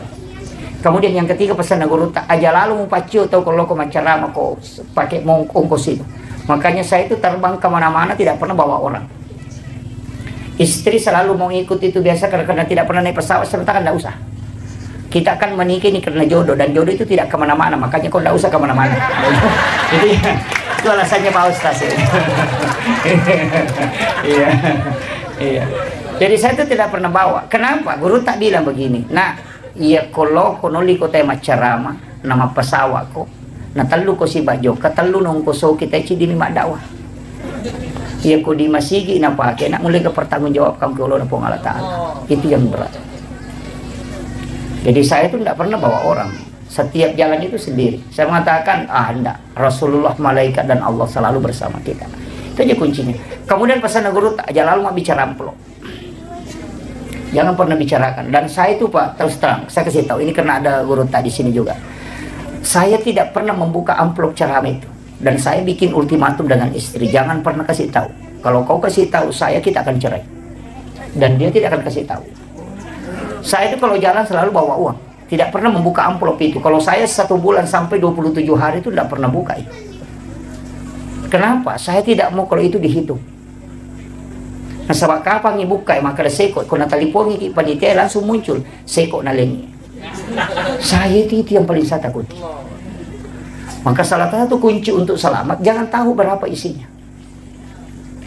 Ada beberapa masjid itu saya sudah coret merah, ada di Papua, ada di berapa. Kalau dia menghubungi saya memang tidak berangkat karena dia pernah bikin perjanjian bilang sekian ku kasih. Itu saya sudah coret, tidak akan datang ke situ. Itu hanya untuk menjaga dan itu pun belum tentu selamat Pak. Dan kalau saya pergi ceramah, nah itu di masjid Pak, uang masjid itu tidak pernah saya kasih untuk keluarga. Saya takut karena di situ ada uangnya anak yatim, ada uangnya fakir miskin di situ. Dia sumbangkan, mungkin 2.000 dia ingin melihat masjidnya bagus. Tapi kita penceramah datang kemudian ambil itu jadi masalah. Semua kenapa ustaz itu dirikan pesantren, kayak Guru Tak dirikan pesantren. Itu kalau ada amplop dari masjid itu masukkan ke pondok supaya dia kembali ke umat. Kasih untuk gaji-gaji guru supaya dia kembali ke umat. Itu tidak mudah. Jangan anggap dakwah ini, saya sudah mau berhenti itu berdakwah sudah beberapa kali. Hanya untuk takutnya. Tapi ada beberapa ulama kita mengatakan tidak. Terus manage saja supaya bisa terselamatkan. Iya. Jadi itu tidak mudah. Dakwah itu tidak mudah Bapak sekalian. Bisa-bisa kita penceramah lebih dulu masuk neraka dibanding jamaah. Apalagi ustaz na 5 pangewani nasi salah kan. Kani jamaah nama terutama suruh kan kamu ustaz ko neraka kan mana satu pangewaji tulepang aku itu fatal gitu. Iya. Kayaknya kalau ada sahabat-sahabat mau balik di sini itu yang pokok. Jangan kalau pergi khutbah Jumat jangan pernah buka amplop itu. Jangan pernah buka. Sampai di rumah saya itu ada tempat memang biasanya itu. Kasih masuk ke situ jangan pernah tahu berapa isinya. Jadi kalau kita tidak tahu berapa isinya kan bebas, lepas saja. Tapi kapan ditahu sekian sudah. Makanya semuanya menghubungi saya dan memberitahu sekian ku kasih itu pasti saya tidak datang. Saya sudah pastikan itu. Nah, karena berat. Berdakwah itu tidak mudah Bapak. Kita yang ngaji di tasawuf itu tidak segampang yang orang lihat ini. Mau berangkat saja itu menata kalbu itu luar biasa. Iya. Makanya saya itu tidak ada urusan mau terima tidak, mau terima dakwah tidak, bukan urusanku. Yang penting saya sudah menyampaikan apa yang disampaikan oleh Rasulullah sudah. Iya. Walaupun banyak orang mengatakan saya penceramah tidak ada dalil. Gitu, tidak masalah. Yang penting Nabi Muhammad saja yang ada mukjizatnya. Kemudian yang kedua, yang didampingi oleh malaikat Jibril dan bisa didampingi sekian ribu malaikat, itu masih dicaci, apalagi kita ustaz kayak begini. Tidak itu. Oh, jadi ustaz tidak mau dicaci, tidak usah jadi ustaz. Karena semua kebaikan itu pasti ada yang mencaci. Iya. Sama di Pak Bupati kalau bagus sih jadi di jalanan pasti bilang, gaji bupati maka jalan langnya buat diminum ribat tanah lu kan. Tapi aku makan jai lelangnya mano kok tuh nasa capu mano ku nalap foto gara-gara makan jalan kan begitu. Iya kan? Pak Bupati turun bagi-bagi nasa melo setia cuma berele. Dia nak bagi-bagi nasa Bupati seke. Tidak dinampakkan maka dia gagak berakan. Ya pitagi nasa ya melo setia cuma. Itu susah. Karena yang salah kalbunya memang. Iya. Ya nama salah kalbu dia kagak menderita umrah na posting alhamdulillah baru kita tawaf langsung na komi. Ya melo setia cuma. Ternyata melo ya cuma iko malah saat Pak dia gadi mau pakai doka. Kan gitu. Itu aja kebalikannya. Nataraktir ki anggota sibat tak masih kola nataraktir ki. Kalau ketemu di warung baru na foto di, woi alhamdulillah dapat traktiran dari teman. Langsung tu na komik dia dan pita-pita siati. Dia na pita-pita ni tele na mi masuk sampai dia nioli. Kan begitu. Dan sama aja yang sekarang itu yang banyak teriak Pak. Teriak mako-mako na sama dia kejabatan kok kejabatan sama tu mamako. Rasa begitu. Makanya kita bisa harusnya selektif ini. Saya itu tidak ulama kita mengatakan kita harus pakai ukuran kalbu. Bagaimana ketika posisi di situ? Iya. Ini pesan yang penting saya sampaikan. Kemudian untuk guru-guru yang hadir, saya pesankan jangan pernah ingin membuat anak-anak kita jadi pintar kalau mengajar. Jangan. Salah satu keberhasilan kegagalan seorang guru itu ketika ingin kalau anak-anak muridnya itu pintar. Karena kapan anak itu bodoh pasti dia jengkel. Ya kumelo ki ko macana kaya na bodoh anak pasti macam iki. Kalau kita marah keikhlasan sudah hilang. Dan itu hijab. Makanya yang paling gampang adalah ajarkan saja ilmu yang Allah berikan dan doakan dia, nanti Allah yang kasih hidayah. Jangan pernah berharap dia pintar. Walaupun kita harus doakan dia, tapi berharaplah dia menerima hidayah dari Allah. Itu aja. Makanya guru ini harus punya tirakat. Mestinya harus wudhu sebelum berangkat mengajar. Baca sholawat sebelum mengajar. Itu aja kuncinya. Supaya itu masuk ke kalbunya anak-anak. Yang sekarang kan guru baru 1 hari terlambat sertifikasinya langsung bikin status. Pembawa uang sertifikasi terbalik di jalan. Wah ini jadi masalah. Ini yang penting saya wasiatkan. Kemudian, ini sudah 1 jam. Lebih. Ditambah sedikit ya. Ini sudah lewat 5 menit setengah 11. Iya, saya belum sampai ke langit ke-7. Langit ke-6 ketemu dengan Nabi Harun. Langit ke-5. Langit ke-5 itu adalah Nabi yang mendampingi Nabi Musa. Di langit ke-6 itu Nabi Musa. Nabi Musa itu kan sebenarnya Nabi yang rusak lidahnya. Karena di masa kecilnya itu dia memasukkan bara api di mulutnya. Makanya itu doanya Rabbi shrah li sadri wa yassir li amri wahlul 'uqdatam min lisani yafqahu qawli. Tapi dia minta ada Nabi yang mendampingi. Itulah Nabi Harun. Nabi Harun ini adalah salah seorang komunikator ulung dan dia hebat dalam filsafat. Jadi masyarakatnya sama aja pejabat sekarang. Ada juru bicaranya, ada staf ahli. Itu Nabi Musa yang pakai begitu. Naik ke langit ke-6 ketemu Nabi Musa. Nabi Musa itu menangis karena dia mengatakan inilah satu-satunya Nabi yang mengalahkan umatku banyak masuk surga ini umatnya Nabi Muhammad. Naik ke langit ke-7 ketemu Nabi Ibrahim. Paling tinggi tempatnya Nabi Ibrahim itu dari langit ke-7. Naiklah Rasulullah ke langit ke-7 ketika itu melewati naik ke Sidratil Muntaha, tapi malaikat Jibril tidak bisa ikut. Makanya Jibril kan mengatakan saya cuma sampai di sini Muhammad. Kalau saya lewat pasti hancur. Nabi mengatakan tidak. Kumpulkan semua kemampuanmu Jibril. Kita sudah berdampingan mulai dari Makkah sampai ke sini. Ternyata apa yang terjadi Pak? 350 sayapnya malaikat Jibril dia kumpulkan. Itu tidak bisa meninggalkan langit ke-7. Tidak toliokomi romonroh. Dari situlah Imam Ja'far dalam kitab Al-Barasanji menulis anta nurun fauqa nurin, engkau Muhammad cahaya di atas cahaya. Karena Jibril adalah cahaya, tapi dia tidak bisa tembus ke Sidratul Muntaha, tapi kamu bisa berada di situ.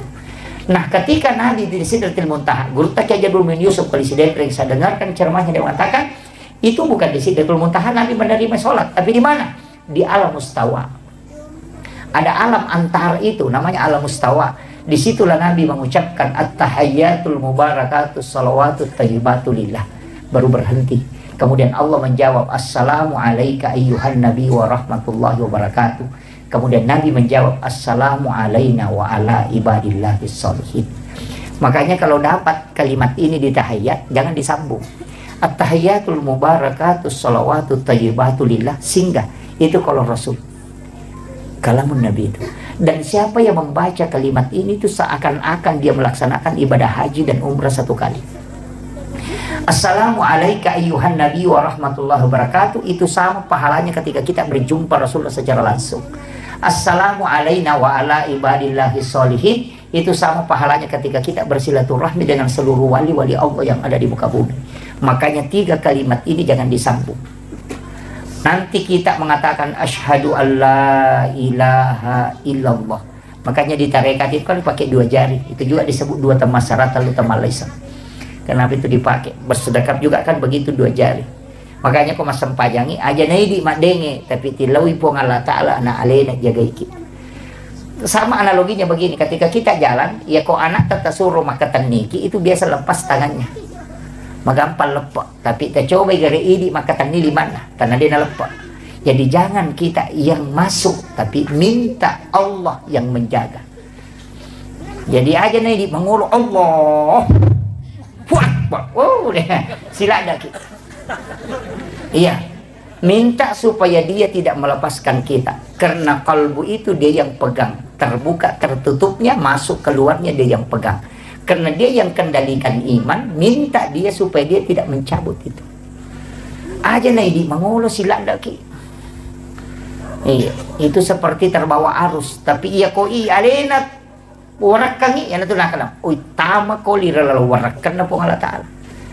Tapi kuncinya kan ada 2. Anta abudallah ka'annaka tarahu. Kalau tidak bisa, fa innahu yaraka. Kan 2 aja kuncinya kalau salat.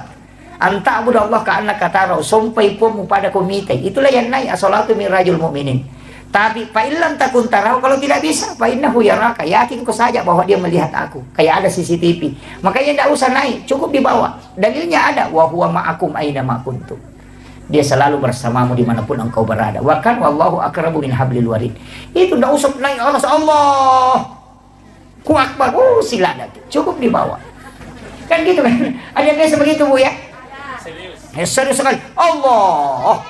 Tapi tidak masalah kalau itu yang dipakai untuk koneksi.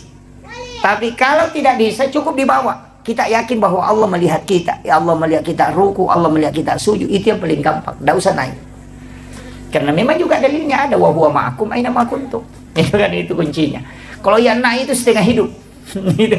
Langsung Allah sampai ke langit ke-7 baru tuh akbar. Nah, itu kan gitu. Itu agak berat. Ya.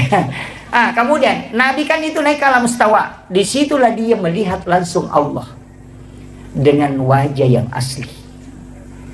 Tidak ada nabi yang bisa melihat itu. Nabi Musa hanya mendengarkan kalamnya.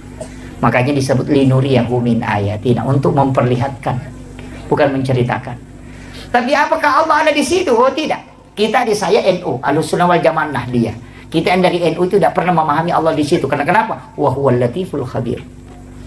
Kalau kau tempatkan di situ berarti itu jadi makhluk. Jadi bagaimana memahami? Kalau saya bilang begini, saya naik di masjid Pondok Pesantren Asadiah Baraka, baru naik ke menara. Di menara saya melihat bulan. Apakah bulan ada di menara? Tidak, itu masih jauh. Cuma posisi untuk melihat bulan itu harus di menara. Sama dengan Rasulullah, untuk melihat Allah itu posisinya di alam mustawa, tapi Allah bukan di situ, itu masih jauh. Itu cara memahaminya. Banyak kita di Ahlussunnah itu memahami, jangan bilang Allah itu turun sepertiga malam. Kan begitu salafi sekarang. Allah itu turun di sepertiga malam. Saya bilang Allah paling sibuk, karena di Jakarta dulu turun dulu di Papua. Kembali turun di Sulawesi Selatan, baru turun. Itu saja tugasnya putar-putar itu. Jadi bagaimana cara memahami? Itu bagaikan balon, Pak. Balon ini cahayanya sampai ke lantai, tapi balonnya tidak turun. Yang turun itu adalah rahmat Allah, dan yang menangkap nur itu adalah kalbu. Maka orang yang waktu itu akan terkoneksi dengan rahmat Allah. Itulah dimaksud Allah turun di sepertiga malam. Ini nih yang kayak jadi masalah kan. Kayaknya ngaji itu penting, Pak. Ulama kita itu sudah bahas itu. Di Ahlussunnah, di Asadiyah ini sudah pakai semua. Jangan sampai terkontaminasi pikiran Allah turun kemana-mana, itu jadi masalah. Sejak kapan Allah terikat oleh waktu itu? Tidak. Karena dia yang menciptakan itu. Sama jadi semesta pembicaraan. Itulah ulama-ulama kita dari dulu. Kemudian, ini nih hakikatnya. Ini karena waktu sudah lewat. Ini hakikatnya. Karena sholat yang dia terima kan 50. Nabi Ibrahim kan tanya begitu. Berapa yang dikasih ke Muhammad? Nabi bilang sholat. Seandainya bilang, apa yang kau lihat? Tapi memang ada dalam hadis qudsi itu. Saya baca. Ini penting kita tahu juga. Nabi itu mengatakan, saya dikasih 3 ilmu oleh Allah. Ilmu yang wajib saya sampaikan. Ada ilmu yang saya boleh menyampaikan, boleh tidak. Ada ilmu yang memang saya dilarang untuk menyampaikan.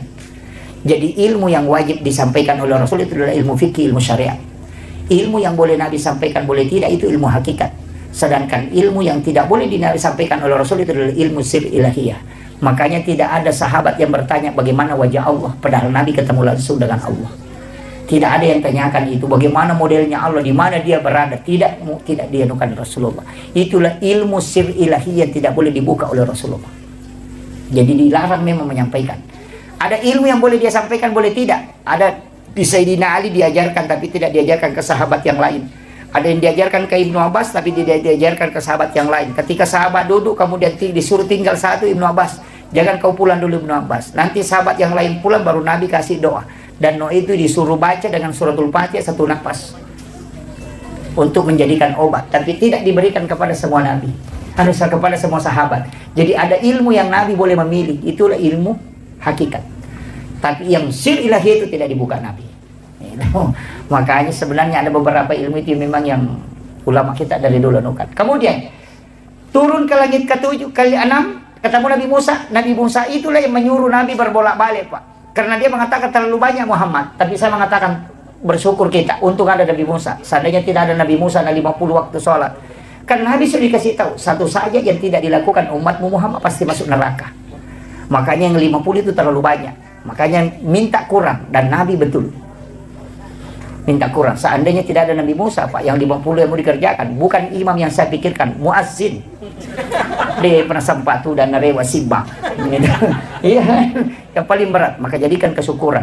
Tapi kuncinya kan sama. Tetap kali 10 kan. Manjabil hasanati falahu syarru amsalihha. Satu kebaikan dilipat gandakan menjadi 10. Berarti 5 waktu sholat itu menjadi 50 juga.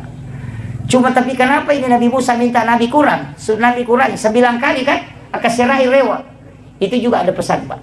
Nabi Musa itu kan ketika Nabi mau minta izin, apa yang dia bilang? Ahmad Ruhullah, Muhammad Habibullah. Dia meletakkan tangannya itu di dada Rasulullah. Kemudian mengatakan Ahmad Ruhullah. Nabi Musa mengatakan, aku bisa melihat nurnya Allah di dalam nurmu Muhammad. Jadi sebenarnya Nabi Musa kepentingannya karena dia tidak pernah melihat Allah, tapi ketika Nabi Muhammad ketemu Allah, nur itu masih melekat di wajahnya Rasulullah, sehingga dia bisa menyaksikan keindahan nurnya Allah di dalam nurnya Muhammad. Makanya dia bilang Ahmad Ruhullah, Muhammad Habibullah. Engkau Muhammad betul-betul kekasih Allah. Karena kita ini semua Nabi dikasih perintah, tidak ada yang bisa menawar kecuali kamu. Nabi Ibrahim dikasih perintah, dia tetap melakukan perintah itu, tidak pernah tawar. Nabi Musa, faktulu anfusahum, disuruh ketika taubat, bunuh dirimu. Tapi ternyata dia tidak bisa tawar itu. Tapi Rasulullah bisa menawar perintah sholat yang 50 menjadi 5 waktu. Makanya Nabi Musa mengatakan Muhammad Habibullah, kau betul-betul kekasih Allah. Karena kau dikasih keringanan. Bahkan seandainya kau masih kembali Muhammad, memang tidak ada perintah sama sekali. Karena tinggal 5 maninah karena mau Nabi Musa rewa po Muhammad. Makin Nabi tenataci jangan menre kurangi 5. Ya kau menre kacapu nih. Dan karena habis kan, makanya Nabi tidak kembali. Dan setelah Nabi turun itu menangis. Saya dapat itu dalam satu risalah. Nabi menangis ketika Jibril mendatangi, dia mengatakan, aku rindu dengan sholat yang diberikan oleh Allah yang 50. Maka datanglah perintah untuk membaca zikir itu. Subhanallah 33, Alhamdulillah 33, Allahu Akbar 33. Kenapa 33? 17 rakaat sholat ditambah 33 itu 50. Jadi itu yang dipakai ulama kita dari dulu, sehingga zikir itu. Ada juga orang kan pernah maghrib assalamualaikum assalamualaikum langsung lupa masuk. Bukan itu tolong maghrib jamaah kau tuh Pak mau lo saliwami manis andalan. Itu yang berat itu. Saya kira ini yang penting. Tapi apa hakikat sholat? Karena tidak ada kita ambil. Apa hakikat sholat? Saya kuncinya cuma satu Pak. Saya pesankan 4. Jangan tinggalkan. Yang pertama istighfar. Jangan tinggalkan istighfar. Yang kedua jangan tinggalkan sholawat. Karena 2 kalimat ini pasti sampai. Istighfar larinya ke Allah, tidak ada yang lain. Sholawat larinya ke Nabi Muhammad. Istighfar itu 3 isinya. Sholawat itu 3 isinya. Pertama, Allah memberikan rahmat 10 kali dengan sholawatnya. Sholawatnya malaikat permohonan ampun. Sholawatnya Rasul adalah syafaat. Makanya semua ibadah itu di pesantren itu Ustaz mestinya memang puasa sunnah itu menjadi puasa wajib. Kalau di pesantren Senin Kamis itu menjadi puasa wajib bagi santri. Kenapa? Guru itu juga Prof. Nasaruddin Umar bilang, bagi santri itu jangan ada sunnah, ada wajib. Semua diwajibkanlah. Kenapa? Karena sunnah ini sebenarnya adalah jalur syafaat. Makanya semua ibadah itu dibagi. Haji wajib, umrah sunnah, zakat wajib, sedekah sunnah, puasa wajib, ada puasa sunnah. Kemudian sholat wajib, ada sholat sunnah. Syahadat wajib, ada sholat sunnah. Kenapa ada sunnah, ada wajib? Karena satu-satunya Nabi yang punya jalur syafaat cuma Nabi Muhammad. Jalur syafaatnya itu melalui sholat sunnah, ibadah sunnah. Makanya kalau haji tidak bisa lolos, ada umrahnya. Kalau puasa wajib tidak bisa lolos, ada puasa sunnah. Jalur wajib itu jalur rahmat. Jalur sunnah itu jalur syafaat. Makanya yang disebut pahalanya itu sholat sunnah. Yang sholat fardu tidak disebut pahalanya.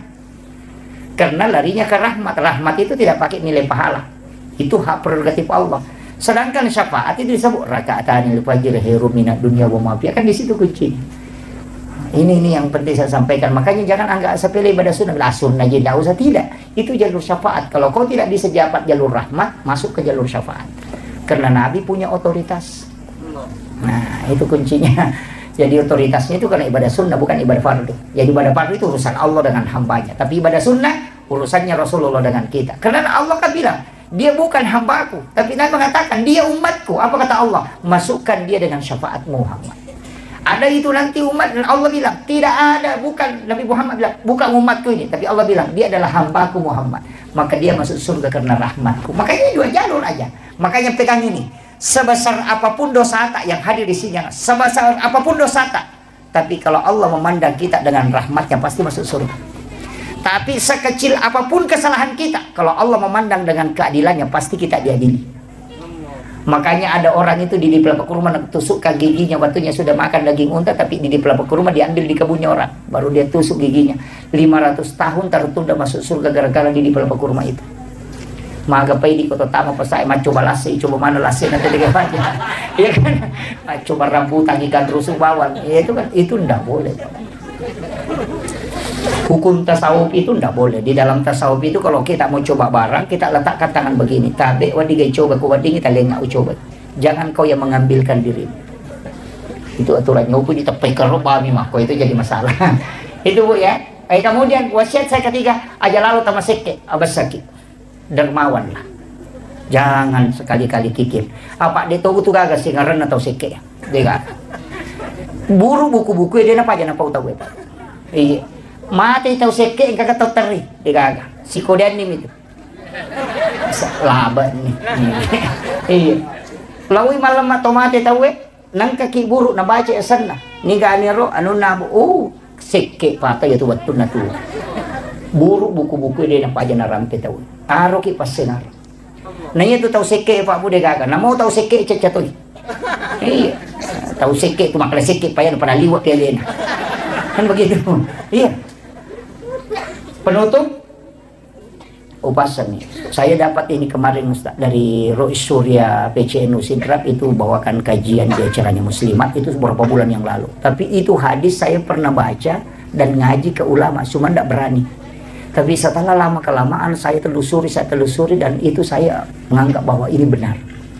Ini yang saya ingin modal terakhir saya kasih. Ternyata ada hadis Rasulullah mengatakan ada umatku nanti itu tidak dihisab. Jadi itu tidak dibawa kepada masyar. Jadi orang berjalan kepada masyar, dia dijemput oleh malaikat, dibawa ke ila rafiqil a'la. Itu hadis sahih. Jangankan mengatakan lewat di titian siratal mustaqim, tidak. Jadi dia tidak lewat di titian siratal mustaqim sampai ke masyar saja, tidak. Karena baru berjalan orang digiring ke masyar, dia sudah dijemput di jalan, dibawa ke ila rafiqil a'la, kata Nabi. Allah tidak, malaikat tidak akan pernah tanyakan amalnya, dan dia tidak akan berkumpul di masyar karena dia di tempat khusus. Siapa itu? Rasulullah mengatakan orang yang bersedekah yang tidak tahu siapa yang dia sedekahi, dan yang disedekahi pun tidak tahu siapa yang mensedekahi. Iya. Jadi tahu masyidak kadini sangi makadani gana sidakai, tahu isi dakai dia tahu nisangi makadani ke sidakai. Di pesantren ini bisa dipakai Pak Bu. Tekali pongi banyu stasta, maka da angka gana anak aku tu masih kolos tak dia na mampu kasih. Maka da angka tapodangi aja na tapodanga asalna aja tu tapi tanga tauna. Milau tulu toka aja tapodangi rona na maka daya pa wajarangi uang sekolahnya selama dia sekolah. Sekarang pas setengah 10 di jam saya. Ya. Begini, saya agak sedikit pelan, tapi tidak mengambil penjelasan secara fikihnya peristiwa Isra Mi'raj ini. Saya akan mencoba mengambil sedikit penjelasan-penjelasan ulama kita dalam kaitannya peristiwa Isra Mi'raj dengan pendekatan hikmah. Kalau fikih, saya kira kita sudah banyak mengetahui peristiwa itu, tapi saya mencoba mengambil sedikit dari sisi tasawufnya. Pertama, peristiwa Isra dan Mi'raj itu sebenarnya kalau kita mengkaji lebih dalam, yang paling pokok sebelum Nabi diisrakan itu adalah ketika beliau itu dibelah dadanya, kemudian diambil jantungnya. Kalau ulama fikih membahasakan jantungnya Rasulullah itu dibersihkan, tapi kita di tarekat itu tidak pernah mengatakan jantungnya Nabi itu dibersihkan. Karena kalau kita mengatakan jantungnya Rasulullah dibersihkan, berarti itu kotor. Dan Nabi itu jantungnya tidak mungkin kotor. Apa hakikat di balik itu? Para ulama tarekat itu justru membalik. Peristiwa itu dibalik. Bahwa bukan jantungnya Rasulullah yang dibersihkan. Akan tetapi air yang dipakai ketika jantungnya Nabi itu diambil, dimasukkan ke dalam satu wadah. Dan di dalam wadah itu ada air Samsam. Air Samsam inilah sebenarnya yang ingin dijadikan oleh Allah sebagai obat, sekaligus mendapatkan barakah, sehingga dia diberi kesempatan menyentuh kalbunya Rasulullah. Jadi bukan kalbunya Nabi yang kotor, tapi air Samsam yang ingin dijadikan obat. Makanya dia diberi kesempatan menyentuh kalbunya Rasulullah. Dan semua itu kan lari ke situ. Hajar Aswad, orang yang umrah itu kan pasti kepengen mencium Hajar Aswad, yang ulama kita mengatakan itu adalah pengganti tangan Allah di bumi. Jadi sebenarnya siapa yang mencium Hajar Aswad itu seakan-akan dia mencium tangan Allah. Batu ini tidaklah mulia seandainya Nabi tidak pernah menciumnya. Jadi sebenarnya Hajar Aswad itu dimuliakan oleh Allah karena Rasulullah pernah menciumnya. Seandainya Rasulullah mencium makamu Ibrahim, maka orang akan mencium makamu Ibrahim. Artinya bukan Hajar Aswad yang mulia, tapi dia dimuliakan karena Nabi pernah mencium. Yang ketiga, ketika Rasulullah berjalan itu ada awan yang menutupi kepalanya. Kita di tarekat mengatakan bukan Nabi yang dilindungi, tapi justru matahari. Karena ulama tarekat mengatakan ketika sinarnya matahari tembus ke badannya Rasulullah, maka matahari akan hancur.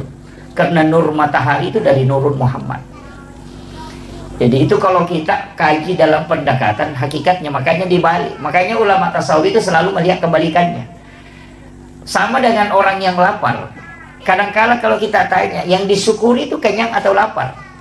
Kalau yang disyukuri adalah kenyang. Sayyidina Ali karamallahu wajhahu mengatakan, anjing di kampung saya juga kalau kenyang itu syukur. Jadi sebenarnya yang disyukuri itu lapar, karena makanan tidak mungkin nikmat ketika kita tidak lapar. Itu. Jadi makanya itu selalu kebalikannya. Iya. Jadi kalau kita yang syukuri kenyang itu sebenarnya sama dengan anjing kan. Tapi kalau kita mensyukuri lapar, kenapa di waktu kita berbuka puasa air putih itu sangat nikmat? Karena kita sangat haus. Jadi yang disyukuri itu sebenarnya adalah haus dan lapar. Karena kenikmatan akan lahir dari situ. Sama juga dengan perjuangan. Beratnya perjuangan itu sebenarnya itu yang harus disyukuri. Karena kenikmatan akan lahir dari situ. Ya. Makanya tidak masalah Ustaz kalau berjuang di pondok ini, insya Allah. Bahkan ulama tarekat itu, makanya kalau kita ngaji tasawuf itu tidak ada bab kikir dalam bab tasawuf, itu tidak ada. Yang sering kita sebut itu dalam tasawuf itu tidak ada bab kikir, yang ada itu bab tamak. Jadi sebenarnya toseke kan dalam tasawuf itu tidak ada toseke. Jadi kau kata makan dalam seke, terpulangi maka ternyata dalam seke kau mengalak milau, ya kan? Makanya tamak itu yang disebut dalam tasawuf. Iya. Ngaji tasawuf itu tidak ada bab kikir, yang ada itu bab tamak. Makanya kalau ada orang bilang kikir, sebenarnya tidak kikir, kau yang selalu minta, coba tidak minta, makanya dia tidak kikir. Makanya dalam agama itu rezeki itu dicukupkan dan dilebihkan, tidak ada yang kurang rezekinya. Itu kuncinya. Makanya ulama-ulama kita itu di dalam tasawuf selalu membalik, ya kan? Selalu melihat kebalikannya. Itu. Kemudian apa pesan? Karena kita kan bicara hikmah. Apa pesan kenapa jantungnya Rasulullah diambil? Itu pesan untuk kita semua, bahwa perjalanan menuju ke Allah, satu kuncinya kalbu. Kalau dia baik, maka semua akan baik. Tapi kalau dia kotor, maka semua akan rusak. Itu aja Pak kuncinya. Makanya Imam Nawawi ad-Dimashqi itu ketika menulis kitab Hadis Arba'in, hadis pertama yang dia letakkan itu kan innamal a'malu binniyat wa innamal likulli imri'in ma nawa. Karena apa bedanya sholat sunat taubat dengan sholat sunat hajat? Itu kan cuma niat, takbirnya sama, bacaannya sama, salamnya sama kan? Sama. Orang yang bersedekah karena lillahi ta'ala dengan ingin dipuja, itu kan sama saja pemberiannya. Tapi yang kuncinya kan di sini. Makanya perjalanan menuju Tuhan, bersihkan dulu ini. Kalau ini sudah dapat koneksi dengan Allah, apapun belakangannya itu tidak masalah. Nah, makanya kuncinya di sini. Makanya orang tua kita itu bikin rumah, itu istilahnya orang Bugis kali golegona, teras itu tempat menata kalbu sebelum jalan. Itu kuncinya. Dan sholat juga saya perhatikan begitu Pak. Sholat itu kan ada iftitah, Allahu Akbar kabira walhamdulillahi kabira. Kan di situ ada inni wajjahtu. Kan di situ. Oh, itu kunci tuh. Ya. Kemudian saya ambil yang lebih agak dalam sedikit. Nabi itu kan diperjalankan dari Masjidil Haram ke Masjidil Aqsa. Kenapa ayat menyebutnya cuma dua? Subhanalladzi asra bi 'abdihi lailan minal Masjidil Haram ilal Masjidil Aqsa. Padahal Nabi kan tidak ke situ.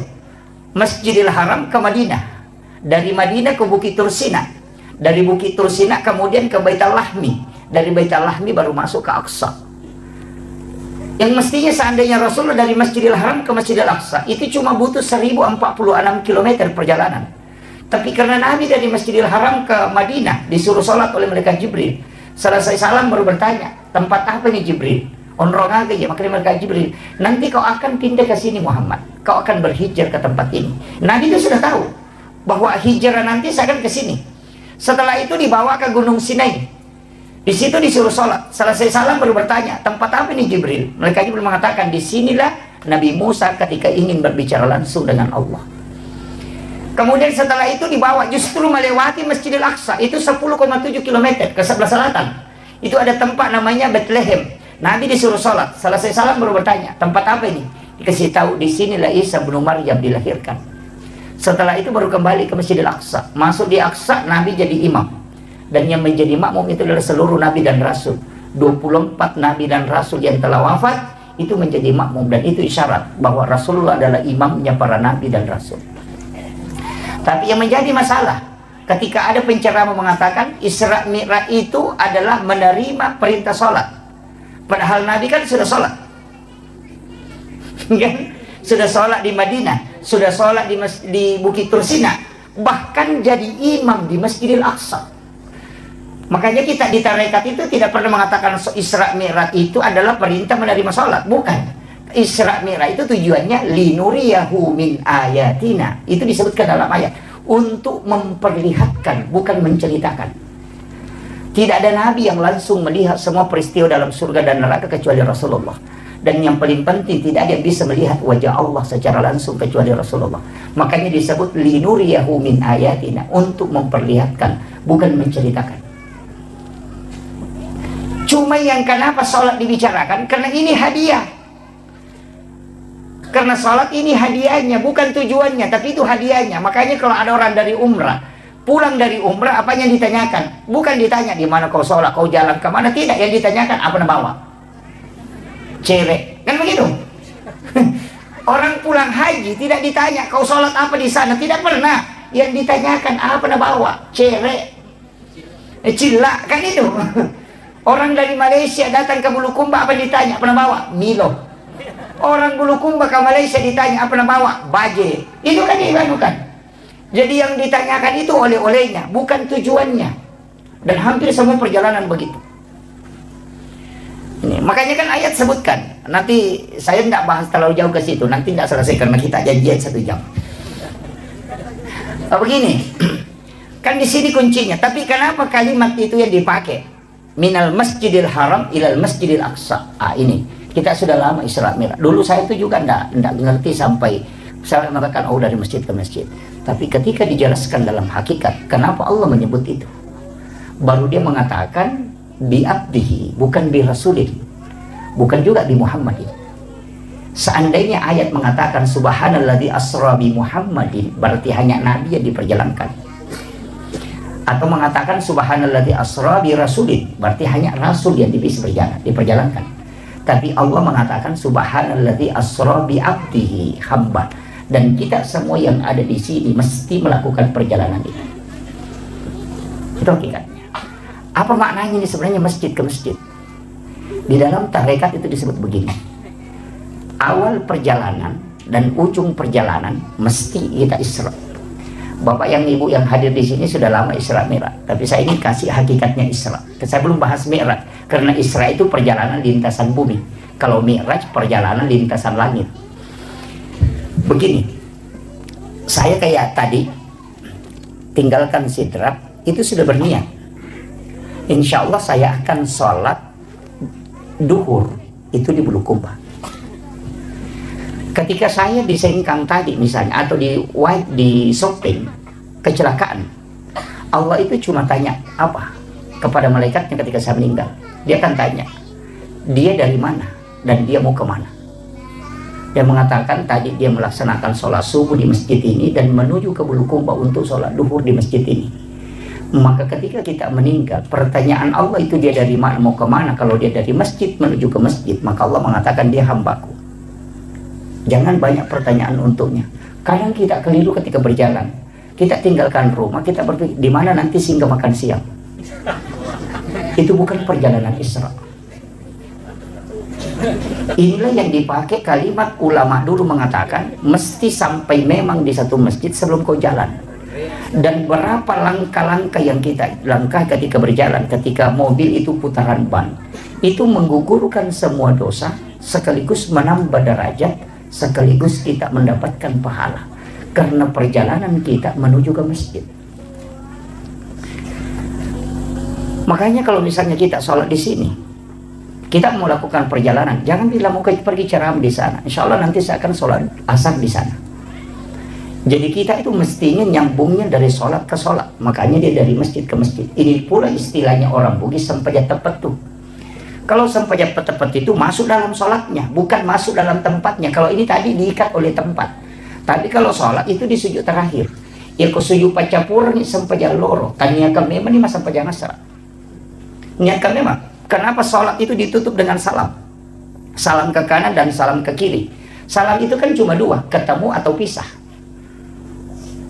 Kan gitu. Makanya jangan kau lepas dulu sholat yang setelahnya sebelum kau sambung sholat sebelumnya. Gitu. Makanya kalau kita salam ke kanan itu ikat memang dengan sholat berikutnya. Kalau kita sholat isya, sambung memang dengan sholat subuh. Makanya kita meninggal di mana saja pasti meninggal menuju ke sholat. Iya, makanya ulama dulu mengatakan saya meninggal di atas tempat tidur tetap mati syahid karena saya sudah menuju ke sholat. Itulah alasannya kenapa kita itu bisa kekal di dalam surga padahal umur dan pahala terbatas. Itu karena niat baik itu yang tidak pernah terputus. Itulah makna kalimat dari hadis Nabi, umatku adalah umat yang terbaik karena dia meninggalkan satu kebaikan menuju ke kebaikan yang lain. Itu maknanya. Fatalnya kita itu kan begitu. Kalau mau berangkat ke Makassar nanti singgah misalnya di Sigeri makan siang. Wah, itu jadi masalah. Itu bukan Isra. Tapi mestinya kita mengatakan insya Allah nanti. Makanya kenapa kita sebelum berangkat itu disuruh sholat sunat musafir. Itu supaya dari sholat menuju ke sholat. Nah, perjalanan kita itu harus diikat dengan masjid ke masjid. Nah, itu kuncinya. Jadi jangan pernah lepas. Makanya disebut itu. Subhanalladzi asra bi 'abdihi lailan minal masjidil haram ilal masjidil aqsa. Padahal Nabi kan ke Madinah, ke Bukit Tursina. Artinya kau singgah di warung, kau singgah di sini makan jagung, itu tidak masalah. Karena ditanyakan ujungnya nanti dia mau kemana. Kan itu kuncinya. Kemudian pelajaran yang ketiga yang bisa kita petik. Kenapa Nabi singgah pergi ke Madinah? Kenapa Nabi dibawa ke Bukit Tursina? Dan kenapa dibawa ke Baitul Lahmi? Kenapa tidak langsung masuk ke Aqsa? Itu pesan. Bahwa di setiap tempat yang ada sejarah itu pasti ada barakah di situ. Makanya itu saya kalau masuk kampung pasti tanyakan ulamanya di sini di mana, makam wali di mana. Iya, datang ke situ bertawassul. Tawassul itu bukan kuburiyun, bukan minta. Ya ini jangan. Cara tawassul yang paling aman itu walaupun ada beberapa versi.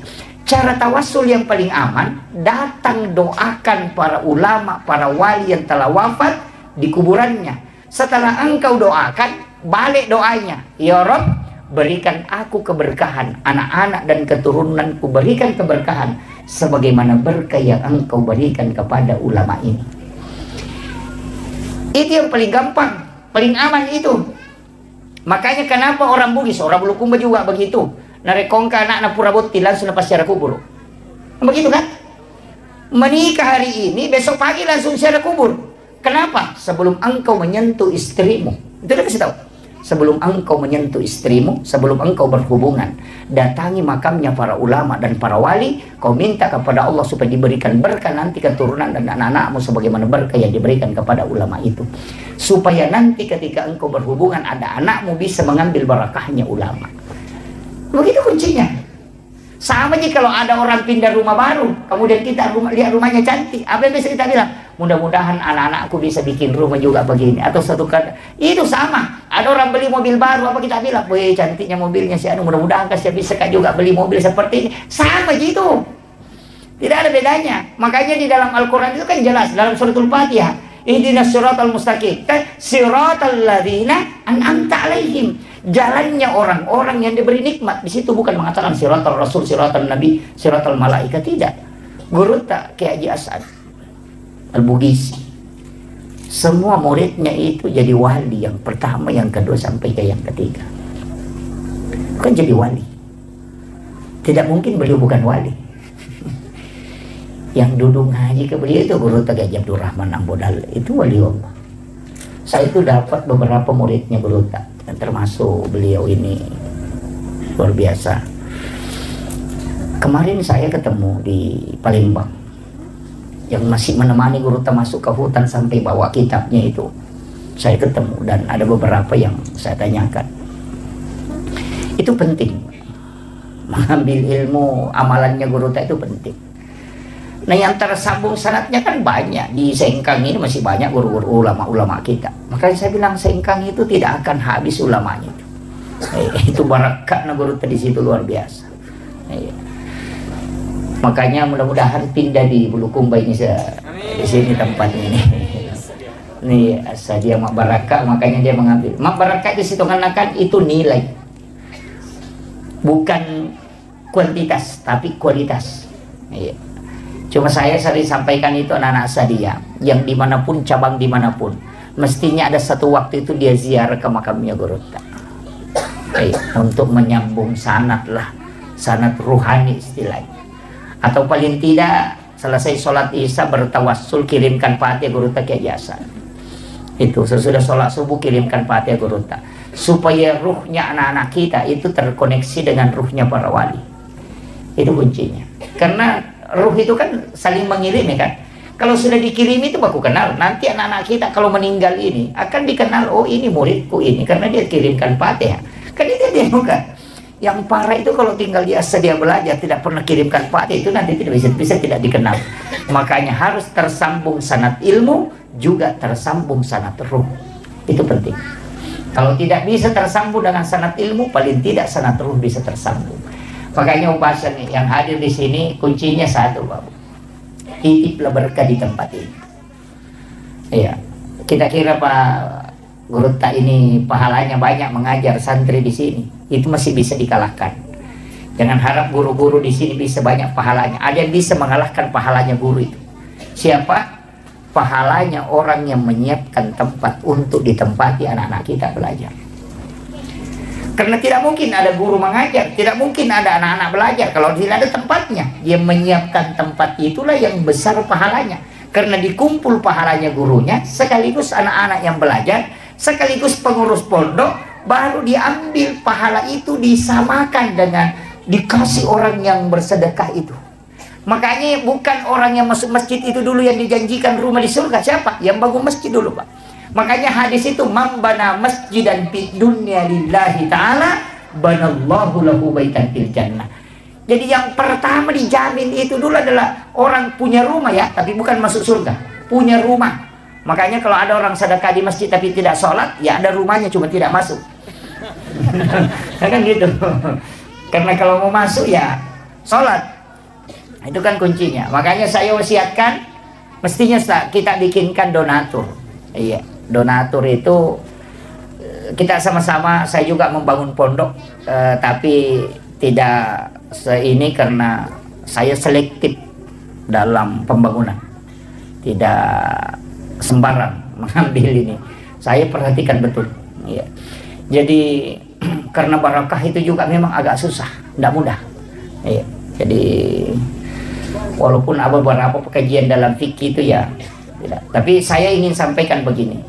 Jadi yang kayak hadir kue paling tidak adalah yang kita wakafkan. Iya.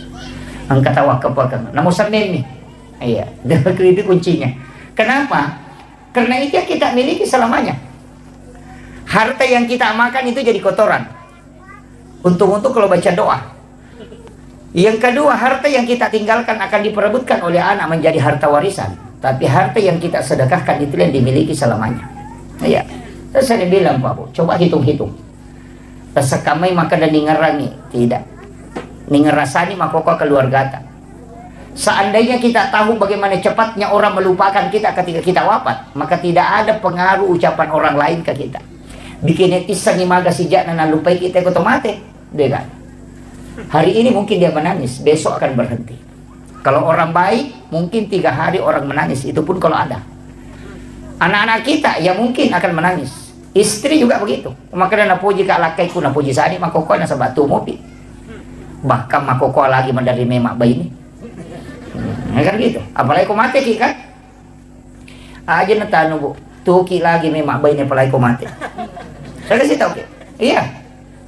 Coba dari matu, bisa kembali Bu. Kalau tanya suami tak, kira-kira kalau saya meninggal Pak, kita menikah lagi. Palingan jawabannya bilang, terumiri tak? Palingan gitu. Itu jawabannya. Pasti itu. Ketika istri meninggal juga kan begitu, suami meninggal juga begitu. Wah dia mau tuh pasang status bapaknya sudah meninggal. Iya, terlalu cepat meninggalkan kita. Iya, tapi itu 1 bulan kemudian akan hilang. Iya. Ada pengganti. Makanya harta yang kita miliki mesti angka yang punai. Makanya disebutkan dunia masyaratul akhirah. Iya linoe darah.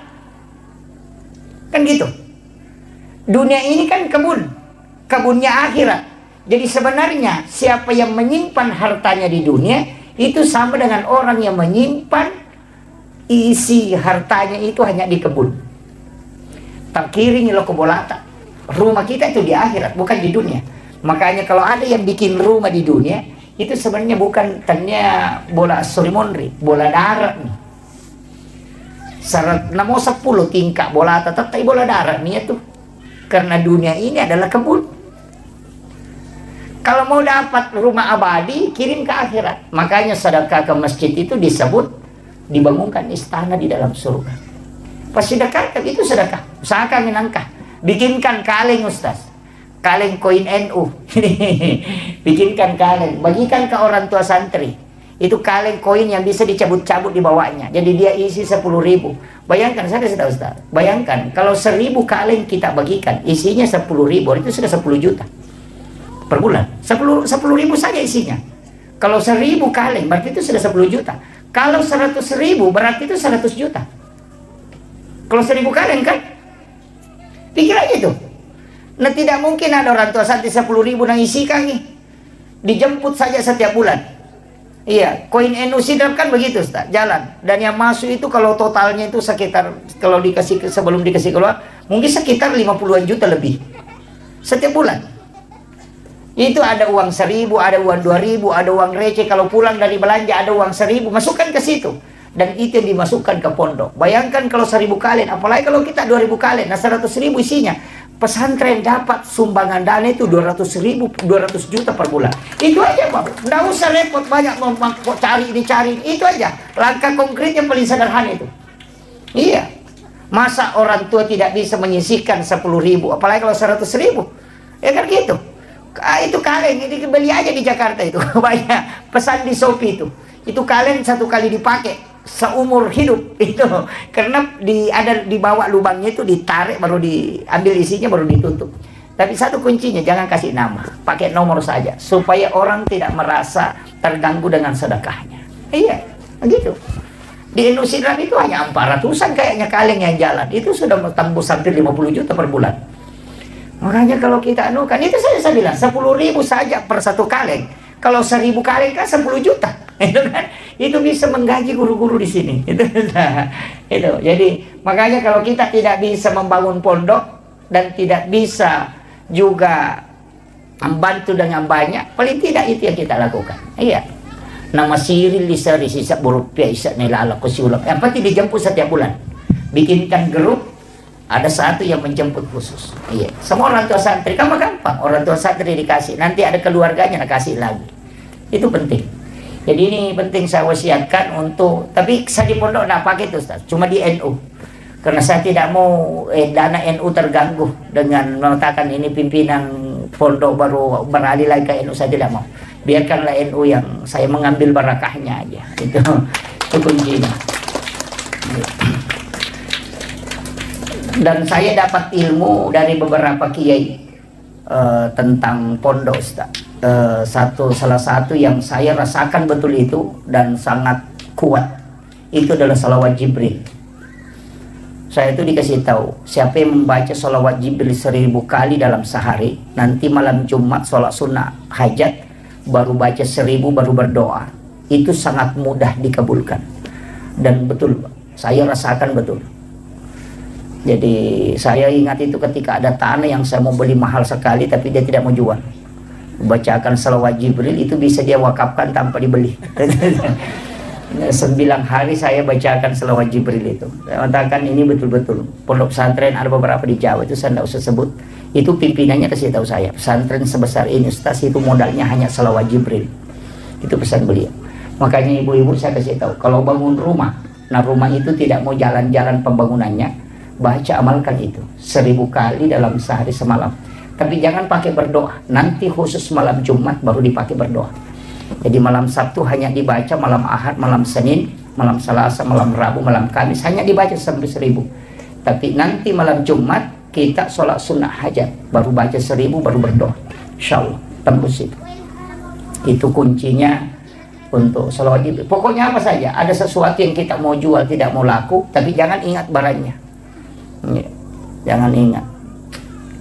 Jadi cukup minta kepada, ambil barakahnya Rasulullah. Salawat Jibril itu sallallahu ala Muhammad. Jadi itu aja. Cuma kita pakai biasa mukaddimah. Innallaha malaikatahu yusalluna 'alan nabi ya ayyuhalladzina amanu sallu 'alaihi wa sallimu taslima. Baru kita baca 1.000 kali. Paling tidak 1 kali duduk aja. Karena salawat Jibril itu 1 kali duduk, kalau 1.000 itu hanya 12 menit. 12 menit itu. Baca bisa dilafazkan, bisa cukup dalam hati. Tapi 1.000, ya, mobil mau dijual, kebun mau dijual tidak mau laku itu dipakai, rumah dibangun tidak mau jalan itu dipakai. Bahkan kalau ada janda tidak mau laku itu juga dipakai. Tidak, anak gadis itu kan gitu ya. Jadi itu dibacakan ya. Sesuatu yang tidak mau jalan itu dienukan. Dan saya itu begitu Pak Bu, hanya tawakal dengan salawat Jibril. Dan saya akui betul itu, bahwa ini besar pengaruhnya. Ada beberapa, bahkan ada tanah yang bersengketa itu diserahkan ke pondok. Mereka yang awalnya sengketa itu langsung menyerahkan. Itu ada, luar biasa Pak. Jadi itu penting. Yang ini saya wasiatkan, ini modal ini. Ini modal. Kalau untuk anak-anakku di sini, kuncinya kalau mau berhasil itu bukan kepintaran. Satu aja, takzim kepada 3 orang. Pertama, takzim kepada guru-gurumu. Siapa yang paling bagus akhlak dan adabnya kepada gurunya, pasti ilmunya membekas dan pasti dipakai nanti di masyarakat. Yang kedua, takzim kepada kedua orang tuamu. Itu aja kuncinya. Takzimnya ke situ. Karena kalau kau orang tua, itu yang membuka pintu langit. Jalur ilmu itu kan makanya disebut semua itu nur. Makanya kita dalam tarekat itu kan Al-Quran huwa nur, nuru Muhammad, Allahu nurus samawati wal ardi masalun nur, al-wudu'u nur, as-salatu nur, az-zikru nur, as-salawatul nur. Itu kan semua cahaya. Al-ilmu nur. Makanya itu yang mau diserap. Gabungkan semua. Makanya orang yang ada wudunya kemudian belajar, itu pasti ilmunya dipakai nanti. Tapi kalau belajar dan tidak ada wudunya, coba perhatikan, susah dipakai ilmunya. Makanya biasa ada anak-anak itu di pesantren cerdas, tapi ketika keluar tidak dipakai ilmunya. Tapi ada juga anak-anak kalau dilihat, tidak ada modelnya, tidak tahu mau jadi apa nanti, tapi setelah keluar ternyata jadi orang hebat. Kenapa? Makanya jangan lihat dari ketika dia belajar di pondok, cari barakahnya di situ. Itu makanya orang tua itu saya kasih tahu, serahkan sepenuhnya anak-anak kita ketika dia belajar di pondok. Tidak usah khawatir. Dan ingat, pondok itu adalah tempat penyucian. Bukan hanya secara lahiriah, tapi secara hakikiah. Makanya anak pondok itu 3 bulan pasti kena itu yang gatal-gatal. Iya, gatal-gatal. Itu seperti cacar. Sebenarnya saya kalau di dalam tarekat itu dikasih tahu, penyakit itu adalah melepaskan segala energi negatif dalam tubuh. Makanan-makanan yang dimakan anak-anak kita itu yang tidak bagus, itu keluar semua melalui di situ. Dan itu tidak ada obatnya sebenarnya. Obatnya itu cukup satu, keringkan pakaiannya dengan tempat tidurnya itu dengan sinar matahari langsung hilang itu. Karena itu bakteri tidak bisa, bakteri itu hanya dari pakaian basah. Di pesantren begitu. Nanti 8 bulan akan kena tipes ataupun demam, batu-batu kering tidak mau berhenti. Itu akan muncul penyucian dalam kalbu. Itu tahap kedua. Nanti itu ketika 1 tahun lebih ada penyakit, kulitnya itu warna kuning. Anak-anak itu kayak kekuning-kuningan kulitnya. Itu akan muncul. Tapi apa? Itu sudah tahap ketiga. Ketika anak tidak lari, itu barakahnya sudah mulai muncul. Itu penyucian dalam hakikat perjalanan dalam orang bertasawuf. Sebenarnya anak-anak kita itu bertarekat di pondok. Karena dari masjid ke sekolah, dari sekolah ke tempat sholat, sampai tidurnya pun itu, sebelum tidur dia sudah berniat, bangun nanti tahajud jam sekian, bangun nanti sholat malam jam sekian. Jadi tidurnya itu ibadah karena dia tidur untuk sholat. Tapi kita tidur di rumah, bangun nanti nonton sepak bola, itu aja tidurnya itu. Yang jadi masalah. Makanya ulama kita mengatakan tidur itu bisa nilai pahala tergantung niatmu apa. Kalau kau tidur untuk sholat, berarti itu berpahala. Dan tidur dari sholat menuju ke sholat juga berpahala. Dan tidur orang yang menghindari dosa juga berpahala. Makanya ulama Indonesia itu bilang, tidurnya orang berpuasa itu berpahala. Karena kalau dia tidur tidak melakukan dosa. Kan gitu. Satu-satunya perbuatan itu yang tidak ada dosanya itu pun cuma tidur.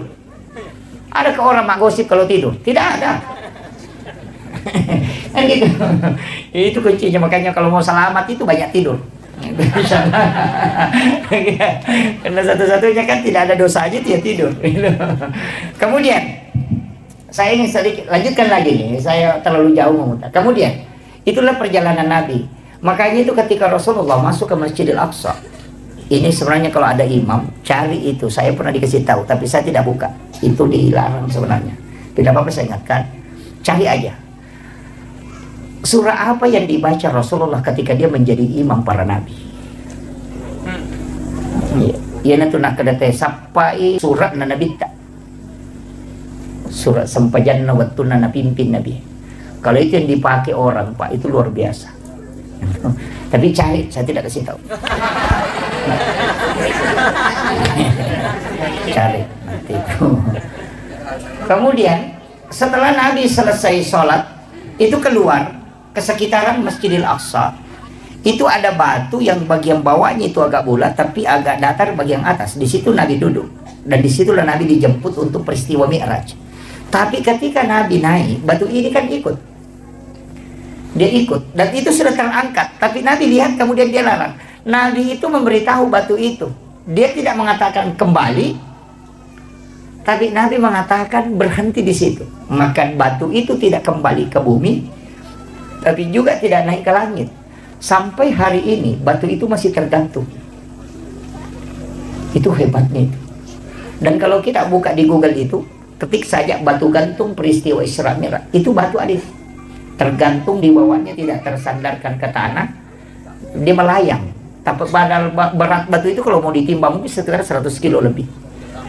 Iya, itu hebatnya. Itu bukti autentik. Nabi naik, salam di langit pertama, ketemu dengan Nabi Adam. Ini sudah masuk ke santri-santriku yang ada di sini, santri-santri kita ini. Ini sudah pelajaran di sini. Nabi itu ketemu Nabi Adam. Kenapa ketemu Nabi Adam? Nabi Adam ini kan Nabi dari surga dilemparkan ke bumi. Orang yang punya jabatan tinggi kemudian turun, itu mestinya kita datangi. Nah, iya. Itu penting. Orang kaya kemudian bangkrut, bersilaturahmi, itu hakikat takziah. Jadi bukan hanya orang meninggal itu yang ditakziahi, tidak. Kalau ada bupati jadi rakyat biasa, datang silaturahmi. Jangan tinggalkan, karena itu hatinya gundah gulana. Ada kepala dinas jadi guru biasa, silaturahmi dengan dia. Kenapa? Karena itu agak goncang perasaannya. Tapi kalau guru biasa jadi kepala dinas, tidak usah datangi dia.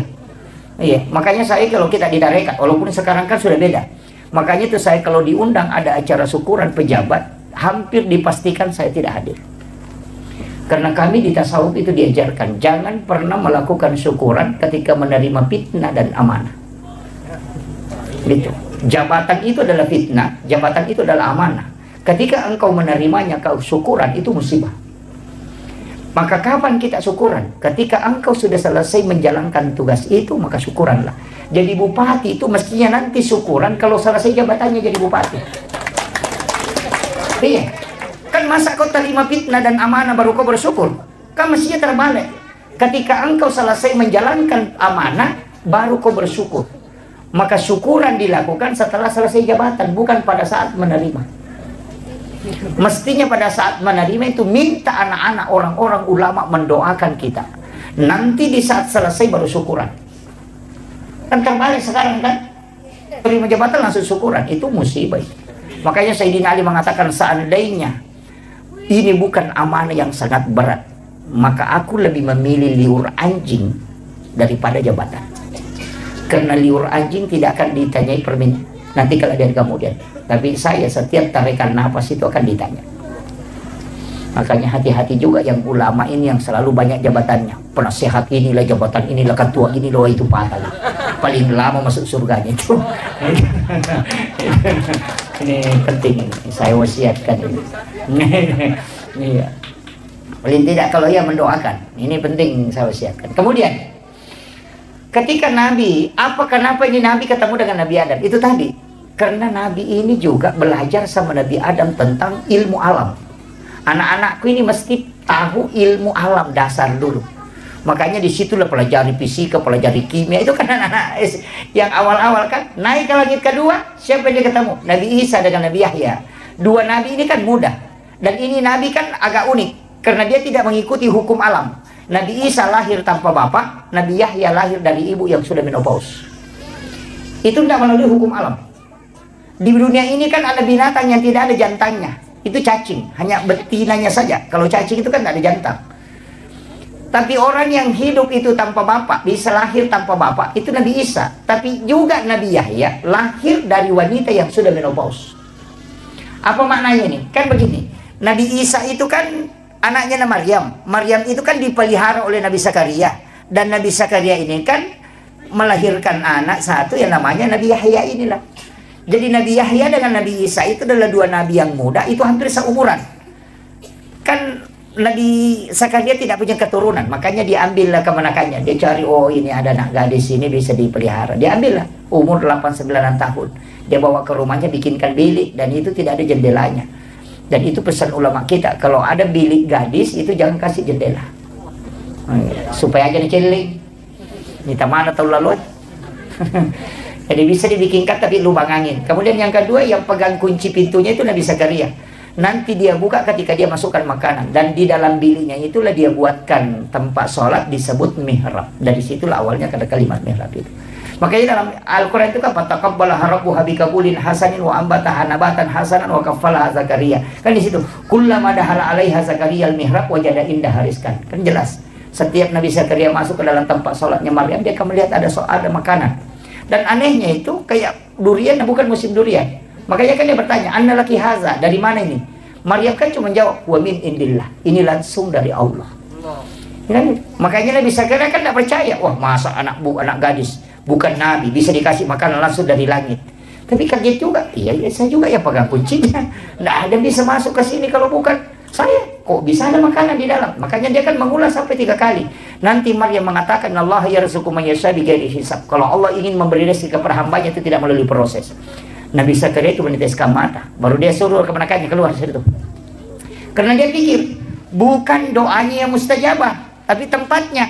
Karena saya juga tinggal di rumah ini sudah lama minta anak dan tidak dikasih-kasih. Tapi kenapa ini anak perempuan bisa dikasih makanan langsung dari langit? Berarti tempatnya yang bagus. Dia suruh keluar. Maka hunalika da'a Zakaria, maka datang Nabi Zakaria ke situ berdoa. Wa huwa qa'imun yusalli fil mihrab, sementara dia berdiri sholat di dalam mihrabnya, apa yang dia minta? Rabbi habli min ladunka dzurriyyatan thayyibatan innaka sami'ud du'a. Langsung dijawab itu. Fanadathul malaikatu wa qa'imun yusalli fil mihrab. Allah yubassiruka bi Yahya. Inilah yang dipakai Guru Kiai Jadul Rahman Ambo Dalek, sehingga kamarnya itu dibagi 2. Setengah dia tempati sholat, setengah dia tempati untuk keluarganya. Tapi ketika ada santrinya mau pulang dan tidak ada transport, itu masuk minta sama Pak Kiai. Pak Kiai, saya mau pulang tapi tidak ada uang. Masuklah ke di situ, nak. Siapa tahu ada. Setiap dia masukkan tangannya di bawah sajadahnya Guru itu selalu dapat uang. Dari mana itu? Wa min indillah. Ki Haji Maimun Subairi juga begitu. Ini ayat, Pak, bukan hadis. Seandainya hadis masih bisa diperdebatkan. Makanya pimpinan pondok itu mestinya punya. Mestinya punya. Tapi jangan tujuannya bikin mihrab itu hanya cari uang. Jangan. Iya. Dan di dalam mihrab lah diminta sesuatu, bisa melahirkan sudah menopause, dan bisa dia lahir tanpa bapak. Artinya apa? Ketika semua manusia mengatakan mustahil, itu tidak mustahil bagi Allah. Itu mihrab kan di dalam kamar. Kalau kita di tarekat diajarkan, beli kain kafan 1, kemudian simpan di bagian bawahnya, jangan bergerak. Tutupi pakai tirai, di bagian atasnya itu baru dikasih sajadah. Nanti bikin wasiat, kalau saya meninggal, ambil kain kafan itu yang kau bungkuskan. Kalau orang mengambil kain kafan dari mihrab itu, para ulama tarekat mengatakan biar sampai 100 tahun kain kafan itu tidak akan hancur. Tanah tidak akan memakan itu. Iya, itu berkahnya mihrab. Sebenarnya mihrab itu kan 2 anak tangga itu. 2 anak tangga. Makanya dari situlah kenapa sajadah imam itu 2 lapis. Lapisan bawahnya ada amblak, kemudian dikasih sajadah di atasnya. Karena mihrabnya Maryam itu 2 anak tangga. Situ kuncinya. Itu yang makanya dipakai para ulama kita dari dulu. Guru tahu gitu. Guru tahu kayak Jadul Rahman Abu Dalek. Sampai yang pengawalnya Guru tahu ini kemarin yang saya ketemu di Palembang, dia bilang, Guru tahu itu pernah. Saya lihat langsung itu. Itu uang terikat itu dibawa bantal yang dia tempati baring itu. Jadi saya bilang dari mana itu? Dia bilang tidak, Guru tapi memang ada doanya itu. Jadi itu karena mihrab itu. Jadi tidak sembarang. Sama aja kalau ibu-ibu yang di sini punya penyakit, dokternya sudah angkat tangan, jangan menyerah. Nah dokter itu kan mengobati, bukan menyembuhkan. Iya, coba cari apakah ada dokter di pamflet dokter di seluruh Indonesia dia tulis menyembuhkan penyakit kanker. Tidak ada. Yang dia tulis itu mengobati penyakit kanker.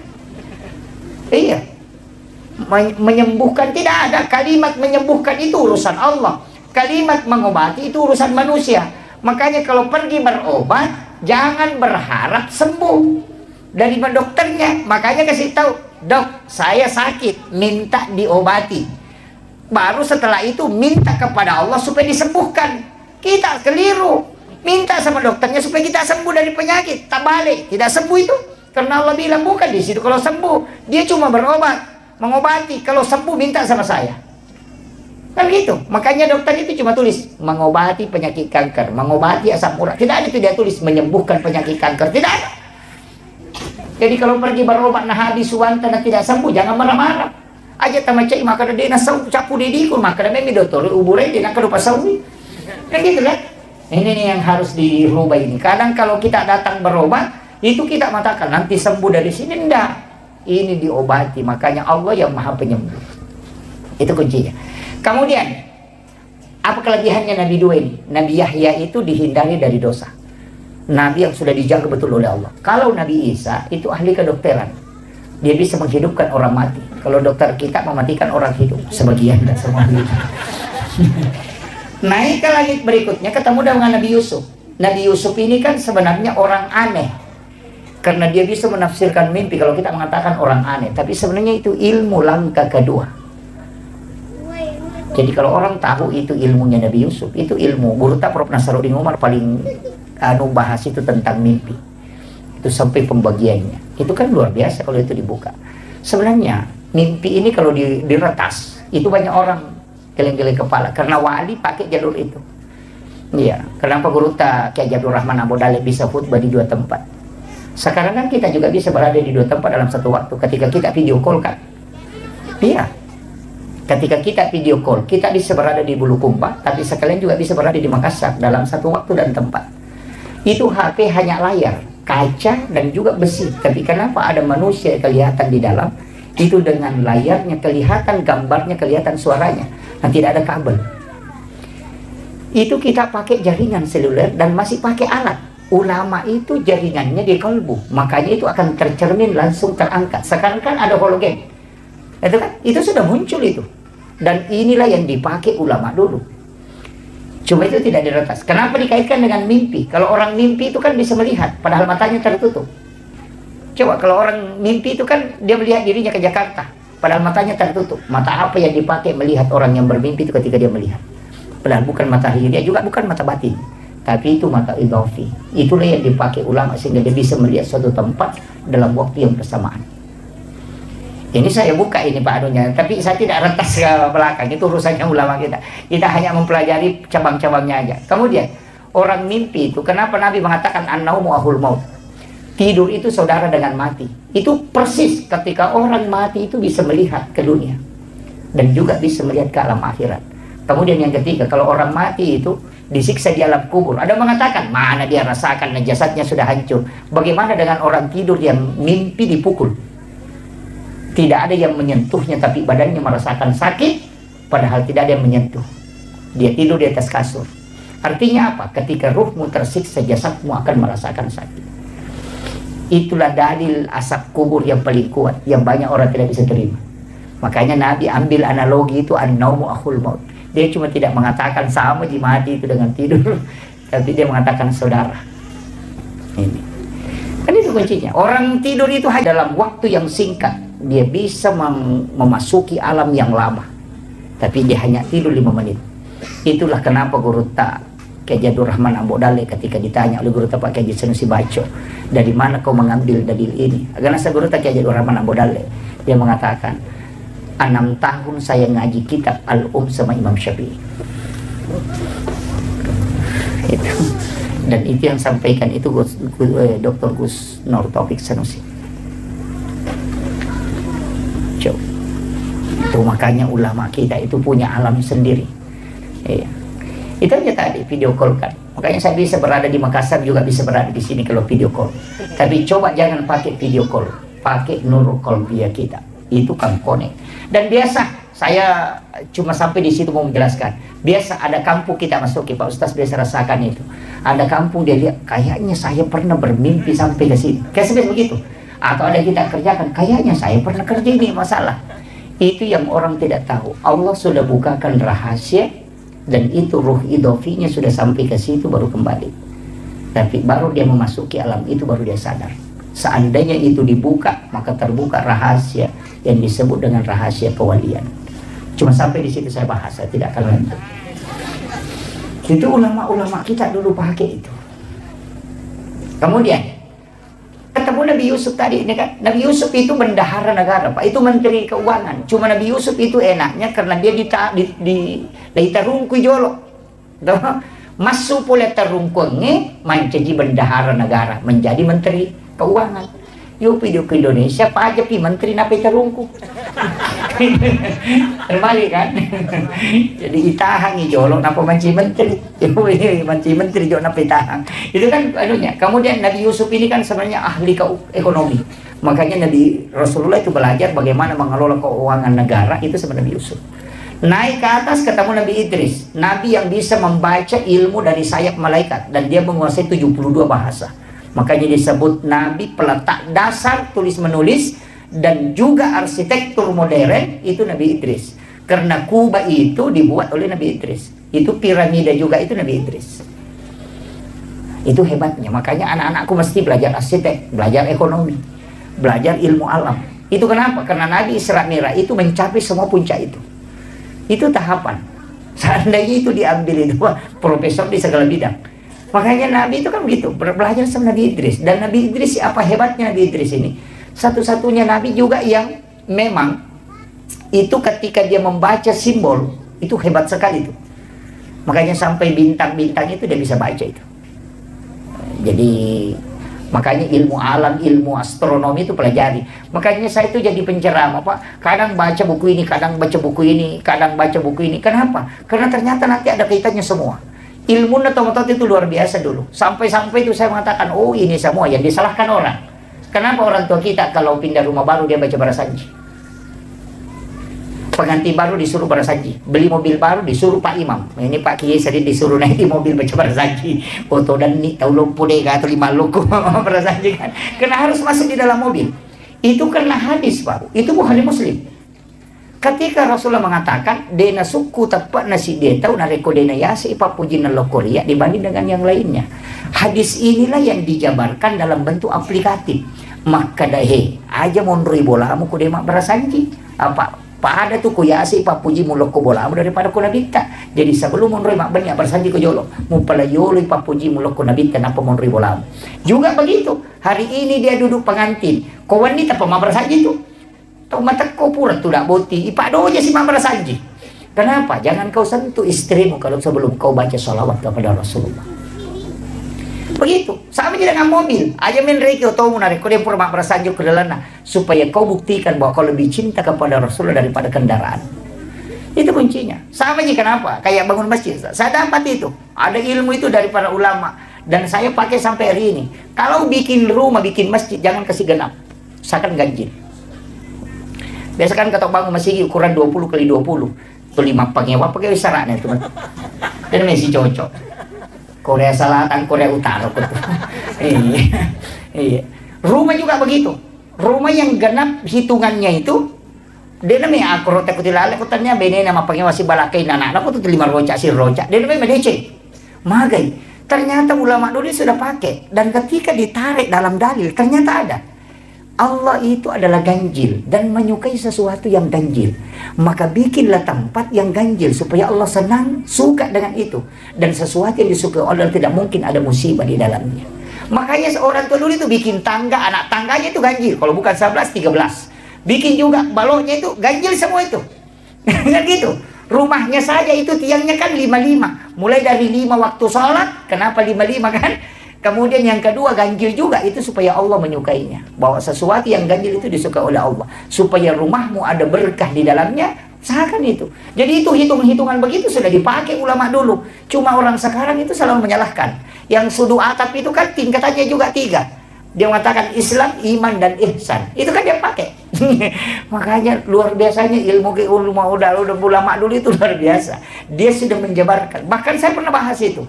Bahwa kue-kue orang Bugis itu sebenarnya kue yang berbahasa Arab. Cuma dia barongko dari kata barokah. Iya kan? Suwalla dari kata solawat. Iya. Itu kan ulama kita dulu pakai itu. Iya. Kan barokah. Oh pilih makraki barongko. Solawat makraki suwalla. Itu ada al-katiri min din. Al-Kathir sholat karena Imam Al-Kathiri yang mengajarkan itu. Kan itu semua tapi berubah kan. Makanya ulama kita dulu itu hebat. Iya, makanya menyalahkan ini kami ke makokoto. Napa cidi kita na baca magala mapasalah. Tapi makare guru tama ko memang tu kung kataw cidi mina paham magala mapasalah. Pak dia napa ada napa hangnya salah nih. Nah itu. Makanya sampai sekarang itu saya selalu mengatakan, saya itu begini. Saya pakai dalil sederhana aja. Orang yang selalu membidahkan itu mengatakan masuk neraka, saya coba pakai satu dalil. Saya tidak pakai ayat. Dalil apa itu saya dalil penglihatan. Itabani. Guru tak Haji Asad mamaulu mameraja. Guru tak Jadul Rahman Ambodalik mamaulu mameraja. Guru tak Jadul Yusuf maulid Isra Mi'raj baca doa tahlilan. Kalau semua itu adalah bid'ah, tidak mungkin dia jadi wali. Nah dia pelakunya kan. Coba dia nama ini.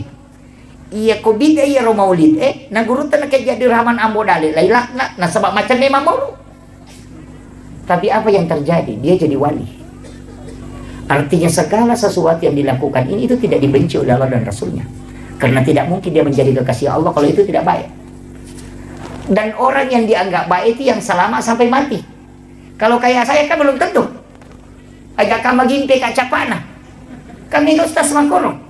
Itu lau kiru capana. Bagaimana? Yang dijamin itu yang meninggal dia waliullah sampai wafat. Dan pasti amalannya itu terjaga karena dia tersambung langsung dengan Nabi. Itu aja kuncinya Pak. Makanya saya mengatakan kacuriban nih guru tak dia namun kisah lalang. Namanya satu mancaji wali. Iya ku iya tutul lima kali. Kamu lihat coba gerek balik. Tasapato si gerek tutul lima pasalai yang kagak guru nama mancaji wali. Tidak ada kan? Oleh kelas si wali-wali dia kan. Itu aja. Makanya saya sampaikan jangan lepaskan ini. Maka di guru tak presiden dengan almarhum. Agak jauh kau kayu kapo itu. Iya. Maka dia namo ya tu kaju kau na marapo tuh. Tapi namo aju kau mi kung kamu mau nerima deni. Jadi tidak usah Pak banyak neko-neko. Sebenarnya begini, yang selalu menyalahkan kita ini itu dia yang salah. Alin aja salah. Pada kung kata lo menonton Pak Golo 10 si bawah. Nang kalau malah poroci di maka dah tak ding si bawahku, maka dah siapa si bawah. Kada 10 kak, kada kila ro sera na saya na ro tak ding. Maka dah polisi tanya iya ro tak ding, iko tak ding. Apa iko cadidi. Kan begitu. Cuma lena milo malah poro jajari na pasali patanding si mana nasa tak ding si baku pada alena tak ding. Begitu. Iya, kan itu yang terjadi karena dia selalu menyalahkan kita padahal alena salah. Sama aja kalau ada sesuatu Pak pencucian otak itu kias tulina kiringan SMS salah-salah ini kan banyak juga anak-anak kita dicuci otaknya. Sama aja kalau to coba ini na bawang lo kiti manu lo pasai na pangkatau lalu maka siaga lina iti pasti maka laki tanya iti manu dia kolabay matu tenang kasih mondre maka siaga lina iti tamamula itu mapikiri iti to ngajak kama pala kan dua di maka iti laba si mati orang nang kasih lalu maka siaga itita mamulan itu maka itito ngaro ya ro salah iya kan na 5 maka siaga lina itita maka dani ya iti 5 begitu juga orang yang dicuci otaknya selalu disalahkan dia akan termanage mengatakan salah tau aja iya sehingga orang yang awalnya barasanji akan berhenti karena dicuci otaknya dimasukkan SMS ini masukkan ini itulah yang muncul di TikTok sekarang. Tadi Pak yang mewakili Bapak Bupati bahwa saya YouTuber, saya sebenarnya Pak tidak ada YouTube. Terus terang, saya tidak ada YouTube. Akun YouTube itu tidak ada. Saya itu tidak ada tim media yang merekam. Tidak ada. Saya tidak ada tim media. Karena memang Guru Tak Kiai Jadul Muin Yusuf itu punya pesan. Apa pesannya? Nomor sidina ya kalau kau ceramah bano. Kalau ceramah ya ceramah. Iya, ya kau pura kau ceramah jadi murus. Pak ya tuh ceramah pasti dekat. Ya kau murusi berarti murusi pasti dah kamu. Itu. Yang kedua, kau yang bawa barangmu. Ya kalau kau macam rami kau bawa barangmu. Aja nak tahu ya bawa kau. Karena orang yang membawa barangnya sendiri akan lebih mudah tawadu dibanding diangkatkan barangnya. Ya nang kata wicangan ni sandalan ni bukaran ni pintu atau masalah itu. Nanti akan muncul sifat yang susah dibendung. Jadi orang yang sebenarnya hatinya tawadu itu bisa berubah menjadi ganas ketika dia selalu dipuji. Itu fatal. Kemudian yang ketiga pesan Guru Tak aja lalu mau pacu atau kalau kau ceramah kau pakai ongkos itu. Makanya saya itu terbang kemana-mana tidak pernah bawa orang. Istri selalu mau ikut itu biasa karena tidak pernah naik pesawat, serta kan tidak usah. Kita akan menikah ini karena jodoh, dan jodoh itu tidak kemana-mana, makanya kau tidak usah kemana-mana. Itu ya, itu alasannya Pak Ustaz. Iya, iya. Jadi saya itu tidak pernah bawa. Kenapa? Guru tak bilang begini. Nah, iya kalau konoli ko tema carama nama pesawat ko. Nah telu ko si bajo, katelu nung ko so kita di lima dakwah. Iya ko di masigi na pakai, nak mulai ke pertanggungjawabkan ke Allah na Allah Ta'ala. Itu yang berat. Jadi saya itu tidak pernah bawa orang.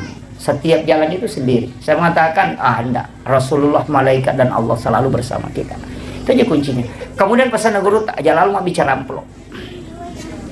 Jangan pernah bicarakan. Dan saya itu Pak, terus terang, saya kasih tahu. Ini karena ada guru tak di sini juga. Saya tidak pernah membuka amplop ceramah itu. Dan saya bikin ultimatum dengan istri, jangan pernah kasih tahu.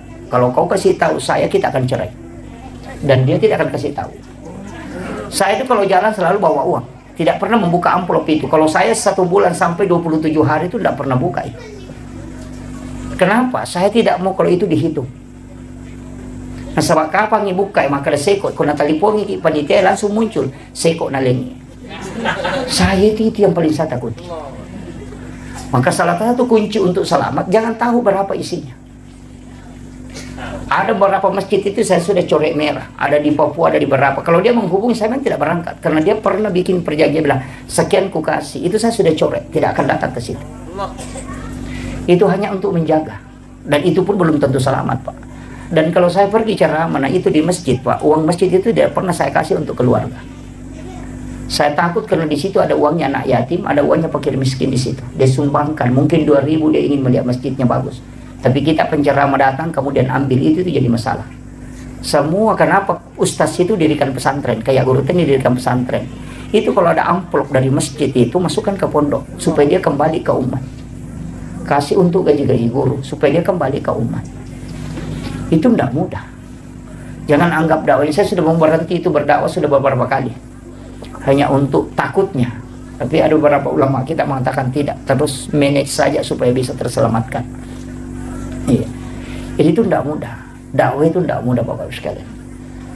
Bisa-bisa kita penceramah lebih dulu masuk neraka dibanding jamaah. Kalau Ustaz natu 5 pengewani nasi salah kan.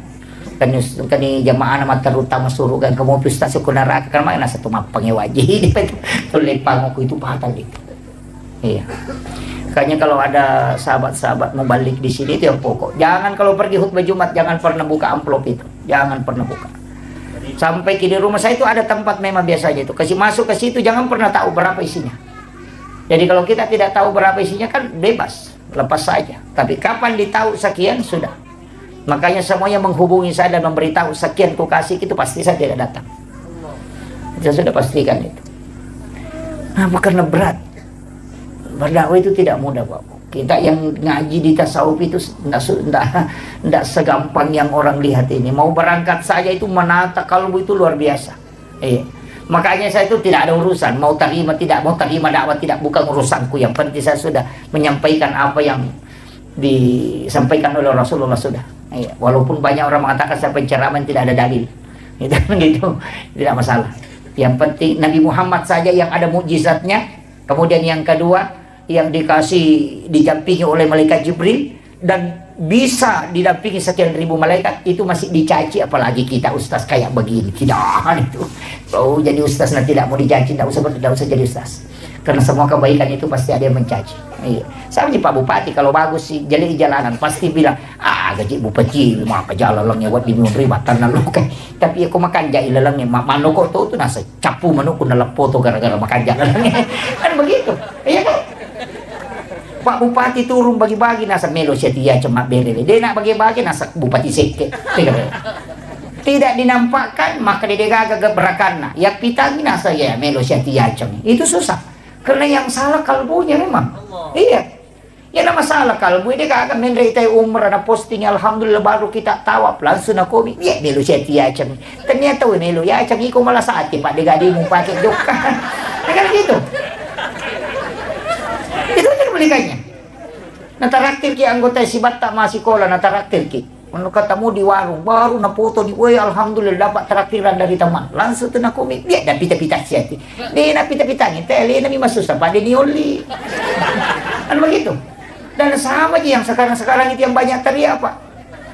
Teriak mako-mako na sama dia ke jabatan, kok ke jabatan sama tu mamako. Rasa begitu. Makanya kita bisa harusnya selektif ini. Saya itu tidak, ulama kita mengatakan kita harus pakai ukuran kalbu. Bagaimana ketika posisi di situ. Iya. Ini pesan yang penting saya sampaikan. Kemudian untuk guru-guru yang hadir, saya pesankan jangan pernah ingin membuat anak-anak kita jadi pintar kalau mengajar. Jangan. Salah satu keberhasilan, kegagalan seorang guru itu ketika ingin melihat, ketika ingin kalau anak-anak muridnya itu pintar. Karena kapan anak itu bodoh, pasti dia jengkel. Ya kumelo ki kumaca nak, kaya na bodoh anak pasti macam iki. Kalau kita marah, keikhlasan sudah hilang. Dan itu hijab. Makanya yang paling gampang adalah ajarkan saja ilmu yang Allah berikan dan doakan dia, nanti Allah yang kasih hidayah. Jangan pernah berharap dia pintar. Walaupun kita harus doakan dia, tapi berharaplah dia menerima hidayah dari Allah. Itu aja. Makanya guru ini harus punya tirakat. Mestinya harus wudu sebelum berangkat mengajar. Baca sholawat sebelum mengajar. Itu aja kuncinya. Supaya itu masuk ke kalbunya anak-anak. Yang sekarang kan guru baru 1 hari terlambat sertifikasinya langsung bikin status. Pembawa uang sertifikasi terbalik di jalan. Wah ini jadi masalah. Ini yang penting saya wasiatkan. Kemudian, ini sudah 1 jam. Lebih. Ditambah sedikit ya. Ini sudah lewat 5 menit setengah 11. Iya, saya belum sampai ke langit ke-7. Langit ke-6 ketemu dengan Nabi Harun. Langit ke-5. Langit ke-5 itu adalah Nabi yang mendampingi Nabi Musa. Di langit ke-6 itu Nabi Musa. Nabi Musa itu kan sebenarnya Nabi yang rusak lidahnya. Karena di masa kecilnya itu dia memasukkan bara api di mulutnya. Makanya itu doanya Rabbi syrah li sadri wa yassir li amri wahlul 'uqdatam min lisani yafqahu qawli. Tapi dia minta ada Nabi yang mendampingi. Itulah Nabi Harun. Nabi Harun ini adalah salah seorang komunikator ulung dan dia hebat dalam filsafat. Jadi masyarakatnya sama aja pejabat sekarang. Ada juru bicaranya, ada staf ahli. Itu Nabi Musa yang pakai begitu. Naik ke langit ke-6 ketemu Nabi Musa. Nabi Musa itu menangis karena dia mengatakan inilah satu-satunya Nabi yang mengalahkan umatku, banyak masuk surga ini umatnya Nabi Muhammad. Naik ke langit ke-7 ketemu Nabi Ibrahim. Paling tinggi tempatnya Nabi Ibrahim itu dari langit ke-7. Naiklah Rasulullah ke langit ke-7 ketika itu melewati naik ke Sidratil Muntaha, tapi malaikat Jibril tidak bisa ikut. Makanya Jibril kan mengatakan saya cuma sampai di sini Muhammad. Kalau saya lewat pasti hancur. Nabi mengatakan tidak. Kumpulkan semua kemampuanmu Jibril. Kita sudah berdampingan mulai dari Makkah sampai ke sini. Ternyata apa yang terjadi Pak? 350 sayapnya malaikat Jibril dia kumpulkan. Itu tidak bisa meninggalkan langit ke-7. Tidak toliokomi romonroh. Dari situlah Imam Ja'far dalam kitab Al-Barasanji menulis anta nurun fauqa nurin. Engkau Muhammad cahaya di atas cahaya. Karena Jibril adalah cahaya, tapi dia tidak bisa tembus ke Sidratul Muntaha. Tapi kamu bisa berada di situ. Nah, ketika Nabi di Sidratul Muntaha, Guru Takia Jabir bin Yusuf Kalisi Depreng, saya dengarkan ceramahnya, dia mengatakan itu bukan di Sidratul Muntaha Nabi menerima sholat, tapi di mana? Di alam mustawa. Ada alam antara itu, namanya alam mustawa. Disitulah Nabi mengucapkan at-tahayyatul mubarakatus salawatut thayyibatu lillah. Baru berhenti. Kemudian Allah menjawab assalamu alayka ayyuhan nabi wa rahmatullahi wa barakatuh. Kemudian Nabi menjawab assalamu alayna wa ala ibadillahis sholihin. Makanya kalau dapat kalimat ini di tahayyat jangan disambung. At-tahayyatul mubarakatus salawatut thayyibatu lillah, singgah. Itu kalau Rasul, kalamun Nabi itu. Dan siapa yang membaca kalimat ini itu seakan-akan dia melaksanakan ibadah haji dan umrah 1 kali. Assalamu alayka ayyuhan nabi wa rahmatullahi wa barakatuh. Itu sama pahalanya ketika kita berjumpa Rasulullah secara langsung. Assalamu alayna wa ala ibadillahis sholihin. Itu sama pahalanya ketika kita bersilaturahmi dengan seluruh wali-wali Allah yang ada di muka bumi. Makanya 3 kalimat ini jangan disambung. Nanti kita mengatakan asyhadu alla ilaha illallah. Makanya di tarekat itu kan pakai 2 jari. Itu juga disebut 2 tamasyarat lalu tamalaisa. Kenapa itu dipakai? Bersedekap juga kan begitu 2 jari. Makanya kau masam pajangi aja naidi mak denge tapi tilawi pun Allah Ta'ala na alena jaga kita. Sama analoginya begini, ketika kita jalan ya kau anak tata suruh makatan niki itu biasa lepas tangannya magampal lepak, tapi kita coba gara idi makatan nili mana tanah dia lepak. Jadi jangan kita yang masuk tapi minta Allah yang menjaga. Jadi aja naidi mengulu Allah Akbar. Oh, sila ada kita. Iya, minta supaya dia tidak melepaskan kita, karena kalbu itu dia yang pegang, terbuka tertutupnya, masuk keluarnya dia yang pegang, karena dia yang kendalikan iman. Minta dia supaya dia tidak mencabut itu. Aja naidi mengulu sila ada kita. Iya, itu seperti terbawa arus, tapi iya koi alena warakangi yana tu nak kalam. Oi tama ko lirala warakan na po Allah Ta'ala. Tapi kuncinya kan ada dua, anta abudallah ka'annaka tarahu. Kalau tidak bisa fa innahu yaraka, kan dua aja kuncinya kalau salat. Anta abudallah ka'annaka tarahu, sampai pun pada komite. Itulah yang naik as-salatu mirajul mu'minin. Tapi fa illam takun tarahu, kalau tidak bisa fa innahu yaraka, yakin kau saja bahwa dia melihat aku, kayak ada CCTV. Makanya tidak usah naik, cukup dibawa. Dalilnya ada, wa huwa ma'akum aina ma kuntum. Dia selalu bersamamu dimanapun engkau berada. Wa kan wallahu aqrabu min hablil warid. Itu tidak usah naik Allah Akbar, sila ada, cukup dibawa. Kan gitu kan? Ada yang biasa begitu Bu ya? Serius sekali. Allah. Tapi tidak masalah kalau itu yang dipakai untuk koneksi. Tapi kalau tidak bisa, cukup dibawa. Kita yakin bahwa Allah melihat kita. Ya Allah melihat kita ruku, Allah melihat kita sujud. Itu yang paling gampang. Tidak usah naik. Karena memang juga dalilnya ada. Wa huwa ma'akum aina ma kuntum. Itu kan itu kuncinya. Kalau yang naik itu setengah hidup. Asu Allah sampai ke langit ke-7 baru tuh akbar. Nah itu kan gitu. Itu agak berat. Ya. Kemudian Nabi kan itu naik ke alam mustawa. Disitulah dia melihat langsung Allah dengan wajah yang asli. Tidak ada Nabi yang bisa melihat itu. Nabi Musa hanya mendengarkan kalamnya. Makanya disebut linuriyahu min ayatina, untuk memperlihatkan, bukan menceritakan. Tapi apakah Allah ada di situ? Oh tidak. Kita di saya NU, Ahlussunnah wal Jamaah dia. Kita yang dari NU itu tidak pernah memahami Allah di situ. Karena kenapa? Wa huwal latiful khabir. Kalau kau tempatkan di situ berarti dia jadi makhluk. Jadi bagaimana memahami? Kalau saya bilang begini, saya naik di masjid Pondok Pesantren Asadiamah Barakah, baru naik ke menara. Di menara saya melihat bulan. Apakah bulan ada di menara? Tidak, itu masih jauh. Cuma posisi untuk melihat bulan itu harus di menara. Sama dengan Rasulullah, untuk melihat Allah itu posisinya di alam mustawa, tapi Allah bukan di situ, itu masih jauh. Itu cara memahaminya. Banyak kita di Ahlussunnah itu memahami, jangan bilang Allah itu turun sepertiga malam. Kan begitu Salafi sekarang. Allah itu turun di sepertiga malam. Saya bilang Allah paling sibuk, karena di Jakarta dulu turun dulu di Papua, kembali turun di Sulawesi Selatan, baru turun. Itu saja tugasnya, putar-putar itu. Jadi bagaimana cara memahami? Itu bagikan balon, Pak. Balon ini cahayanya sampai ke lantai, tapi balonnya tidak turun. Yang turun itu adalah rahmat Allah, dan yang menangkap nur itu adalah kalbu. Maka orang yang waktu itu akan terkoneksi dengan rahmat Allah. Itulah dimaksud Allah turun di sepertiga malam. Ini nih yang gak jadi masalah kan. Kayaknya ngaji itu penting, Pak. Ulama kita itu sudah bahas itu. Di Ahlussunnah di Asadiah ini sudah pakai semua. Jangan sampai terkontaminasi pikiran Allah turun kemana-mana, itu jadi masalah. Sejak kapan Allah terikat oleh waktu itu? Tidak. Karena dia yang menciptakan itu. Sama jadi semester pembicaraan. Itulah ulama-ulama kita dari dulu. Kemudian, ini nih hakikatnya. Ini karena waktu sudah lewat. Ini hakikatnya. Karena sholat yang dia terima kan 50. Nabi Ibrahim kan tanya begitu, berapa yang dikasih ke Muhammad? Nabi bilang sholat. Seandainya bilang, apa yang kau lihat? Tapi memang ada dalam hadis qudsi itu. Saya baca, ini penting kita tahu juga. Nabi itu mengatakan, saya dikasih 3 ilmu oleh Allah. Ilmu yang wajib saya sampaikan, ada ilmu yang saya boleh menyampaikan, boleh tidak, ada ilmu yang memang saya dilarang untuk menyampaikan. Jadi ilmu yang wajib disampaikan oleh Rasul itu adalah ilmu fikih, ilmu syariat. Ilmu yang boleh Nabi sampaikan, boleh tidak, itu ilmu hakikat.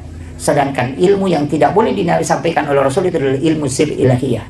Makanya tidak ada sahabat yang bertanya bagaimana wajah Allah, padahal Nabi ketemu langsung dengan Allah. Tidak ada yang tanyakan itu. Bagaimana modelnya Allah, di mana dia berada. Tidak dianukan Rasulullah. Itulah ilmu sir ilahi yang tidak boleh dibuka oleh Rasulullah. Jadi dilarang memang menyampaikan. Ada ilmu yang boleh dia sampaikan, boleh tidak. Ada di Sayyidina Ali diajarkan, tapi tidak diajarkan ke sahabat yang lain. Ada yang diajarkan ke Ibnu Abbas, tapi tidak diajarkan ke sahabat yang lain. Ketika sahabat duduk, kemudian disuruh tinggal satu Ibnu Abbas. Jangan kau pulang dulu Ibnu Abbas. Nanti sahabat yang lain pulang, baru Nabi kasih doa. Dan doa itu disuruh baca dengan suratul Fatihah satu nafas untuk menjadikan obat, tapi tidak diberikan kepada semua nabi, harus kepada semua sahabat. Jadi ada ilmu yang nabi boleh memilih, itulah ilmu hakikat. Tapi yang sir ilahi itu tidak dibuka nabi. Makanya sebenarnya ada beberapa ilmu itu memang yang ulama kita dari dulu nukan. Kemudian turun ke langit ke-7 ke-6 ketemu Nabi Musa. Nabi Musa itulah yang menyuruh Nabi berbolak-balik, Pak. Karena dia mengatakan terlalu banyak Muhammad. Tapi saya mengatakan bersyukur kita untuk ada Nabi Musa. Seandainya tidak ada Nabi Musa, ada 50 waktu sholat. Karena Nabi sudah dikasih tahu, satu saja yang tidak dilakukan umatmu Muhammad pasti masuk neraka. Makanya yang 50 itu terlalu banyak. Makanya minta kurang. Dan Nabi betul minta kurang. Seandainya tidak ada Nabi Musa, Pak, yang 50 yang mau dikerjakan. Bukan imam yang saya pikirkan, muazzin. Dia pernah sempatu dan narewa sibang. Iya, yang paling berat. Maka jadikan kesyukuran. Tapi kuncinya kan sama, tetap kali 10 kan. Manjabil hasanati falahu syu'ru amsalihha. Satu kebaikan dilipat gandakan menjadi 10, berarti 5 waktu sholat itu menjadi 50 juga. Cuma tapi kenapa ini Nabi Musa minta Nabi kurang? Nabi kurang 9 kali kan? Akasirai rewa. Itu juga ada pesan, Pak. Nabi Musa itu kan ketika Nabi mau minta izin, apa yang dia bilang? Ahmad Ruhullah, Muhammad Habibullah. Dia meletakkan tangannya itu di dada Rasulullah. Kemudian mengatakan Ahmad Ruhullah. Nabi Musa mengatakan, aku bisa melihat nurnya Allah di dalam nurmu Muhammad. Jadi sebenarnya Nabi Musa kepentingannya karena dia tidak pernah melihat Allah, tapi ketika Nabi Muhammad ketemu Allah, nur itu masih melekat di wajahnya Rasulullah, sehingga dia bisa menyaksikan keindahan nurnya Allah di dalam nurnya Muhammad. Makanya dia bilang Ahmad Ruhullah, Muhammad Habibullah. Engkau Muhammad betul-betul kekasih Allah. Karena kita ini semua nabi dikasih perintah, tidak ada yang bisa menawar kecuali kamu. Nabi Ibrahim dikasih perintah, dia tetap melakukan perintah itu, tidak pernah tawar. Nabi Musa faktulu angkusau disuruh ketika taubat bunuh dirimu, tapi ternyata dia tidak bisa tawar itu. Tapi Rasulullah bisa menawar perintah sholat yang 50 menjadi 5 waktu. Makanya Nabi Musa mengatakan Muhammad Habibullah, kau betul-betul kekasih Allah. Karena kau dikasih keringanan. Bahkan seandainya kau masih kembali Muhammad, memang tidak ada perintah sama sekali. Karena tinggal 5 maninah karena mau Nabi Musa rewa po Muhammad. Makin Nabi tanda jangan menre kurangi 5, ya kau menre kacapu nih. Dan karena habis kan, makanya Nabi tidak kembali. Dan setelah Nabi turun itu menangis. Saya dapat itu dalam satu risalah. Nabi menangis ketika Jibril mendatangi, dia mengatakan, aku rindu dengan sholat yang diberikan oleh Allah yang 50. Maka datanglah perintah untuk membaca zikir itu. Subhanallah 33, Alhamdulillah 33, Allahu Akbar 33. Kenapa 33? 17 rakaat sholat ditambah 33 itu 50.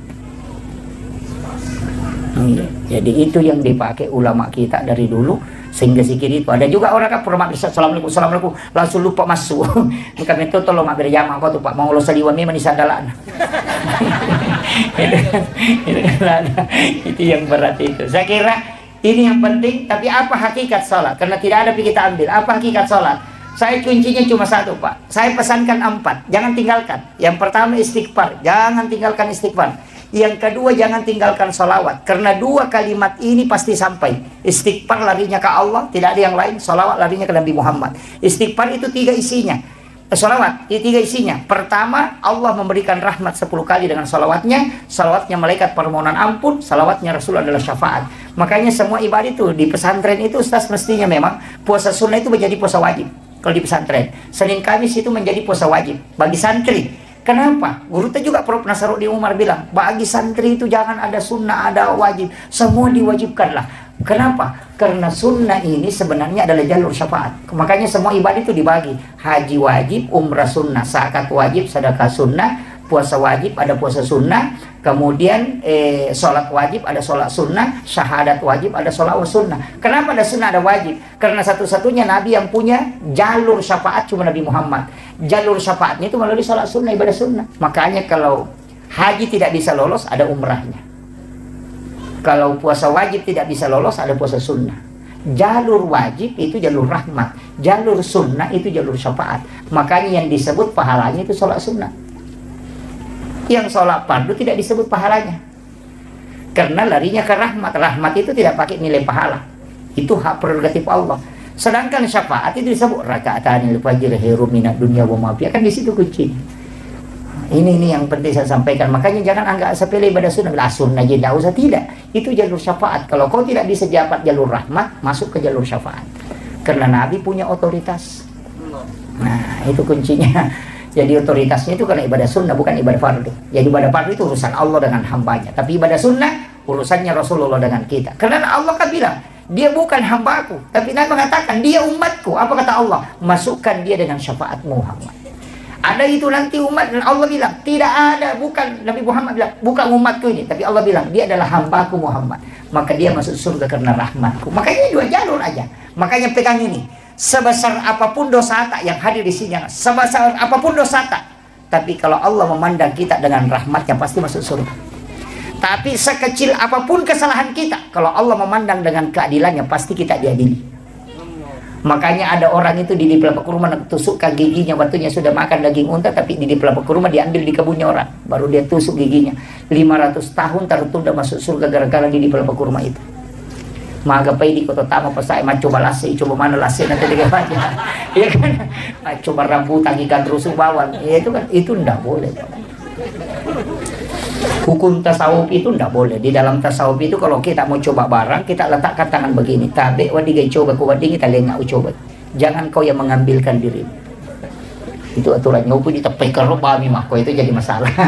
Itu Bu ya. Kemudian wasiat saya ketiga, aja lalu tamaseke abasaki. Dermawan lah. Jangan sekali-kali kikir. Apa dia tahu tu gagah sih ngaran atau seke. Dia buru buku-buku dia apa aja tahu apa. Iya. Mati tahu seke kagak tahu teri. Dia gagah. Si kodean ini itu. Laba nih. Iya. Lawi malam atau mati tahu nang kaki buruk na baca sana. Ni ganiro anu nabu seke patah ya tu betul na tu. Buruk buku-buku dia nampak aja narampe tahu. Aro ki pasenar.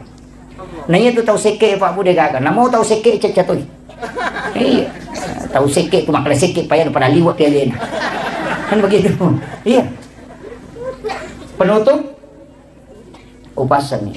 Saya dapat ini kemarin Ustaz dari Rois Surya PCNU Sidrap itu bawakan kajian di acaranya Muslimat itu beberapa bulan yang lalu. Tapi itu hadis saya pernah baca dan ngaji ke ulama, cuma tidak berani. Tapi setelah lama kelamaan saya telusuri dan itu saya menganggap bahwa ini benar. Ini yang saya ingin modal terakhir saya kasih. Ternyata ada hadis Rasulullah mengatakan ada umatku nanti itu tidak dihisab. Jadi itu tidak dibawa kepada masyar. Jadi orang berjalan kepada masyar, dia dijemput oleh malaikat, dibawa ke ila rafiqil a'la. Itu hadis sahih. Jangankan mengatakan lewat di titian siratal mustaqim, tidak. Jadi dia tidak lewat di titian siratal mustaqim sampai ke masyar saja tidak, karena baru berjalan orang digiring ke masyar, dia sudah dijemput di jalan, dibawa ke ila rafiqil a'la kata Nabi. Allah tidak, malaikat tidak akan pernah tanyakan amalnya dan dia tidak akan berkumpul di masyar karena dia di tempat khusus. Siapa itu? Rasulullah mengatakan orang yang bersedekah yang tidak tahu siapa yang dia sedekahi, dan yang disedekahi pun tidak tahu siapa yang mensedekahi. Iya. Jadi tahu mas sedekah di nisangi makadani gana sedekahi, tahu isi sedekahi dia tahu nisangi makadani ke sedekahi. Di pesantren ini bisa dipakai Pak Bu. Tetalipungi banyak stasta, maka daan ka gana na aku tu mas psikolos tak dia na mampu kasih. Maka daan ka tapodangi aja na tapodanga asal na aja to tapi tanga tahu na. Milau tulutok ka aja tapodangi rona na maka daya pawajarangi uang sekolahnya selama dia sekolah. Sekarang pas setengah 10 di jam saya. Iya. Begini, saya agak sedikit pelan, tapi tidak mengambil penjelasan secara fikihnya peristiwa Isra Mi'raj ini. Saya akan mencoba mengambil sedikit penjelasan ulama kita dalam kaitannya peristiwa Isra Mi'raj dengan pendekatan hikmah.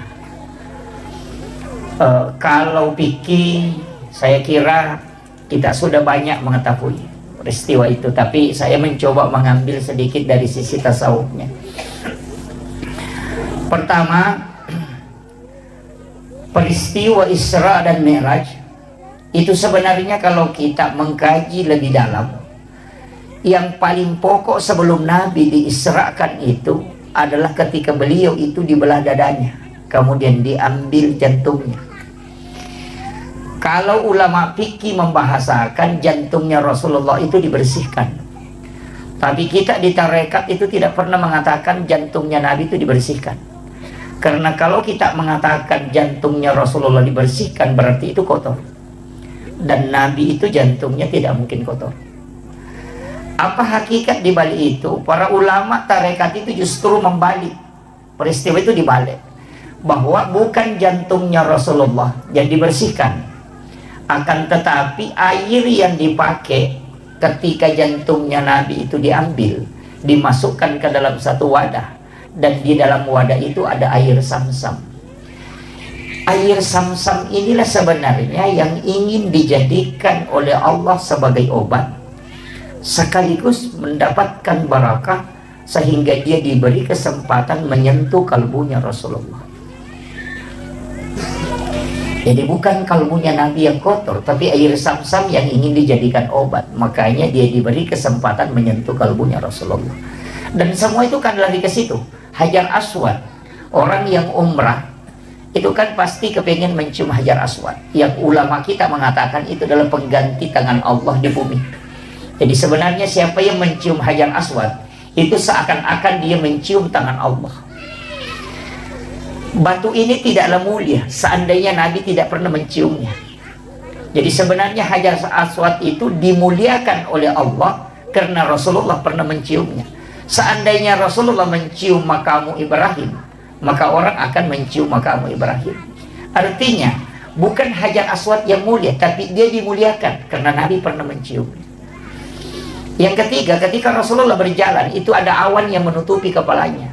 Kita di tarekat mengatakan bukan Nabi yang dilindungi, tapi justru matahari. Karena ulama tarekat mengatakan ketika sinarnya matahari tembus ke badannya Rasulullah, maka matahari akan hancur. Karena nur matahari itu dari nurun Muhammad. Jadi itu kalau kita kaji dalam pendekatan hakikatnya, makanya dibalik. Makanya ulama tasawuf itu selalu melihat kebalikannya. Sama dengan orang yang lapar. Kadang-kala kalau kita tanya, yang disyukuri itu kenyang atau lapar? Kalau yang disyukuri adalah kenyang. Sayyidina Ali karamallahu wajhahu mengatakan, anjing di kampung saya juga kalau kenyang itu syukur. Jadi sebenarnya yang disyukuri itu lapar, karena makanan tidak mungkin nikmat ketika kita tidak lapar. Gitu. Jadi makanya itu selalu kebalikannya. Iya. Jadi kalau kita yang syukuri kenyang itu sebenarnya sama dengan anjing kan. Tapi kalau kita mensyukuri lapar, kenapa di waktu kita berbuka puasa air putih itu sangat nikmat? Karena kita sangat haus. Jadi yang disyukuri itu sebenarnya adalah haus dan lapar, karena kenikmatan akan lahir dari situ. Sama juga dengan perjuangan. Beratnya perjuangan itu sebenarnya itu yang harus disyukuri, karena kenikmatan akan lahir dari situ. Ya, makanya tidak masalah Ustaz kalau berjuang di pondok ini, insyaallah. Bahkan ulama tarekat itu, makanya kalau kita ngaji tasawuf itu tidak ada bab kikir dalam bab tasawuf, itu tidak ada. Yang sering kita sebut itu dalam tasawuf itu tidak ada bab kikir, yang ada itu bab tamak. Jadi sebenarnya terseke kan dalam tasawuf itu tidak ada terseke. Jadi kau kata makan dalam maseke, terpulangi maka ternyata dalam maseke kau mengalak milau. Ya kan? Makanya tamak itu yang disebut dalam tasawuf. Iya. Ngaji tasawuf itu tidak ada bab kikir, yang ada itu bab tamak. Makanya kalau ada orang bilang kikir, sebenarnya tidak kikir, kau yang selalu minta, cuma tidak minta, makanya dia tidak kikir. Makanya dalam agama itu rezeki itu dicukupkan dan dilebihkan, tidak ada yang kurang rezekinya. Itu kuncinya. Makanya ulama-ulama kita itu di dalam tasawuf selalu membalik, ya kan? Selalu melihat kebalikannya. Itu. Kemudian apa pesan? Karena kita kan bicara hikmah. Apa pesan kenapa jantungnya Rasulullah diambil? Itu pesan untuk kita semua, bahwa perjalanan menuju ke Allah satu aja kuncinya, kalbu. Kalau dia baik, maka semua akan baik. Tapi kalau dia kotor, maka semua akan rusak. Itu aja Pak kuncinya. Makanya Imam Nawawi ad-Dimashqi itu ketika menulis kitab Hadis Arba'in, hadis pertama yang dia letakkan itu kan innamal a'malu binniyat wa innamal likulli imri'in ma nawa. Karena apa bedanya sholat sunat taubat dengan sholat sunat hajat? Itu kan cuma niat, takbirnya sama, bacaannya sama, salamnya sama kan? Sama. Orang yang bersedekah karena lillahi ta'ala dengan ingin dipuja, itu kan sama saja pemberiannya. Tapi yang kuncinya kan di sini. Makanya perjalanan menuju Tuhan, bersihkan dulu ini. Kalau ini sudah dapat koneksi dengan Allah, apapun belakangannya, itu tidak masalah. Nah, makanya kuncinya di sini. Makanya orang tua kita itu bikin rumah, itu istilahnya orang Bugis kali golegona, teras itu. Itu tempat menata kalbu sebelum jalan. Itu kuncinya. Dan sholat juga saya perhatikan begitu, Pak. Sholat itu kan ada iftitah, Allahu Akbar kabira walhamdulillahi kabira. Kan di situ ada inni wajjahtu. Kan di situ. Itu kunci tuh. Ya. Kemudian saya ambil yang lebih agak dalam sedikit. Nabi itu kan diperjalankan dari Masjidil Haram ke Masjidil Aqsa. Kenapa ayat menyebutnya cuma dua? Subhanalladzi asra bi 'abdihi lailan minal Masjidil Haram ilal Masjidil Aqsa. Padahal Nabi kan tidak ke situ. Masjidil Haram ke Madinah. Dari Madinah ke Bukit Tursina. Dari Bukit Tursina kemudian ke Baitul Lahmi. Dari Baitul Lahmi baru masuk ke Aqsa. Yang mestinya seandainya Rasulullah dari Masjidil Haram ke Masjidil Aqsa itu cuma butuh 1046 km perjalanan. Tapi karena Nabi dari Masjidil Haram ke Madinah disuruh sholat oleh malaikat Jibril, selesai salam baru bertanya, tempat apa nih Jibril? Onrong aja, makanya malaikat Jibril, nanti kau akan pindah ke sini Muhammad, kau akan berhijrah ke tempat ini. Nabi itu sudah tahu bahwa hijrah nanti saya akan ke sini. Setelah itu dibawa ke Gunung Sinai. Di situ disuruh sholat. Selesai salam baru bertanya, tempat apa ini Jibril? Malaikat Jibril mengatakan, disinilah Nabi Musa ketika ingin berbicara langsung dengan Allah. Kemudian setelah itu dibawa justru melewati Masjidil Aqsa. Itu 10,7 km ke sebelah selatan. Itu ada tempat namanya Bethlehem. Nabi disuruh sholat. Selesai salam baru bertanya, tempat apa ini? Dikasih tahu, disinilah Isa bin Maryam dilahirkan. Setelah itu baru kembali ke Masjidil Aqsa. Masuk di Aqsa, Nabi jadi imam. Dan yang menjadi makmum itu adalah seluruh Nabi dan Rasul. 24 Nabi dan Rasul yang telah wafat itu menjadi makmum. Dan itu isyarat bahwa Rasulullah adalah imamnya para Nabi dan Rasul. Tapi yang menjadi masalah ketika ada penceramah mengatakan Isra Mi'raj itu adalah menerima perintah sholat. Padahal Nabi kan sudah sholat. Kan? Sudah sholat di Madinah, sudah sholat di Bukit Tursina, bahkan jadi imam di Masjidil Aqsa. Makanya kita di tarekat itu tidak pernah mengatakan Isra Mi'raj itu adalah perintah menerima sholat. Bukan. Isra Mi'raj itu tujuannya linuriyahu min ayatina. Itu disebutkan dalam ayat. Untuk memperlihatkan, bukan menceritakan. Tidak ada nabi yang langsung melihat semua peristiwa dalam surga dan neraka kecuali Rasulullah. Dan yang paling penting, tidak ada yang bisa melihat wajah Allah secara langsung kecuali Rasulullah. Makanya disebut linuriyahu min ayatina. Untuk memperlihatkan, bukan menceritakan. Cuma yang kenapa sholat dibicarakan? Karena ini hadiah. Karena sholat ini hadiahnya, bukan tujuannya, tapi itu hadiahnya. Makanya kalau ada orang dari umrah, pulang dari umrah, apa yang ditanyakan? Bukan ditanya, di mana kau sholat, kau jalan kemana? Tidak, yang ditanyakan, apa yang bawa? Cewek. Kan begitu? Orang pulang haji, tidak ditanya, kau sholat apa di sana? Tidak pernah. Yang ditanyakan, apa yang bawa? Cewek. Cilak, kan itu? Orang dari Malaysia datang ke Bulukumba, apa ditanya? Apa bawa? Milo. Orang Bulukumba ke Malaysia ditanya, apa bawa? Baje. Itu kan dilakukan.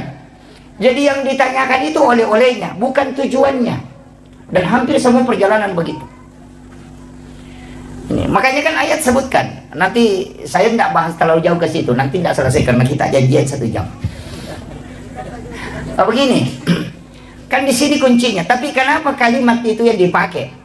Minal Masjidil Haram ilal Masjidil Aqsa. Ini kita sudah lama Isra Mi'raj. Dulu saya itu juga enggak ngerti sampai saya mengatakan dari masjid ke masjid. Tapi ketika dijelaskan dalam hakikat, kenapa Allah menyebut itu? Baru dia mengatakan bi abdihi, bukan bi rasulih. Bukan juga bi Muhammadin. Seandainya ayat mengatakan subhanalladzi asra bi Muhammadin, berarti hanya nabi yang diperjalankan. Atau mengatakan subhanalladzi asra bi rasulin, berarti hanya rasul yang bisa diperjalankan. Tapi Allah mengatakan subhanalladzi asra bi abdihi, hamba. Dan kita semua yang ada di sini mesti melakukan perjalanan itu. Itu hakikatnya. Apa maknanya ini sebenarnya masjid ke masjid? Di dalam tarekat itu disebut begini.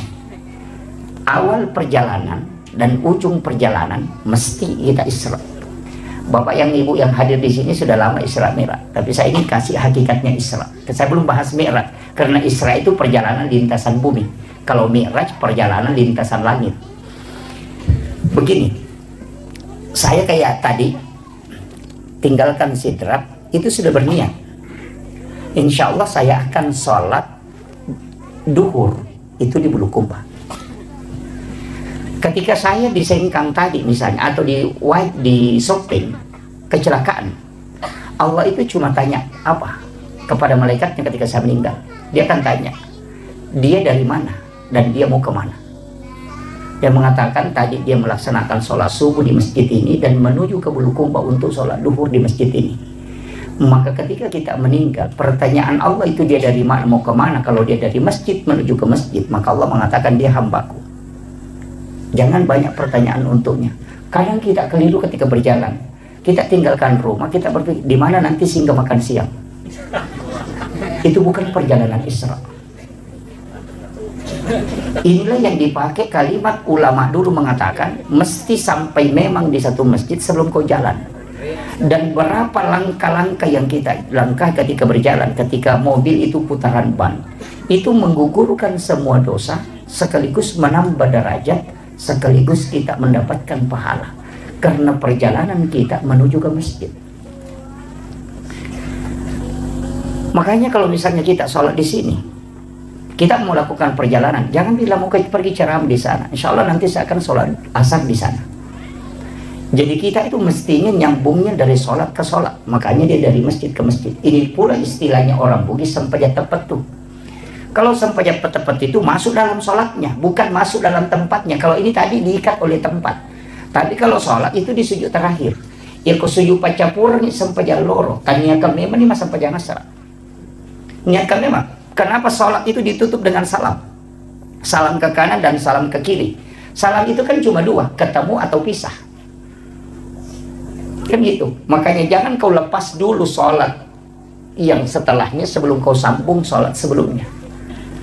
Gitu. Makanya kalau kita salam ke kanan itu ikat memang dengan sholat berikutnya. Kalau kita sholat isya, sambung memang dengan sholat subuh. Makanya kita meninggal di mana saja pasti meninggal menuju ke sholat. Iya, makanya ulama dulu mengatakan saya meninggal di atas tempat tidur tetap mati syahid karena saya sudah menuju ke sholat. Itulah alasannya kenapa kita itu bisa kekal di dalam surga padahal umur dan pahala terbatas. Itu karena niat baik itu yang tidak pernah terputus. Itulah makna kalimat dari hadis Nabi, umatku adalah umat yang terbaik karena dia meninggalkan satu kebaikan menuju ke kebaikan yang lain. Itu maknanya. Fatalnya kita itu kan begitu. Kalau mau berangkat ke Makassar nanti singgah misalnya di Sigeri makan siang. Wah itu jadi masalah. Itu bukan Isra. Tapi mestinya kita mengatakan insya Allah nanti. Makanya kenapa kita sebelum berangkat itu disuruh sholat sunnah musafir. Itu supaya dari sholat menuju ke sholat. Nah, perjalanan kita itu harus diikat dengan masjid ke masjid. Nah itu kuncinya. Jadi jangan pernah lepas. Makanya disebut itu Subhanalladzi asra bi 'abdihi lailan minal masjidil haram ilal masjidil aqsa. Padahal Nabi kan ke Madinah, ke Bukit Tursina. Artinya kau singgah di warung, kau singgah di sini makan jagung, itu tidak masalah. Karena ditanyakan ujungnya nanti dia mau kemana. Kan itu kuncinya. Kemudian pelajaran yang ketiga yang bisa kita petik. Kenapa Nabi singgah pergi ke Madinah? Kenapa Nabi dibawa ke Bukit Tursina? Dan kenapa dibawa ke Baitul Lahmi? Kenapa tidak langsung masuk ke Aqsa? Itu pesan. Bahwa di setiap tempat yang ada sejarah itu pasti ada barakah di situ. Makanya itu saya kalau masuk kampung pasti tanyakan ulamanya di sini di mana, makam wali di mana. Iya, datang ke situ bertawassul. Tawassul itu bukan kuburiyun, bukan minta. Ya ini jangan. Cara tawassul yang paling aman itu walaupun ada beberapa versi. Cara tawassul yang paling aman, datang doakan para ulama, para wali yang telah wafat di kuburannya. Setelah engkau doakan, balik doanya, ya Rabb, berikan aku keberkahan, anak-anak dan keturunanku berikan keberkahan sebagaimana berkah yang engkau berikan kepada ulama ini. Itu yang paling gampang, paling aman itu. Makanya kenapa orang Bugis, orang Bulukumba juga begitu. Narekongka anak-anak puraboti langsung lepas secara kubur. Begitu kan? Menikah hari ini, besok pagi langsung secara kubur. Kenapa? Sebelum engkau menyentuh istrimu. Itu udah kasih tahu. Sebelum engkau menyentuh istrimu, sebelum engkau berhubungan, datangi makamnya para ulama dan para wali, kau minta kepada Allah supaya diberikan berkah nanti keturunan dan anak-anakmu sebagaimana berkah yang diberikan kepada ulama itu. Supaya nanti ketika engkau berhubungan ada anakmu bisa mengambil barakahnya ulama. Begitu kuncinya. Sama aja kalau ada orang pindah rumah baru, kemudian kita lihat rumahnya cantik, apa yang bisa kita bilang? Mudah-mudahan anak-anakku bisa bikin rumah juga begini. Atau satu kali, itu sama. Ada orang beli mobil baru, apa kita bilang? Wih, cantiknya mobilnya si anu, mudah-mudahan kasih bisa juga beli mobil seperti ini. Sama gitu. Tidak ada bedanya. Makanya di dalam Al-Quran itu kan jelas, dalam suratul Fatihah, ihdinas siratal mustaqim, kan siratal ladzina an'amta alaihim. Jalannya orang-orang yang diberi nikmat. Di situ bukan mengatakan siratal rasul, siratal nabi, siratal malaikat, tidak. Guru tak Kiai Haji As'ad Al-Bugisi, semua muridnya itu jadi wali, yang pertama, yang kedua sampai ke yang ketiga. Kan jadi wali. Tidak mungkin beliau bukan wali. Yang duduk ngaji ke beliau itu Guru Kiai Haji Abdul Rahman Ambodal, itu wali Allah. Saya itu dapat beberapa muridnya Guru Tak, dan termasuk beliau ini luar biasa.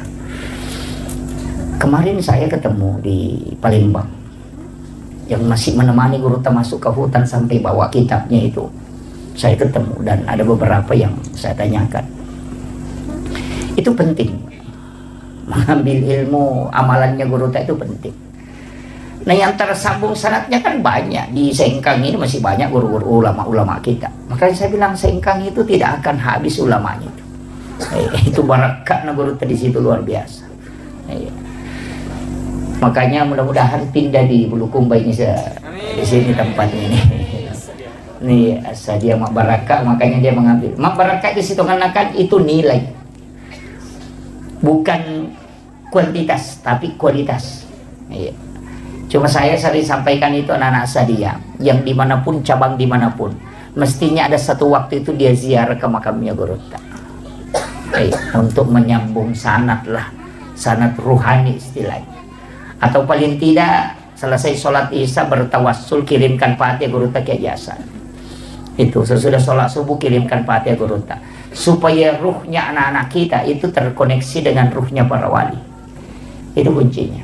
Karena ruh itu kan saling mengirim ya kan. Kalau sudah dikirim itu baku kenal. Nanti anak-anak kita kalau meninggal ini akan dikenal, oh ini muridku ini, karena dia kirimkan Fatihah. Kan itu dia bukan. Yang parah itu kalau tinggal dia sedia belajar tidak pernah kirimkan Fatihah, itu nanti tidak bisa tidak dikenal. Makanya harus tersambung sanad ilmu, juga tersambung sanad ruh. Itu penting. Kalau tidak bisa tersambung dengan sanad ilmu, paling tidak sanad ruh bisa tersambung. Makanya upasan yang hadir di sini kuncinya satu, Bapak. Titiplah berkah di tempat ini. Iya. Kita kira Pak Guru Tak ini pahalanya banyak mengajar santri di sini. Itu masih bisa dikalahkan. Jangan harap guru-guru di sini bisa banyak pahalanya. Ada yang bisa mengalahkan pahalanya guru itu. Siapa? Pahalanya orang yang menyiapkan tempat untuk ditempati anak-anak kita belajar. Karena tidak mungkin ada guru mengajar, tidak mungkin ada anak-anak belajar kalau tidak ada tempatnya. Dia menyiapkan tempat itulah yang besar pahalanya. Karena dikumpul pahalanya gurunya, sekaligus anak-anak yang belajar, sekaligus pengurus pondok, baru diambil pahala itu disamakan dengan dikasih orang yang bersedekah itu. Makanya bukan orang yang masuk masjid itu dulu yang dijanjikan rumah di surga. Siapa? Yang bangun masjid dulu, Pak. Makanya hadis itu, mambana masjidan fid dunya lillahi ta'ala banallahu lahu baitan fil jannah. Jadi yang pertama dijamin itu dulu adalah orang punya rumah ya, tapi bukan masuk surga, punya rumah. Makanya kalau ada orang sedekah di masjid tapi tidak sholat, ya ada rumahnya cuma tidak masuk. Kan gitu. Karena kalau mau masuk ya sholat. Itu kan kuncinya. Makanya saya wasiatkan mestinya kita bikinkan donatur. Iya. Donatur itu kita sama-sama, saya juga membangun pondok, tapi tidak ini karena saya selektif dalam pembangunan, tidak sembarang mengambil ini. Saya perhatikan betul. Ya. Jadi karena barakah itu juga memang agak susah, tidak mudah. Ya. Jadi walaupun ada beberapa kajian dalam fikih itu ya, tidak. Tapi saya ingin sampaikan begini. Ini yang kayak hadir paling tidak adalah yang kita wakafkan. Iya. Yang kata wakaf-wakaf. Namun sampai nih. Iya. Itu kuncinya. Kenapa? Karena itu yang kita miliki selamanya. Harta yang kita makan itu jadi kotoran. Untung-untung kalau baca doa. Yang kedua, harta yang kita tinggalkan akan diperebutkan oleh anak menjadi harta warisan. Tapi harta yang kita sedekahkan itu yang dimiliki selamanya. Iya. Terus saya bilang, Pak Bu, coba hitung-hitung.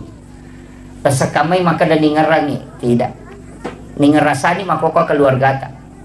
Seandainya kita tahu bagaimana cepatnya orang melupakan kita ketika kita wafat, maka tidak ada pengaruh ucapan orang lain ke kita. Bikin netizen imaga sejak nana lupai kita otomatis. Kan? Hari ini mungkin dia menangis, besok akan berhenti. Kalau orang baik, mungkin 3 hari orang menangis. Itu pun kalau ada. Anak-anak kita ya mungkin akan menangis. Istri juga begitu. Maka na puji ka lakaiku na puji sani makoko na sa batu mopi. Bahkan makoko lagi mandari memak bayi ini. Kan gitu. Apalagi ko mati ki kan? Aja na tano Bu. Tuki lagi memak bayi ini apalagi ko mati. Saya kasih tahu. Iya. Coba karek matu. Bisa kembali Bu. Kalau tanya suami tak, kira-kira kalau saya meninggal Pak, kita menikah lagi. Palingan jawabannya bilang, terumiri tak? Palingan itu. Itu jawabannya. Pasti itu. Ketika istri meninggal juga kan begitu, suami meninggal juga begitu. Wadi mau tuh pasang status bapaknya sudah meninggal. Iya, terlalu cepat meninggalkan kita. Iya, tapi itu 1 bulan kemudian akan hilang. Iya, ada pengganti. Makanya harta yang kita miliki mesti angkaya punai. Makanya disebutkan dunia masaratul akhirah. Iya linoe darah. Kan gitu. Dunia ini kan kebunnya akhirat. Jadi sebenarnya siapa yang menyimpan hartanya di dunia itu sama dengan orang yang menyimpan isi hartanya itu hanya di kebun. Takiring lo kebolata. Rumah kita itu di akhirat, bukan di dunia. Makanya kalau ada yang bikin rumah di dunia, itu sebenarnya bukan tanya bola solimonri, bola darat nih. Syarat namo 10 tingkah bola tetap bola darat nih itu. Karena dunia ini adalah kebun. Kalau mau dapat rumah abadi, kirim ke akhirat. Makanya sedekah ke masjid itu disebut dibangunkan istana di dalam surga. Pas sedekah itu sedekah. Usahakan minangkah. Bikinkan kaleng Ustaz. Kaleng koin NU. Bikinkan kaleng. Bagikan ke orang tua santri. Itu kaleng koin yang bisa dicabut-cabut di bawahnya. Jadi dia isi 10.000. Bayangkan, saya kasih tahu Ustaz. Bayangkan, kalau 1.000 kaleng kita bagikan, isinya 10.000, itu sudah 10 juta. Per bulan. 10.000 saja isinya. Kalau 1.000 kaleng, berarti itu sudah 10 juta. Kalau 100.000, berarti itu 100 juta. Kalau 1.000 kaleng kan? Pikir aja itu. Nah tidak mungkin ada orang tua santri 10.000 yang isikan nih. Dijemput saja setiap bulan. Iya, koin NU sidap kan begitu Ustaz, jalan. Dan yang masuk itu kalau totalnya itu sekitar, kalau dikasih sebelum dikasih keluar, mungkin sekitar 50-an juta lebih. Setiap bulan. Itu ada uang 1.000, ada uang 2.000, ada uang receh. Kalau pulang dari belanja ada uang 1.000, masukkan ke situ. Dan itu yang dimasukkan ke pondok. Bayangkan kalau 1.000 kalian, apalagi kalau kita 2.000 kalian, nah 100.000 isinya.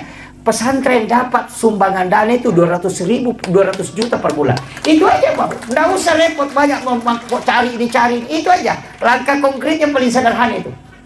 Iya. Masa orang tua tidak bisa menyisihkan 10.000, apalagi kalau 100.000. Ya kan gitu. Itu kaleng, ini beli aja di Jakarta itu. Banyak pesan di Shopee itu. Itu kaleng 1 kali dipakai seumur hidup itu, karena ada dibawa lubangnya itu, ditarik baru diambil isinya baru ditutup. Tapi satu kuncinya, jangan kasih nama, pakai nomor saja supaya orang tidak merasa terganggu dengan sedekahnya. Iya, begitu.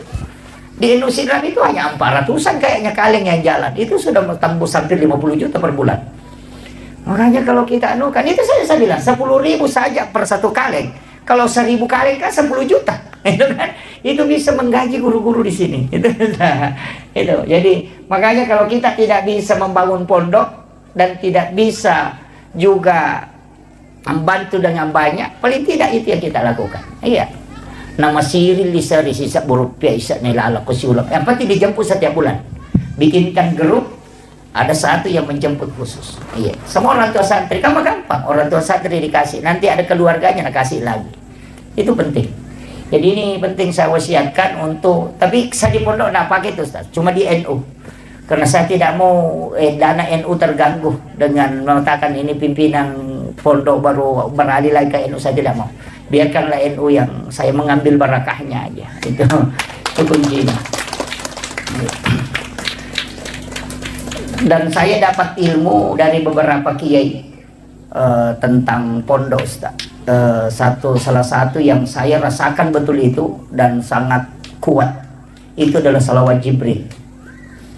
Saya itu dikasih tahu, siapa yang membaca salawat Jibril 1000 kali dalam sehari, nanti malam Jumat sholat sunnah hajat, baru baca 1000 baru berdoa, itu sangat mudah dikabulkan. Dan betul, saya rasakan betul.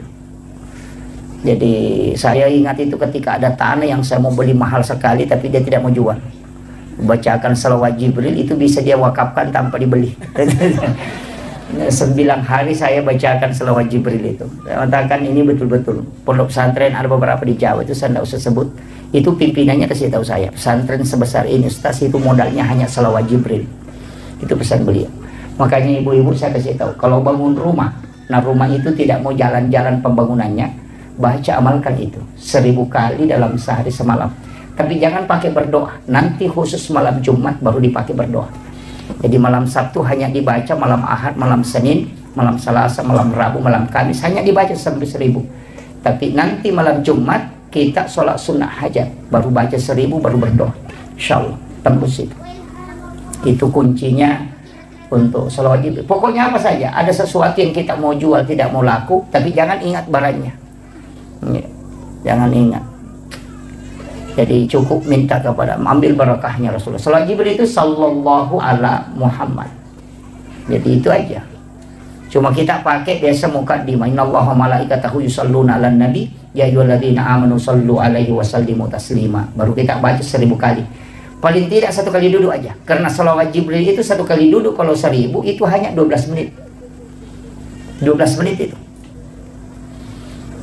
Baca bisa dilafazkan, bisa cukup dalam hati. Tapi 1000. Ya, mobil dijual, mau dijual, kebun mau dijual, tidak mau laku itu dipakai. Rumah dibangun tidak mau jalan itu dipakai. Bahkan kalau ada janda tidak mau laku itu juga dipakai. Tidak anak gadis itu kan gitu. Ya. Jadi itu dibacakan. Ya. Sesuatu yang tidak mau jalan itu dienukan. Dan saya itu begitu, Pak Bu. Hanya tawakal dengan salawat Jibril, dan saya akui betul itu bahwa ini besar pengaruhnya. Ada beberapa, bahkan ada tanah yang bersengketa itu diserahkan ke pondok. Mereka yang awalnya sengketa itu langsung menyerahkan. Itu ada luar biasa, Pak. Jadi itu penting. Yang ini saya wasiatkan, ini modal ini. Ini modal. Kalau untuk anak-anakku di sini kuncinya kalau mau berhasil itu bukan kepintaran. Satu aja, takzim kepada 3 orang. Pertama, takzim kepada guru-gurumu. Siapa yang paling bagus akhlak dan adabnya kepada gurunya, pasti ilmunya membekas dan pasti dipakai nanti di masyarakat. Yang kedua, takzim kepada kedua orang tuamu. Itu aja kuncinya. Takzimnya ke situ. Karena kalau kau orang tua itu yang membuka pintu langit. Jalur ilmu itu kan makanya disebut semua itu nur. Makanya kita dalam tarekat itu kan Al-Quran huwa nur, nuru Muhammad, Allahu nurus samawati wal ardi masalun nur, al-wudu'u nur, as-salatu nur, az-zikru nur, as-salawatu nur. Itu kan semua cahaya. Al-ilmu nur. Makanya itu ya mau diserap. Gabungkan semua. Makanya orang yang ada wudunya kemudian belajar itu pasti ilmunya dipakai nanti. Tapi kalau belajar dan tidak ada wudunya, coba perhatikan, susah dipakai ilmunya. Makanya biasa ada anak-anak itu di pesantren cerdas, tapi ketika keluar tidak dipakai ilmunya. Tapi ada juga anak-anak kalau dilihat, Tidak ada modelnya, tidak tahu mau jadi apa nanti, tapi setelah keluar ternyata jadi orang hebat. Kenapa? Makanya jangan lihat dari ketika dia belajar di pondok, cari barakahnya di situ. Itu makanya orang tua itu saya kasih tahu, serahkan sepenuhnya anak-anak kita ketika dia belajar di pondok. Tidak usah khawatir. Dan ingat, pondok itu adalah tempat penyucian.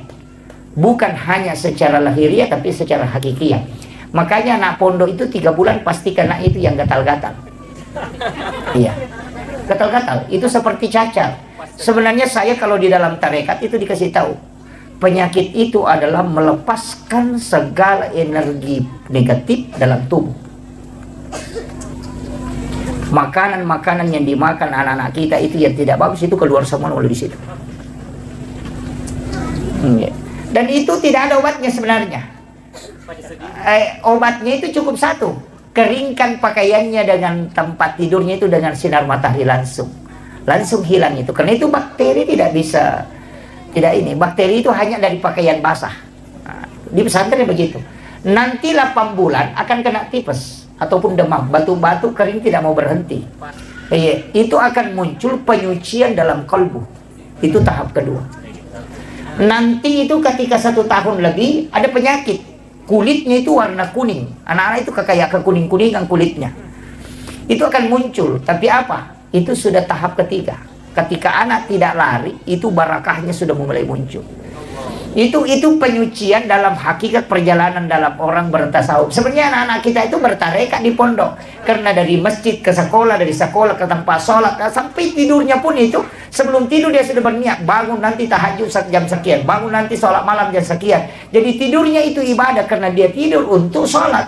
Tapi kita tidur di rumah, bangun nanti nonton sepak bola, itu aja tidurnya itu. Yang jadi masalah.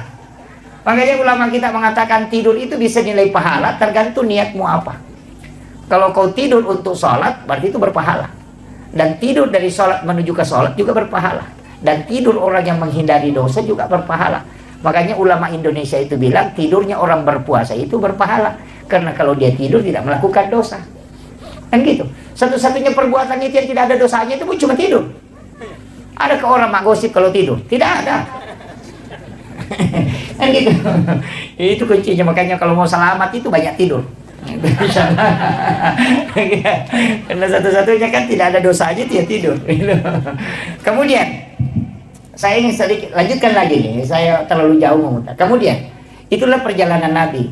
Makanya itu ketika Rasulullah masuk ke Masjidil Aqsa, ini sebenarnya kalau ada imam cari itu, saya pernah dikasih tahu tapi saya tidak buka, itu dilarang sebenarnya. Tidak apa-apa saya ingatkan, cari aja surah apa yang dibaca Rasulullah ketika dia menjadi imam para nabi. Ya nanti nak kedate sampai surat na nabi tak. Surat sempajan na waktu na pimpin nabi. Kalau itu yang dipakai orang Pak, itu luar biasa. Tapi cari, saya tidak kasih tahu. Cari nanti itu. Kemudian setelah Nabi selesai sholat, itu keluar ke sekitaran Masjidil Aqsa. Itu ada batu yang bagian bawahnya itu agak bulat tapi agak datar bagian atas. Di situ Nabi duduk dan disitulah Nabi dijemput untuk peristiwa Mi'raj. Tapi ketika Nabi naik, batu ini kan ikut. Dia ikut dan itu sudah terangkat. Tapi Nabi lihat kemudian dia larang. Nabi itu memberitahu batu itu. Dia tidak mengatakan kembali, tapi Nabi mengatakan berhenti di situ. Maka batu itu tidak kembali ke bumi, tapi juga tidak naik ke langit. Sampai hari ini batu itu masih tergantung. Itu hebatnya itu. Dan kalau kita buka di Google itu, ketik saja batu gantung peristiwa Isra Mi'raj, itu batu ada tergantung di bawahnya, tidak tersandarkan ke tanah, dia melayang. Tapi berat batu itu kalau mau ditimbang mungkin sekitar 100 kilo lebih. Itu hebatnya. Itu bukti autentik. Nabi naik, salam di langit pertama, ketemu dengan Nabi Adam. Ini sudah masuk ke santri-santriku yang ada di sini, santri-santri kita ini. Ini sudah pelajaran di sini. Nabi itu ketemu Nabi Adam. Kenapa ketemu Nabi Adam? Nabi Adam ini kan Nabi dari surga dilemparkan ke bumi. Orang yang punya jabatan tinggi kemudian turun, itu mestinya kita datang. Itu penting. Orang kaya kemudian bangkrut, bersilaturahmi, itu hakikat taksiyah. Jadi bukan hanya orang meninggal itu yang ditakziahi, tidak. Kalau ada bupati jadi rakyat biasa, datang silaturahmi, jangan tinggalkan, karena itu hatinya gundah gulana. Ada kepala dinas jadi guru biasa, silaturahmi dengan dia. Kenapa? Karena itu agak goncang perasaannya. Tapi kalau guru biasa jadi kepala dinas, tidak usah datangi dia. Iya, makanya saya kalau kita di tarekat, walaupun sekarang kan sudah beda, makanya itu saya kalau diundang ada acara syukuran pejabat, hampir dipastikan saya tidak hadir. Karena kami di tasawuf itu diajarkan jangan pernah melakukan syukuran ketika menerima fitnah dan amanah. Gitu. Jabatan itu adalah fitnah, jabatan itu adalah amanah. Ketika engkau menerimanya kau syukuran, itu musibah. Maka kapan kita syukuran? Ketika engkau sudah selesai menjalankan tugas itu, maka syukuranlah. Jadi bupati itu mestinya nanti syukuran kalau selesai jabatannya jadi bupati. Iya. Kan masa kau terima fitnah dan amanah baru kau bersyukur? Kan mestinya terbalik. Ketika engkau selesai menjalankan amanah, baru kau bersyukur. Maka syukuran dilakukan setelah selesai jabatan, bukan pada saat menerima. Mestinya pada saat menerima itu minta anak-anak orang-orang ulama mendoakan kita. Nanti di saat selesai baru syukuran. Kan terbalik sekarang kan? Terima jabatan langsung syukuran, itu musibah. Makanya Sayyidina Ali mengatakan seandainya ini bukan amanah yang sangat berat, maka aku lebih memilih liur anjing daripada jabatan. Karena liur anjing tidak akan ditanyai permintaan nanti kalau dari kemudian. Tapi saya setiap tarikan nafas itu akan ditanya. Makanya hati-hati juga yang ulama ini yang selalu banyak jabatannya. Penasehat inilah jabatan inilah, ketua inilah, itu patah. Paling lama masuk surganya itu. Ini penting, saya wasiatkan ini. Iya. Paling tidak kalau ia mendoakan, ini penting saya wasiatkan. Kemudian ketika Nabi, kenapa ini Nabi ketemu dengan Nabi Adam? Itu tadi, karena Nabi ini juga belajar sama Nabi Adam tentang ilmu alam. Anak-anakku ini mesti tahu ilmu alam dasar dulu. Makanya disitulah pelajari fisika, pelajari kimia. Itu kan anak-anak yang awal-awal kan. Naik ke langit kedua, siapa yang dia ketemu? Nabi Isa dengan Nabi Yahya. Dua Nabi ini kan mudah. Dan ini Nabi kan agak unik, karena dia tidak mengikuti hukum alam. Nabi Isa lahir tanpa bapak, Nabi Yahya lahir dari ibu yang sudah menopause. Itu tidak melalui hukum alam. Di dunia ini kan ada binatang yang tidak ada jantannya. Itu cacing, hanya betinanya saja. Kalau cacing itu kan tidak ada jantan. Tapi orang yang hidup itu tanpa bapak, bisa lahir tanpa bapak, itu Nabi Isa. Tapi juga Nabi Yahya lahir dari wanita yang sudah menopause. Apa maknanya ini? Kan begini, Nabi Isa itu kan anaknya Maryam. Maryam itu kan dipelihara oleh Nabi Zakaria. Dan Nabi Zakaria ini kan melahirkan anak satu yang namanya Nabi Yahya inilah. Jadi Nabi Yahya dengan Nabi Isa itu adalah dua nabi yang muda, itu hampir seumuran. Kan Nabi Zakaria tidak punya keturunan, makanya diambillah kemenakannya. Dia cari, oh ini ada anak gadis ini bisa dipelihara. Diambillah, umur 8-9 tahun. Dia bawa ke rumahnya, bikinkan bilik, dan itu tidak ada jendelanya. Dan itu pesan ulama kita, kalau ada bilik gadis itu jangan kasih jendela. Supaya aja diciling. Minta mana tahu laluan. Jadi bisa dibikinkan tapi lubang angin. Kemudian yang kedua, yang pegang kunci pintunya itu Nabi Zakaria. Nanti dia buka ketika dia masukkan makanan. Dan di dalam biliknya itulah dia buatkan tempat sholat disebut mihrab. Dari situlah awalnya ada kalimat mihrab itu. Makanya dalam Al-Quran itu kan fataqabbalaha rabbuha biqabulin hasanin wa ambataha nabatan hasanan wa kaffalaha Zakaria. Kan di situ kullama dahala 'alaiha Zakaria al-mihrab wajada indaha rizqan. Kan jelas. Setiap Nabi Zakaria masuk ke dalam tempat sholatnya Maryam, dia akan melihat ada makanan. Dan anehnya itu kayak durian, bukan musim durian. Makanya kan dia bertanya, "Anna laki haza?" Dari mana ini? Maryam kan cuma jawab, "Wa min indillah." Ini langsung dari Allah.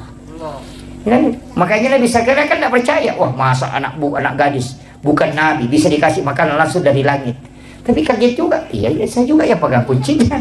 Tidak ada yang bisa masuk ke sini kalau bukan saya. Kok bisa ada makanan di dalam? Makanya dia kan mengulas sampai 3 kali.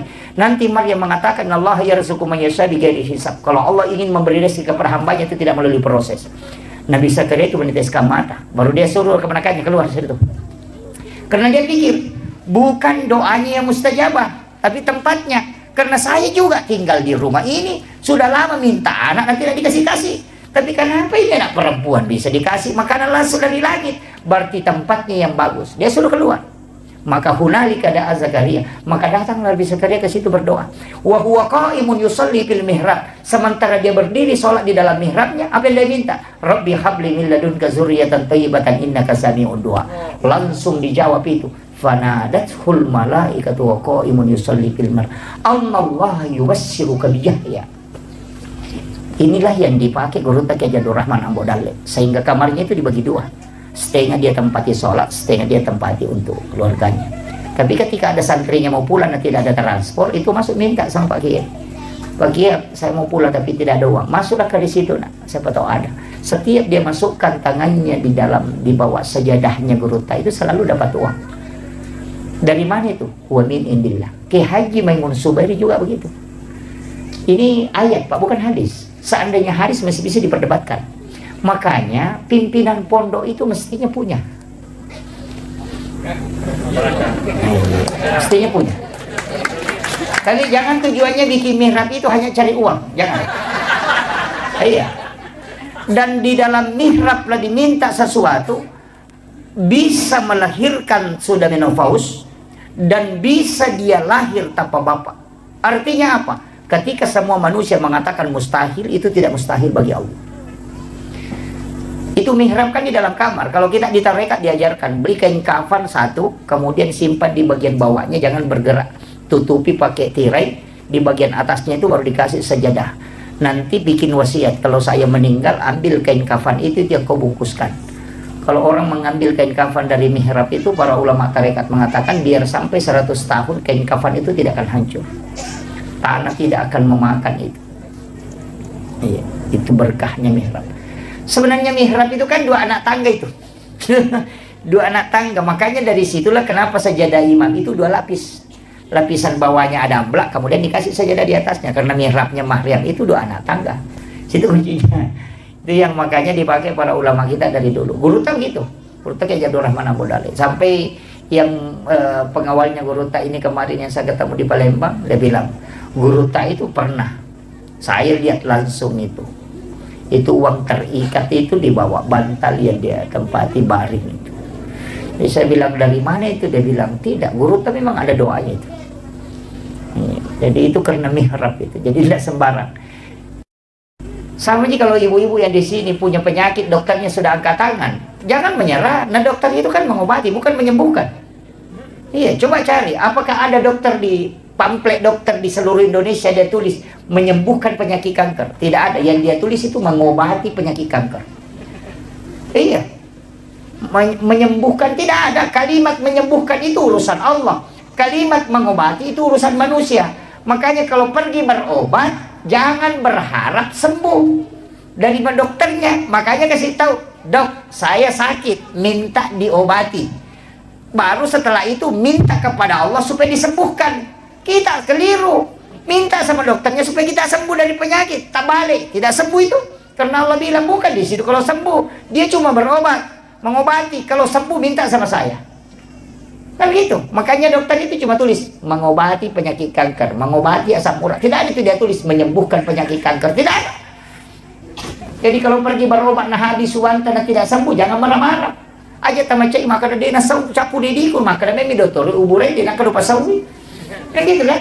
Ini nih yang harus dirubah ini. Kadang kalau kita datang berobat, itu kita mengatakan nanti sembuh dari sini, enggak.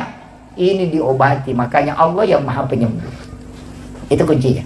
Kemudian, apa kelebihannya Nabi dua ini? Nabi Yahya itu dihindari dari dosa. Nabi yang sudah dijaga betul oleh Allah. Kalau Nabi Isa itu ahli kedokteran. Dia bisa menghidupkan orang mati. Kalau dokter kita mematikan orang hidup. Sebagian, dan semua hidup. Naik ke langit berikutnya ketemu dengan Nabi Yusuf. Nabi Yusuf ini kan sebenarnya orang aneh. Karena dia bisa menafsirkan mimpi kalau kita mengatakan orang aneh. Tapi sebenarnya itu ilmu langkah kedua. Jadi kalau orang tahu itu ilmunya Nabi Yusuf, itu ilmu. Guru tak Prof. Nasaruddin Umar paling bahas itu tentang mimpi.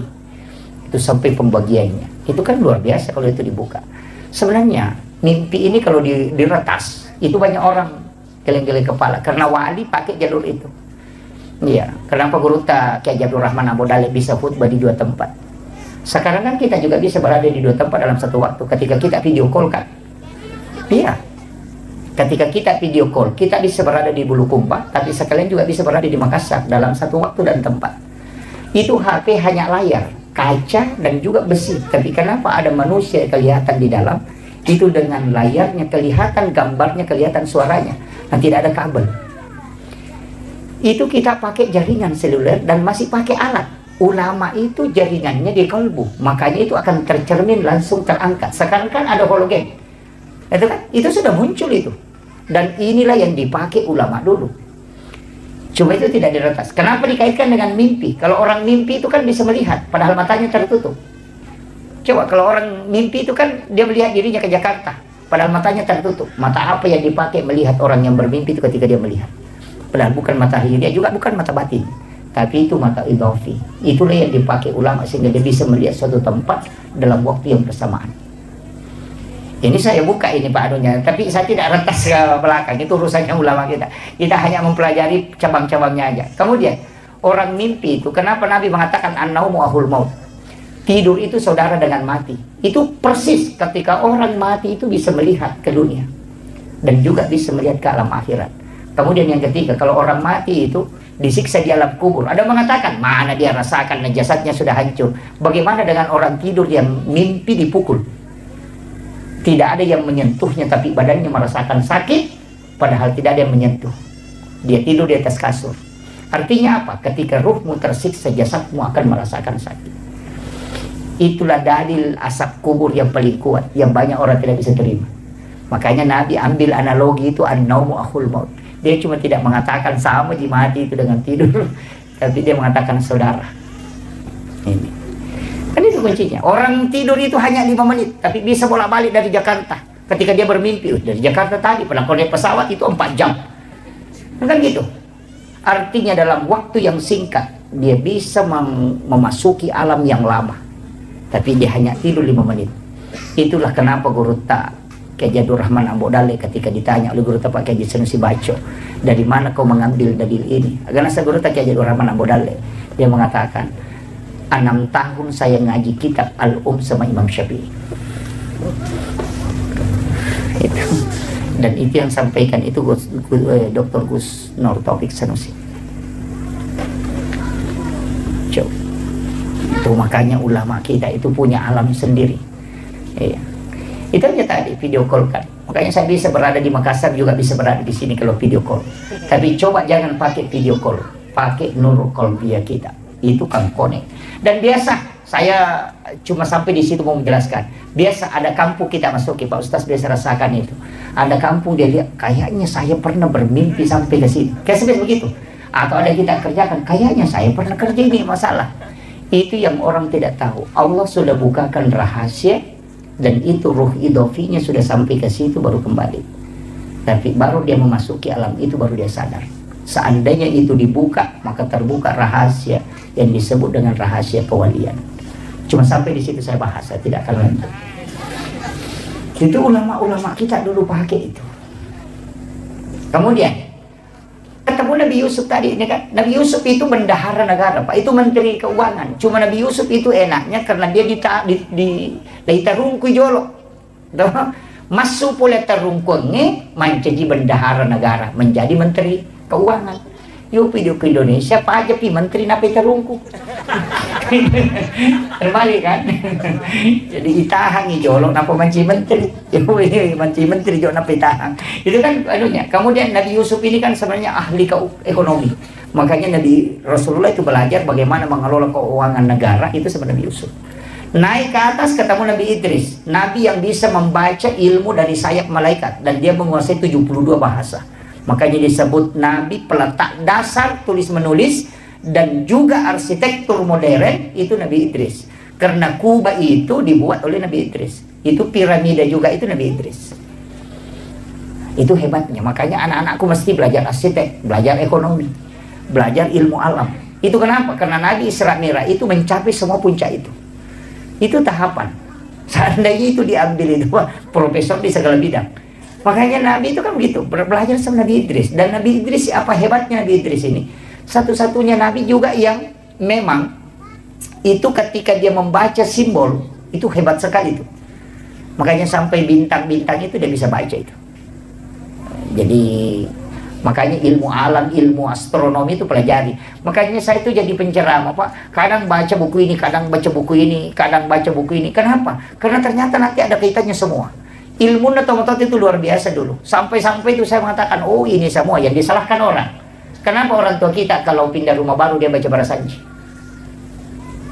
Pengantin baru disuruh Barasanji, beli mobil baru disuruh Pak Imam. Ini Pak Kiai sering disuruh naik di mobil baca Barasanji. Foto dan ini tahu lumpuh deh atau 5 loko Barasanji kan. Karena harus masuk di dalam mobil. Itu karena hadis, Pak. Itu Bukhari Muslim. Ketika Rasulullah mengatakan dena suku tepat nasi dia tahu nareko dena yasi papuji nalokoria dibanding dengan yang lainnya.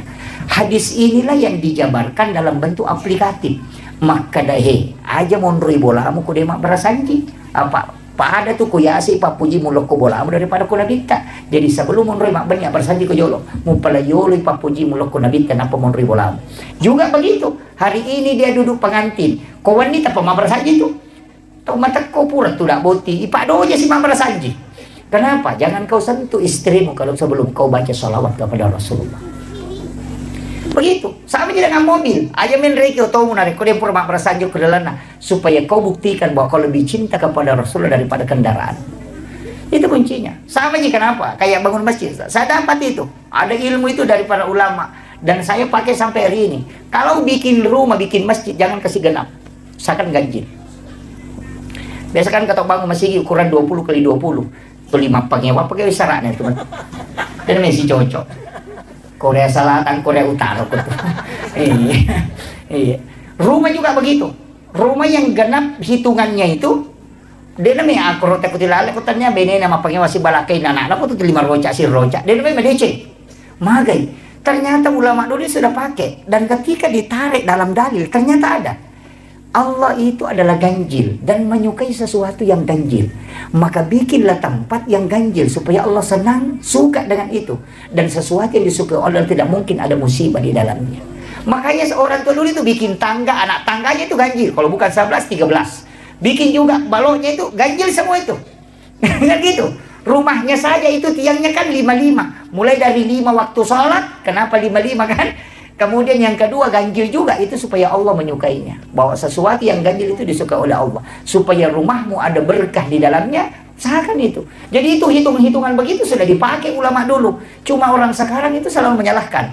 Yang sudu atap itu kan tingkatannya juga 3. Dia mengatakan Islam, iman, dan ihsan. Itu kan dia pakai. Makanya luar biasanya ilmu ulama dulu itu luar biasa. Dia sudah menjabarkan. Bahkan saya pernah bahas itu. Bahwa kue-kue orang Bugis itu sebenarnya kue yang berbahasa Arab. Cuma dia bilang barongko dari kata barokah. Iya kan? Suwalla dari kata solawat. Iya.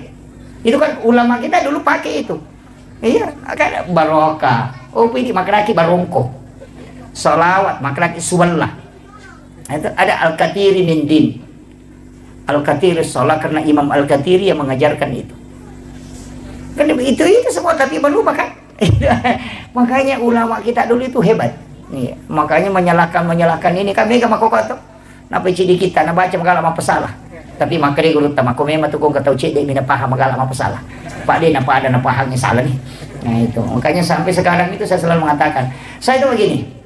Saya pakai dalil sederhana aja. Orang yang selalu membidahkan itu mengatakan masuk neraka, saya coba pakai satu dalil. Saya tidak pakai ayat. Dalil apa itu saya dalil penglihatan itabani. Guru tak aja asad mamaulu mameraja.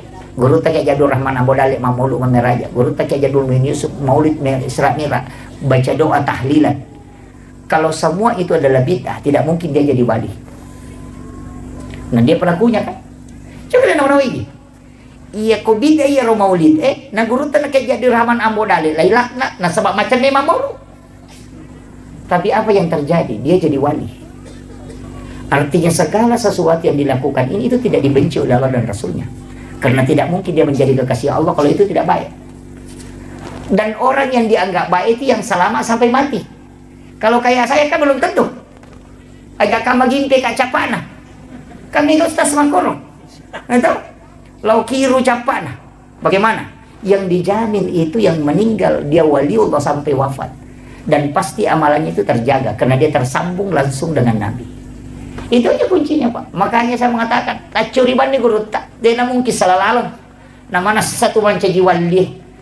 Iya ku iya tutul lima kade. Kamu dah coba gerek balik. Tasapato si gerek tutul lima pasalah yang kagak guru nama manca jiwali. Tidak ada kan? Oleh kelas si wali-wali daya kan. Itu aja. Makanya saya sampaikan, jangan lepaskan ini. Maka di guru tak presiden dengan almarhum. Agak jauh kau kayu kapo itu. Iya. Maka dari namo itu kaju kau enak. Marapo tuh. Tapi namo aju kau mi kong kamu mau nerima dengi.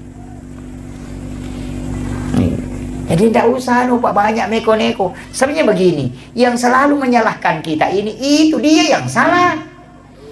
Alin aja salah. Pada kong kata lo menonton Pak Golo 10 si bawah. Nang kalau malah cidi maka dah tak ding si bawahku, maka dah siapa si bawah. Kada 10 kak, kada kile ro sera na saya na ro tak ding. Maka dia polisi tanya iya ro tak ding, iko tak ding. Apa iko cadidi. Kan begitu.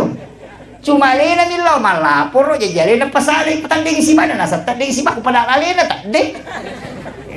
Begitu. Iya, kan itu yang terjadi karena dia selalu menyalahkan kita padahal alena salah.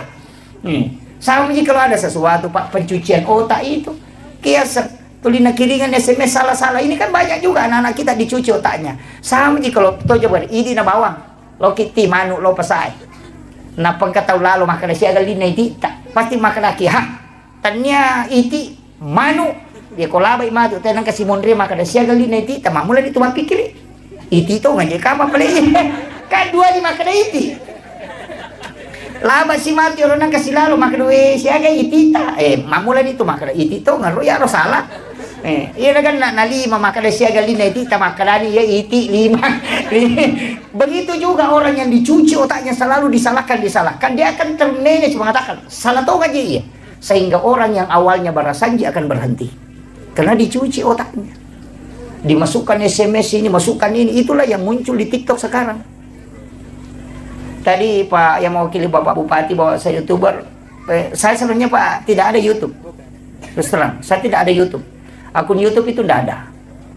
Saya itu tidak ada tim media yang merekam. Tidak ada. Saya tidak ada tim media. Karena memang Guru Tak Kiai Abdul Muin Yusuf itu punya pesan. Apa pesannya? Nomor sidina ya kalau kau ceramah bano. Kalau ceramah ya ceramah. Iya, ya kau pura kau ceramah jadi murus. Pak ya tuh ceramah pasti dekat. Ya kau murusi berarti murusi pasti dah kamu. Itu. Yang kedua, kau yang bawa barangmu. Ya kalau kau macam rami kau bawa barangmu. Aja nak tahu bawa kau. Karena orang yang membawa barangnya sendiri akan lebih mudah tawadu dibanding diangkatkan barangnya. Ya dan kata wicangan ni sandalan ni bukaran ni pintu atau masalah itu. Nanti akan muncul sifat yang susah dibendung. Jadi orang yang sebenarnya hatinya tawadu itu bisa berubah menjadi ganas ketika dia selalu dipuji. Itu patah. Kemudian yang ketiga pesan Guru Tak aja lalu mau pacu atau kalau kau menceramah kau pakai ongkos itu. Makanya saya itu terbang kemana-mana tidak pernah bawa orang. Istri selalu mau ikut itu biasa karena tidak pernah naik pesawat serta kan tidak usah. Kita akan menikah ini karena jodoh dan jodoh itu tidak kemana-mana makanya kau tidak usah kemana-mana. Itu ya, itu alasannya Pak Ustaz. Iya, iya. Jadi saya itu tidak pernah bawa. Kenapa? Guru Tak bilang begini. Nah, iya kalau konoli ko tayo macarama nama pesawat ko. Natalu ko si Bajo. Katalu nung ko so kita ci di lima dakwah. Iya ko di masigi na pakai. Nak mulai ke pertanggung jawab kamu kalau na pong Allah Ta'ala. Itu yang berat. Jadi saya itu tidak pernah bawa orang. Setiap jalan itu sendiri. Saya mengatakan, enggak. Rasulullah, malaikat dan Allah selalu bersama kita. Itu aja kuncinya. Kemudian pesan Guru Tak aja lalu mau bicara amplop. Jangan pernah bicarakan. Dan saya itu Pak, terus terang, saya kasih tahu ini karena ada Guru Tak di sini juga. Saya tidak pernah membuka amplop ceramah itu. Dan saya bikin ultimatum dengan istri, jangan pernah kasih tahu. Kalau kau kasih tahu saya, kita akan cerai. Dan dia tidak akan kasih tahu. Saya itu kalau jalan selalu bawa uang. Tidak pernah membuka amplop itu. Kalau saya 1 bulan sampai 27 hari itu tidak pernah buka itu. Kenapa? Saya tidak mau kalau itu dihitung. Nah, sebab kapan ibuka maka ada sekot. Kau natalipon ini panitia langsung muncul sekot na lengi. Saya itu yang paling saya takut. Maka salah satu kunci untuk selamat jangan tahu berapa isinya. Ada beberapa masjid itu saya sudah coret merah. Ada di Papua, ada di berapa. Kalau dia menghubungi saya memang tidak berangkat karena dia pernah bikin perjanjian bilang sekian ku kasih. Itu saya sudah coret, tidak akan datang ke situ. Itu hanya untuk menjaga, dan itu pun belum tentu selamat, Pak. Dan kalau saya pergi ceramah, nah itu di masjid, Pak, uang masjid itu tidak pernah saya kasih untuk keluarga. Saya takut karena di situ ada uangnya anak yatim, ada uangnya fakir miskin di situ. Dia sumbangkan, mungkin 2.000 dia ingin melihat masjidnya bagus. Tapi kita penceramah datang kemudian ambil itu jadi masalah. Semua kenapa ustaz itu dirikan pesantren, kayak guru ini dirikan pesantren. Itu kalau ada amplop dari masjid itu masukkan ke pondok supaya dia kembali ke umat. Kasih untuk gaji-gaji guru supaya dia kembali ke umat. Itu tidak mudah. Jangan anggap dakwah. Saya sudah berhenti itu berdakwah sudah beberapa kali. Hanya untuk takutnya. Tapi ada beberapa ulama kita mengatakan tidak. Terus manage saja supaya bisa terselamatkan. Iya. Jadi itu tidak mudah. Dakwah itu tidak mudah, Bapak sekalian. Bisa-bisa kita penceramah lebih dulu masuk neraka dibanding jamaah. Kalau ustaz natu 5 pengewani nasi salah kan. Kan jamaah nama terutama suruh kan kamu ustaz ke neraka kan mana satu mah pengewaji ini itu lepang aku itu batal itu. Iya. Makanya kalau ada sahabat-sahabat mau balik di sini itu yang pokok. Jangan kalau pergi khutbah Jumat jangan pernah buka amplop itu. Jangan pernah buka. Sampai di rumah saya itu ada tempat memang biasanya itu. Kasih masuk ke situ jangan pernah tahu berapa isinya. Jadi kalau kita tidak tahu berapa isinya kan bebas, lepas saja. Tapi kapan ditahu sekian sudah. Makanya semuanya menghubungi saya dan memberitahu sekian ku kasih itu pasti saya tidak datang. Saya sudah pastikan itu. Nah, karena berat. Berdakwah itu tidak mudah, Pak. Kita yang ngaji di tasawuf itu tidak segampang yang orang lihat ini. Mau berangkat saja itu menata kalbu itu luar biasa. Iya. Makanya saya itu tidak ada urusan. Mau terima dakwah tidak, bukan urusanku. Yang penting saya sudah menyampaikan apa yang disampaikan oleh Rasulullah sudah. Iya. Walaupun banyak orang mengatakan saya penceramah tidak ada dalil. Itu gitu. Tidak masalah. Yang penting Nabi Muhammad saja yang ada mukjizatnya. Kemudian yang kedua yang didampingi oleh malaikat Jibril dan bisa didampingi sekian ribu malaikat itu masih dicaci, apalagi kita ustaz kayak begini. Tidak itu. Oh jadi ustaz nah tidak mau dicaci, tidak usah jadi ustaz. Karena semua kebaikan itu pasti ada yang mencaci. Iya. Sama Pak Bupati kalau bagus sih jadi di jalanan pasti bilang gaji bupati maka jalan langnya buat diminum ribatan lalu kan. Tapi aku makan jahil lalangnya mano kok tuh nasa capu mano ku nalap foto gara-gara makan jalan langnya. Kan begitu. Iya kan? Pak Bupati turun bagi-bagi nasa melo setia cemat berele. Dia nak bagi-bagi nasa Bupati seke. Tidak dinampakkan maka dia gagak berakan. Ya pitagi nasa ya melo setia cem. Itu susah. Karena yang salah kalbunya memang. Iya. Ya nama salah kalbu dia kagak menderita umrah na posting alhamdulillah baru kita tawaf langsung aku ya melo setia cem. Ternyata we melo ya cem iko malah saat Pak dia gadimu pakai jokan. Kan gitu. Itu belikannya. Nataraktir ki anggota sibat tak masih kola nataraktir ki. Kalau ketemu di warung baru na foto di alhamdulillah dapat traktiran dari teman. Langsung tu nak komik dia dah pita-pita siati. Dia nak pita-pita ni tele na mi masusah pada ni oli. Kan begitu. Dan sama aja yang sekarang itu yang banyak teriak Pak. Teriak mako-mako na sama dia ke jabatan kok ke jabatan sama tu mamako. Rasa begitu. Makanya kita bisa harusnya selektif ini. Saya itu tidak ulama kita mengatakan kita harus pakai ukuran kalbu. Bagaimana ketika posisi di situ? Iya. Ini pesan yang penting saya sampaikan. Kemudian untuk guru-guru yang hadir, saya pesankan jangan pernah ingin membuat anak-anak kita jadi pintar kalau mengajar. Jangan. Salah satu keberhasilan kegagalan seorang guru itu ketika ingin kalau anak-anak muridnya itu pintar. Karena kapan anak itu bodoh pasti dia jengkel. Ya kumelo ki kumaca nak kaya na bodoh anak pasti macam iki. Kalau kita marah keikhlasan sudah hilang. Dan itu hijab. Makanya yang paling gampang adalah ajarkan saja ilmu yang Allah berikan dan doakan dia nanti Allah yang kasih hidayah. Jangan pernah berharap dia pintar. Walaupun kita harus doakan dia, tapi berharaplah dia menerima hidayah dari Allah. Itu aja. Makanya guru ini harus punya tirakat. Mestinya harus wudu sebelum berangkat mengajar. Baca sholawat sebelum mengajar. Itu aja kuncinya. Supaya itu masuk ke kalbunya anak-anak. Yang sekarang kan guru baru 1 hari terlambat sertifikasinya langsung bikin status. Pembawa uang sertifikasi terbalik di jalan. Wah ini jadi masalah. Ini yang penting saya wasiatkan. Kemudian, ini sudah 1 jam. lebih. Ditambah sedikit ya. Ini sudah lewat 5 menit setengah 11. Iya, saya belum sampai ke langit ke-7. Langit ke-6 ketemu dengan Nabi Harun. Langit kelima. Langit kelima itu adalah Nabi yang mendampingi Nabi Musa. Di langit ke-6 itu Nabi Musa. Nabi Musa itu kan sebenarnya Nabi yang rusak lidahnya. Karena di masa kecilnya itu dia memasukkan bara api di mulutnya. Makanya itu doanya Rabbi shrah li sadri wa yassir li amri wahlul 'uqdatam min lisani yafqahu qawli. Tapi dia minta ada Nabi yang mendampingi. Itulah Nabi Harun. Nabi Harun ini adalah salah seorang komunikator ulung. Dan dia hebat dalam filsafat. Jadi masyarakatnya sama aja pejabat sekarang. Ada juru bicaranya, ada staf ahli. Itu Nabi Musa yang pakai begitu.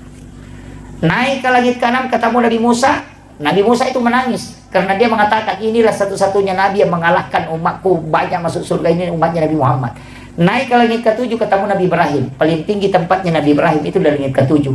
Naiklah Rasulullah ke langit ke-7 ketika itu melewati naik ke Sidratil Muntaha, tapi malaikat Jibril tidak bisa ikut. Makanya Jibril kan mengatakan saya cuma sampai di sini Muhammad. Kalau saya lewat pasti hancur. Nabi mengatakan tidak. Kumpulkan semua kemampuanmu Jibril. Kita sudah berdampingan mulai dari Makkah sampai ke sini.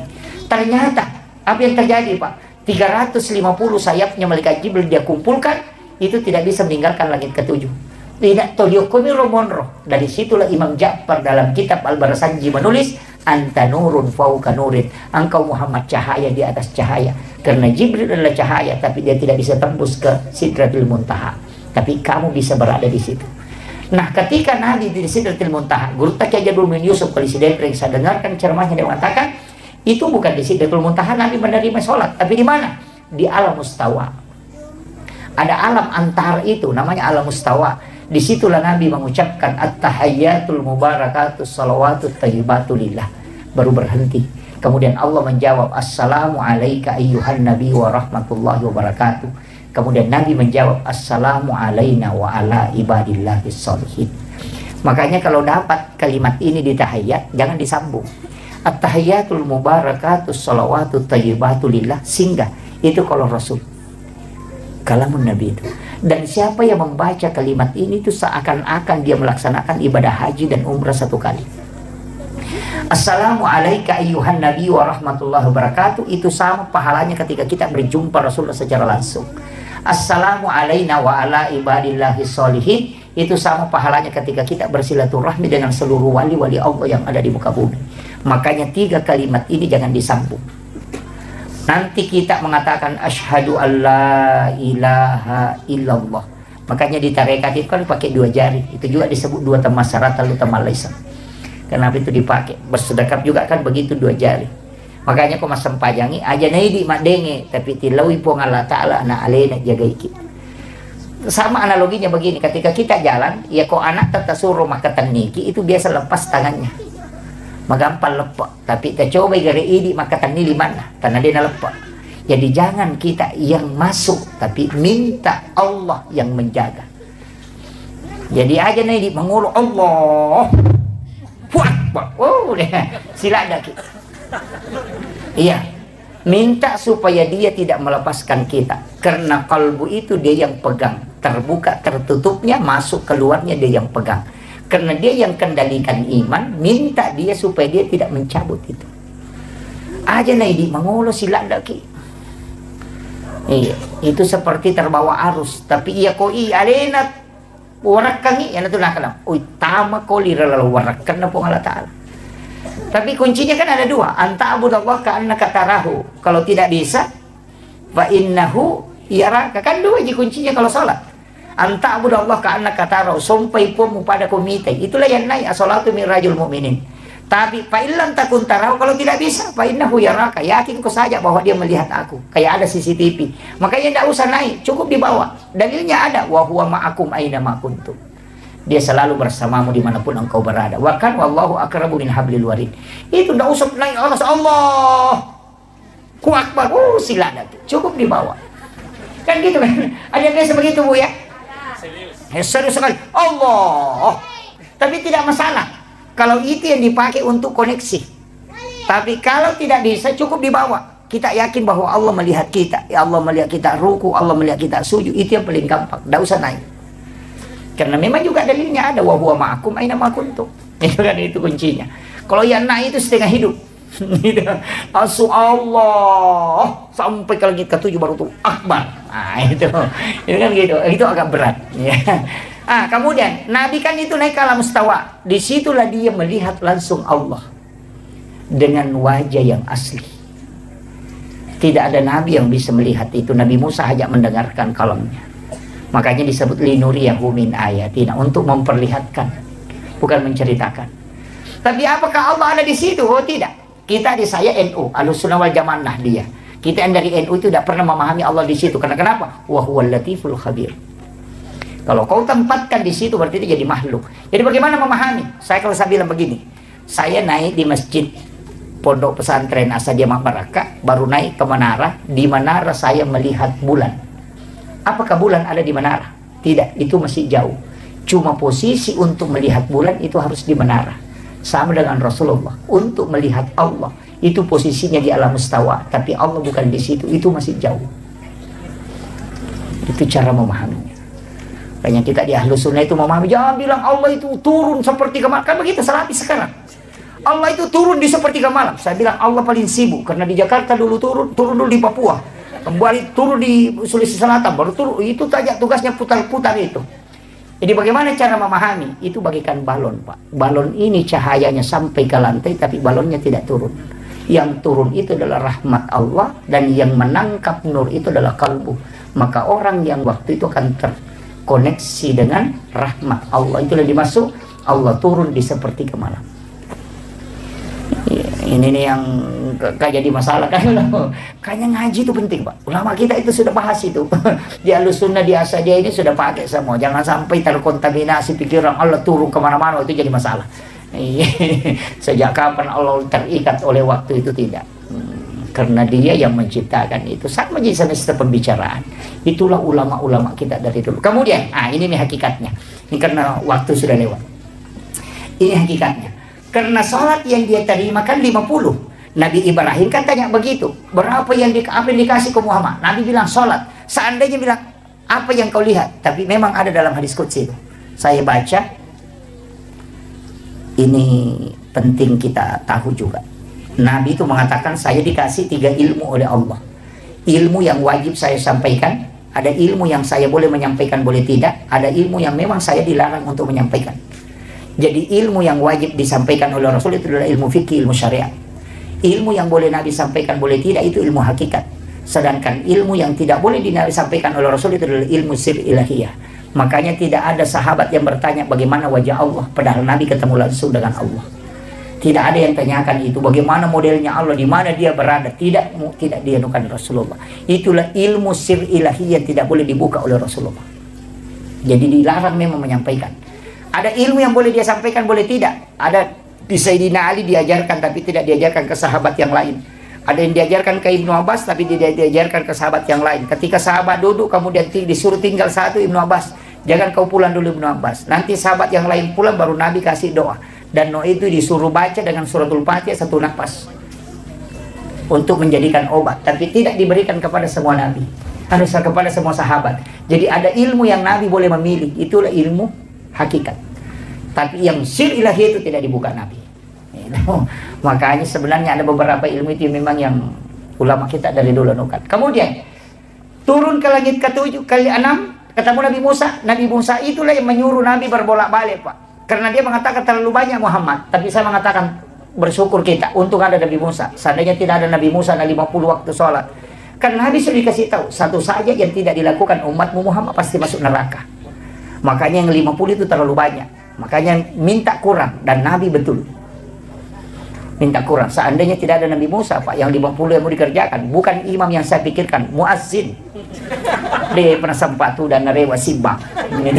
Iya, yang paling berat. Maka jadikan kesyukuran.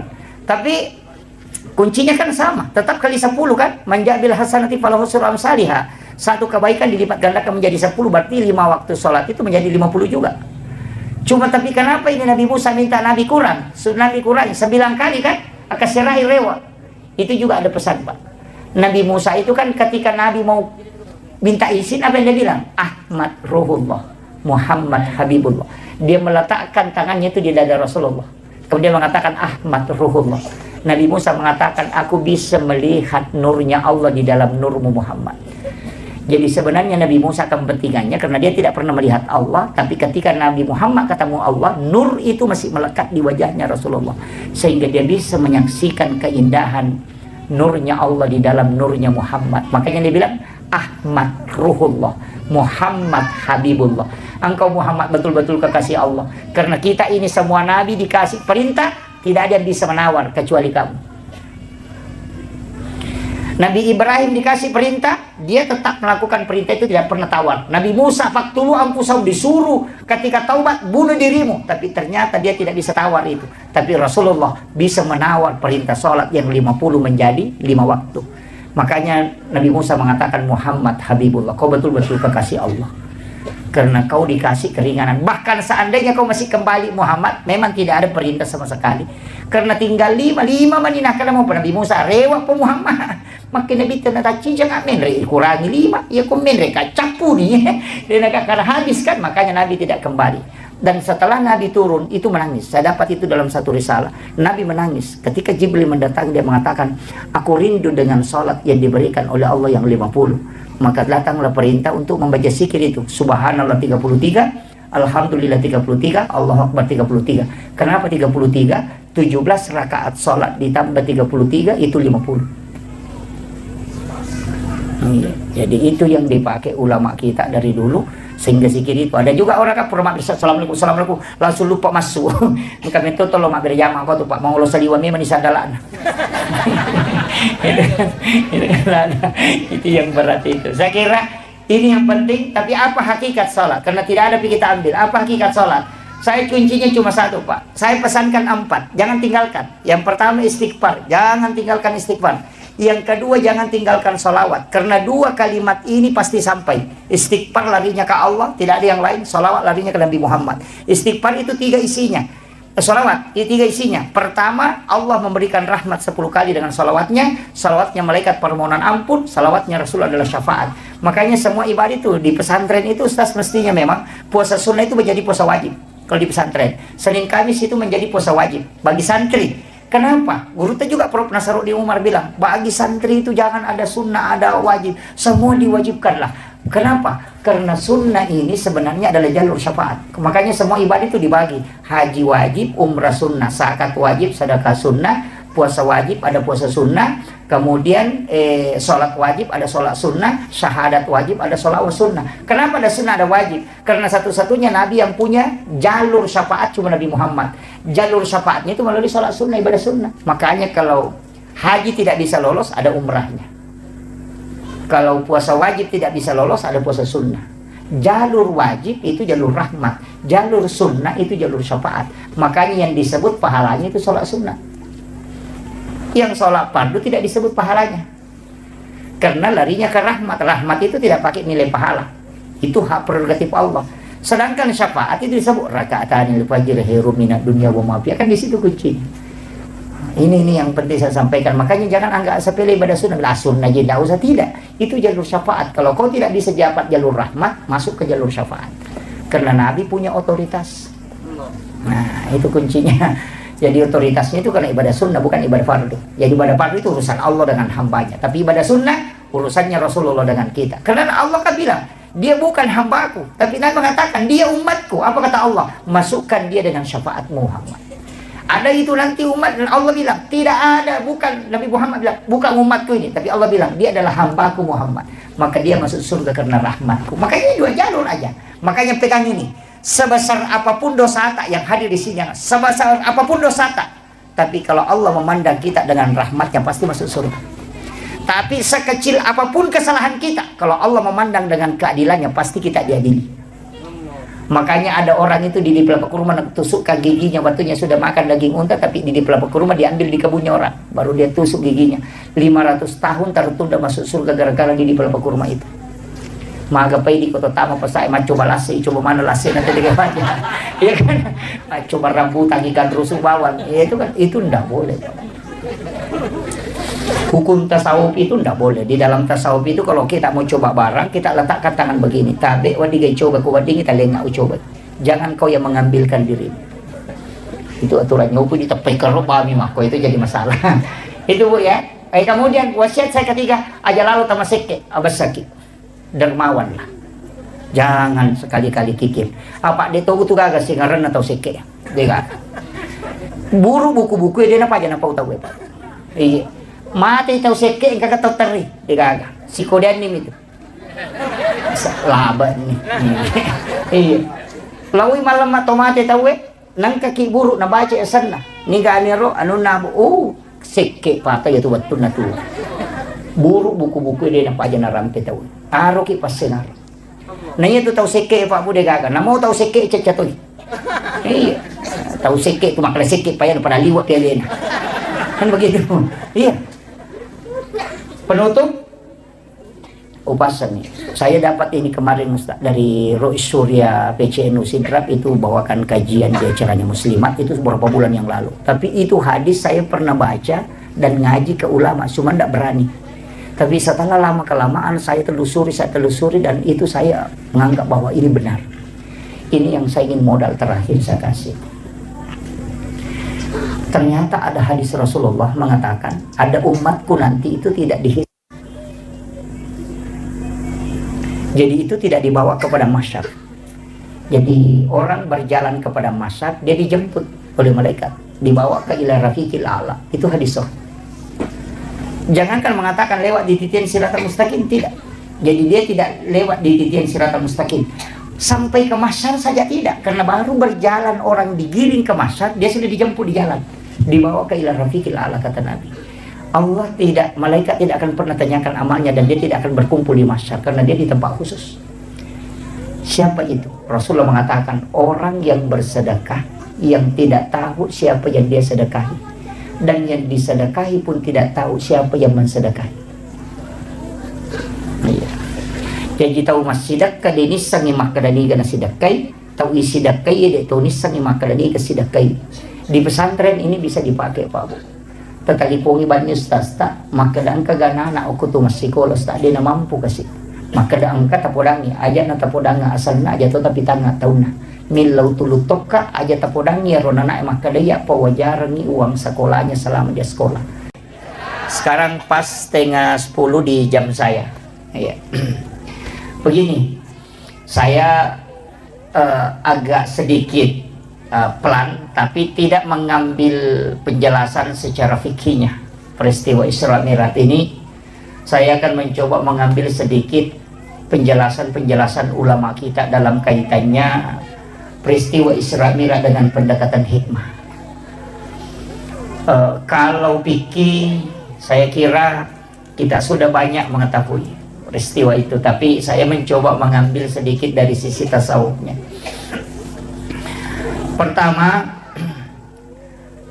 peristiwa Isra dan Mi'raj itu sebenarnya kalau kita mengkaji lebih dalam, yang paling pokok sebelum Nabi diisrakan itu adalah ketika beliau itu dibelah dadanya, kemudian diambil jantungnya. Kalau ulama fikih membahasakan jantungnya Rasulullah itu dibersihkan, tapi kita di tarekat itu tidak pernah mengatakan jantungnya Nabi itu dibersihkan. Karena kalau kita mengatakan jantungnya Rasulullah dibersihkan berarti itu kotor. Dan Nabi itu jantungnya tidak mungkin kotor. Apa hakikat di balik itu? Para ulama tarekat itu justru membalik.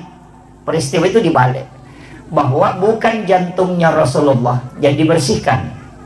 Akan tetapi air yang dipakai ketika jantungnya Nabi itu diambil, dimasukkan ke dalam satu wadah. Dan di dalam wadah itu ada air Sam-Sam. Air Sam-Sam inilah sebenarnya yang ingin dijadikan oleh Allah sebagai obat, sekaligus mendapatkan barakah sehingga dia diberi kesempatan menyentuh kalbunya Rasulullah. Jadi bukan kalbunya Nabi yang kotor, tapi air Sam-Sam yang ingin dijadikan obat. Makanya dia diberi kesempatan menyentuh kalbunya Rasulullah. Dan semua itu kan lari ke situ. Hajar Aswad, orang yang umrah itu kan pasti kepengen mencium Hajar Aswad, yang ulama kita mengatakan itu adalah pengganti tangan Allah di bumi. Jadi sebenarnya siapa yang mencium Hajar Aswad itu seakan-akan dia mencium tangan Allah. Batu ini tidaklah mulia seandainya Nabi tidak pernah menciumnya. Jadi sebenarnya Hajar Aswad itu dimuliakan oleh Allah karena Rasulullah pernah menciumnya. Seandainya Rasulullah mencium makamu Ibrahim, maka orang akan mencium makamu Ibrahim. Artinya bukan Hajar Aswad yang mulia, tapi dia dimuliakan karena Nabi pernah menciumnya. Yang ketiga, ketika Rasulullah berjalan, itu ada awan yang menutupi kepalanya. Kita di tarekat mengatakan bukan Nabi yang dilindungi, tapi justru matahari. Karena ulama tarekat mengatakan ketika sinarnya matahari tembus ke badannya Rasulullah, maka matahari akan hancur. Karena nur matahari itu dari nurun Muhammad. Jadi itu kalau kita kaji dalam pendekatan hakikatnya, makanya dibalik. Makanya ulama tasawuf itu selalu melihat kebalikannya. Sama dengan orang yang lapar. Kadang-kala kalau kita tanya, yang disyukuri itu kenyang atau lapar? Kalau yang disyukuri adalah kenyang, Sayyidina Ali karamallahu wajhahu mengatakan, anjing di kampung saya juga kalau kenyang itu syukur. Jadi sebenarnya yang disyukuri itu lapar, karena makanan tidak mungkin nikmat ketika kita tidak lapar. Gitu. Jadi makanya itu selalu kebalikannya. Iya. Jadi kalau kita yang syukuri kenyang itu sebenarnya sama dengan anjing kan.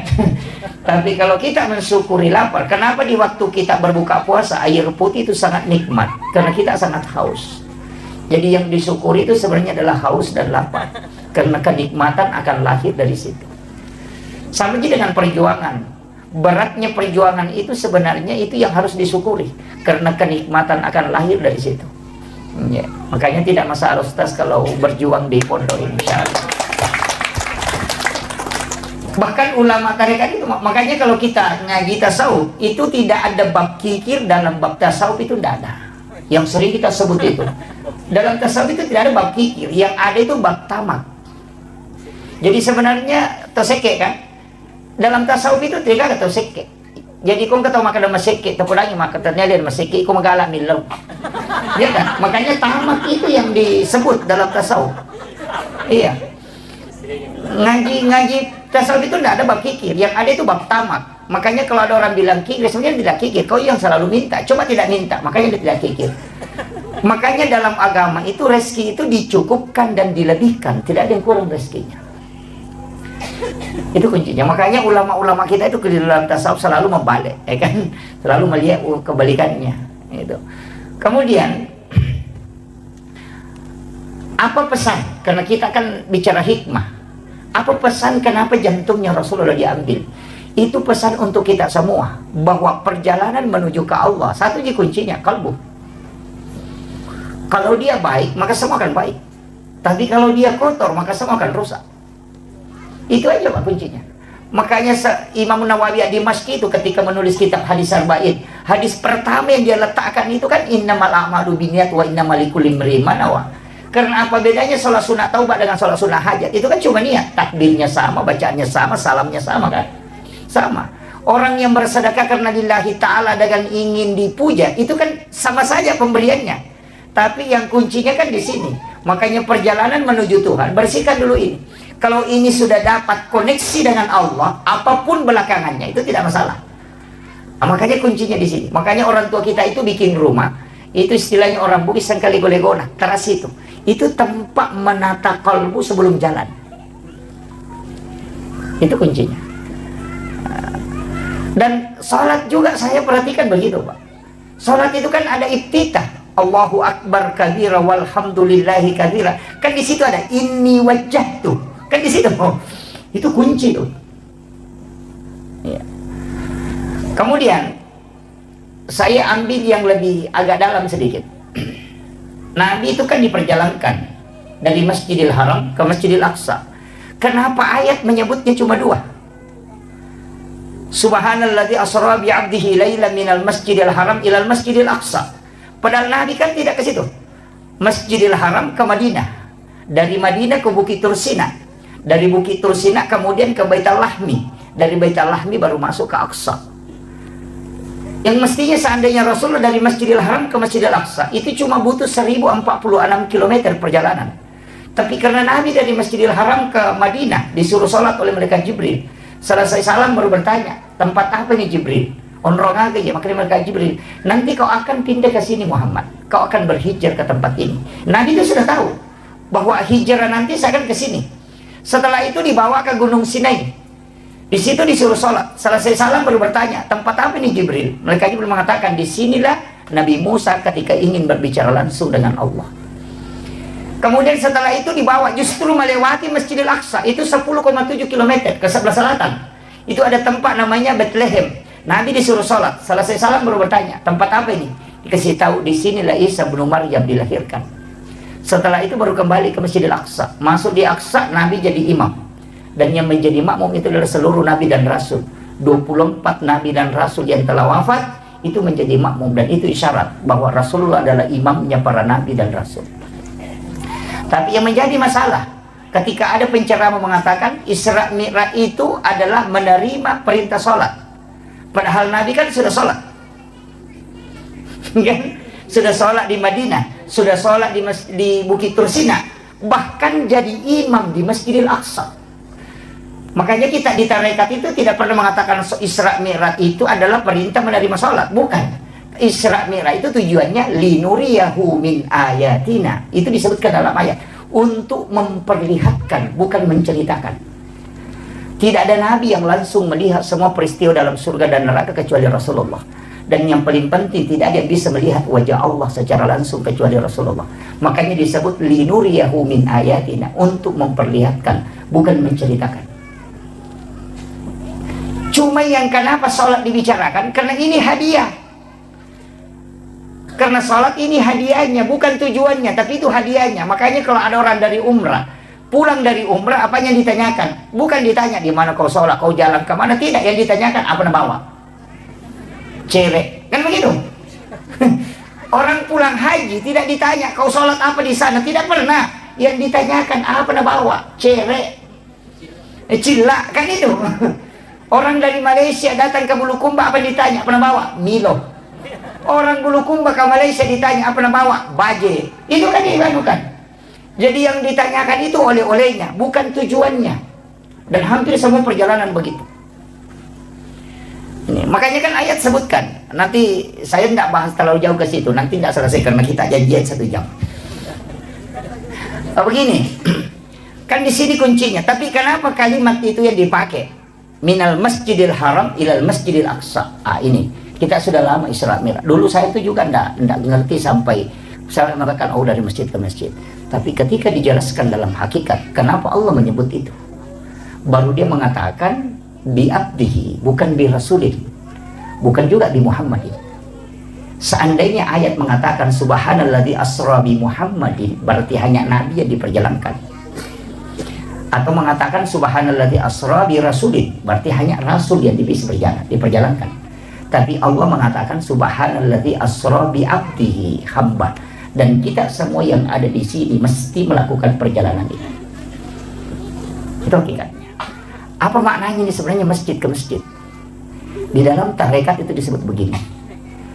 Awal perjalanan dan ujung perjalanan mesti kita Isra. Bapak yang ibu yang hadir di sini sudah lama Isra Mi'raj, tapi saya ini kasih hakikatnya Isra. Saya belum bahas Mi'raj karena Isra itu perjalanan lintasan bumi. Kalau Mi'raj perjalanan lintasan langit. Begini, saya kayak tadi tinggalkan Sidrap itu sudah berniat.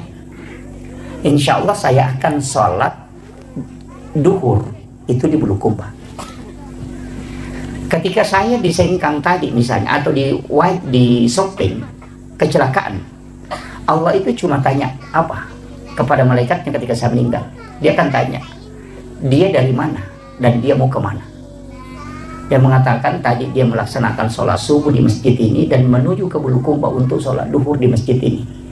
Maka ketika kita meninggal, pertanyaan Allah itu dia dari mana mau kemana. Kalau dia dari masjid menuju ke masjid, maka Allah mengatakan dia hambaku. Jangan banyak pertanyaan untuknya. Kadang kita keliru ketika berjalan. Kita tinggalkan rumah, kita berpikir di mana nanti singgah makan siang. Itu bukan perjalanan Isra. Inilah yang dipakai kalimat ulama dulu mengatakan mesti sampai memang di satu masjid sebelum kau jalan. Dan berapa langkah-langkah yang kita langkah ketika berjalan, ketika mobil itu putaran ban, itu menggugurkan semua dosa, sekaligus menambah derajat, sekaligus kita mendapatkan pahala karena perjalanan kita menuju ke masjid. Makanya kalau misalnya kita sholat di sini, kita mau lakukan perjalanan, jangan bilang mau pergi ceramah di sana. Insya Allah nanti saya akan sholat asar di sana. Jadi kita itu mestinya nyambungnya dari sholat ke sholat. Makanya dia dari masjid ke masjid. Ini pula istilahnya orang Bugis sempajat tepat tuh. Kalau sempajat tepat itu masuk dalam sholatnya, bukan masuk dalam tempatnya. Kalau ini tadi diikat oleh tempat. Tapi kalau sholat itu di sujud terakhir. Ya ke sujud pacapur nih sempajat loro. Tanyakan memang ini masa sempajat nasra. Niatkan memang. Kenapa sholat itu ditutup dengan salam? Salam ke kanan dan salam ke kiri. Salam itu kan cuma dua, ketemu atau pisah. Kan gitu. Makanya jangan kau lepas dulu sholat yang setelahnya sebelum kau sambung sholat sebelumnya. Kan gitu. Makanya kalau kita salam ke kanan itu ikat memang dengan sholat berikutnya. Kalau kita sholat isya, sambung memang dengan sholat subuh. Makanya kita meninggal di mana saja pasti meninggal menuju ke sholat. Iya, makanya ulama dulu mengatakan saya meninggal di atas tempat tidur tetap mati syahid karena saya sudah menuju ke sholat. Itulah alasannya kenapa kita itu bisa kekal di dalam surga padahal umur dan pahala terbatas. Itu karena niat baik itu yang tidak pernah terputus. Itulah makna kalimat dari hadis Nabi, umatku adalah umat yang terbaik karena dia meninggalkan satu kebaikan menuju ke kebaikan yang lain. Itu maknanya.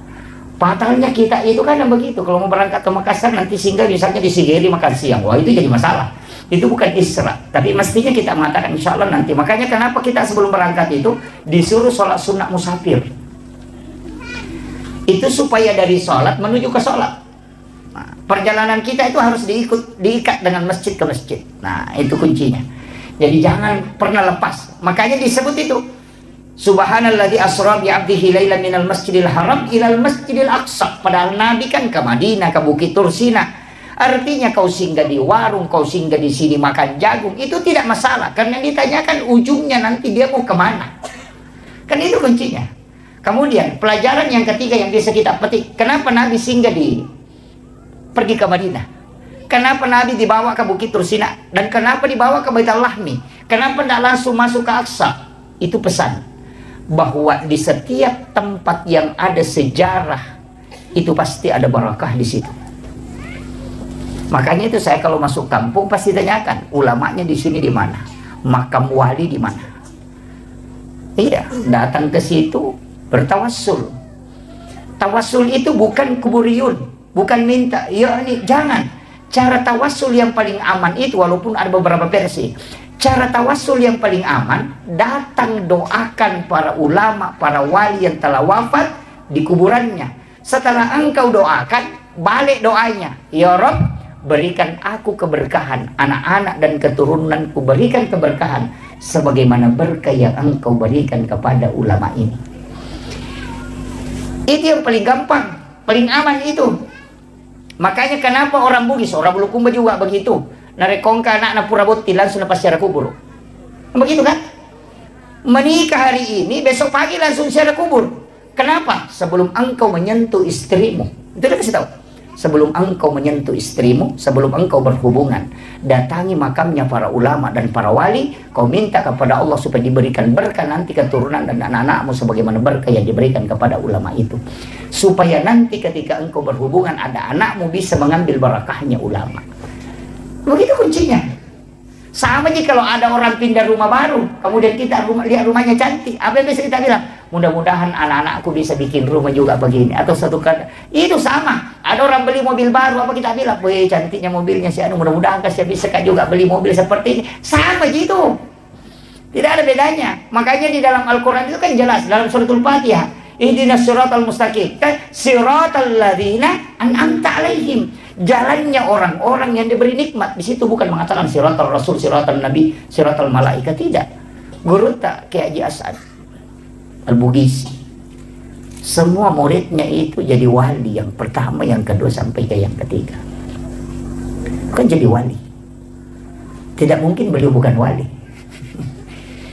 Yang duduk ngaji ke beliau itu Guru Haji Abdul Rahman Ambodal, itu wali Allah. Saya itu dapat beberapa muridnya Guru dan termasuk beliau ini luar biasa. Kemarin saya ketemu di Palembang yang masih menemani Guru masuk ke hutan sampai bawa kitabnya itu. Saya ketemu dan ada beberapa yang saya tanyakan. Itu penting. Mengambil ilmu amalannya Guru itu penting. Nah, yang tersambung sanatnya kan banyak. Di Sengkang ini masih banyak guru-guru ulama-ulama kita. Makanya saya bilang Sengkang itu tidak akan habis ulamanya itu. Itu barakah Guru di situ luar biasa. Makanya mudah-mudahan pindah di Bulukumba ini di sini tempat ini. Nih dia Mak Barakah, makanya dia mengambil. Mak Barakah di situ kan itu nilai. Bukan kuantitas tapi kualitas. Cuma saya sering sampaikan itu anak-anak saya yang dimanapun, cabang dimanapun, mestinya ada satu waktu itu dia ziarah ke makamnya Guru untuk menyambung sanad lah, sanad ruhani istilahnya. Atau paling tidak selesai sholat isya bertawassul kirimkan Fatihah Guru Kiai Hasan. Itu sesudah sholat subuh kirimkan Fatihah Guru supaya ruhnya anak-anak kita itu terkoneksi dengan ruhnya para wali. Itu kuncinya. Karena ruh itu kan saling mengirim ya kan. Kalau sudah dikirim itu baku kenal. Nanti anak-anak kita kalau meninggal ini akan dikenal, oh ini muridku ini karena dia kirimkan Fatihah. Kan itu dia bukan. Yang parah itu kalau tinggal dia sedia belajar tidak pernah kirimkan Fatihah, itu nanti tidak bisa tidak dikenal. Makanya harus tersambung sanad ilmu juga tersambung sanad ruh. Itu penting. Kalau tidak bisa tersambung dengan sanad ilmu, paling tidak sanad ruh bisa tersambung. Makanya upasan yang hadir di sini kuncinya satu, Bapak. Titiplah berkah di tempat ini. Iya. Kita kira Pak Guru ini pahalanya banyak mengajar santri di sini. Itu masih bisa dikalahkan. Jangan harap guru-guru di sini bisa banyak pahalanya. Ada yang bisa mengalahkan pahalanya guru itu. Siapa? Pahalanya orang yang menyiapkan tempat untuk ditempati anak-anak kita belajar. Karena tidak mungkin ada guru mengajar, tidak mungkin ada anak-anak belajar kalau tidak ada tempatnya. Dia menyiapkan tempat itulah yang besar pahalanya. Karena dikumpul pahalanya gurunya, sekaligus anak-anak yang belajar, sekaligus pengurus pondok, baru diambil pahala itu disamakan dengan dikasih orang yang bersedekah itu. Makanya bukan orang yang masuk masjid itu dulu yang dijanjikan rumah di surga. Siapa? Yang bangun masjid dulu, Pak. Makanya hadis itu mambana masjidan fid dunya lillahi ta'ala banallahu lahu baitan fil jannah. Jadi yang pertama dijamin itu dulu adalah orang punya rumah ya, tapi bukan masuk surga, punya rumah. Makanya kalau ada orang sedekah di masjid tapi tidak sholat, ya ada rumahnya cuma tidak masuk.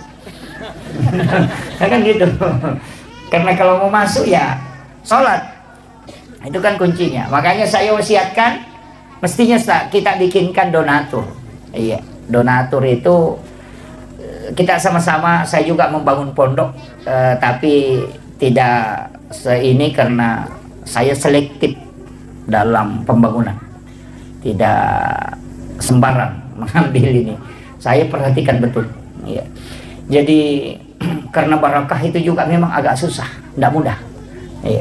Jadi walaupun ada beberapa kajian dalam fikih itu ya tidak. Tapi saya ingin sampaikan begini. Jadi yang kayak hadir paling tidak adalah yang kita wakafkan. Iya. Yang kita wakafkan. Namun sampai nih. Iya. Itu kuncinya. Kenapa? Karena itu yang kita miliki selamanya.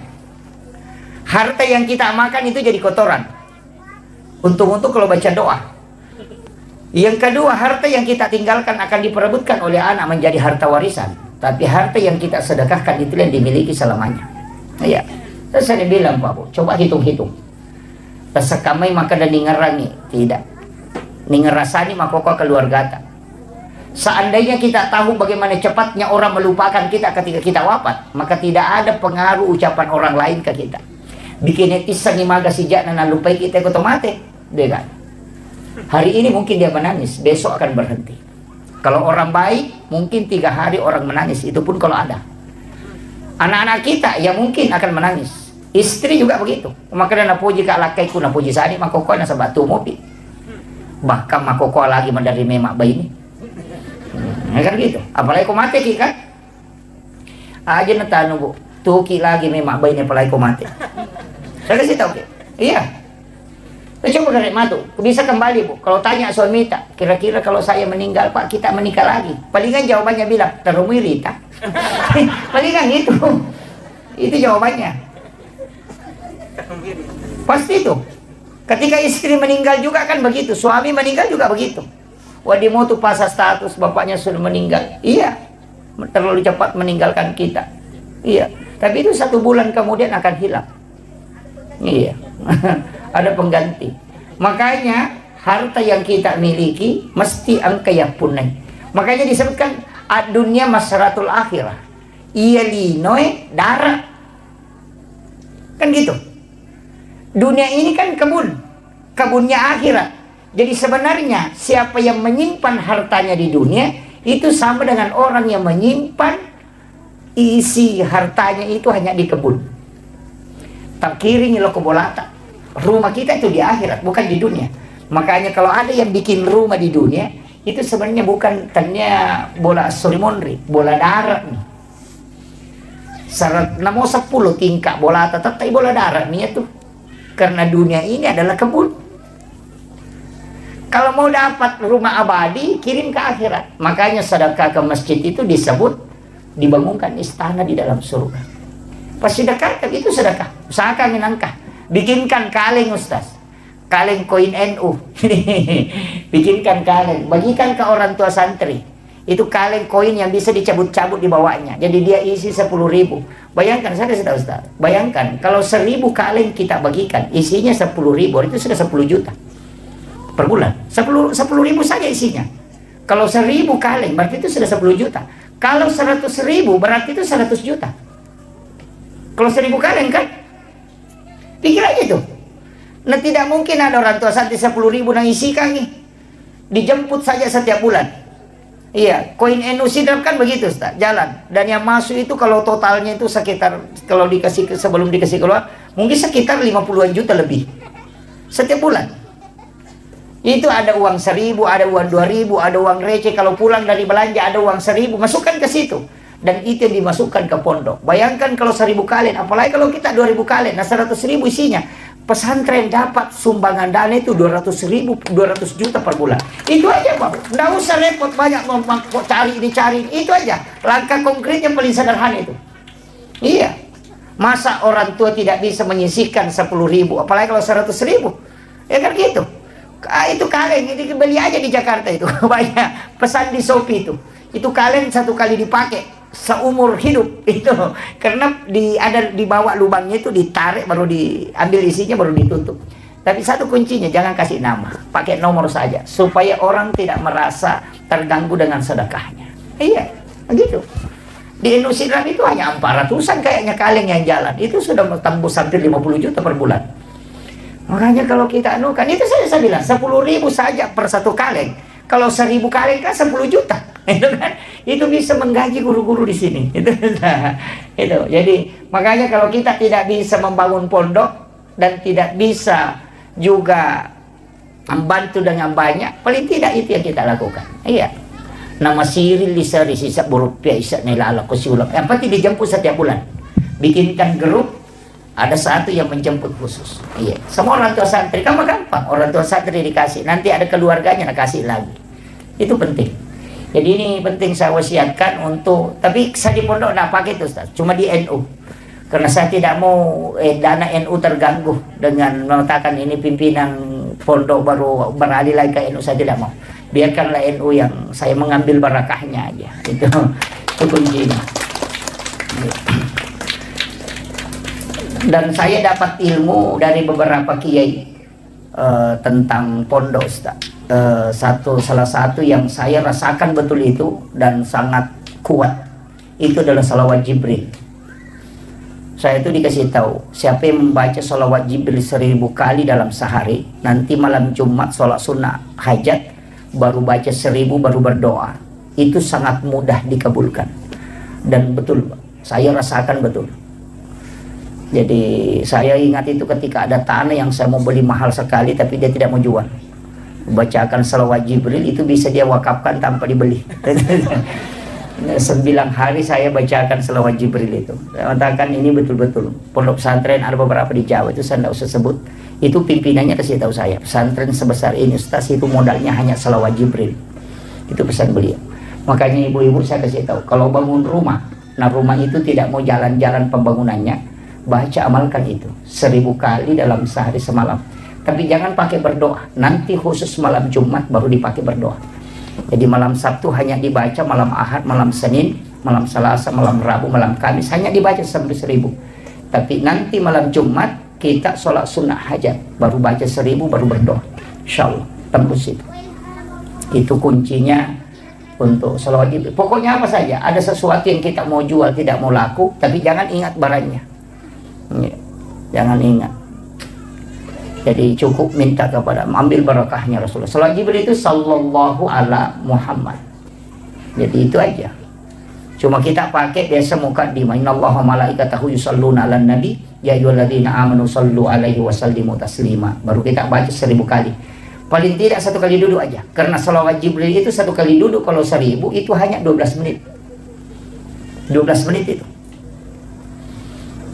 Baca bisa dilafazkan, bisa cukup dalam hati. Tapi 1000, ya, mobil mau dijual, kebun mau dijual, tidak mau laku itu dipakai. Rumah dibangun tidak mau jalan itu dipakai. Bahkan kalau ada janda tidak mau laku itu juga dipakai. Tidak anak gadis itu kan gitu, ya. Jadi itu dibacakan, ya. Sesuatu yang tidak mau jalan itu dienukan. Dan saya itu begitu, Pak Bu. Hanya tawakal dengan salawat Jibril, dan saya akui betul itu bahwa ini besar pengaruhnya. Ada beberapa, bahkan ada tanah yang bersengketa itu diserahkan ke pondok. Mereka yang awalnya sengketa itu langsung menyerahkan. Itu ada luar biasa. Jadi itu penting. Yang ini saya wasiatkan, ini modal ini. Ini modal. Kalau untuk anak-anakku di sini kuncinya kalau mau berhasil itu bukan kepintaran. Satu aja, takzim kepada 3 orang. Pertama, takzim kepada guru-gurumu. Siapa yang paling bagus akhlak dan adabnya kepada gurunya, pasti ilmunya membekas dan pasti dipakai nanti di masyarakat. Yang kedua, takzim kepada kedua orang tuamu. Itu aja kuncinya. Takzimnya ke situ.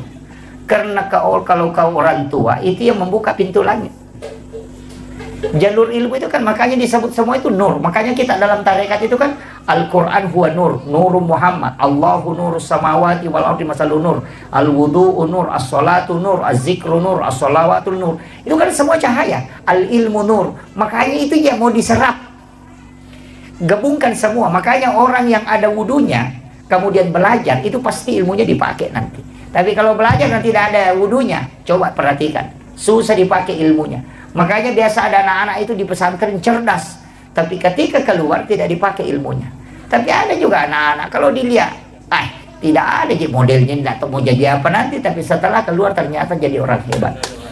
Kenapa? Makanya jangan lihat dari ketika dia belajar di pondok, cari barakahnya di situ. Itu makanya orang tua itu saya kasih tahu, serahkan sepenuhnya anak-anak kita ketika dia belajar di pondok. Tidak usah khawatir. Dan ingat, pondok itu adalah tempat penyucian. Bukan hanya secara lahiriah tapi secara hakikiah. Makanya anak pondok itu 3 bulan pasti kena itu yang gatal-gatal. Iya, gatal-gatal itu seperti cacar. Sebenarnya saya kalau di dalam tarekat itu dikasih tahu, penyakit itu adalah melepaskan segala energi negatif dalam tubuh. Makanan-makanan yang dimakan anak-anak kita itu yang tidak bagus itu keluar semua melalui situ. Dan itu tidak ada obatnya sebenarnya. Obatnya itu cukup 1, keringkan pakaiannya dengan tempat tidurnya itu dengan sinar matahari langsung hilang itu. Karena itu bakteri tidak bisa, bakteri itu hanya dari pakaian basah. Di pesantren begitu. Nanti 8 bulan akan kena tipes ataupun demam, batu-batu kering tidak mau berhenti. Itu akan muncul penyucian dalam kalbu. Itu tahap kedua. Nanti itu ketika 1 tahun lebih ada penyakit, kulitnya itu warna kuning. Anak-anak itu kayak kekuning-kuningan kulitnya. Itu akan muncul. Tapi apa? Itu sudah tahap ketiga. Ketika anak tidak lari, itu barakahnya sudah mulai muncul. Itu penyucian dalam hakikat perjalanan dalam orang bertasawuf. Sebenarnya anak-anak kita itu bertarekat di pondok, karena dari masjid ke sekolah, dari sekolah ke tempat sholat, sampai tidurnya pun itu sebelum tidur dia sudah berniat bangun nanti tahajud jam sekian, bangun nanti sholat malam jam sekian. Jadi tidurnya itu ibadah karena dia tidur untuk sholat. Tapi kita tidur di rumah, bangun nanti nonton sepak bola, itu aja tidurnya itu. Yang jadi masalah. Makanya ulama kita mengatakan tidur itu bisa nilai pahala tergantung niatmu apa. Kalau kau tidur untuk sholat, berarti itu berpahala. Dan tidur dari sholat menuju ke sholat juga berpahala. Dan tidur orang yang menghindari dosa juga berpahala. Makanya ulama Indonesia itu bilang, tidurnya orang berpuasa itu berpahala. Karena kalau dia tidur tidak melakukan dosa. Kan gitu. Satu-satunya perbuatan itu yang tidak ada dosanya itu pun cuma tidur. Adakah orang mak gosip kalau tidur? Tidak ada. Kan gitu. Itu kuncinya. Makanya kalau mau selamat itu banyak tidur. Karena satu-satunya kan tidak ada dosanya dia tidur. Kemudian saya ingin sedikit lanjutkan lagi nih, saya terlalu jauh memutar. Kemudian itulah perjalanan Nabi. Makanya itu ketika Rasulullah masuk ke Masjidil Aqsa, ini sebenarnya kalau ada imam cari itu, saya pernah dikasih tahu tapi saya tidak buka, itu dilarang sebenarnya. Tidak apa-apa, saya ingatkan, cari aja surah apa yang dibaca Rasulullah ketika dia menjadi imam para nabi. Ia nanti nak kedate sampai surat na nabi tak. Surat sempajan na waktu na pimpin nabi. Kalau itu yang dipakai orang, Pak, itu luar biasa. Tapi cari, saya tidak kasih tahu. Cari nanti itu. Kemudian setelah Nabi selesai sholat, itu keluar ke sekitaran Masjidil Aqsa. Itu ada batu yang bagian bawahnya itu agak bulat tapi agak datar bagian atas. Di situ Nabi duduk dan disitulah Nabi dijemput untuk peristiwa Mi'raj. Tapi ketika Nabi naik, batu ini kan ikut. Dia ikut dan itu sudah terangkat. Tapi Nabi lihat kemudian dia larang. Nabi itu memberitahu batu itu. Dia tidak mengatakan kembali, tapi Nabi mengatakan berhenti di situ. Maka batu itu tidak kembali ke bumi, tapi juga tidak naik ke langit. Sampai hari ini batu itu masih tergantung. Itu hebatnya itu. Dan kalau kita buka di Google itu, ketik saja batu gantung peristiwa Isra Mi'raj, itu batu ada tergantung di bawahnya, tidak tersandarkan ke tanah, dia melayang. Tapi berat batu itu kalau mau ditimbang mungkin sekitar 100 kilo lebih. Itu hebatnya. Itu bukti autentik. Nabi naik, salam di langit pertama, ketemu dengan Nabi Adam. Ini sudah masuk ke santri-santriku yang ada di sini, santri-santri kita ini. Ini sudah pelajaran di sini. Nabi itu ketemu Nabi Adam. Kenapa ketemu Nabi Adam? Nabi Adam ini kan Nabi dari surga dilemparkan ke bumi. Orang yang punya jabatan tinggi kemudian turun, itu mestinya kita datangi. Iya. Itu penting. Orang kaya kemudian bangkrut, bersilaturahmi, itu hakikat takziah.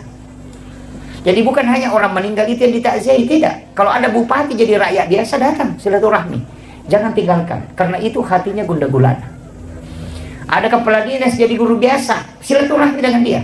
Kenapa? Karena itu agak goncang perasaannya. Tapi kalau guru biasa jadi kepala dinas, tidak usah datangi dia. Iya, makanya saya kalau kita didarekat, walaupun sekarang kan sudah beda. Makanya itu saya kalau diundang ada acara syukuran pejabat, hampir dipastikan saya tidak hadir. Karena kami di tasawuf itu diajarkan jangan pernah melakukan syukuran ketika menerima fitnah dan amanah. Gitu. Jabatan itu adalah fitnah, jabatan itu adalah amanah. Ketika engkau menerimanya kau syukuran, itu musibah. Maka kapan kita syukuran? Ketika engkau sudah selesai menjalankan tugas itu, maka syukuranlah.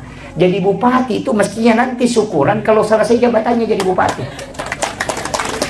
Iya. Kan masa kau terima fitnah dan amanah baru kau bersyukur?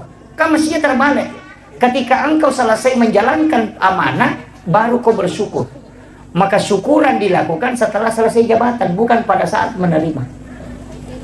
Mestinya pada saat menerima itu minta anak-anak orang-orang ulama mendoakan kita. Nanti di saat selesai baru syukuran. Kan terbalik sekarang kan? Terima jabatan langsung syukuran, itu musibah. Makanya Sayyidina Ali mengatakan seandainya ini bukan amanah yang sangat berat, maka aku lebih memilih liur anjing daripada jabatan. Karena liur anjing tidak akan ditanyai permintaan. Nanti kalau dari kemudian. Tapi saya setiap tarikan nafas itu akan ditanya. Makanya hati-hati juga yang ulama ini yang selalu banyak jabatannya. Penasehat inilah, jabatan inilah, ketua ini loh, itu patah. Paling lama masuk surganya itu. Ini penting, saya wasiatkan. Iya. Paling tidak kalau ia mendoakan, ini penting saya wasiatkan. Kemudian, ketika Nabi, kenapa ini Nabi ketemu dengan Nabi Adam? Itu tadi, karena Nabi ini juga belajar sama Nabi Adam tentang ilmu alam. Anak-anakku ini mesti tahu ilmu alam dasar dulu. Makanya disitulah pelajari fisika, pelajari kimia. Itu kan anak-anak yang awal-awal kan. Naik ke langit kedua, siapa yang dia ketemu? Nabi Isa dengan Nabi Yahya. Dua Nabi ini kan mudah. Dan ini Nabi kan agak unik, karena dia tidak mengikuti hukum alam. Nabi Isa lahir tanpa bapak, Nabi Yahya lahir dari ibu yang sudah menopause. Itu tidak melalui hukum alam. Di dunia ini kan ada binatang yang tidak ada jantannya. Itu cacing, hanya betinanya saja. Kalau cacing itu kan tidak ada jantan. Tapi orang yang hidup itu tanpa bapak, bisa lahir tanpa bapak, itu Nabi Isa. Tapi juga Nabi Yahya lahir dari wanita yang sudah menopause. Apa maknanya ini? Kan begini, Nabi Isa itu kan anaknya Maryam. Maryam itu kan dipelihara oleh Nabi Zakaria. Dan Nabi Zakaria ini kan melahirkan anak satu yang namanya Nabi Yahya inilah. Jadi Nabi Yahya dengan Nabi Isa itu adalah dua nabi yang muda, itu hampir seumuran. Kan Nabi Zakaria tidak punya keturunan, makanya diambillah kemenakannya. Dia cari, oh ini ada anak gadis ini bisa dipelihara. Diambillah, umur 8-9 tahun. Dia bawa ke rumahnya, bikinkan bilik, dan itu tidak ada jendelanya. Dan itu pesan ulama kita, kalau ada bilik gadis itu jangan kasih jendela. Supaya aja diceling. Minta mana tahu lalu. Jadi bisa dibikinkan tapi lubang angin. Kemudian yang kedua, yang pegang kunci pintunya itu Nabi Zakaria. Nanti dia buka ketika dia masukkan makanan. Dan di dalam biliknya itulah dia buatkan tempat sholat disebut mihrab. Dari situlah awalnya ada kalimat mihrab itu. Makanya dalam Al-Quran itu kan fataqabbalaha rabbuha biqabulin hasanin wa ambataha nabatan hasanan wa kaffalaha Zakaria. Kan di situ kullama dahala 'alaiha Zakaria al-mihrab wajada indaha rizqan. Kan jelas. Setiap Nabi Zakaria masuk ke dalam tempat sholatnya Maryam, dia akan melihat ada makanan. Dan anehnya itu kayak durian, bukan musim durian. Makanya kan dia bertanya, "Anna laki haza?" Dari mana ini? Maryam kan cuma jawab, "Wa min indillah." Ini langsung dari Allah. Kan? Makanya Nabi Zakaria kan tidak percaya. Wah, masa anak gadis bukan nabi bisa dikasih makanan langsung dari langit. Tapi kaget juga. Iya, saya juga yang pegang kuncinya. Tidak ada yang bisa masuk ke sini kalau bukan saya. Kok bisa ada makanan di dalam? Makanya dia kan mengulas sampai 3 kali. Nanti Maryam mengatakan, Allah yarzuqu man yasha bighairi hisab. Kalau Allah ingin memberi rezeki kepada hambanya itu tidak melalui proses. Nabi Zakaria itu meneteskan mata. Baru dia suruh kemenakannya keluar dari situ. Karena dia pikir, bukan doanya yang mustajabah, tapi tempatnya. Karena saya juga tinggal di rumah ini, sudah lama minta anak, nanti tidak dikasih-kasih. Tapi kenapa ini anak perempuan bisa dikasih makanan langsung dari langit? Berarti tempatnya yang bagus. Dia suruh keluar. Maka hunalika da'a Zakaria. Maka datang Nabi Zakaria ke situ berdoa.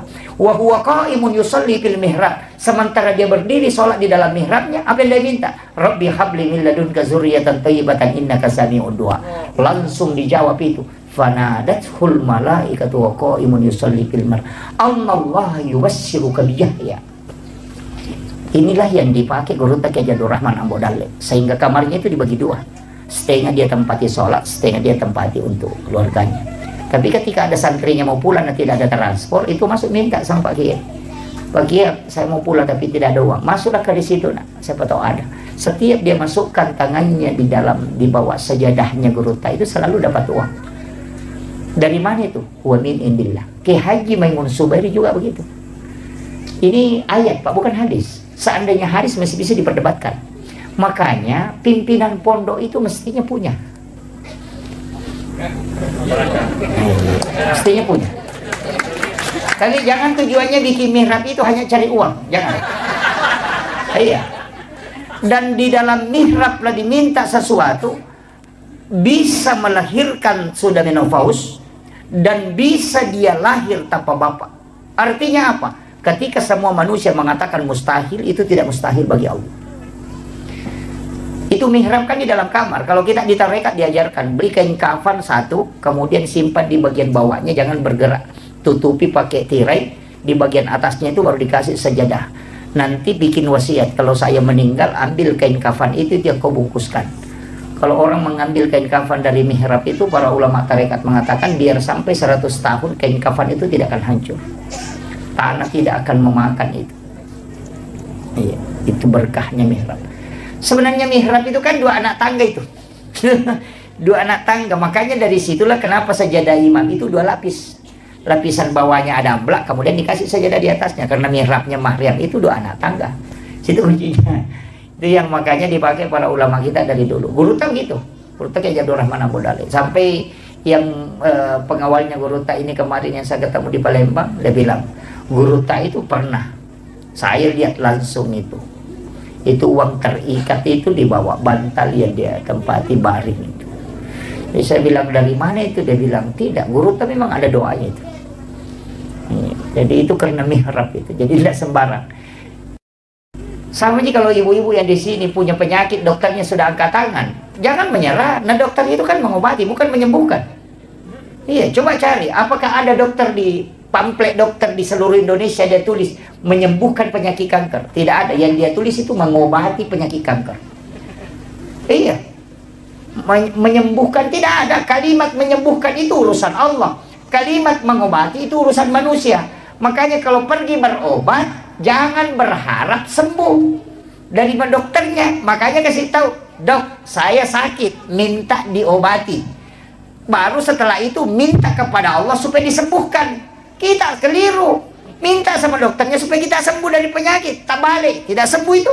Karena Allah bilang bukan di situ kalau sembuh. Dia cuma berobat, mengobati. Kalau sembuh minta sama saya. Kan gitu. Makanya dokter itu cuma tulis mengobati penyakit kanker, mengobati asam urat. Tidak ada itu dia tulis menyembuhkan penyakit kanker. Tidak ada. Jadi kalau pergi berobat nah habis suwanta nah tidak sembuh, jangan marah-marah. Aja tamacai maka dia nasau capu didikun maka memi dokter ubure dia nak lupa sawi. Kan gitu kan? Ini nih yang harus dirubah ini. Kadang kalau kita datang berobat, itu kita mengatakan nanti sembuh dari sini, enggak. Ini diobati. Makanya Allah yang Maha Penyembuh. Itu kuncinya. Kemudian, apa kelebihannya Nabi 2 ini? Nabi Yahya itu dihindari dari dosa. Nabi yang sudah dijaga betul oleh Allah. Kalau Nabi Isa itu ahli kedokteran. Dia bisa menghidupkan orang mati. Kalau dokter kita mematikan orang hidup. Sebagian, tidak semua. Naik ke langit berikutnya ketemu dengan Nabi Yusuf. Nabi Yusuf ini kan sebenarnya orang aneh. Karena dia bisa menafsirkan mimpi. Kalau kita mengatakan orang aneh. Tapi sebenarnya itu ilmu langkah kedua. Jadi kalau orang tahu itu ilmunya Nabi Yusuf, itu ilmu. Guru tak Prof. Nasaruddin Umar paling bahas itu tentang mimpi. Itu sampai pembagiannya. Itu kan luar biasa kalau itu dibuka. Sebenarnya mimpi ini kalau diretas, itu banyak orang geleng-geleng kepala. Karena wali pakai jalur itu. Iya. Kenapa Guru tak Kiai Abdul Rahman Abu Dalil bisa khutbah di 2 tempat? Sekarang kan kita juga bisa berada di 2 tempat dalam satu waktu. Ketika kita video call kan. Iya. Ketika kita video call, kita bisa berada di Bulukumba, tapi sekalian juga bisa berada di Makassar dalam satu waktu dan tempat. Itu HP hanya layar, kaca dan juga besi. Tapi kenapa ada manusia kelihatan di dalam? Itu dengan layarnya kelihatan, gambarnya kelihatan, suaranya. Dan tidak ada kabel. Itu kita pakai jaringan seluler dan masih pakai alat. Ulama itu jaringannya di kalbu, makanya itu akan tercermin langsung terangkat. Sekarang kan ada hologen. Itu kan, itu sudah muncul itu. Dan inilah yang dipakai ulama dulu. Cuma itu tidak diretas. Kenapa dikaitkan dengan mimpi? Kalau orang mimpi itu kan bisa melihat, padahal matanya tertutup. Coba kalau orang mimpi itu kan dia melihat dirinya ke Jakarta, padahal matanya tertutup. Mata apa yang dipakai melihat orang yang bermimpi itu ketika dia melihat? Padahal bukan mata dia juga bukan mata batin, tapi itu mata idhafi. Itulah yang dipakai ulama sehingga dia bisa melihat suatu tempat dalam waktu yang bersamaan. Ini saya buka ini Pak Anunya, tapi saya tidak rentas ke belakang, itu urusannya ulama kita. Kita hanya mempelajari cabang-cabangnya aja. Kemudian, orang mimpi itu, kenapa Nabi mengatakan an-naumu ahul maut? Tidur itu saudara dengan mati. Itu persis ketika orang mati itu bisa melihat ke dunia. Dan juga bisa melihat ke alam akhirat. Kemudian yang ketiga, kalau orang mati itu disiksa di alam kubur. Ada mengatakan, mana dia rasakan jasadnya sudah hancur. Bagaimana dengan orang tidur yang mimpi dipukul? Tidak ada yang menyentuhnya, tapi badannya merasakan sakit, padahal tidak ada yang menyentuh. Dia tidur di atas kasur. Artinya apa? Ketika ruhmu tersiksa, jasadmu akan merasakan sakit. Itulah dalil asap kubur yang paling kuat, yang banyak orang tidak bisa terima. Makanya Nabi ambil analogi itu, an-naumu akhul maut. Dia cuma tidak mengatakan sama di mati itu dengan tidur, tapi dia mengatakan saudara. Ini kan itu kuncinya. Orang tidur itu hanya 5 menit, tapi bisa bolak-balik dari Jakarta. Ketika dia bermimpi, dari Jakarta tadi pernah kalau naik pesawat itu 4 jam. Kan gitu. Artinya dalam waktu yang singkat dia bisa memasuki alam yang lama, tapi dia hanya tidur 5 menit. Itulah kenapa Guru Tak Kiai Abdul Rahman Ambo Dale ketika ditanya oleh Guru Tak Pak Kiai Sanusi Baco, dari mana kau mengambil dalil ini? Karena saya Guru Tak Kiai Abdul Rahman Ambo Dale, dia mengatakan 6 tahun saya ngaji kitab Al-Um sama Imam Syafi'i. Itu. Dan itu yang sampaikan itu Dr. Gus Nur Taufik Sanusi. Coba. Itu makanya ulama kita itu punya alam sendiri. Iya. Itu aja tadi video call kan. Makanya saya bisa berada di Makassar juga bisa berada di sini kalau video call. Tapi coba jangan pakai video call, pakai Nurul Qalbiyah kita. Itu kan connect. Dan biasa saya cuma sampai di situ mau menjelaskan. Biasa ada kampung kita masuk, Pak Ustaz biasa rasakan itu. Ada kampung dia lihat, kayaknya saya pernah bermimpi sampai ke sini. Kayak begitu. Atau ada kita kerjakan, kayaknya saya pernah kerja ini masalah. Itu yang orang tidak tahu. Allah sudah bukakan rahasia dan itu ruh idofinya sudah sampai ke situ baru kembali. Tapi baru dia memasuki alam itu baru dia sadar. Seandainya itu dibuka, maka terbuka rahasia yang disebut dengan rahasia kewalian. Cuma sampai di situ saya bahas, saya tidak akan lanjut.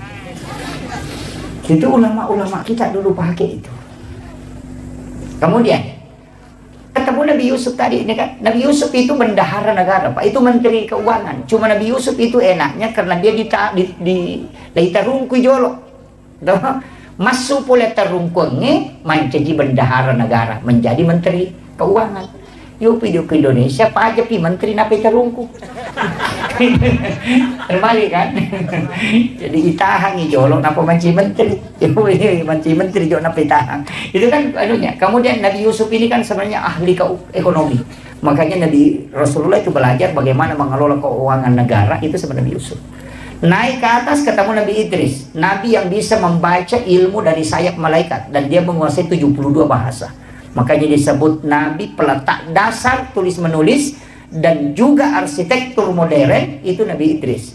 Karena Kuba itu dibuat oleh Nabi Idris. Itu piramida juga itu Nabi Idris. Itu hebatnya. Makanya anak-anakku mesti belajar arsitek, belajar ekonomi, belajar ilmu alam. Itu kenapa? Karena Nabi Isra Mi'raj itu mencapai semua puncak itu. Itu tahapan. Seandainya itu diambil itu profesor di segala bidang. Makanya Nabi itu kan begitu, belajar sama Nabi Idris. Dan Nabi Idris, apa hebatnya Nabi Idris ini? Satu-satunya Nabi juga yang memang itu ketika dia membaca simbol, itu hebat sekali itu. Makanya sampai bintang-bintang itu dia bisa baca itu. Jadi makanya ilmu alam, ilmu astronomi itu pelajari. Makanya saya itu jadi penceramah, Pak. Kadang baca buku ini, kadang baca buku ini, kadang baca buku ini. Kenapa? Karena ternyata nanti ada kaitannya semua. Ilmu otot itu luar biasa dulu. Sampai-sampai itu saya mengatakan, oh ini semua yang disalahkan orang. Kenapa orang tua kita kalau pindah rumah baru dia baca Barasanji? Pengantin baru disuruh Barasanji. Beli mobil baru disuruh Pak Imam. Ini Pak Kiai sering disuruh naik di mobil baca Barasanji. Foto dan ni tahu lumpuh deh atau 5 loko Barasanji kan. Karena harus masuk di dalam mobil. Itu karena hadis, Pak. Itu Bukhari Muslim. Ketika Rasulullah mengatakan dena suku tepat nasi dia tahu nareko dena yasi papuji nalokoria dibanding dengan yang lainnya. Hadis inilah yang dijabarkan dalam bentuk aplikatif. Maka dahe aja monroi bolamu ku demak Barasanji. Apa pada tuh ku yasi papuji muloko bolamu daripada ku nabita. Jadi sebelum monroi mak banyak Barasanji ku jolo. Mupala yolo papuji muloko nabita napa monroi bolamu. Juga begitu. Hari ini dia duduk pengantin. Kau wanita pemah Barasanji itu. Tau mata kau pura tu dak boti ipak doja si Mama Barasanji. Kenapa? Jangan kau sentuh istrimu kalau sebelum kau baca salawat kepada Rasulullah. Begitu. Sama je dengan mobil. Aja main reki atau menarik kau dia pura Mama Barasanji ke dalam supaya kau buktikan bahwa kau lebih cinta kepada Rasulullah daripada kendaraan. Itu kuncinya. Sama je kenapa? Kayak bangun masjid. Saya dapat itu. Ada ilmu itu dari para ulama dan saya pakai sampai hari ini. Kalau bikin rumah, bikin masjid jangan kasih genap. Usahakan ganjil. Biasa kan kata bangun masjid ukuran 20 kali 20. Tu 5 pengewa pakai sarannya tu. Dan masih cocok. Korea Selatan, Korea Utara tuh. Iya. Rumah juga begitu. Rumah yang genap hitungannya itu dia namanya akro tekutilale kutanya bene nama pengewa si balakai anak aku tuh 5 roca si roca. Dia namanya medece. Magai. Ternyata ulama dulu sudah pakai dan ketika ditarik dalam dalil ternyata ada. Allah itu adalah ganjil dan menyukai sesuatu yang ganjil. Maka bikinlah tempat yang ganjil supaya Allah senang, suka dengan itu. Dan sesuatu yang disukai Allah tidak mungkin ada musibah di dalamnya. Makanya seorang tua dulu itu bikin tangga, anak tangganya itu ganjil. Kalau bukan 11, 13. Bikin juga baloknya itu ganjil semua itu. Kan gitu. Rumahnya saja itu tiangnya kan 55. Mulai dari 5 waktu sholat. Kenapa 55 kan? Kemudian yang kedua ganjil juga itu supaya Allah menyukainya. Bahwa sesuatu yang ganjil itu disukai oleh Allah. Supaya rumahmu ada berkah di dalamnya. Usahakan itu. Jadi itu hitung-hitungan begitu sudah dipakai ulama dulu. Cuma orang sekarang itu selalu menyalahkan. Yang sudu atap itu kan tingkatannya juga 3. Dia mengatakan Islam, iman, dan ihsan. Itu kan dia pakai. Makanya luar biasanya ilmu ulama dulu itu luar biasa. Dia sudah menjabarkan. Bahkan saya pernah bahas itu. Bahwa kue-kue orang Bugis itu sebenarnya kue yang berbahasa Arab. Cuma dia barongko dari kata barokah. Iya kan? Suwalla dari kata solawat. Iya. Itu kan ulama kita dulu pakai itu. Iya. Kan barokah. Oh ini makraki barongko. Solawat makraki suwalla. Itu ada Al-Katiri min din. Al-Katiri sholat karena Imam Al-Katiri yang mengajarkan itu. Kan itu semua tapi berubah kan? Makanya ulama kita dulu itu hebat. Iya. Makanya menyalahkan ini kan mereka makokoto. Napa cidi kita na baca magala mapasalah. Tapi makare guru tama ko memang tuh kung kataw cidi mina paham magala mapasalah. Pak dia napa ada napa hangnya salah nih. Nah itu. Makanya sampai sekarang itu saya selalu mengatakan, saya itu begini. Saya pakai dalil sederhana aja. Orang yang selalu membidahkan itu mengatakan masuk neraka, saya coba pakai satu dalil. Saya tidak pakai ayat. Dalil apa itu saya dalil penglihatan itabani guru tak aja asad mamaulu mameraja guru tak aja Rahman Abodale mamaulu mameraja guru tak aja dulu Yusuf maulid Isra Mi'raj baca doa tahlilan. Kalau semua itu adalah bid'ah tidak mungkin dia jadi wali. Nah dia pelakunya kan coba dia nama ini iya ko bid'ah iya ro maulid na guru tak aja Rahman Abodale lailah na sebab macam ni mamaulu. Tapi apa yang terjadi? Dia jadi wali. Artinya segala sesuatu yang dilakukan ini itu tidak dibenci oleh Allah dan Rasulnya. Karena tidak mungkin dia menjadi kekasih Allah kalau itu tidak baik. Dan orang yang dianggap baik itu yang selamat sampai mati. Kalau kayak saya kan belum tentu. Agak kamagimpe kacapana. Kami ustaz makoro. Atau laukiru capana. Bagaimana? Yang dijamin itu yang meninggal dia waliullah sampai wafat. Dan pasti amalannya itu terjaga karena dia tersambung langsung dengan Nabi. Itu aja kuncinya Pak. Makanya saya mengatakan kacuriban nih guru tak dia namun kisah lalang namanya satu mancaji wali. Iya ku iya tutul 5 kali kamu dah coba gerek balik tasapato si gerek tutul 5 pasalah yang kagak guru nama mancaji wali tidak ada kan oleh kelas si wali-wali daya kan. Itu aja makanya saya sampaikan jangan lepaskan ini. Maka di guru tak presiden dengan almarhum agak jauh kau kayu kapo itu iya maka dari namo itu kaju kau enak marapo tuh tapi namo aju kau mi kung kamu mau nerima deni. Jadi tidak usah Pak banyak neko-neko. Sebenarnya begini yang selalu menyalahkan kita ini itu dia yang salah. Alin aja salah pada kung kata lo menonton Pak Golo 10 si bawah. Nang kalau malah cidi maka dah tak si bawahku maka dah siapa si bawah. Kada 10 kak, kada kila ro sera, nasa yun na rotak ding. Maka dari polisi, tanya iya rotak ding, iko tak ding. Apa iko cadidi? Kan begitu. Cuma lena milo malapor ro jajari na pasali patanding si mana nasa tanding si baku pada alena tak ding. Begitu. Iya, kan itu yang terjadi karena dia selalu menyalahkan kita padahal alena salah. Sama jika kalau ada sesuatu Pak pencucian otak itu kias tulina kiringan SMS salah-salah ini kan banyak juga anak-anak kita dicuci otaknya. Sama jika kalau tojo ber ini na bawang lo kiti manu lo pasai na pangkataw lalo maka siya galina iti pasti maka laki ha tanya iti manu dia kolabay matu tanang kasi monre maka siya galina iti tamamula dito mapikiri iti to ngaji kama pala kan dua di makan iti laba si mati orang nang kasih lalu makan siaga itita mamula itu makan iti to ngaro ya ro salah iya kan na lima makan siaga lina itita makan ya iti lima begitu juga orang yang dicuci otaknya selalu disalahkan dia akan termanage mengatakan salah to ngaji ya sehingga orang yang awalnya barasanji akan berhenti karena dicuci otaknya, dimasukkan SMS ini, masukkan ini, itulah yang muncul di TikTok sekarang. Tadi Pak yang mewakili Bapak Bupati bahwa saya YouTuber, saya sebenarnya Pak tidak ada YouTube. Terus terang, saya tidak ada YouTube. Akun YouTube itu tidak ada. Saya itu tidak ada tim media yang merekam, tidak ada. Saya tidak ada tim media. Karena memang Guru Tak Kiai Abdul Muin Yusuf itu punya pesan. Apa pesannya? Nomor sidina ya kalau kau ceramah bano. Kalau ceramah ya ceramah. Iya, ya kau pura kau ceramah jadi murusi. Pak ya tuh ceramah pasti dekat. Ya kau murusi berarti murusi pasti dekat. Itu. Yang kedua, kau yang bawa barangmu. Ya kalau kau ceramah kau bawa barangmu. Aja nak tahu ya bawa kau. Karena orang yang membawa barangnya sendiri akan lebih mudah tawadu dibanding diangkatkan barangnya. Ya dan kata wicangan di sandalan di bukaran di pintu atau masalah itu. Nanti akan muncul sifat yang susah dibendung. Jadi orang yang sebenarnya hatinya tawadu itu bisa berubah menjadi ganas ketika dia selalu dipuji. Itu fatal. Kemudian yang ketiga pesan Guru Tak aja lalu mau pacu atau kalau kau ceramah kau pakai ongkos itu. Makanya saya itu terbang kemana-mana tidak pernah bawa orang. Istri selalu mau ikut itu biasa karena tidak pernah naik pesawat serta kan tidak usah.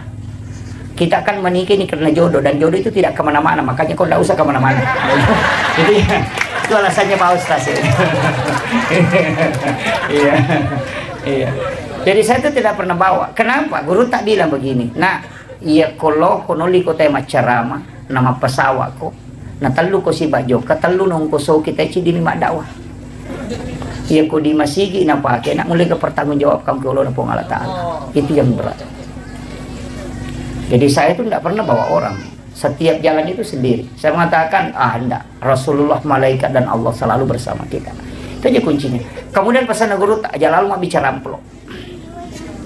Jangan pernah bicarakan. Dan saya itu Pak, terus terang, saya kasih tahu. Ini karena ada Guru Tak di sini juga. Saya tidak pernah membuka amplop ceramah itu. Dan saya bikin ultimatum dengan istri. Jangan pernah kasih tahu. Kalau kau kasih tahu saya, kita akan cerai. Dan dia tidak akan kasih tahu. Saya itu kalau jalan selalu bawa uang. Tidak pernah membuka amplop itu. Kalau saya 1 bulan sampai 27 hari itu tidak pernah buka itu. Kenapa? Saya tidak mau kalau itu dihitung. Nah, sebab kapan dibuka maka ada sekot. Kalau talipongi panitia langsung muncul sekot nalengi. Saya itu yang paling saya takut. Maka salah satu kunci untuk selamat jangan tahu berapa isinya. Ada beberapa masjid itu saya sudah coret merah. Ada di Papua, ada di berapa. Kalau dia menghubungi saya memang tidak berangkat. Karena dia pernah bikin perjanjian bilang, sekian ku kasih. Itu saya sudah coret. Tidak akan datang ke situ. Itu hanya untuk menjaga. Dan itu pun belum tentu selamat Pak. Dan kalau saya pergi ceramah, itu di masjid Pak. Uang masjid itu tidak pernah saya kasih untuk keluarga. Saya takut karena di situ ada uangnya anak yatim, ada uangnya fakir miskin di situ. Dia sumbangkan. Mungkin 2.000 dia ingin melihat masjidnya bagus. Tapi kita penceramah datang kemudian ambil itu jadi masalah. Semua kenapa ustaz itu dirikan pesantren, kayak Guru Tak ini dirikan pesantren. Itu kalau ada amplop dari masjid itu masukkan ke pondok supaya dia kembali ke umat. Kasih untuk gaji-gaji guru supaya dia kembali ke umat. Itu tidak mudah.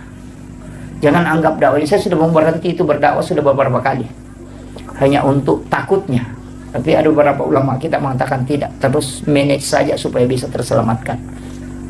Iya. Jadi itu tidak mudah. Dakwah itu tidak mudah Bapak Ibu sekalian. Bisa-bisa kita penceramah lebih dulu masuk neraka dibanding jamaah. Apalagi ustaz natu 5 pengewani nasi salah kan. Kan jamaah nama terutama suruh kan kamu ustaz ke neraka kan mana satu map pengewaji itu lepang aku itu fatal itu. Iya. Makanya kalau ada sahabat-sahabat mau balik di sini itu yang pokok. Jangan kalau pergi khutbah Jumat jangan pernah buka amplop itu. Jangan pernah buka. Sampai di rumah saya itu ada tempat memang biasanya itu kasih masuk ke situ jangan pernah tahu berapa isinya. Jadi kalau kita tidak tahu berapa isinya kan bebas lepas saja. Tapi kapan ditahu sekian sudah. Makanya semuanya menghubungi saya dan memberitahu sekian ku kasih itu pasti saya tidak datang. Saya sudah pastikan itu. Nah, karena berat. Berdakwah itu tidak mudah, Pak. Kita yang ngaji di tasawuf itu enggak segampang yang orang lihat ini. Mau berangkat saja itu menata kalbu itu luar biasa. Iya. Makanya saya itu tidak ada urusan mau terima dakwah tidak, bukan urusanku. Yang penting saya sudah menyampaikan apa yang disampaikan oleh Rasulullah sudah. Iya. Walaupun banyak orang mengatakan saya penceramah tidak ada dalil. Gitu. Tidak masalah. Yang penting Nabi Muhammad saja yang ada mukjizatnya. Kemudian yang kedua, yang didampingi oleh malaikat Jibril dan bisa didampingi sekian ribu malaikat, itu masih dicaci, apalagi kita ustaz kayak begini. Tidak itu. Kalau jadi ustaz nah tidak mau dicaci, tidak usah jadi ustaz. Karena semua kebaikan itu pasti ada yang mencaci. Iya. Sama Pak Bupati kalau bagus sih jadi di jalanan pasti bilang, gaji bupati maka jalan langnya buat diminum ribatan lalu kan. Tapi aku makan jahil lalangnya mano kok tuh nasa capu mano ku dalam foto gara-gara makan jalan langnya. Kan begitu. Iya kan? Pak Bupati turun bagi-bagi nasa melo setia cuma berele. Dia nak bagi-bagi nasa Bupati seke. Tidak dinampakkan maka dia gagak berakan. Ya pitangi nasa ya melo setia cuma. Itu susah. Karena yang salah kalbunya memang. Iya. Ya nama salah kalbu dia kagak menderita umrah na posting alhamdulillah baru kita tawab langsung na komi. Ya melo setia cuma. Ternyata we melo ya cuma iko malah saat Pak digadimu pakai dokan. Kan gitu. Itu aja kebalikannya. Nataraktir ki anggota si Batak masih kola nataraktir ki. Kalau ketemu di warung baru na foto di alhamdulillah dapat traktiran dari teman. Langsung tu na komik dia dan pita-pita siati. Dia na pita-pitangin tele na masuk sampai dia nioli. Kan begitu. Dan sama aja yang sekarang itu yang banyak teriak Pak. Teriak mako na sama dia kejabatannya kok kejabatan sama tu mamako. Rasa begitu. Makanya kita bisa harusnya selektif. Saya itu tidak ulama kita mengatakan kita harus pakai ukuran kalbu. Bagaimana ketika posisi di situ? Iya. Ini pesan yang penting saya sampaikan. Kemudian untuk guru-guru yang hadir, saya pesankan jangan pernah ingin membuat anak-anak kita jadi pintar kalau mengajar. Jangan. Salah satu kegagalan seorang guru itu ketika ingin kalau anak-anak muridnya itu pintar. Karena kapan anak itu bodoh, pasti dia jengkel. Ya kumelo ki kumaca nak kaya na bodoh anak pasti macam iki. Kalau kita marah keikhlasan sudah hilang. Dan itu hijab. Makanya yang paling gampang adalah ajarkan saja ilmu yang Allah berikan dan doakan dia, nanti Allah yang kasih hidayah. Jangan pernah berharap dia pintar. Walaupun kita harus doakan dia, tapi berharaplah dia menerima hidayah dari Allah. Itu aja. Makanya guru ini harus punya tirakat. Mestinya harus wudu sebelum berangkat mengajar. Baca sholawat sebelum mengajar. Itu aja kuncinya. Supaya itu masuk ke kalbunya anak-anak. Nah, sekarang kan guru baru 1 hari terlambat sertifikasinya langsung bikin status. Pembawa uang sertifikasi terbalik di jalan. Wah ini jadi masalah. Ini yang penting saya wasiatkan. Kemudian, ini sudah 1 jam. Lebih. Ditambah sedikit ya. Ini sudah lewat 5 menit setengah 11. Iya, saya belum sampai ke langit ke-7. Langit ke-6 ketemu dengan Nabi Harun. Langit ke-5. Langit ke-5 itu adalah Nabi yang mendampingi Nabi Musa. Di langit ke-6 itu Nabi Musa. Nabi Musa itu kan sebenarnya Nabi yang rusak lidahnya. Karena di masa kecilnya itu dia memasukkan bara api di mulutnya. Makanya itu doanya Rabbi shrah li sadri wa yassir li amri wahlul 'uqdatam min lisani yafqahu qawli. Tapi dia minta ada Nabi yang mendampingi. Itulah Nabi Harun. Nabi Harun ini adalah salah seorang komunikator ulung dan dia hebat dalam filsafat. Jadi masyarakatnya sama aja pejabat sekarang. Ada juru bicaranya, ada staf ahli. Itu Nabi Musa yang pakai begitu. Naik ke langit ke-6 ketemu Nabi Musa. Nabi Musa itu menangis karena dia mengatakan inilah satu-satunya Nabi yang mengalahkan umatku banyak masuk surga ini umatnya Nabi Muhammad. Naik ke langit ke-7 ketemu Nabi Ibrahim. Paling tinggi tempatnya Nabi Ibrahim itu dari langit ke-7. Naiklah Rasulullah ke langit ke-7 ketika itu melewati naik ke Sidratil Muntaha, tapi malaikat Jibril tidak bisa ikut. Makanya Jibril kan mengatakan saya cuma sampai di sini Muhammad. Kalau saya lewat pasti hancur. Nabi mengatakan tidak. Kumpulkan semua kemampuanmu Jibril. Kita sudah berdampingan mulai dari Makkah sampai ke sini. Ternyata apa yang terjadi Pak? 350 sayapnya malaikat Jibril dia kumpulkan. Itu tidak bisa meninggalkan langit ke-7. Tidak toliokomi romonro. Dari situlah Imam Ja'far dalam kitab Al-Barasanji menulis anta nurun fauqa nurin, engkau Muhammad cahaya di atas cahaya. Karena Jibril adalah cahaya, tapi dia tidak bisa tembus ke Sidratul Muntaha, tapi kamu bisa berada di situ. Nah, ketika Nabi di Sidratul Muntaha, Guru Tajabur bin Yusuf Qalisi Dekreng, saya dengarkan ceramahnya, dia mengatakan itu bukan di Sidratul Muntaha Nabi menerima sholat, tapi di mana? Di alam mustawa. Ada alam antara itu, namanya alam mustawa. Disitulah Nabi mengucapkan at-tahayyatul mubarakatus salawatut thayyibatu lillah. Baru berhenti. Kemudian Allah menjawab, assalamu alayka ayyuhan nabi wa rahmatullahi wa barakatuh. Kemudian Nabi menjawab, assalamu alayna wa ala ibadillahis sholihin. Makanya kalau dapat kalimat ini di tahiyat, jangan disambung. At-tahiyyatul mubarakatus salawatut thayyibatu lillah, singgah. Itu kalau Rasul, kalamun Nabi itu. Dan siapa yang membaca kalimat ini itu seakan-akan dia melaksanakan ibadah haji dan umrah satu kali. Assalamu alayka ayyuhan nabi wa rahmatullahi wa barakatuh, itu sama pahalanya ketika kita berjumpa Rasulullah secara langsung. Assalamu alayna wa ala ibadillahis sholihin, itu sama pahalanya ketika kita bersilaturahmi dengan seluruh wali-wali Allah yang ada di muka bumi. Makanya 3 kalimat ini jangan disambung. Nanti kita mengatakan asyhadu alla ilaha illallah. Makanya di tarekat itu kan pakai 2 jari. Itu juga disebut 2 tamasarat lalu tamalaisa. Kenapa itu dipakai? Bersedekap juga kan begitu 2 jari. Makanya kau masam pajangi aja naidi madenge, tapi tilawi pun Allah Ta'ala na alena jaga iki. Sama analoginya begini, ketika kita jalan, ya kau anak tata suruh makatan niki, itu biasa lepas tangannya. Magampal lepak, tapi kita coba gare ini maka tani di mana tanah dia lepak. Jadi jangan kita yang masuk, tapi minta Allah yang menjaga. Jadi aja nih mengulu Allah, sila ada kita. Iya, minta supaya dia tidak melepaskan kita, karena kalbu itu dia yang pegang, terbuka tertutupnya, masuk keluarnya dia yang pegang. Karena dia yang kendalikan iman, minta dia supaya dia tidak mencabut itu. Aja naidi mengulo sila daki. Iya, itu seperti terbawa arus. Tapi iya ko alena warak kangi, yan ito nakalam. Uy, tama ko liralaw warak kan na po Allah Ta'ala.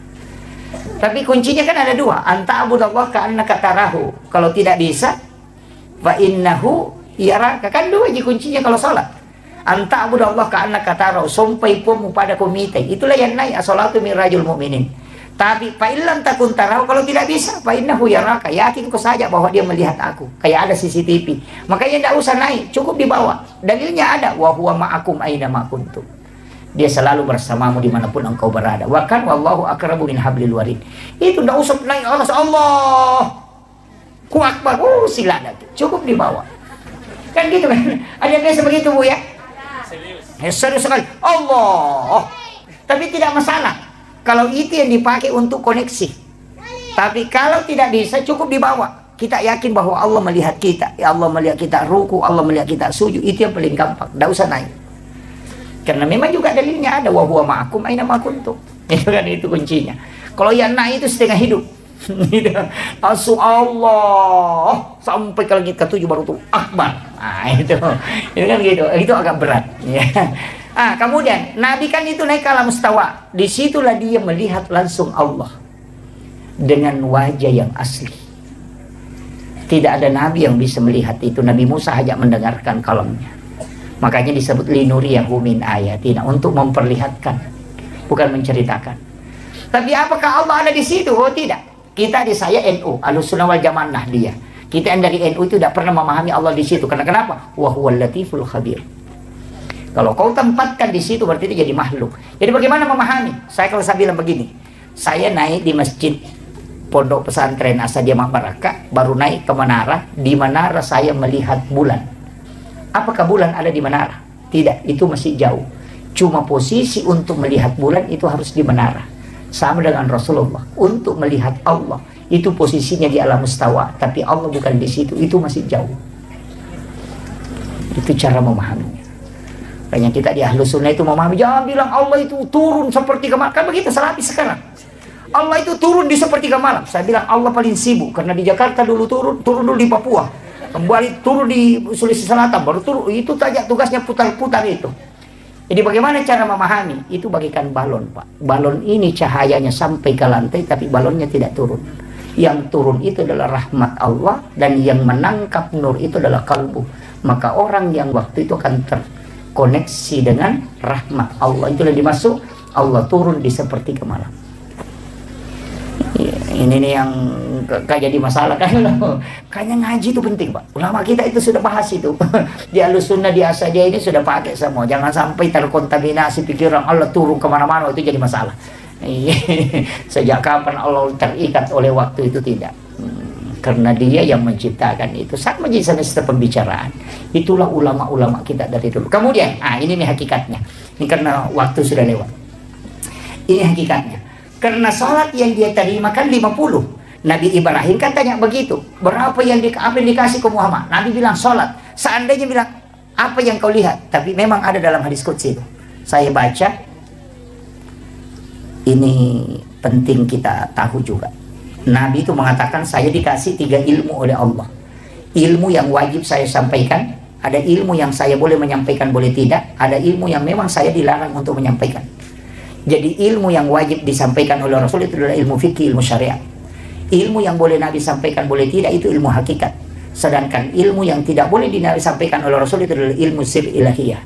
Makanya tidak ada sahabat yang bertanya bagaimana wajah Allah, padahal Nabi ketemu langsung dengan Allah. Tidak ada yang tanyakan itu, bagaimana modelnya Allah, di mana dia berada. Tidak dianukan Rasulullah. Itulah ilmu sir ilahiyah yang tidak boleh dibuka oleh Rasulullah. Jadi dilarang memang menyampaikan. Ada ilmu yang boleh dia sampaikan, boleh tidak. Ada di Sayyidina Ali diajarkan, tapi tidak diajarkan ke sahabat yang lain.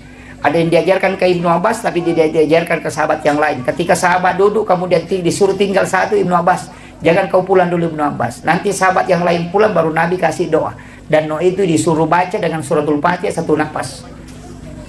Untuk menjadikan obat. Tapi tidak diberikan kepada semua Nabi. Harus kepada semua sahabat.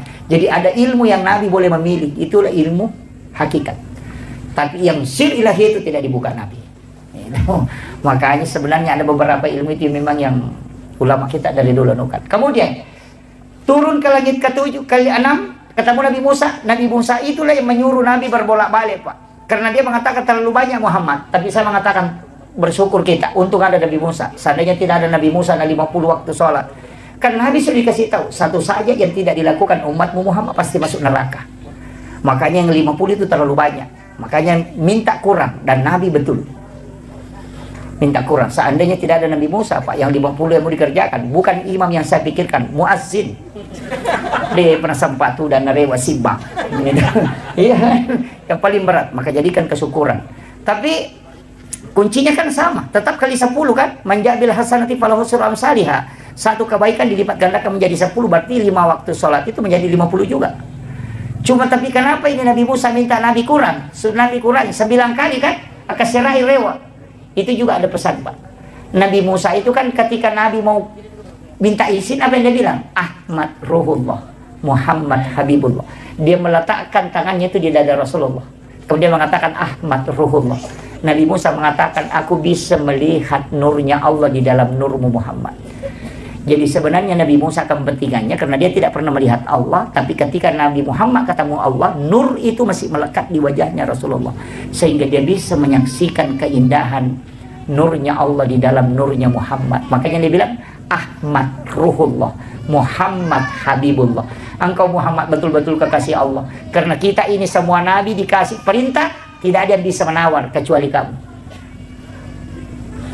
Nabi Ibrahim dikasih perintah, dia tetap melakukan perintah itu, tidak pernah tawar. Nabi Musa, faktulu anfusahum, disuruh ketika taubat, bunuh dirimu. Tapi ternyata dia tidak bisa tawar itu. Tapi Rasulullah bisa menawar perintah sholat yang 50 menjadi 5 waktu.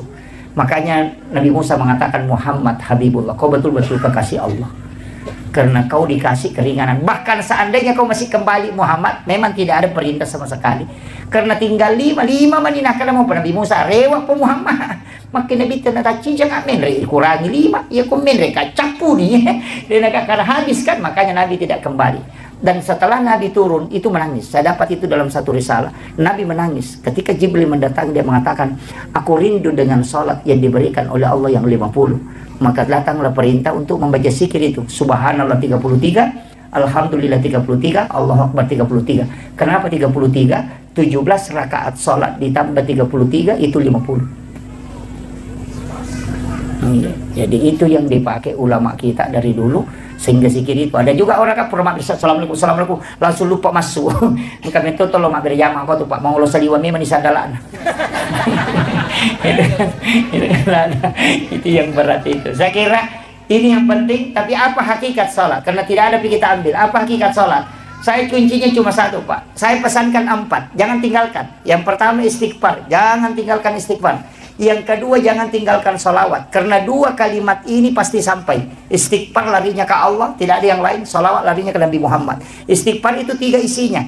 Salawat itu 3 isinya. Pertama, Allah memberikan rahmat 10 kali dengan salawatnya. Salawatnya malaikat permohonan ampun. Salawatnya Rasul adalah syafaat. Makanya semua ibadah itu di pesantren itu Ustaz mestinya memang puasa sunnah itu menjadi puasa wajib. Kalau di pesantren Senin Kamis itu menjadi puasa wajib bagi santri. Kenapa? Guru itu juga Prof. Nasaruddin Umar bilang, bagi santri itu jangan ada sunnah, ada wajib. Semua diwajibkanlah. Kenapa? Karena sunnah ini sebenarnya adalah jalur syafaat. Makanya semua ibadah itu dibagi. Haji wajib, umrah sunnah, zakat wajib, sedekah sunnah, puasa wajib, ada puasa sunnah. Kemudian sholat wajib, ada sholat sunnah. Syahadat wajib, ada sholat sunnah. Kenapa ada sunnah, ada wajib? Karena satu-satunya Nabi yang punya jalur syafaat cuma Nabi Muhammad.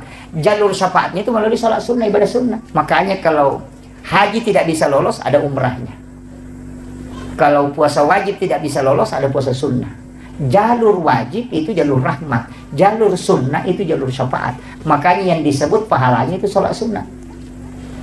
Yang sholat fardu tidak disebut pahalanya, karena larinya ke rahmat. Rahmat itu tidak pakai nilai pahala. Itu hak prerogatif Allah. Sedangkan syafaat itu disebut raka'atanil fajr khairum minad dunya wa ma fiha. Kan di situ kunci. Ini yang penting saya sampaikan. Makanya jangan anggap sepele ibadah sunnah. Lah sunnah aja tidak usah, tidak. Itu jalur syafaat. Kalau kau tidak bisa dapat jalur rahmat, masuk ke jalur syafaat. Karena Nabi punya otoritas. Nah, itu kuncinya. Jadi otoritasnya itu karena ibadah sunnah, bukan ibadah fardu. Jadi ibadah fardu itu urusan Allah dengan hambanya. Tapi ibadah sunnah urusannya Rasulullah dengan kita. Karena Allah kan bilang, dia bukan hambaku, tapi Nabi mengatakan dia umatku. Apa kata Allah? Masukkan dia dengan syafaat Muhammad. Ada itu nanti umat, dan Allah bilang tidak ada, bukan Nabi Muhammad bilang bukan umatku ini, tapi Allah bilang dia adalah hambaku Muhammad. Maka dia masuk surga karena rahmatku. Makanya 2 jalur aja. Makanya pegang ini. Sebesar apapun dosa tak yang hadir di sini, sebesar apapun dosa tak, tapi kalau Allah memandang kita dengan rahmatnya pasti masuk surga. Tapi sekecil apapun kesalahan kita, kalau Allah memandang dengan keadilannya pasti kita diadili. Makanya ada orang itu di pelapa kurma tusukkan giginya, batunya sudah makan daging unta, tapi di pelapa kurma diambil di kebunnya orang, baru dia tusuk giginya. 500 tahun tertunda masuk surga gara-gara di pelapa kurma itu. Magapai di kota tama pasai coba lase, coba mana lase nanti bagaimana, ya kan? Coba rambutan ikan rusuk bawang, ya itu kan, itu ndak boleh. Hukum tasawuf itu ndak boleh. Di dalam tasawuf itu kalau kita mau coba barang, kita letakkan tangan begini, tabe wadigai coba kuwading kita lengak coba. Jangan kau yang mengambilkan diri. Itu aturannya hukum di tepi keroba mimah, kau itu jadi masalah. Itu Bu ya. Kemudian wasiat saya ketiga, aja lalu tamaseke abas sakit. Dermawan lah, jangan sekali-kali kikir. Apa dia tahu tu gagas sih ngaran atau seke dia gak buru buku-buku dia apa aja napa tahu apa iya mati tahu seke kagak tahu teri dia gak si kodean nih itu laba nih iya lawi malam atau mati tahu nang kaki buru na baca sana ni gani ro anu nabu seke patah ya tu betul na tu buru buku-buku dia apa aja narampe tahu aro ki pasenar. Nanya tu tahu seke Pak Bude gaga. Namo tahu seke cecatoy. Iya. Tahu seke tu makna seke payan pada liwat dia lena. Kan begitu. Iya. Penutup upasan nih. Saya dapat ini kemarin Ustaz dari Rois Surya PCNU Sidrap itu bawakan kajian di acaranya Muslimat itu beberapa bulan yang lalu. Tapi itu hadis saya pernah baca dan ngaji ke ulama, cuma tidak berani. Tapi setelah lama kelamaan saya telusuri dan itu saya menganggap bahwa ini benar. Ini yang saya ingin modal terakhir saya kasih. Ternyata ada hadis Rasulullah mengatakan ada umatku nanti itu tidak dihisab. Jadi itu tidak dibawa kepada masyar. Jadi orang berjalan kepada masyad, dia dijemput oleh malaikat, dibawa ke ila rafiqil a'la. Itu hadis sahih. Jangankan mengatakan lewat di titian siratal mustaqim, tidak. Jadi dia tidak lewat di titian siratal mustaqim sampai ke masyad saja, tidak. Karena baru berjalan orang digiring ke masyad, dia sudah dijemput di jalan, dibawa ke ila rafiqil a'la, kata Nabi. Allah tidak, malaikat tidak akan pernah tanyakan amalnya, dan dia tidak akan berkumpul di masyar karena dia di tempat khusus. Siapa itu? Rasulullah mengatakan orang yang bersedekah yang tidak tahu siapa yang dia sedekahi, dan yang disedekahi pun tidak tahu siapa yang mensedekahi. Jadi tahu masyidak di nisangi makadani gana sidakai, tahu isidakai itu nisangi makadani ke sidakai. Di pesantren ini bisa dipakai Pak Bu. Tetalipungi banyak stasta, maka daan kagana na aku tu masih kolos tak dia na mampu kasih. Maka daan kata podangi aja na tapodanga asal na aja tu tapi tanga tahu na. Milau tulu toka aja tapodangi rona na maka dia pawajarangi uang sekolahnya selama dia sekolah. Sekarang pas 9:30 di jam saya. Ya.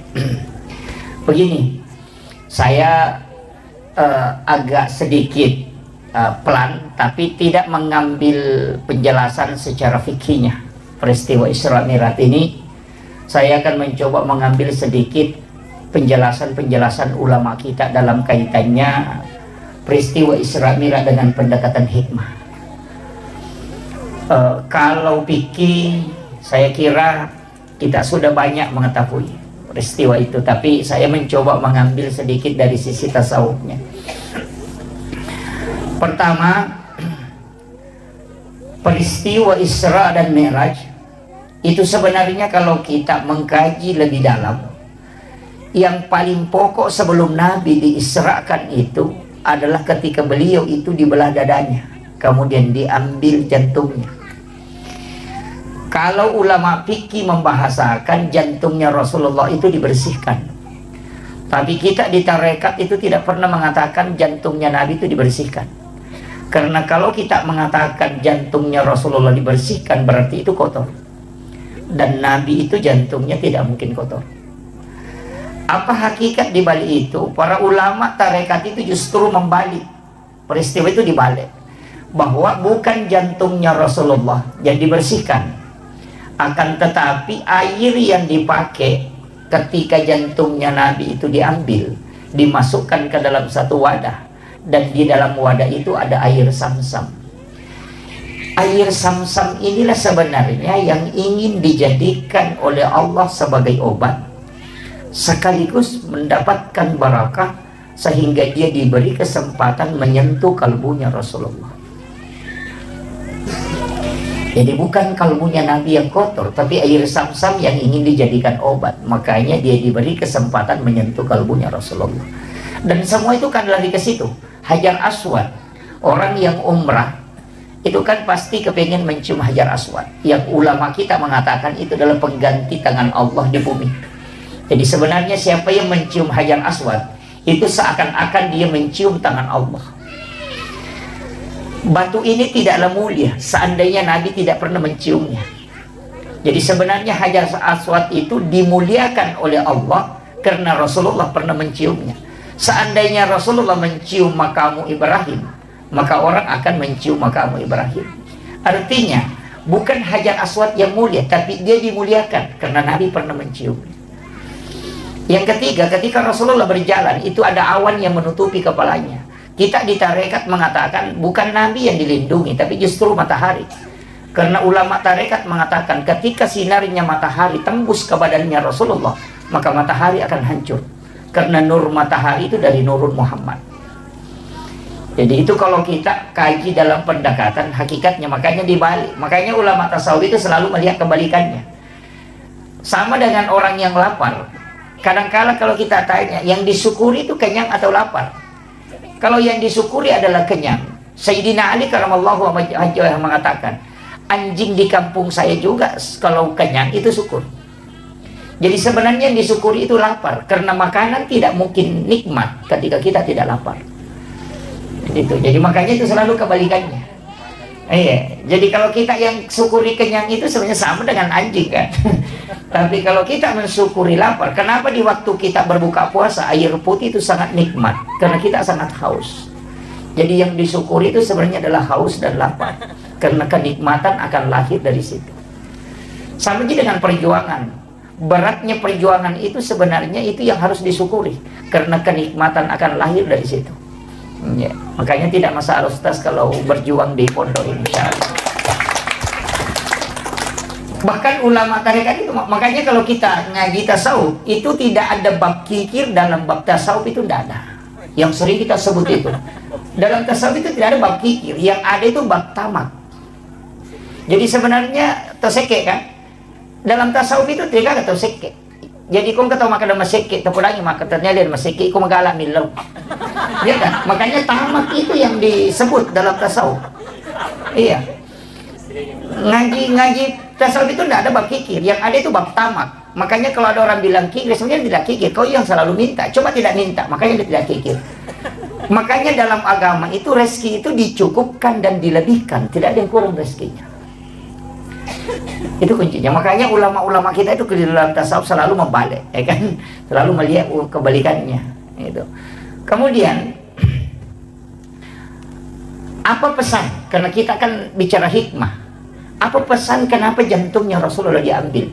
Itu pesan untuk kita semua bahwa perjalanan menuju ke Allah satu di kuncinya kalbu. Kalau dia baik maka semua akan baik. Tapi kalau dia kotor maka semua akan rusak. Itu aja Pak kuncinya. Makanya Imam Nawawi ad-Dimashqi itu ketika menulis kitab Hadis Arba'in, hadis pertama yang dia letakkan itu kan innamal a'malu binniyat wa innamal likulli imri'in ma nawa. Karena apa bedanya sholat sunat taubat dengan sholat sunat hajat? Itu kan cuma niat, takbirnya sama, bacaannya sama, salamnya sama kan? Sama. Orang yang bersedekah karena lillahi ta'ala dengan ingin dipuja, itu kan sama saja pemberiannya. Tapi yang kuncinya kan di sini. Makanya perjalanan menuju Tuhan, bersihkan dulu ini. Kalau ini sudah dapat koneksi dengan Allah, apapun belakangannya itu tidak masalah. Nah, makanya kuncinya di sini. Makanya orang tua kita itu bikin rumah, itu istilahnya orang Bugis sangkali golegona, teras itu. Itu tempat menata kalbu sebelum jalan. Itu kuncinya. Dan sholat juga saya perhatikan begitu Pak. Sholat itu kan ada iftitah, Allahu Akbar kabira walhamdulillahi kabira. Kan di situ ada inni wajjahtu. Kan di situ, itu kunci tuh. Ya. Kemudian saya ambil yang lebih agak dalam sedikit. Nabi itu kan diperjalankan dari Masjidil Haram ke Masjidil Aqsa. Kenapa ayat menyebutnya cuma dua? Subhanalladzi asra bi 'abdihi lailan minal Masjidil Haram ilal Masjidil Aqsa. Padahal Nabi kan tidak ke situ. Masjidil Haram ke Madinah. Dari Madinah ke Bukit Tursina. Dari Bukit Tursina kemudian ke Baitul Lahmi. Dari Baitul Lahmi baru masuk ke Aqsa. Yang mestinya seandainya Rasulullah dari Masjidil Haram ke Masjidil Aqsa itu cuma butuh 1046 km perjalanan. Tapi karena Nabi dari Masjidil Haram ke Madinah disuruh sholat oleh malaikat Jibril. Selesai salam baru bertanya, tempat apa nih Jibril? Onrong aja ya, makanya malaikat Jibril, nanti kau akan pindah ke sini Muhammad. Kau akan berhijrah ke tempat ini. Nabi itu sudah tahu bahwa hijrah nanti saya akan ke sini. Setelah itu dibawa ke Gunung Sinai. Di situ disuruh sholat. Selesai salam baru bertanya, tempat apa ini Jibril? Mereka Jibril mengatakan, disinilah Nabi Musa ketika ingin berbicara langsung dengan Allah. Kemudian setelah itu dibawa justru melewati Masjidil Aqsa. Itu 10,7 km ke sebelah selatan. Itu ada tempat namanya Bethlehem. Nabi disuruh sholat. Selesai salam baru bertanya, tempat apa ini? Dikasih tahu, disinilah Isa bin Maryam dilahirkan. Setelah itu baru kembali ke Masjidil Aqsa. Masuk di Aqsa, Nabi jadi imam. Dan yang menjadi makmum itu adalah seluruh Nabi dan Rasul. 24 Nabi dan Rasul yang telah wafat, itu menjadi makmum. Dan itu isyarat bahwa Rasulullah adalah imamnya para Nabi dan Rasul. Tapi yang menjadi masalah, ketika ada penceramah mengatakan, Isra Mi'raj itu adalah menerima perintah sholat. Padahal Nabi kan sudah sholat. Kan? Sudah sholat di Madinah, sudah sholat di Bukit Tursina, bahkan jadi imam di Masjidil Aqsa. Makanya kita di tarekat itu tidak pernah mengatakan Isra Mi'raj itu adalah perintah menerima sholat, bukan. Isra Mi'raj itu tujuannya linuriyahu min ayatina. Itu disebutkan dalam ayat. untuk memperlihatkan, bukan menceritakan. Tidak ada nabi yang langsung melihat semua peristiwa dalam surga dan neraka kecuali Rasulullah. Dan yang paling penting, tidak ada yang bisa melihat wajah Allah secara langsung kecuali Rasulullah. Makanya disebut linuriyahu min ayatina, untuk memperlihatkan, bukan menceritakan.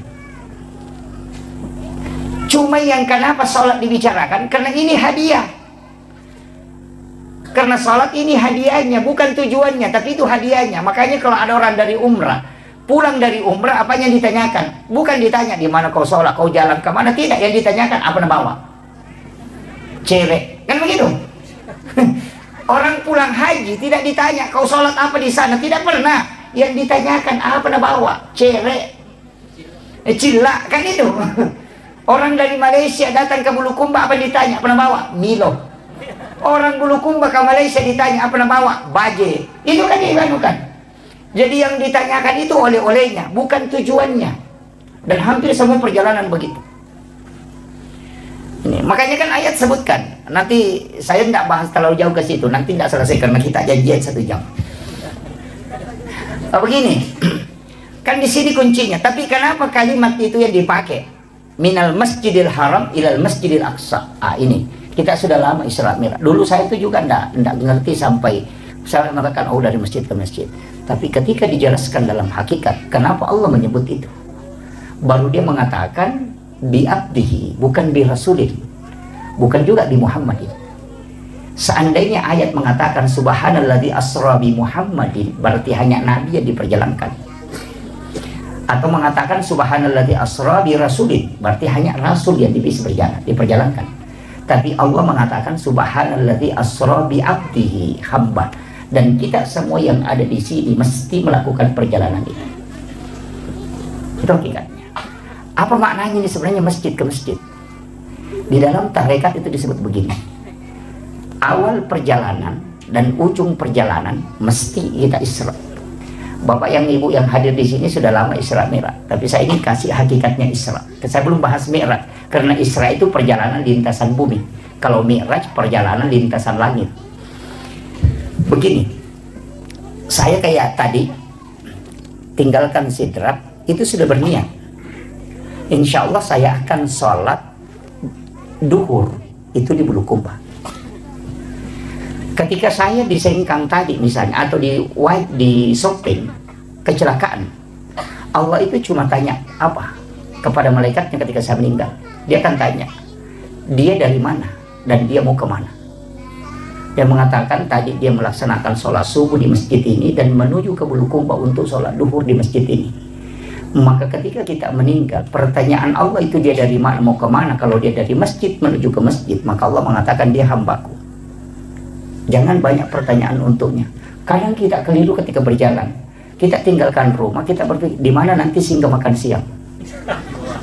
Itu bukan perjalanan Isra. Inilah yang dipakai kalimat ulama dulu mengatakan mesti sampai memang di satu masjid sebelum kau jalan.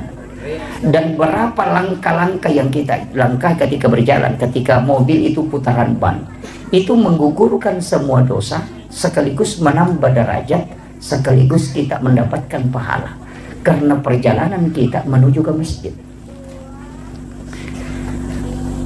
Makanya kalau misalnya kita sholat di sini, kita mau lakukan perjalanan, jangan bilang mau pergi ceramah di sana. Insya Allah nanti saya akan sholat asar di sana. Jadi kita itu mestinya nyambungnya dari sholat ke sholat. Makanya dia dari masjid ke masjid. Ini pula istilahnya orang Bugis sempajat tepat tuh. Kalau sempajat tepat itu masuk dalam sholatnya, bukan masuk dalam tempatnya. Kalau ini tadi diikat oleh tempat. Tapi kalau sholat itu di sujud terakhir. Ya ke sujud pacapur nih sempajat loro. Taniakan memang nih mas sempajat nasra. Niatkan memang. Kenapa sholat itu ditutup dengan salam? Salam ke kanan dan salam ke kiri. Salam itu kan cuma dua, ketemu atau pisah. Kan gitu. Makanya jangan kau lepas dulu sholat yang setelahnya sebelum kau sambung sholat sebelumnya. Gitu. Makanya kalau kita salam ke kanan itu ikat memang dengan sholat berikutnya. Kalau kita sholat isya, sambung memang dengan sholat subuh. Makanya kita meninggal di mana saja pasti meninggal menuju ke sholat. Iya, makanya ulama dulu mengatakan saya meninggal di atas tempat tidur tetap mati syahid karena saya sudah menuju ke sholat. Itulah alasannya kenapa kita itu bisa kekal di dalam surga padahal umur dan pahala terbatas. Itu karena niat baik itu yang tidak pernah terputus. Itulah makna kalimat dari hadis Nabi, umatku adalah umat yang terbaik karena dia meninggalkan satu kebaikan menuju ke kebaikan yang lain. Itu maknanya. Fatalnya kita itu kan begitu. Kalau mau berangkat ke Makassar nanti singgah misalnya di Sigeri makan siang. Wah, itu jadi masalah. Itu bukan Isra, tapi mestinya kita mengatakan insya Allah nanti. Makanya kenapa kita sebelum berangkat itu disuruh sholat sunat musafir. Itu supaya dari sholat menuju ke sholat. Nah, perjalanan kita itu harus diikat dengan masjid ke masjid. Nah, itu kuncinya. Jadi jangan pernah lepas. Makanya disebut itu Subhanalladzi asra bi 'abdihi lailan minal masjidil haram ilal masjidil aqsa. Padahal Nabi kan ke Madinah, ke Bukit Tursina. Artinya kau singgah di warung, kau singgah di sini makan jagung, itu tidak masalah. Karena ditanyakan ujungnya nanti dia mau kemana. Kan itu kuncinya. Kemudian pelajaran yang ketiga yang bisa kita petik. Kenapa Nabi singgah pergi ke Madinah? Kenapa Nabi dibawa ke Bukit Tursina? Dan kenapa dibawa ke Baitul Lahmi? Kenapa tidak langsung masuk ke Aqsa? Itu pesan. Bahwa di setiap tempat yang ada sejarah, itu pasti ada barakah di situ. Makanya itu saya kalau masuk kampung pasti tanyakan ulamanya di sini di mana, makam wali di mana. Iya, datang ke situ bertawassul. Tawassul itu bukan kuburiyun, bukan minta. Ya ini jangan. Cara tawassul yang paling aman itu walaupun ada beberapa versi. Cara tawassul yang paling aman datang doakan para ulama, para wali yang telah wafat di kuburannya. Setelah engkau doakan, balik doanya. Ya Rabb, berikan aku keberkahan, anak-anak dan keturunanku berikan keberkahan sebagaimana berkah yang engkau berikan kepada ulama ini. Itu yang paling gampang, paling aman itu. Makanya kenapa orang Bugis, orang Bulukumba juga begitu. Narekongka anak-anak Purabotti langsung lepas secara kubur. Begitu kan? Menikah hari ini, besok pagi langsung secara kubur. Kenapa? Sebelum engkau menyentuh istrimu. Itu udah kasih tahu. Sebelum engkau menyentuh istrimu, sebelum engkau berhubungan, datangi makamnya para ulama dan para wali, kau minta kepada Allah supaya diberikan berkah nanti keturunan dan anak-anakmu sebagaimana berkah yang diberikan kepada ulama itu. Supaya nanti ketika engkau berhubungan ada anakmu bisa mengambil barakahnya ulama. Begitu kuncinya. Sama aja kalau ada orang pindah rumah baru, kemudian kita lihat rumahnya cantik, apa yang bisa kita bilang? Mudah-mudahan anak-anakku bisa bikin rumah juga begini. Atau satu kali, itu sama. Ada orang beli mobil baru, apa kita bilang? Wih, cantiknya mobilnya si anu, mudah-mudahan kasih bisa kan juga beli mobil seperti ini. Sama gitu. Tidak ada bedanya. Makanya di dalam Al-Quran itu kan jelas, dalam suratul Fatihah, ihdinas siratal mustaqim, siratal ladzina an'amta alaihim. Jalannya orang-orang yang diberi nikmat. Di situ bukan mengatakan siratal rasul, siratal nabi, siratal malaikat, tidak. Guru tak Kiai Haji As'ad Al-Bugisi, semua muridnya itu jadi wali, yang pertama, yang kedua sampai ke yang ketiga. Kan jadi wali. Tidak mungkin beliau bukan wali. Yang duduk ngaji ke beliau itu Guru tak Haji Abdul Rahman Ambodal, itu wali Allah. Saya itu dapat beberapa muridnya Guru tak, termasuk beliau ini luar biasa. Kemarin saya ketemu di Palembang, yang masih menemani Guru tak masuk ke hutan sampai bawa kitabnya itu. Saya ketemu dan ada beberapa yang saya tanyakan. Itu penting. Mengambil ilmu amalannya Guru tak itu penting. Nah, yang tersambung sanadnya kan banyak. Di Sengkang ini masih banyak guru-guru ulama-ulama kita. Makanya saya bilang Sengkang itu tidak akan habis ulamanya itu. Itu barakah Guru tadi situ luar biasa. Makanya mudah-mudahan pindah di Bulukumba ini di sini tempat ini. Nih asal dia mak barakah, makanya dia mengambil. Mak barakah di situ kan itu nilai. Bukan kuantitas tapi kualitas. Iya. Cuma saya sering sampaikan itu anak-anak saya yang dimanapun, cabang dimanapun, mestinya ada satu waktu itu dia ziarah ke makamnya Guru tak. Untuk menyambung sanad lah, sanad ruhani istilahnya. Atau paling tidak selesai sholat isya bertawassul kirimkan Fatihah Guru tak Kiai Hasan. Itu sesudah sholat subuh kirimkan Fatihah Guru tak, supaya ruhnya anak-anak kita itu terkoneksi dengan ruhnya para wali. Itu kuncinya. Karena ruh itu kan saling mengirim ya kan. Kalau sudah dikirim itu baku kenal. Nanti anak-anak kita kalau meninggal ini akan dikenal, oh ini muridku ini karena dia kirimkan Fatihah. Kan itu dia bukan. Yang parah itu kalau tinggal biasa dia belajar tidak pernah kirimkan Fatihah, itu nanti tidak bisa tidak dikenal. Makanya harus tersambung sanad ilmu, juga tersambung sanad ruh. Itu penting. Kalau tidak bisa tersambung dengan sanad ilmu, paling tidak sanad ruh bisa tersambung. Makanya upasan yang hadir di sini kuncinya satu, Bapak. Titiplah berkah di tempat ini. Iya, kita kira Pak Guru Tak ini pahalanya banyak mengajar santri di sini, itu masih bisa dikalahkan.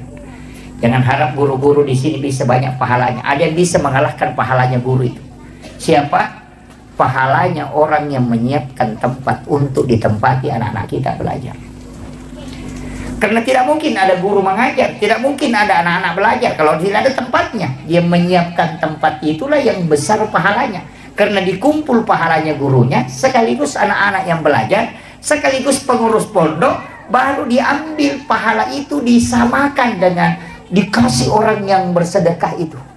Makanya bukan orang yang masuk masjid itu dulu yang dijanjikan rumah di surga. Siapa? Yang bangun masjid dulu, Pak.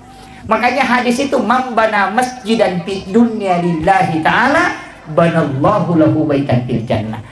Jadi yang pertama dijamin itu dulu adalah orang punya rumah ya, tapi bukan masuk surga, punya rumah. Makanya kalau ada orang sedekah di masjid tapi tidak sholat, ya ada rumahnya cuma tidak masuk. Kan gitu.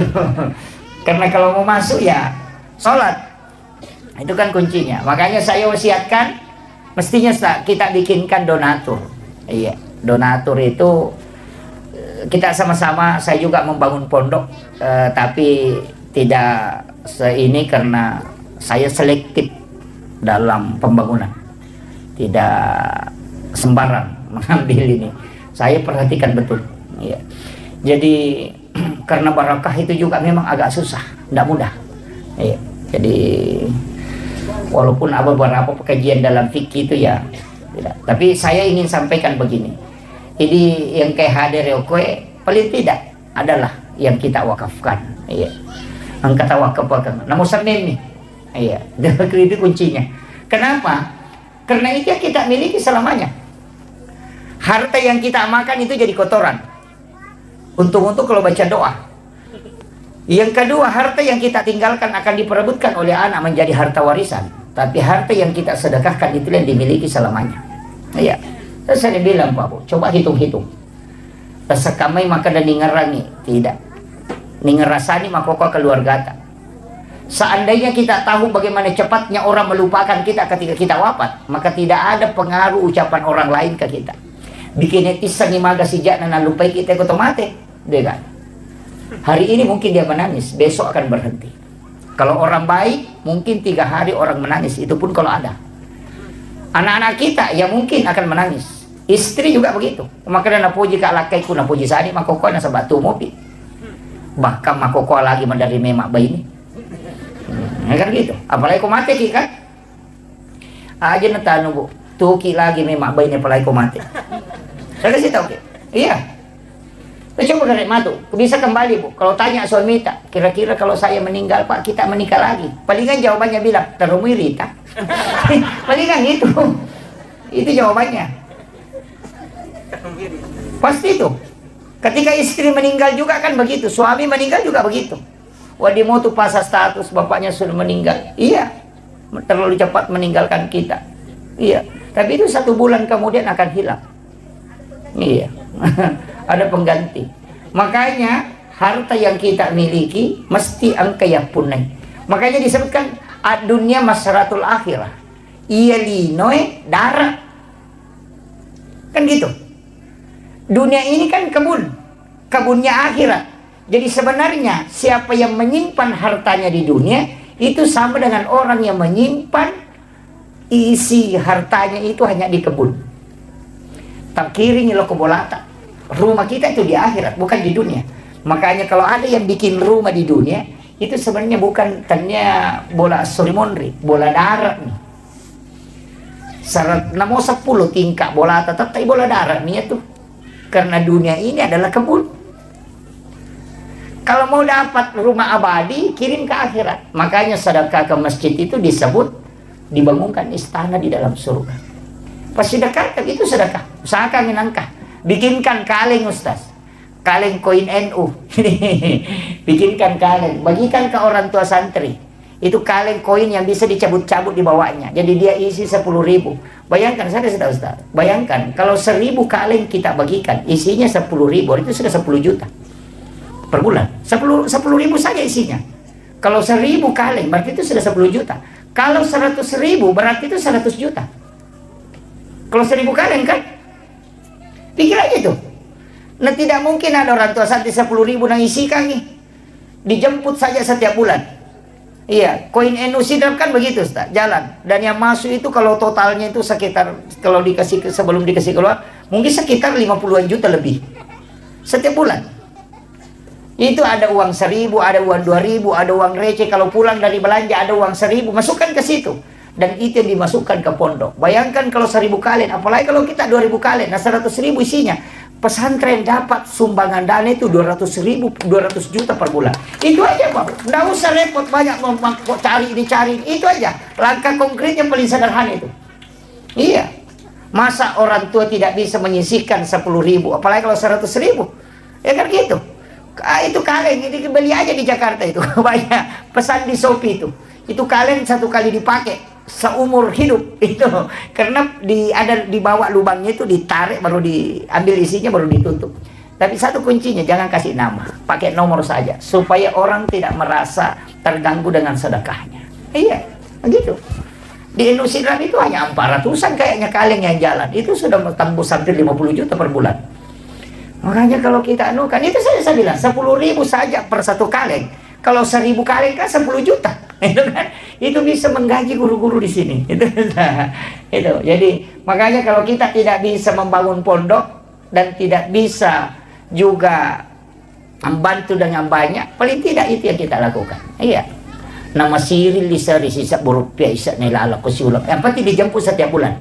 Bikinkan grup, ada satu yang menjemput khusus. Iya. Semua orang tua santri kan gampang. Orang tua santri dikasih, nanti ada keluarganya kasih lagi. Itu penting. Jadi ini penting saya wasiatkan untuk, tapi saya di pondok tidak pakai itu Ustaz, cuma di NU. Karena saya tidak mau dana NU terganggu dengan mengatakan ini pimpinan pondok baru beralih lagi ke NU, saya tidak mau. Biarkanlah NU yang saya mengambil barakahnya aja. Itu kuncinya. Dan saya dapat ilmu dari beberapa kiai tentang pondok Ustaz. Salah satu yang saya rasakan betul itu dan sangat kuat itu adalah salawat Jibril. Saya itu dikasih tahu, siapa yang membaca salawat Jibril 1.000 kali dalam sehari, nanti malam Jumat sholat sunnah hajat, baru baca 1.000 baru berdoa, itu sangat mudah dikabulkan. Dan betul, saya rasakan betul. Jadi saya ingat itu ketika ada tanah yang saya mau beli mahal sekali tapi dia tidak mau jual, bacakan salawat Jibril itu bisa dia wakafkan tanpa dibeli. 9 hari saya bacakan salawat Jibril itu. Saya katakan ini betul-betul pondok pesantren ada beberapa di Jawa itu saya tidak usah sebut. Itu pimpinannya kasih tahu saya, pesantren sebesar ini Ustaz itu modalnya hanya salawat Jibril. Itu pesan beliau. Makanya ibu-ibu saya kasih tahu, kalau bangun rumah, nah rumah itu tidak mau jalan-jalan pembangunannya, baca amalkan itu 1.000 kali dalam sehari semalam. Tapi jangan pakai berdoa, nanti khusus malam Jumat baru dipakai berdoa. Jadi malam Sabtu hanya dibaca, malam Ahad, malam Senin, malam Selasa, malam Rabu, malam Kamis hanya dibaca sampai 1.000. Tapi nanti malam Jumat kita sholat sunnah hajat, baru baca 1.000 baru berdoa. Insyaallah tembus itu. Itu kuncinya untuk salawat Jibril. Pokoknya apa saja, ada sesuatu yang kita mau jual tidak mau laku, tapi jangan ingat barangnya. Jangan ingat. Jadi cukup minta kepada, ambil barakahnya Rasulullah. Salawat Jibril itu sallallahu ala Muhammad. Jadi itu aja. Cuma kita pakai biasa mukaddimah. Innallaha malaikatahu yusholluna 'alan nabi ya ayyuhalladzina amanu shollu 'alaihi wa sallimu taslima. Baru kita baca 1.000 kali. Paling tidak 1 kali duduk aja. Karena salawat Jibril itu 1 kali duduk, kalau 1.000 itu hanya 12 menit. 12 menit itu. Baca bisa dilafazkan, bisa cukup dalam hati. Tapi 1.000, ya, mobil mau dijual, kebun mau dijual, tidak mau laku itu dipakai. Rumah dibangun tidak mau jalan itu dipakai. Bahkan kalau ada janda tidak mau laku itu juga dipakai. Tidak anak gadis itu kan gitu ya. Jadi itu dibacakan ya. Sesuatu yang tidak mau jalan itu dienukan. Dan saya itu begitu Pak Bu, hanya tawakal dengan salawat Jibril, dan saya akui betul itu bahwa ini besar pengaruhnya. Ada beberapa, bahkan ada tanah yang bersengketa itu diserahkan ke pondok. Mereka yang awalnya sengketa itu langsung menyerahkan. Itu ada luar biasa Pak. Jadi itu penting. Yang ini saya wasiatkan, ini modal ini. Ini modal. Kalau untuk anak-anakku di sini, kuncinya kalau mau berhasil itu bukan kepintaran. Satu aja, takzim kepada 3 orang. Pertama, takzim kepada guru-gurumu. Siapa yang paling bagus akhlak dan adabnya kepada gurunya, pasti ilmunya membekas dan pasti dipakai nanti di masyarakat. Yang kedua, takzim kepada kedua orang tuamu. Itu aja kuncinya. Takzimnya ke situ. Karena kalau kau orang tua, itu yang membuka pintu langit. Jalur ilmu itu kan makanya disebut semua itu nur. Makanya kita dalam tarekat itu kan Al-Quran huwa nur, nuru Muhammad, Allahu nurus samawati wal ardi masalun nur, al-wudu'u nur, as-salatu nur, az-zikru nur, as-salawatu nur. Itu kan semua cahaya. Al-ilmu nur. Makanya itu ya mau diserap. Gabungkan semua. Makanya orang yang ada wudunya kemudian belajar, itu pasti ilmunya dipakai nanti. Tapi kalau belajar dan tidak ada wudunya, coba perhatikan, susah dipakai ilmunya. Makanya biasa ada anak-anak itu di pesantren cerdas, tapi ketika keluar tidak dipakai ilmunya. Tapi ada juga anak-anak kalau dilihat, tidak ada modelnya, tidak tahu mau jadi apa nanti, tapi setelah keluar ternyata jadi orang hebat. Kenapa? Makanya jangan lihat dari ketika dia belajar di pondok, cari barakahnya di situ. Itu makanya orang tua itu saya kasih tahu, serahkan sepenuhnya anak-anak kita ketika dia belajar di pondok. Tidak usah khawatir. Dan ingat, pondok itu adalah tempat penyucian. Bukan hanya secara lahiriah, tapi secara hakikiah. Makanya anak pondok itu 3 bulan pasti kena itu yang gatal-gatal. Iya, gatal-gatal. Itu seperti cacar. Sebenarnya saya kalau di dalam tarekat itu dikasih tahu, penyakit itu adalah melepaskan segala energi negatif dalam tubuh. Makanan-makanan yang dimakan anak-anak kita itu yang tidak bagus, itu keluar semua melalui situ. Dan itu tidak ada obatnya sebenarnya. Obatnya itu cukup satu, keringkan pakaiannya dengan tempat tidurnya itu dengan sinar matahari langsung hilang itu. Karena itu bakteri tidak bisa. Tidak ini, bakteri itu hanya dari pakaian basah. Nah, di pesantren begitu. Nanti 8 bulan akan kena tipes ataupun demam, batu-batu kering tidak mau berhenti. Itu akan muncul penyucian dalam kalbu. Itu tahap kedua. Nanti itu ketika 1 tahun lebih ada penyakit, kulitnya itu warna kuning. Anak-anak itu kayak kekuning-kuningan kulitnya. Itu akan muncul. Tapi apa? Itu sudah tahap ketiga. Ketika anak tidak lari, itu barakahnya sudah mulai muncul. Itu penyucian dalam hakikat perjalanan dalam orang bertasawuf. Sebenarnya anak-anak kita itu bertarekat di pondok.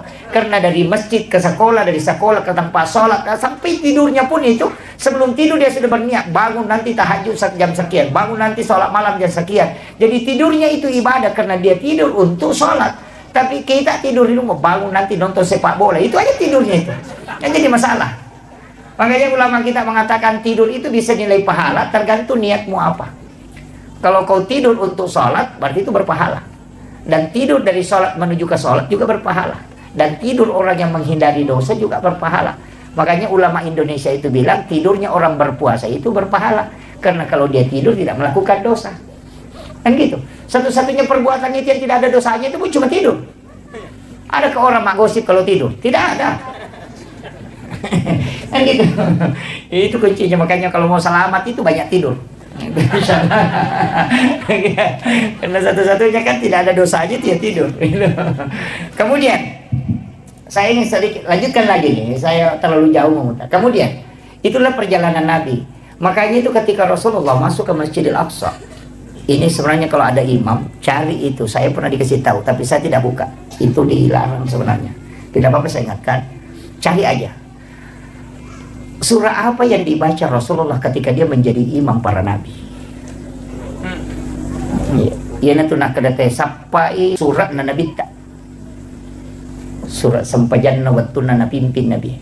Kalau itu yang dipakai orang, Pak, itu luar biasa. Tapi cari, saya tidak kasih tahu.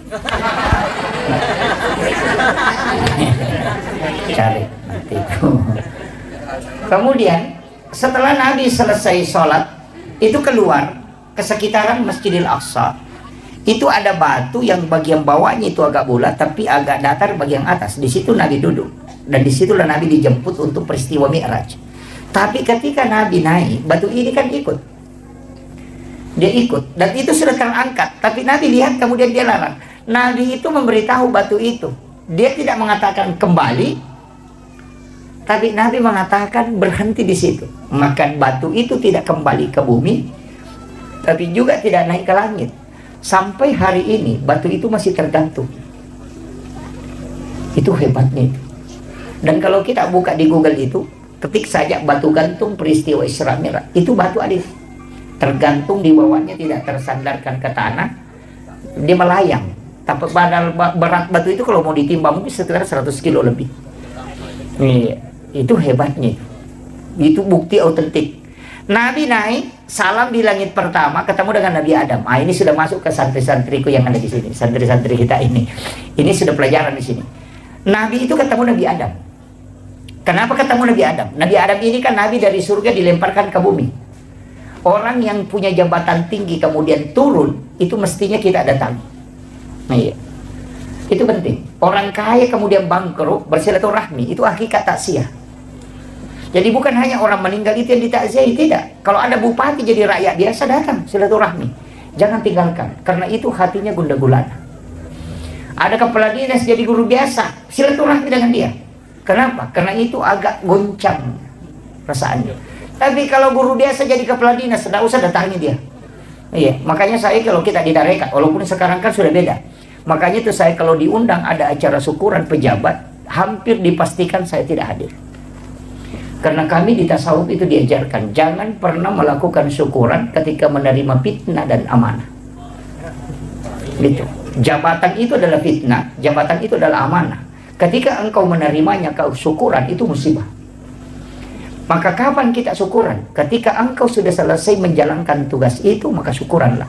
Jadi bupati itu mestinya nanti syukuran kalau selesai jabatannya jadi bupati. Iya. Kan masa kau terima fitnah dan amanah baru kau bersyukur? Kan mestinya terbalik. Ketika engkau selesai menjalankan amanah, baru kau bersyukur. Maka syukuran dilakukan setelah selesai jabatan, bukan pada saat menerima. Mestinya pada saat menerima itu minta anak-anak orang-orang ulama mendoakan kita. Nanti di saat selesai baru syukuran. Kan terbalik sekarang kan? Terima jabatan langsung syukuran, itu musibah. Makanya Sayyidina Ali mengatakan, seandainya ini bukan amanah yang sangat berat, maka aku lebih memilih liur anjing daripada jabatan. Karena liur anjing tidak akan ditanyai permintaan nanti kalau dari kemudian. Tapi saya setiap tarikan nafas itu akan ditanya. Makanya hati-hati juga yang ulama ini yang selalu banyak jabatannya. Penasehat inilah, jabatan inilah, ketua inilah, itu patah. Paling lama masuk surganya itu. Ini penting, ini saya wasiatkan ini. Iya. Paling tidak kalau ia mendoakan, ini penting saya wasiatkan. Kemudian ketika Nabi, kenapa ini Nabi ketemu dengan Nabi Adam? Itu tadi, karena Nabi ini juga belajar sama Nabi Adam tentang ilmu alam. Anak-anakku ini mesti tahu ilmu alam dasar dulu. Makanya disitulah pelajari fisika, pelajari kimia. Itu kan anak-anak yang awal-awal kan. Naik ke langit kedua, siapa yang dia ketemu? Nabi Isa dengan Nabi Yahya. Dua Nabi ini kan mudah. Dan ini Nabi kan agak unik, karena dia tidak mengikuti hukum alam. Nabi Isa lahir tanpa bapak, Nabi Yahya lahir dari ibu yang sudah menopause. Itu tidak melalui hukum alam.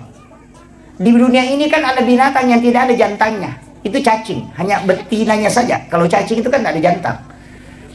Tapi orang yang hidup itu tanpa bapak, bisa lahir tanpa bapak, itu Nabi Isa. Tapi juga Nabi Yahya lahir dari wanita yang sudah menopause. Apa maknanya nih? Kan begini, Nabi Isa itu kan anaknya Maryam. Maryam itu kan dipelihara oleh Nabi Zakaria. Dan Nabi Zakaria ini kan melahirkan anak satu yang namanya Nabi Yahya inilah. Jadi Nabi Yahya dengan Nabi Isa itu adalah dua nabi yang muda, itu hampir seumuran. Kan Nabi Zakaria tidak punya keturunan, makanya diambillah kemenakannya. Dia cari, oh ini ada anak gadis ini bisa dipelihara. Diambillah, umur 8-9 tahun. Dia bawa ke rumahnya, bikinkan bilik, dan itu tidak ada jendelanya. Dan itu pesan ulama kita, kalau ada bilik gadis itu jangan kasih jendela. Supaya aja dikeling. Minta mana tahu lalu. Jadi bisa dibikinkan tapi lubang angin. Kemudian yang kedua, yang pegang kunci pintunya itu Nabi Zakaria. Nanti dia buka ketika dia masukkan makanan, dan di dalam biliknya itulah dia buatkan tempat sholat disebut mihrab. Dari situlah awalnya ada kalimat mihrab itu. Makanya dalam Al-Quran itu kan fataqabbalaha rabbuha biqabulin hasanin wa ambataha nabatan hasanan wa kaffalaha Zakaria. Kan di situ kullama dahala 'alaiha Zakaria al-mihrab wajada indaha rizqan. Kan jelas. Setiap Nabi Zakaria masuk ke dalam tempat sholatnya Maryam, dia akan melihat ada makanan. Dan anehnya itu kayak durian, bukan musim durian. Makanya kan dia bertanya, "Anna laki haza?" Dari mana ini? Maryam kan cuma jawab, "Wa min indillah." Ini langsung dari Allah. Ya, makanya Nabi Zakaria kan tidak percaya. Wah, masa anak gadis bukan nabi bisa dikasih makanan langsung dari langit. Tapi kaget juga. Iya, saya juga ya pegang kuncinya. Tidak ada yang bisa masuk ke sini kalau bukan saya. Kok bisa ada makanan di dalam? Makanya dia kan mengulas sampai 3 kali. Nanti Maryam mengatakan, Allah yarzuqu man yasha bighairi hisab. Kalau Allah ingin memberi rezeki kepada hambanya itu tidak melalui proses. Nabi Zakaria itu meneteskan mata, baru dia suruh kemenakannya keluar dari situ. Karena dia pikir bukan doanya yang mustajabah, tapi tempatnya. Karena saya juga tinggal di rumah ini sudah lama minta anak, nanti tidak dikasih. Tapi kenapa ini anak perempuan bisa dikasih makanan langsung dari langit? Berarti tempatnya yang bagus. Dia suruh keluar. Maka hunalika da'a Zakaria, maka datang Nabi Zakaria ke situ berdoa. Wa huwa qa'imun yusalli fil mihrab. Sementara dia berdiri sholat di dalam mihrabnya, apa yang dia minta? Rabbi habli min ladunka dzurriyyatan thayyibatan innaka sami'ud du'a. Langsung dijawab itu. Fanadathul malaikatu wa qa'imun yusalli fil mihrab. Allah yubassiruka bi Yahya. Inilah yang dipakai Guru Kiai Jadul Rahman Ambo Dalek, sehingga kamarnya itu dibagi 2. Setengah dia tempati sholat, setengah dia tempati untuk keluarganya. Tapi ketika ada santrinya mau pulang dan tidak ada transport, itu masuk minta sama Pak Kiai. Pak Kiai, saya mau pulang tapi tidak ada uang. Masuklah ke di situ, nak. Siapa tahu ada. Setiap dia masukkan tangannya di bawah sajadahnya Guru Ta itu selalu dapat uang. Dari mana itu? Wa min indillah. Kiai Haji Maimun Subairi juga begitu. Ini ayat, Pak, bukan hadis. Seandainya hadis masih bisa diperdebatkan. Makanya pimpinan pondok itu mestinya punya. Mestinya punya. Tapi jangan tujuannya bikin mihrab itu hanya cari uang. Jangan. Iya. Dan di dalam mihrab lah diminta sesuatu, bisa melahirkan sudah menopause, dan bisa dia lahir tanpa bapak. Artinya apa? Ketika semua manusia mengatakan mustahil, itu tidak mustahil bagi Allah. Itu mihrab kan di dalam kamar. Kalau kita di tarekat diajarkan, beli kain kafan 1, kemudian simpan di bagian bawahnya, jangan bergerak. Tutupi pakai tirai, di bagian atasnya itu baru dikasih sajadah. Nanti bikin wasiat, kalau saya meninggal, ambil kain kafan itu yang kau bungkuskan. Kalau orang mengambil kain kafan dari mihrab itu, para ulama tarekat mengatakan biar sampai 100 tahun kain kafan itu tidak akan hancur. Tanah tidak akan memakan itu. Iya, itu berkahnya mihrab.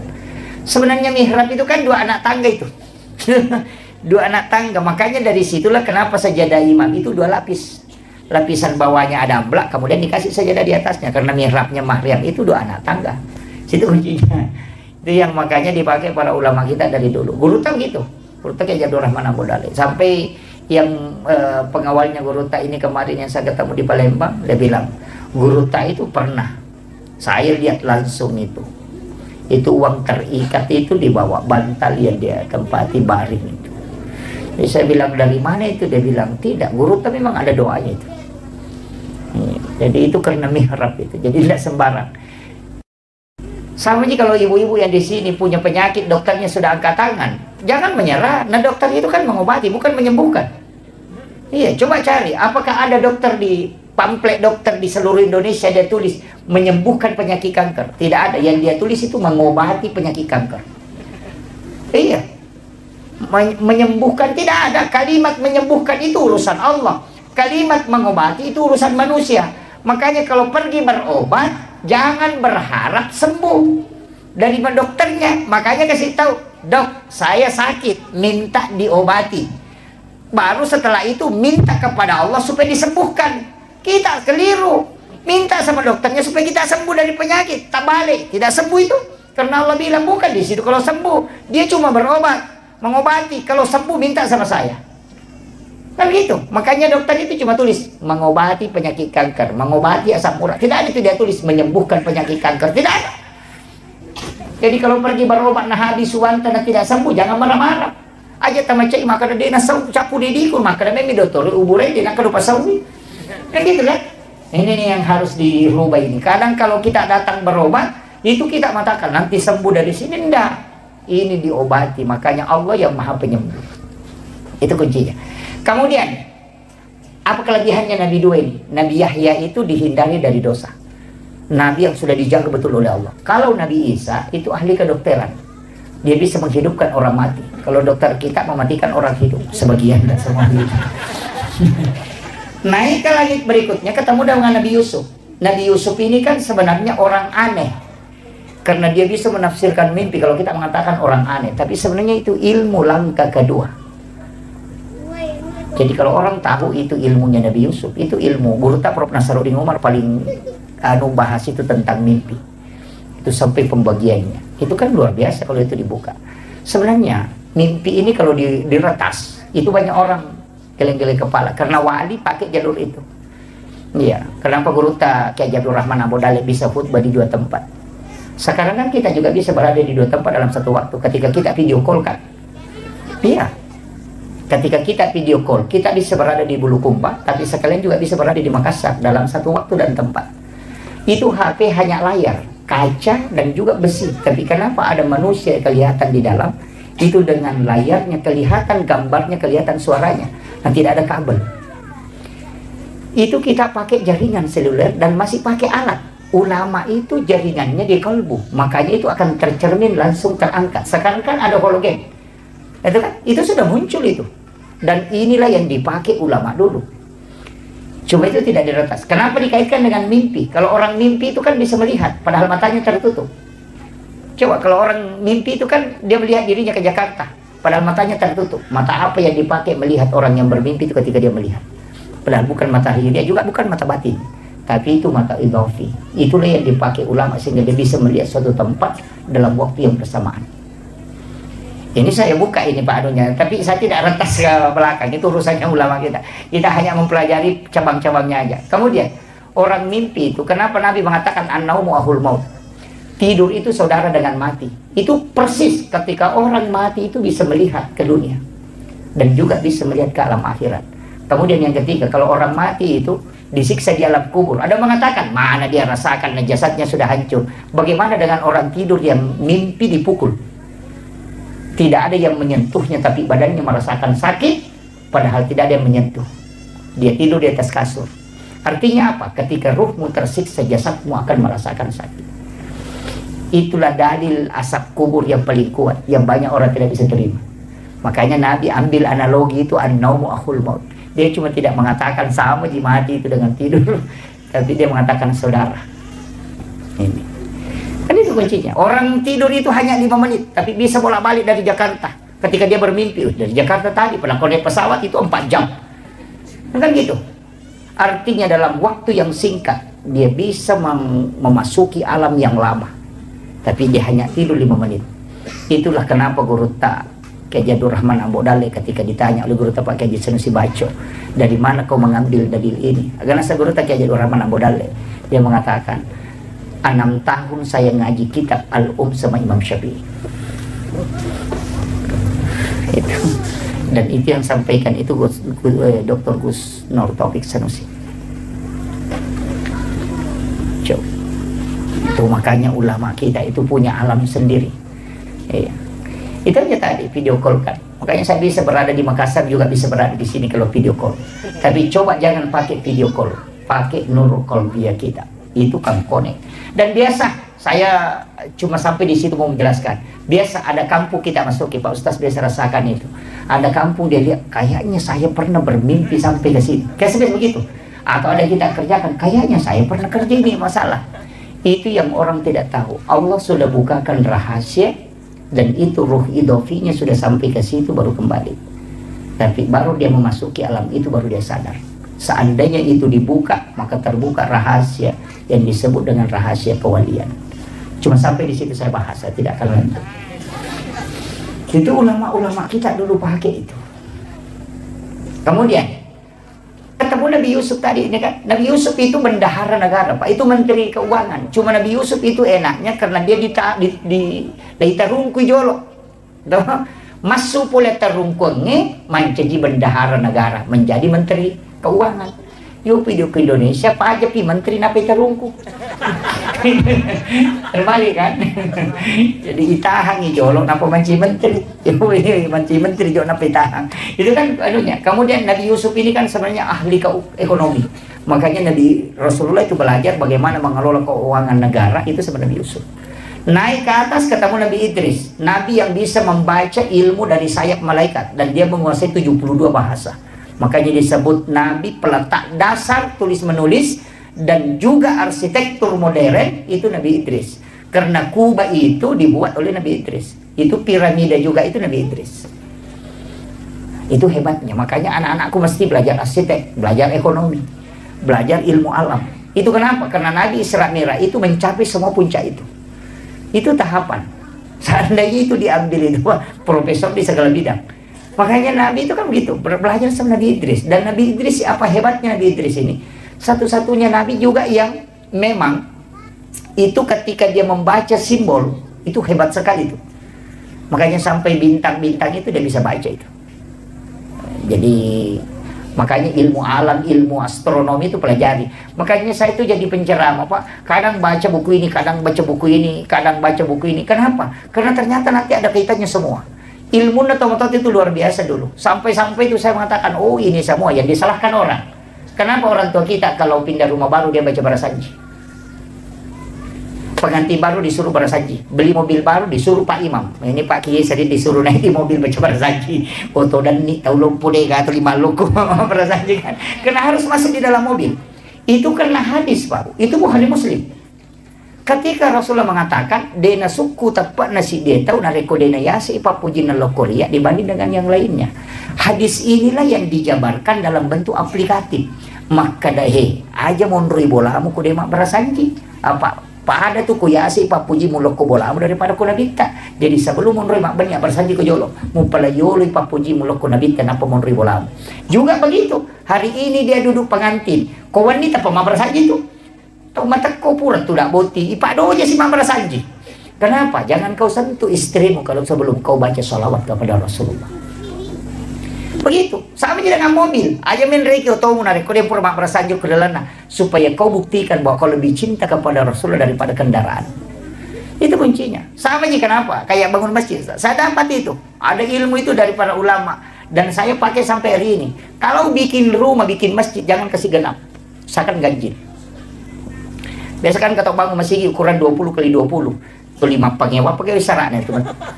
Dan masih cocok. Korea Selatan, Korea Utara gitu. Iya. Rumah juga begitu. Rumah yang genap hitungannya itu dia namanya aku rotek kutilale kutannya bene nama pengewa si balakai anak aku tuh 5 rocak si rocak. Dia namanya DC. Magai. Ternyata ulama dulu sudah pakai dan ketika ditarik dalam dalil ternyata ada. Allah itu adalah ganjil dan menyukai sesuatu yang ganjil. Maka bikinlah tempat yang ganjil supaya Allah senang, suka dengan itu. Dan sesuatu yang disukai Allah tidak mungkin ada musibah di dalamnya. Makanya seorang tua dulu itu bikin tangga, anak tangganya itu ganjil. Kalau bukan 11, 13. Bikin juga baloknya itu ganjil semua itu. Kan gitu. Rumahnya saja itu tiangnya kan 55. Mulai dari 5 waktu sholat. Kenapa 55 kan? Kemudian yang kedua ganjil juga itu supaya Allah menyukainya. Bahwa sesuatu yang ganjil itu disukai oleh Allah. Supaya rumahmu ada berkah di dalamnya. Usahakan itu. Jadi itu hitung-hitungan begitu sudah dipakai ulama dulu. Cuma orang sekarang itu selalu menyalahkan. Yang sudu atap itu kan tingkatannya juga 3. Dia mengatakan Islam, iman, dan ihsan. Itu kan dia pakai. Makanya luar biasanya ilmu ulama dulu itu luar biasa. Dia sudah menjabarkan. Bahkan saya pernah bahas itu. Bahwa kue-kue orang Bugis itu sebenarnya kue yang berbahasa Arab. Cuma dia bilang barongko dari kata barokah. Iya kan? Suwalla dari kata solawat. Iya. Itu kan ulama kita dulu pakai itu. Iya, kan barokah. Oh pilih makraki barongko. Salawat makraki suwallah. Itu ada Al-Kathiri min din. Al-Kathiri sholat karena Imam Al-Kathiri yang mengajarkan itu. Kan itu semua tapi belum kan. Makanya ulama kita dulu itu hebat. Iya, makanya menyalahkan ini kami ke makokoto. Napa cidi kita na baca magala mapasalah. Tapi makare guru tama ko memang tuh kung kataw cidi mina paham magala mapasalah. Pak dia napa ada napa hangnya salah nih. Nah itu makanya sampai sekarang itu saya selalu mengatakan saya itu begini. Saya pakai dalil sederhana aja.